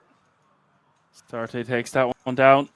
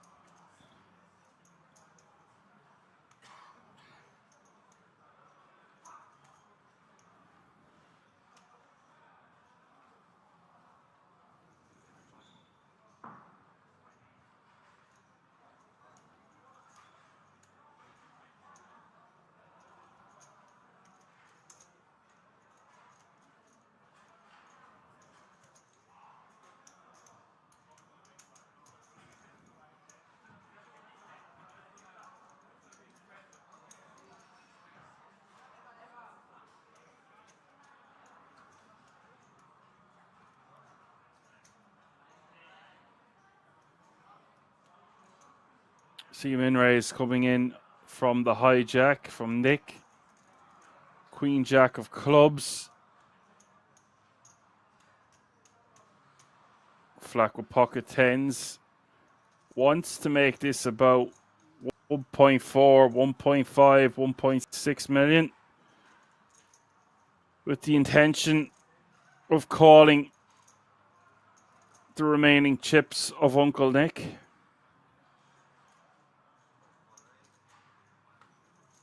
Does make it 1.5 million.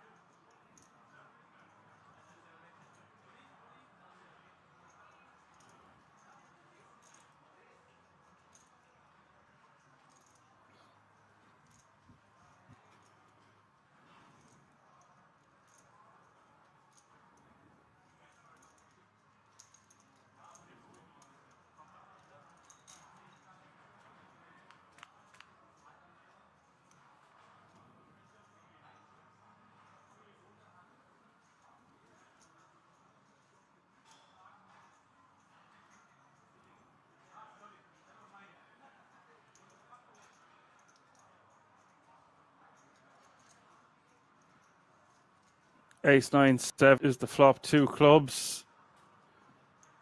And Nick jams for 3.25 million. Calling the 3-bet for 900k more pre-flop. And this is going to be an Ace X type holding so often. Let's see what Flack wants to do here. I wouldn't be surprised to see him fold.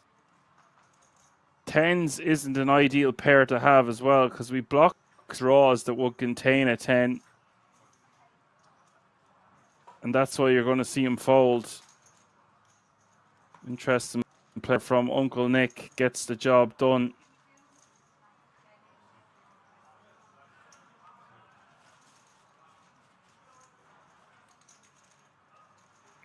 A lot of the times he's just going to get snapped off by Ace X there, by the way.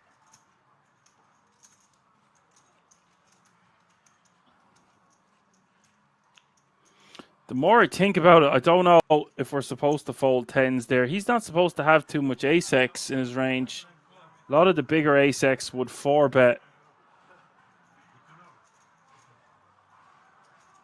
No, the pocket tens can't beat much.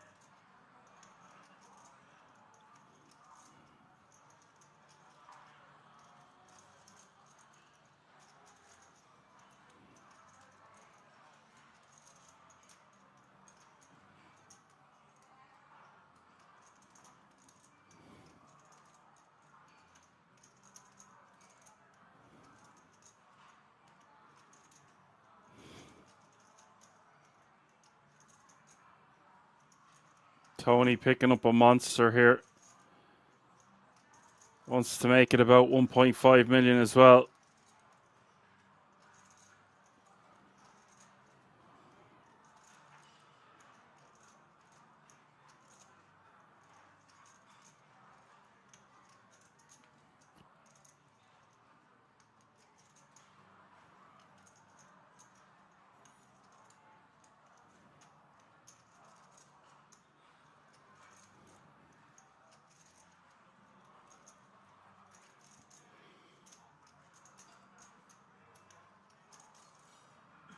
Going for almost 3x, I think this is a little bit too big. Could make this 1.4, 1.5, even 1.3.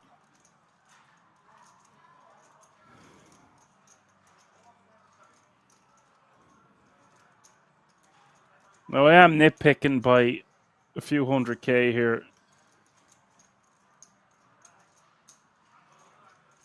Monday we'll get out of the way. A nice pick up there for Tony, although he would have wanted some more action.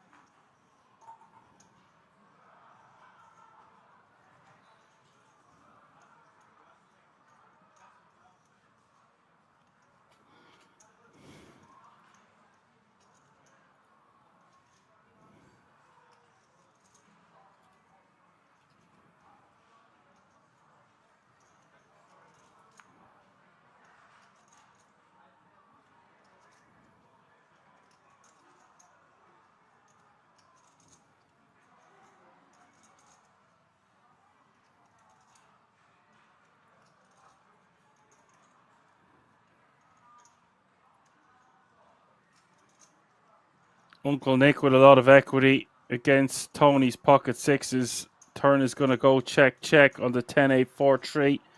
River is the 8 of diamonds.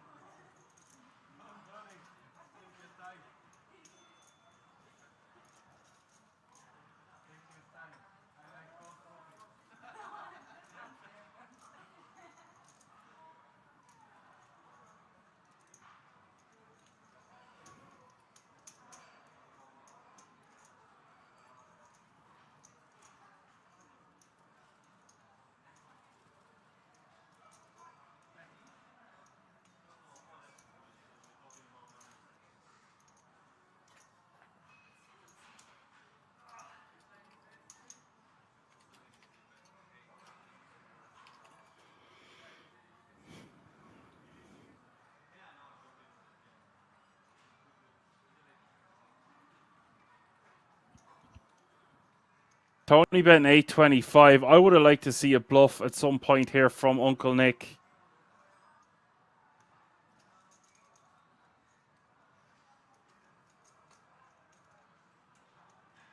This board smacks his perceived big blind defending range more so than the opening range from the cutoff.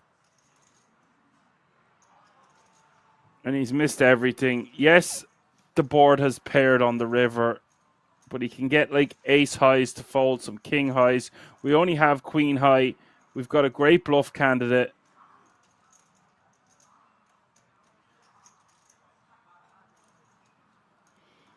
If we're not bluffing this on the river, what are we bluffing with?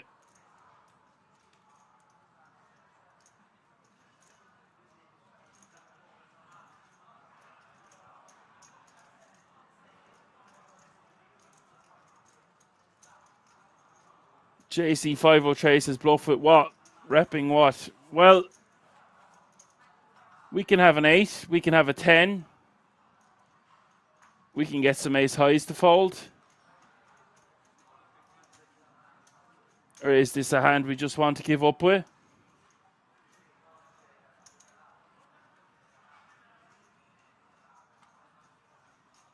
It's going to be pretty impossible to win by checking a showdown.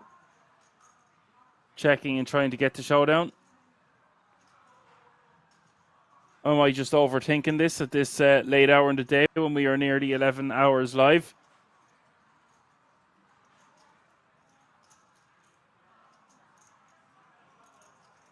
I don't mean raise the bet of 825. I mean lead on the river or one of the streets.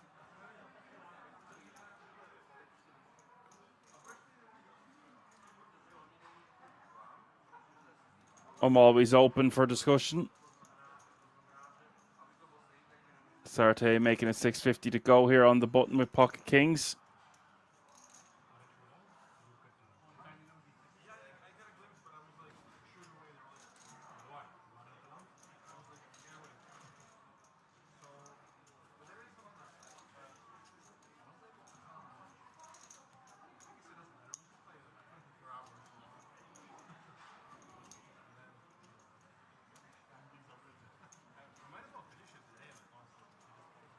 Kings will just take that one down.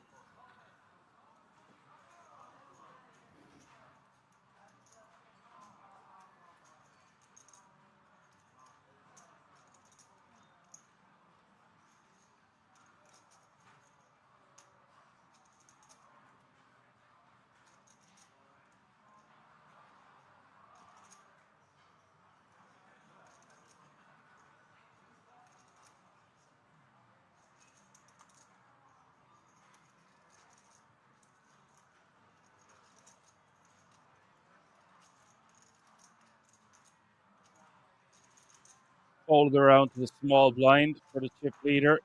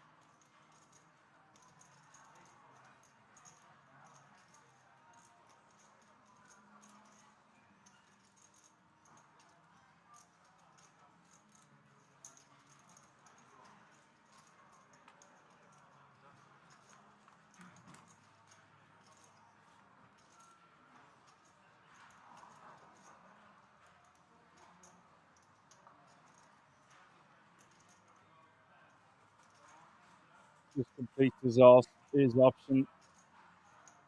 Queen 7, flop top pair, checks back. Turn is the deuce of clubs.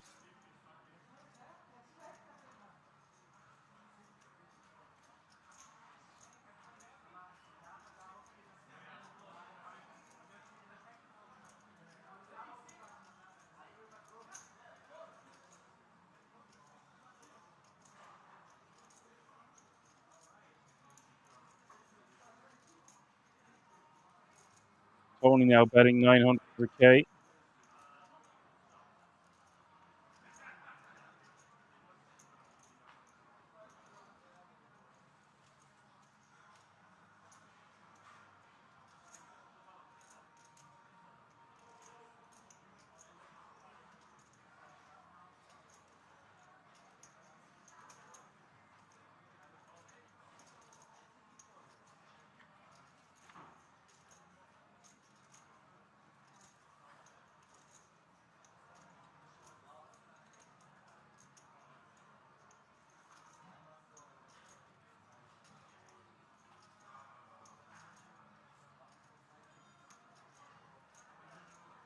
Ace arrives on the river.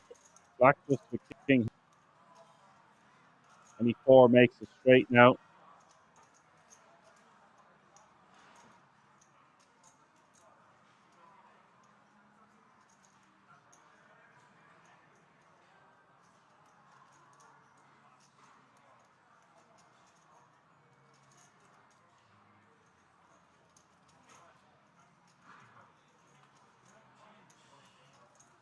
Tony just checks back. Will win a nice pot. Is now over 10 million once more.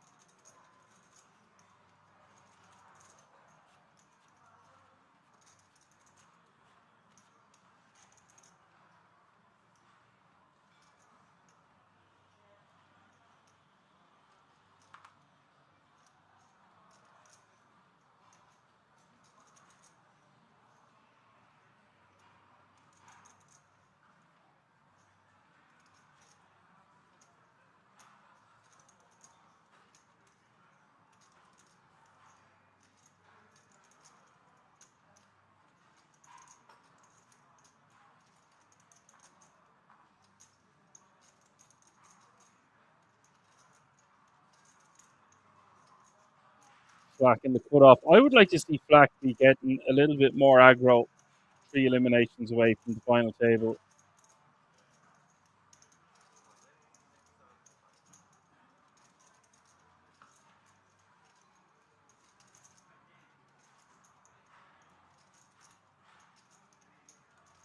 6.75 to go with the King 9. Tony with pocket 7s.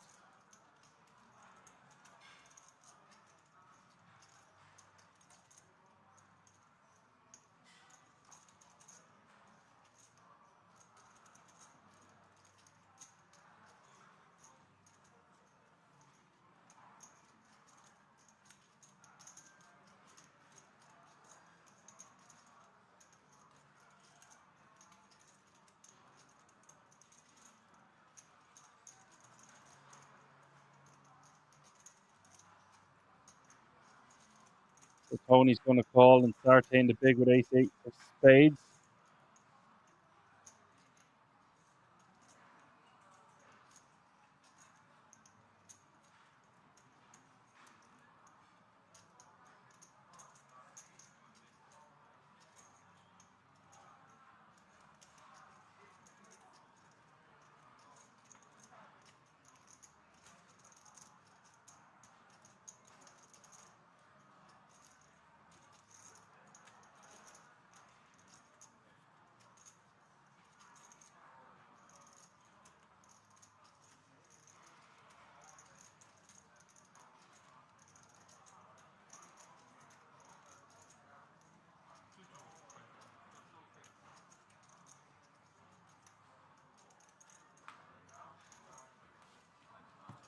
Tony forced to let his hand go. That's a nice squeeze from Sarte with ace-8 suited. Looks quite strong. Doing that against the initial opener, who is the overwhelming chip leader.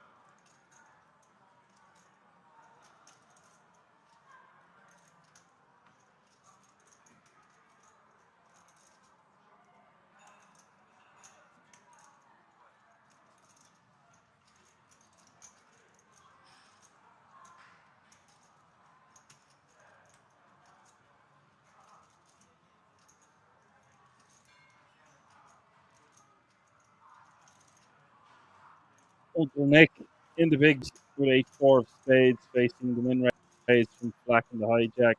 Doesn't really want to be defending these combos. We just don't play well post flop, even if we are suited. We have our big blind invested and our big blind ante, and yes, it is only 300k more to call. Could call something like 8-6 suited, 8-7 suited, the 8-4 and 8-5. Just not going to play too well. Does put it in the muck. BC says the Swiss guy looks like Luke Littler. Does fit, yeah.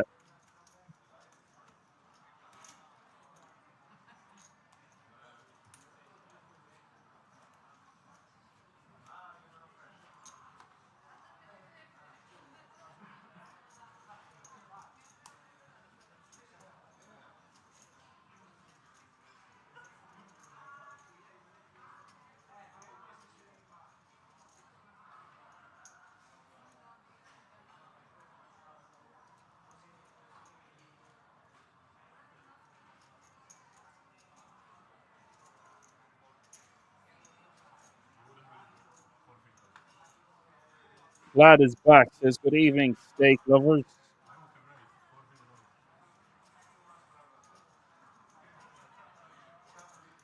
The steak was well cooked, but the people were rare.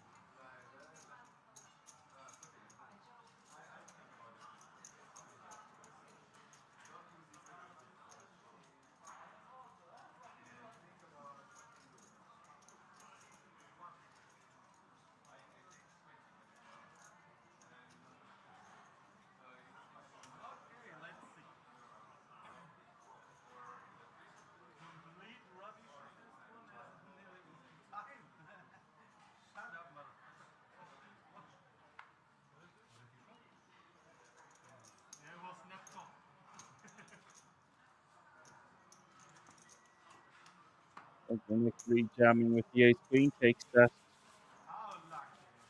needed pot down.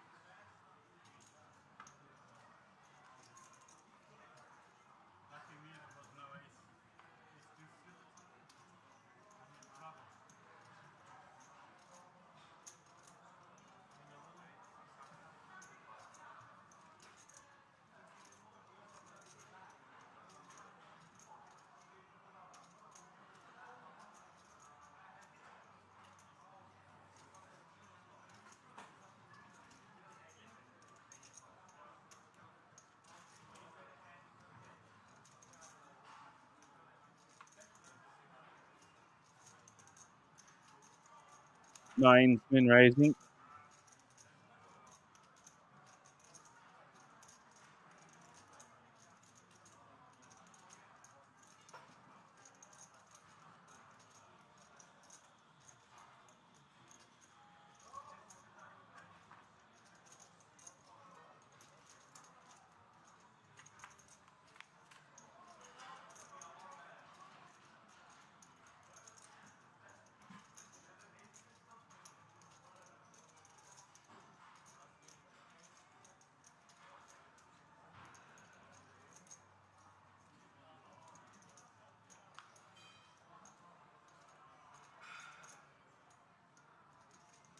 Three overcards to Victor's pocket nines now.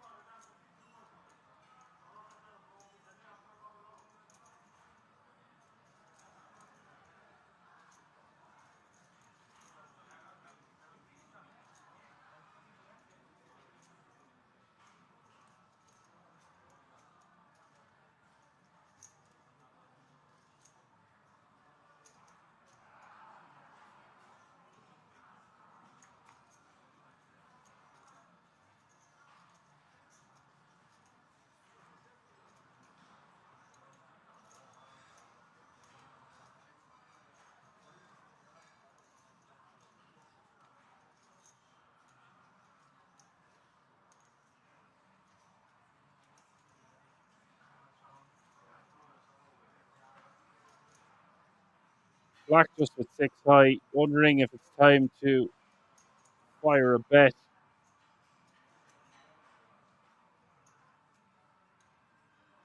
No harm in just letting this one go. Although if he does find it, it's very difficult for pocket nines to call. It looks like he is going to attempt one. Nope, this from Black. Well, that's quite large sizing. He ain't messing around. Repping an ace here, betting over pot.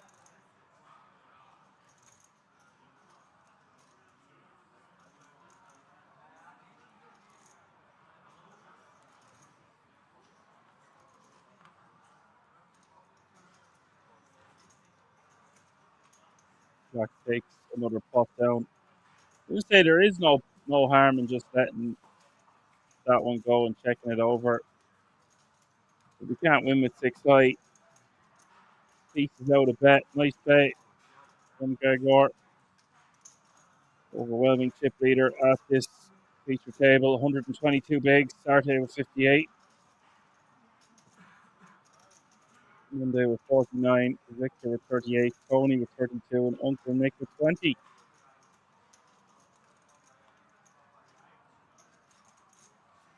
BC reckons Luke Litter folded the winning hand. He should stick to darts.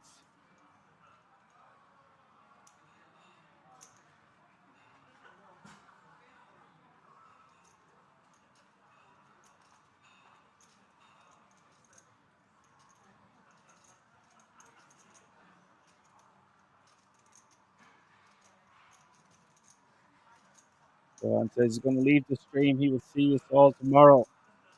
Thanks for your help, Johan. Sleep well. Talk to you tomorrow.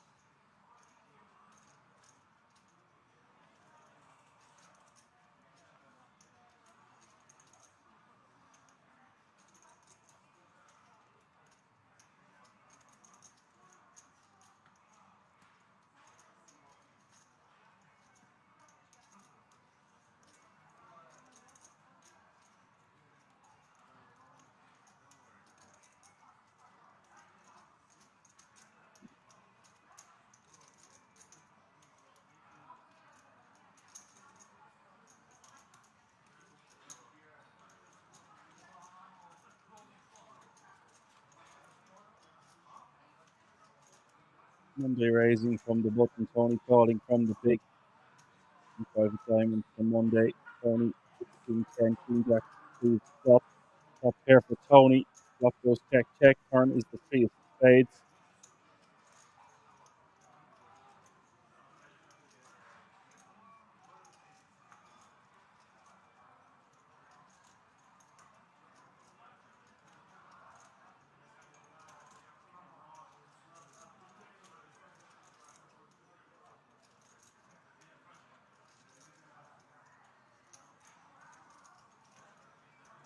Tony deciding on whether to bet or check. He's a very deliberate player, takes his time. Our Tony, he is going to lead.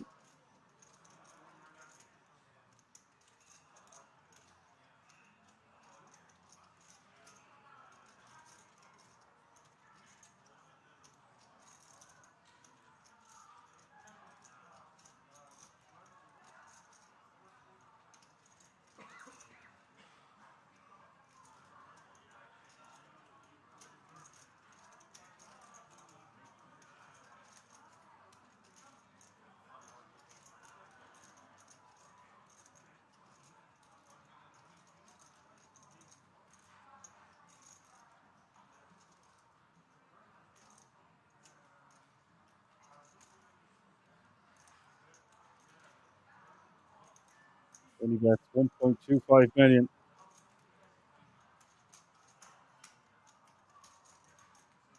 Monday is at it again. Raises to 3 million here after checking back the flop. When he checks back the flop, this doesn't make much sense to me. This guy has got all the moves. Don't know much about this Monday Madness guy. You seen what he done with King 3 of Spades earlier if you were tuning in.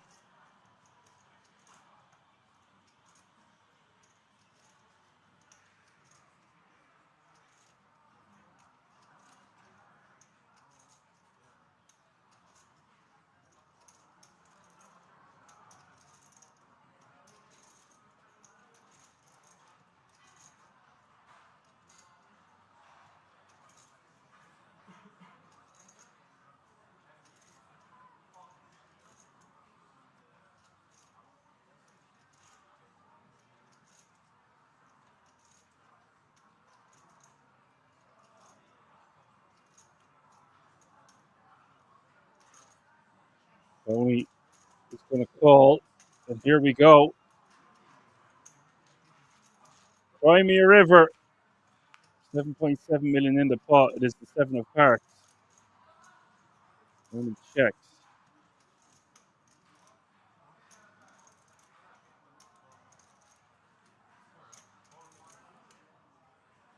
Monday Madness wastes no time in betting 4 million.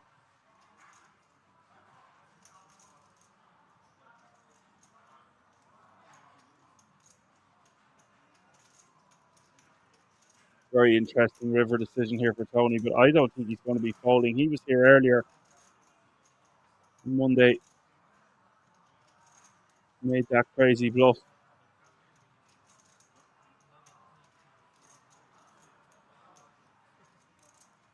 Oh, I suppose he didn't show the king three of spades. That hand was only known by the viewers at home.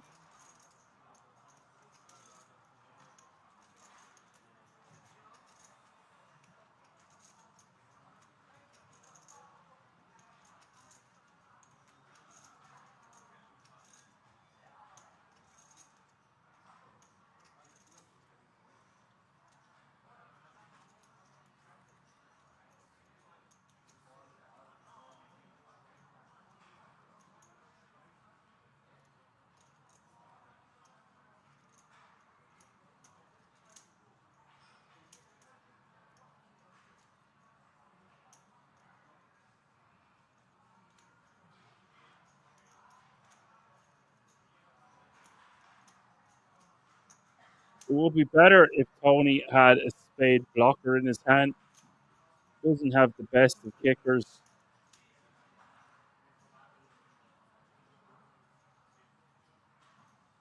Monday really selling the story here that he has a made flush.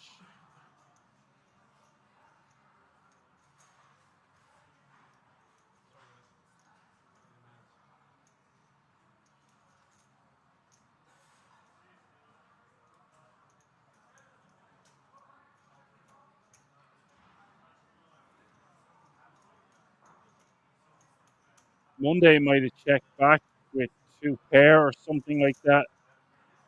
Decides to raise the turn and bet 4 million on the river.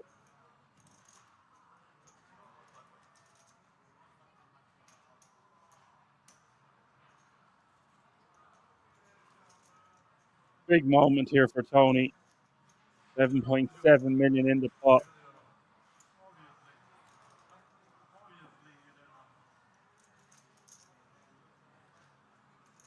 Monday is after talking to Tony, which isn't a good sign. Usually if we've got a nutted hand, we don't talk to our opponent. And look how quick he's after calling them after Monday started talking to him.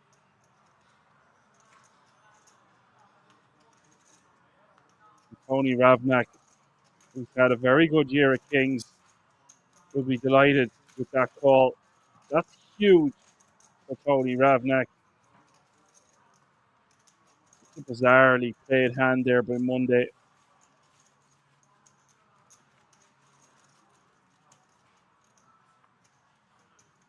Think about Tony. We're playing the guts of 60 big blinds now.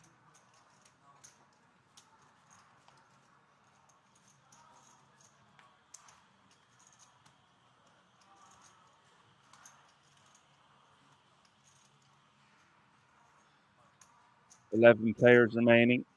That means we are 2 eliminations away from the final table.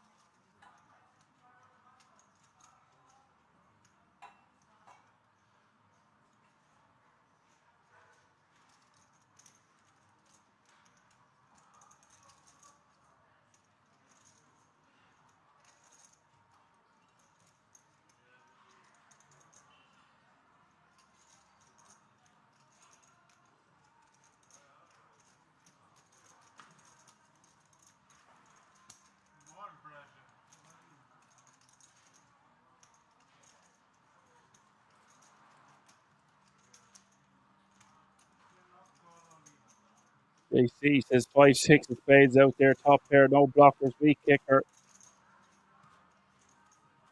You would expect him to bet with a flush draw the majority of the time on the flop, and that's what has made Tony Ravnak make the call. Also, why would he raise a flush on the turn? He just call with a flush the majority of the time.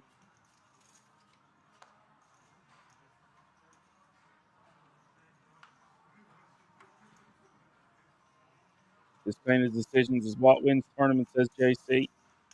Yeah, well said, JC. BC says sick call. Very tough call. He's getting good odds. on the pot. Doesn't need to be right that often.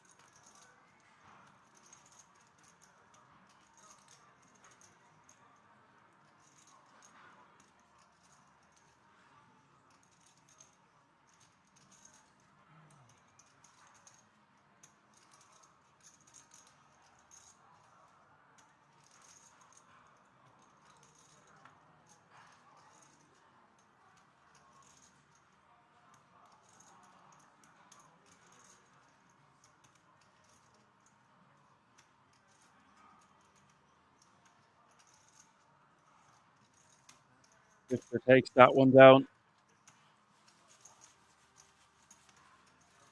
Okay, Newey says, very tough call. If he decides to call the turn river, it's practically a blank. Of course, there is a 5-6. Yeah, well said.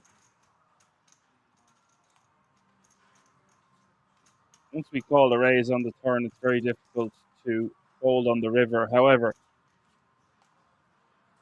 the villain has shown a propensity to be quite bluffy and spazzy in certain spots. I don't know how much of the information has trickled back to the remaining players of what he'd done earlier. Could have found that out on the break.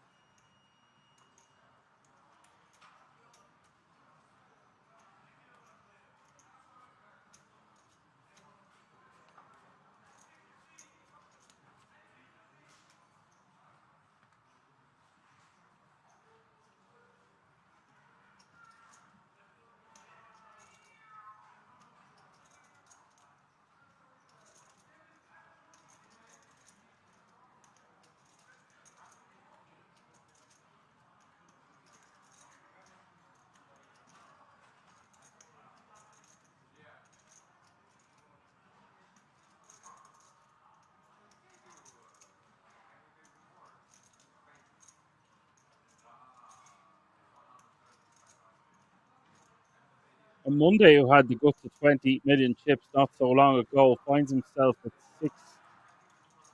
6.3 million remaining, 21 big blinds, and isn't even going to entertain competing with King 4 offsuit against the chip leader. This gives a walk.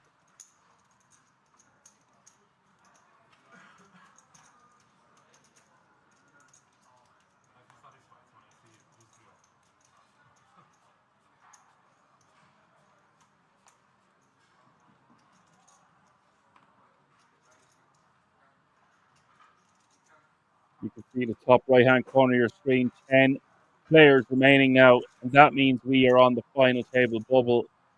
All remaining players guaranteed a minimum of €7,107. The top 9 going to get €9,300 minimum.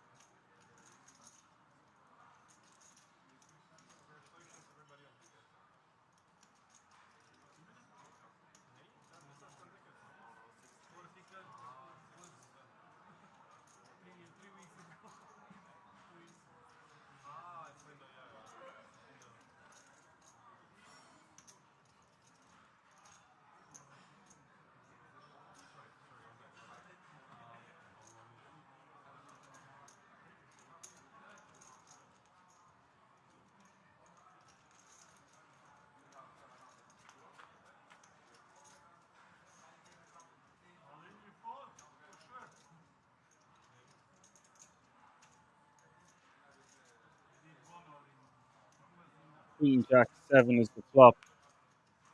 We'll quickly go check, turn is the Queen of Spades.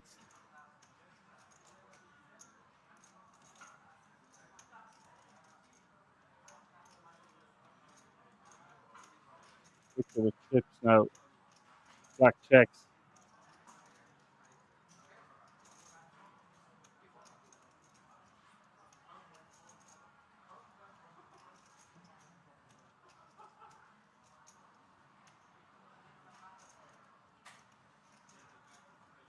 Okay is the bet. Very small sizing. Black might call for one big blind, 1.3 bigs. The issue is there's not many good river cards for him. We'll call for that sizing. Don't blame him.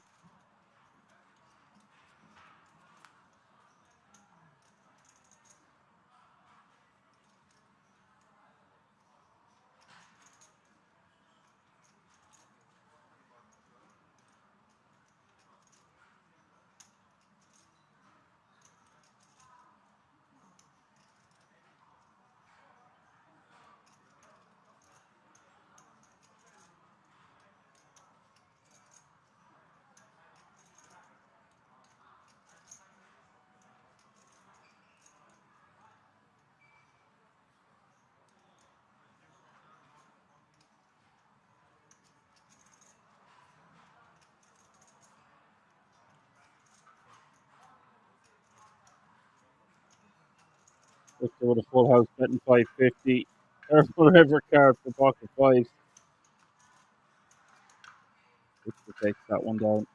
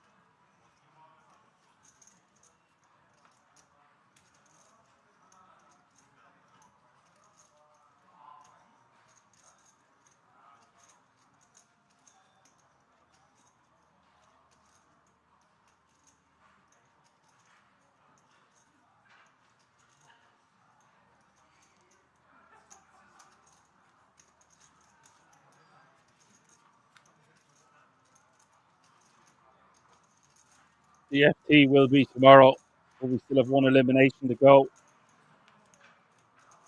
And we have a break after the next hand. We'll be coming back for the last level of the night.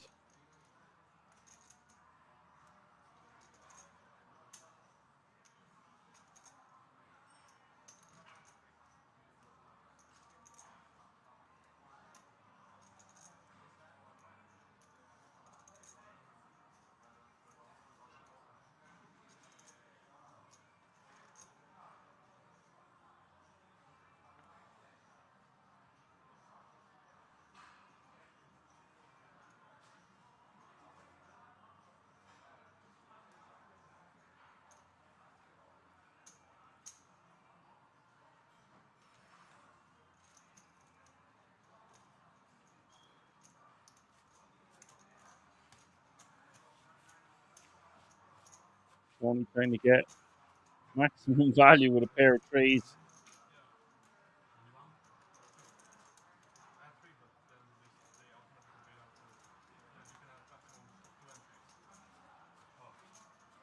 Sarte is going to pay it off. Paid it off with just king high.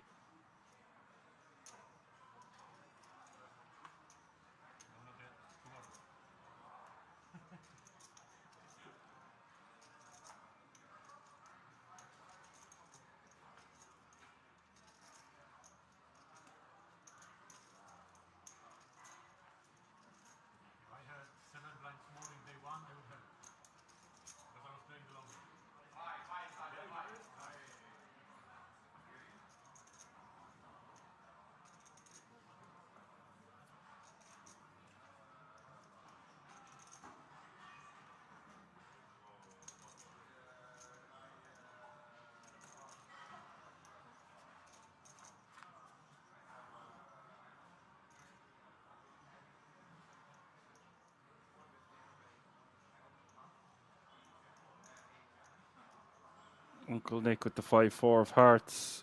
Tony, king deuce.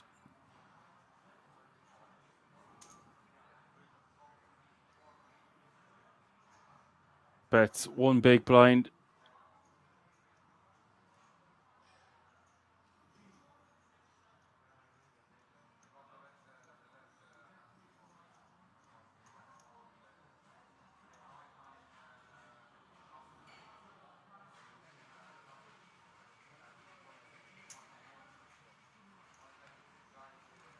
Nick calls.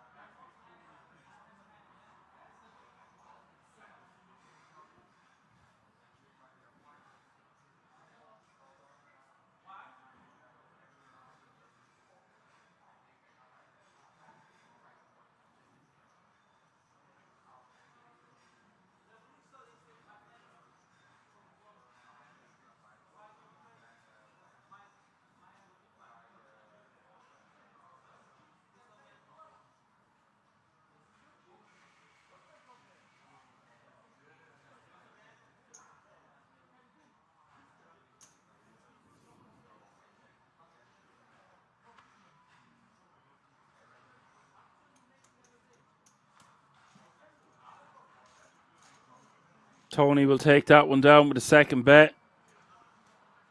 And that's going to bring us to our last break of the evening. Fast approaching being live for 12 hours now. We're going on a 12-minute break. We're coming back with 2 tables of 5. One more elimination to go. If you've been hanging around all day and all night, don't go anywhere yet. This one is not yet over. Gregor Flack with 44% of all the chips in play at this feature table. Don't go anywhere. We're going to see you all in a few moments.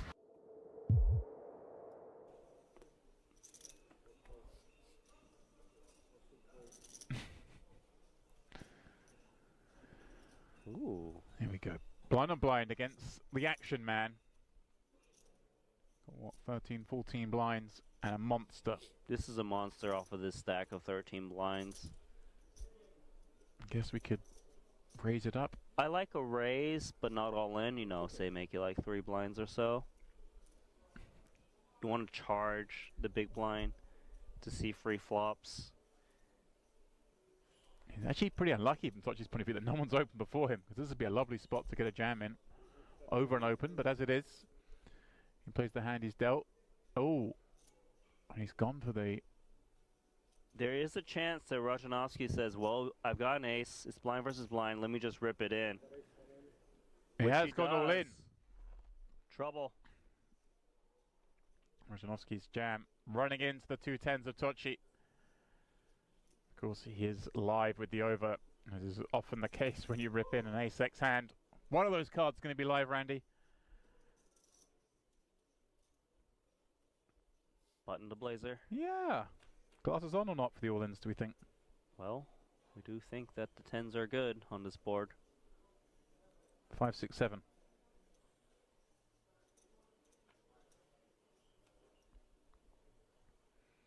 A heart, a very bad card from to see, reducing his outs to just the black aces. Tochi with a chance to get up to 1.4 million. That's what he's going to do. Very improbable from the 350k we saw him have a very short while ago. Now has quadruple that amount.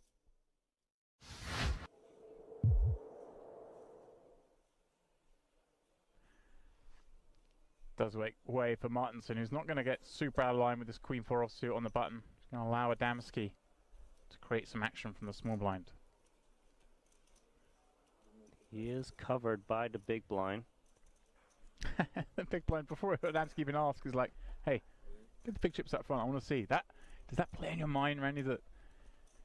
Well, Nojbau's going to have a hand? Oh, he does have a hand. Jammed. And he's going to find out it's 20 bigs. And 6 is Randy. Surely too much of a hand to fold. I think this is too much. There we go. Flicks it in, and Adamski's going to be delighted to see he's flipping. So many of the snap calls were dominating him. Huge flip out of nowhere. 2.7 million chips.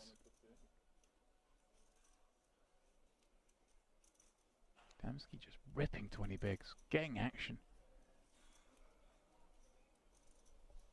Yeah, this escalated quickly once he asked how many big chips you got, even though action wasn't to him yet. But here we go, to a flop. Safe for the 6s. 9 and 9 for Adamski needing to find some paint. Or running straight.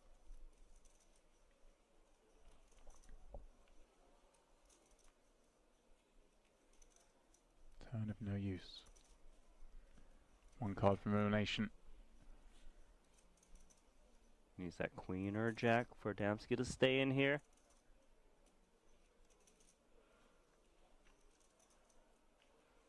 And that's the end. It is GG's for Adamski.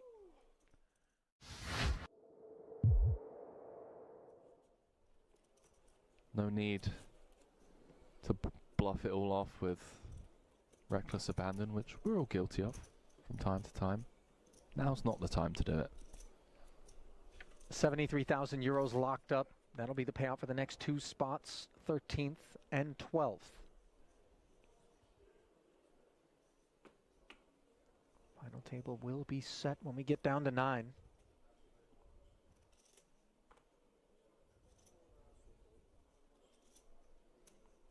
Kings now for Sai. What's going on? They've all had some Haribo fizzy colas on break or something. I mean, rocket fuel.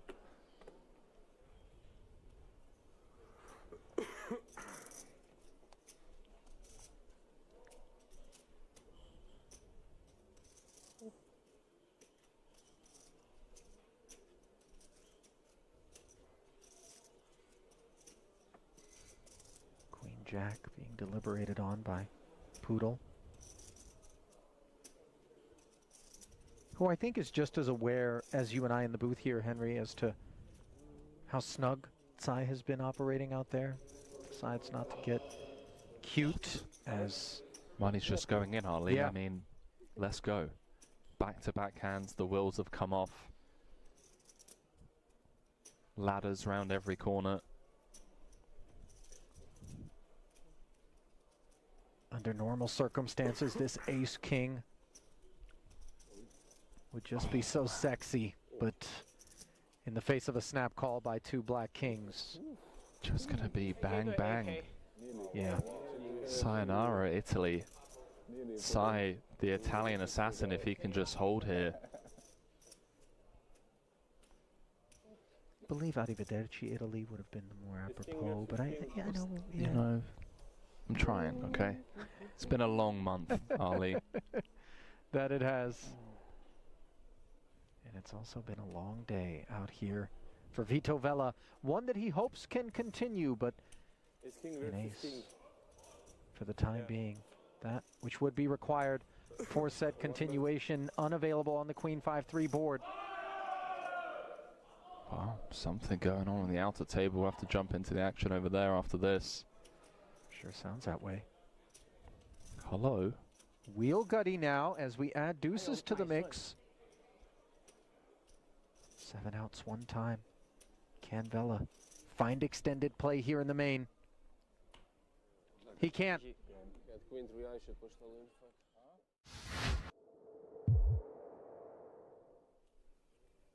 You're in trouble now, pal.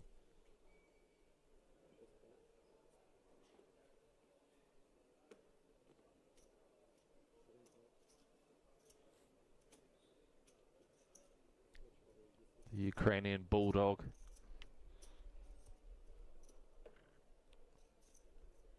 Who really has been kind of quiet, dormant, let's call it, for the most part.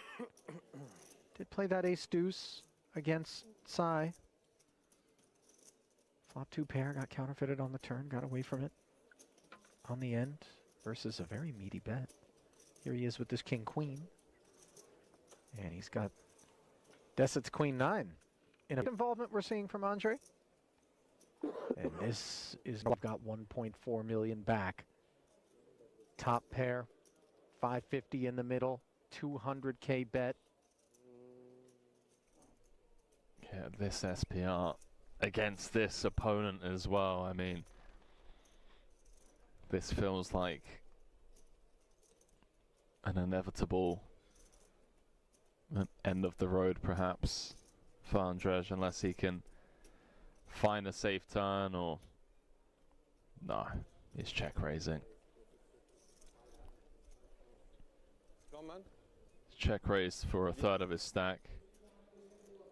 Queen 7-3, 2 spades, only 1-9 left in the deck. Volkov would hate to lose a customer here if he were to put the rest on request now. I think the flat here and allow Deset maybe to put the rest in there would be a safer path to ensuring that you're going to get the spin for all of it. I like where your head's at. In theory, that makes a lot of sense. I think if we're a bit deeper, with Deset putting in 500 of his 1.4, I wouldn't fault Volkov for thinking, okay, let's just run it. This guy is never folding. Queen 9 may actually still hit the muck here if he goes all in, but he's going to side with you, Ali, and just give Deset as much rope as possible, perhaps with like a 6-4 or 5-4 type holding. I think Volkov has already decided that he's ready to play for the rest, regardless of how the board develops. So the flat here isn't really of any consequence in terms of, you know, texture changing in some way undesirably for the king-queen. Let's have a look. A 1.6 outlet. Everything all right? On a 10K ladder. Yeah, it's like a hiccup mid-sentence.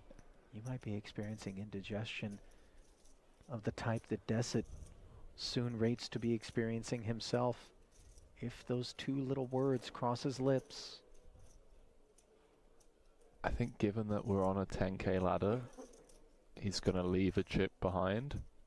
If he does, kind of go for all of it. Wow. So the all-in does come in. Volkov makes the call, and devastation will be that which ensues for Deset unless a 9 is found.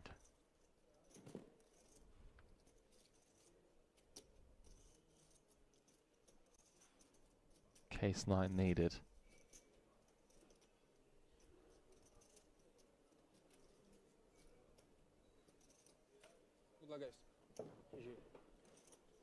Upside down variety on the end. Brisk GG. And then a walk over to the rail to his camp. Final table with 2 big blinds or day one with massive chip lead? Oh, I care about the money. Final table with 2 big blinds. 2 big blinds, you can spin, you can win. Bendinelli win the APT with 1 big blind. So Yeah. final table with 2 big blinds, definitely. So for sure. Final table, 2 big blinds. Okay. Okay. Final table with 2 big blinds left, because then I'm in the money anyways. Yeah. If you have to choose 2 big blinds on the final table or massive chip lead on day one? The final table one. Final table. Yeah? Yes, because winning is different. Okay. But both option, I take it anyway. That's tough. I mean, depends, I guess. It largely depends about like what your bankroll is. Mhm. Okay, if that's like money changing life changing money. Sorry, I'm a bit. Of course, then you're gonna take the 2 big blinds, you know, and whatever. But if you're playing on roll and that's just a normal tournament for you, I probably prefer to chip lead the day one and try to deep stack until the final table, maybe. Yeah.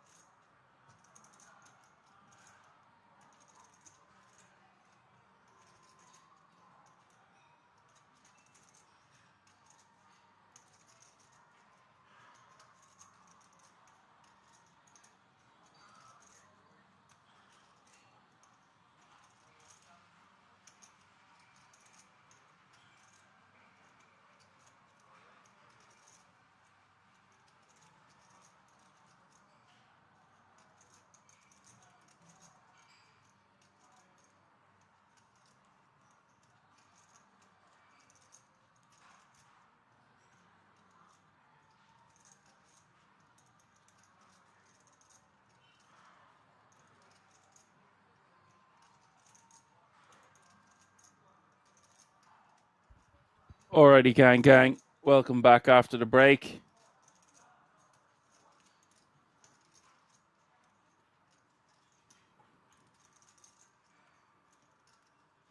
Monday Madness.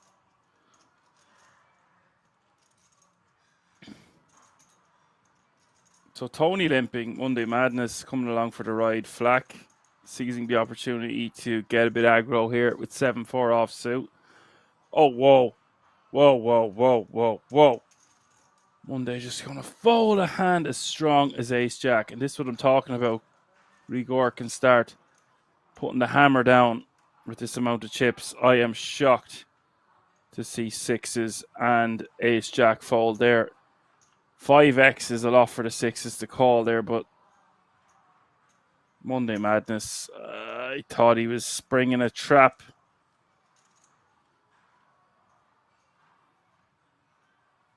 I was very much wrong.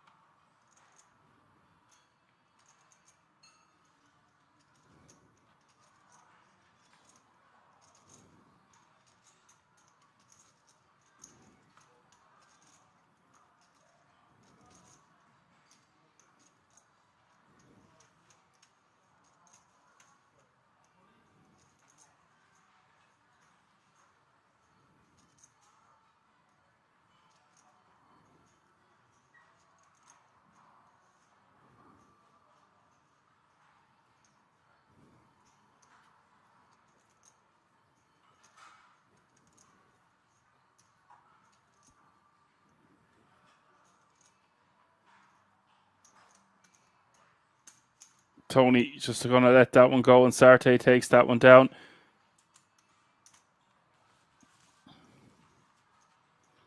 So we've two shortish stacks, a couple of big stacks, and one middling stack.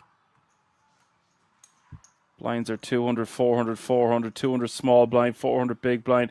With a 400k running big blind ante, that's 200, 400, 400.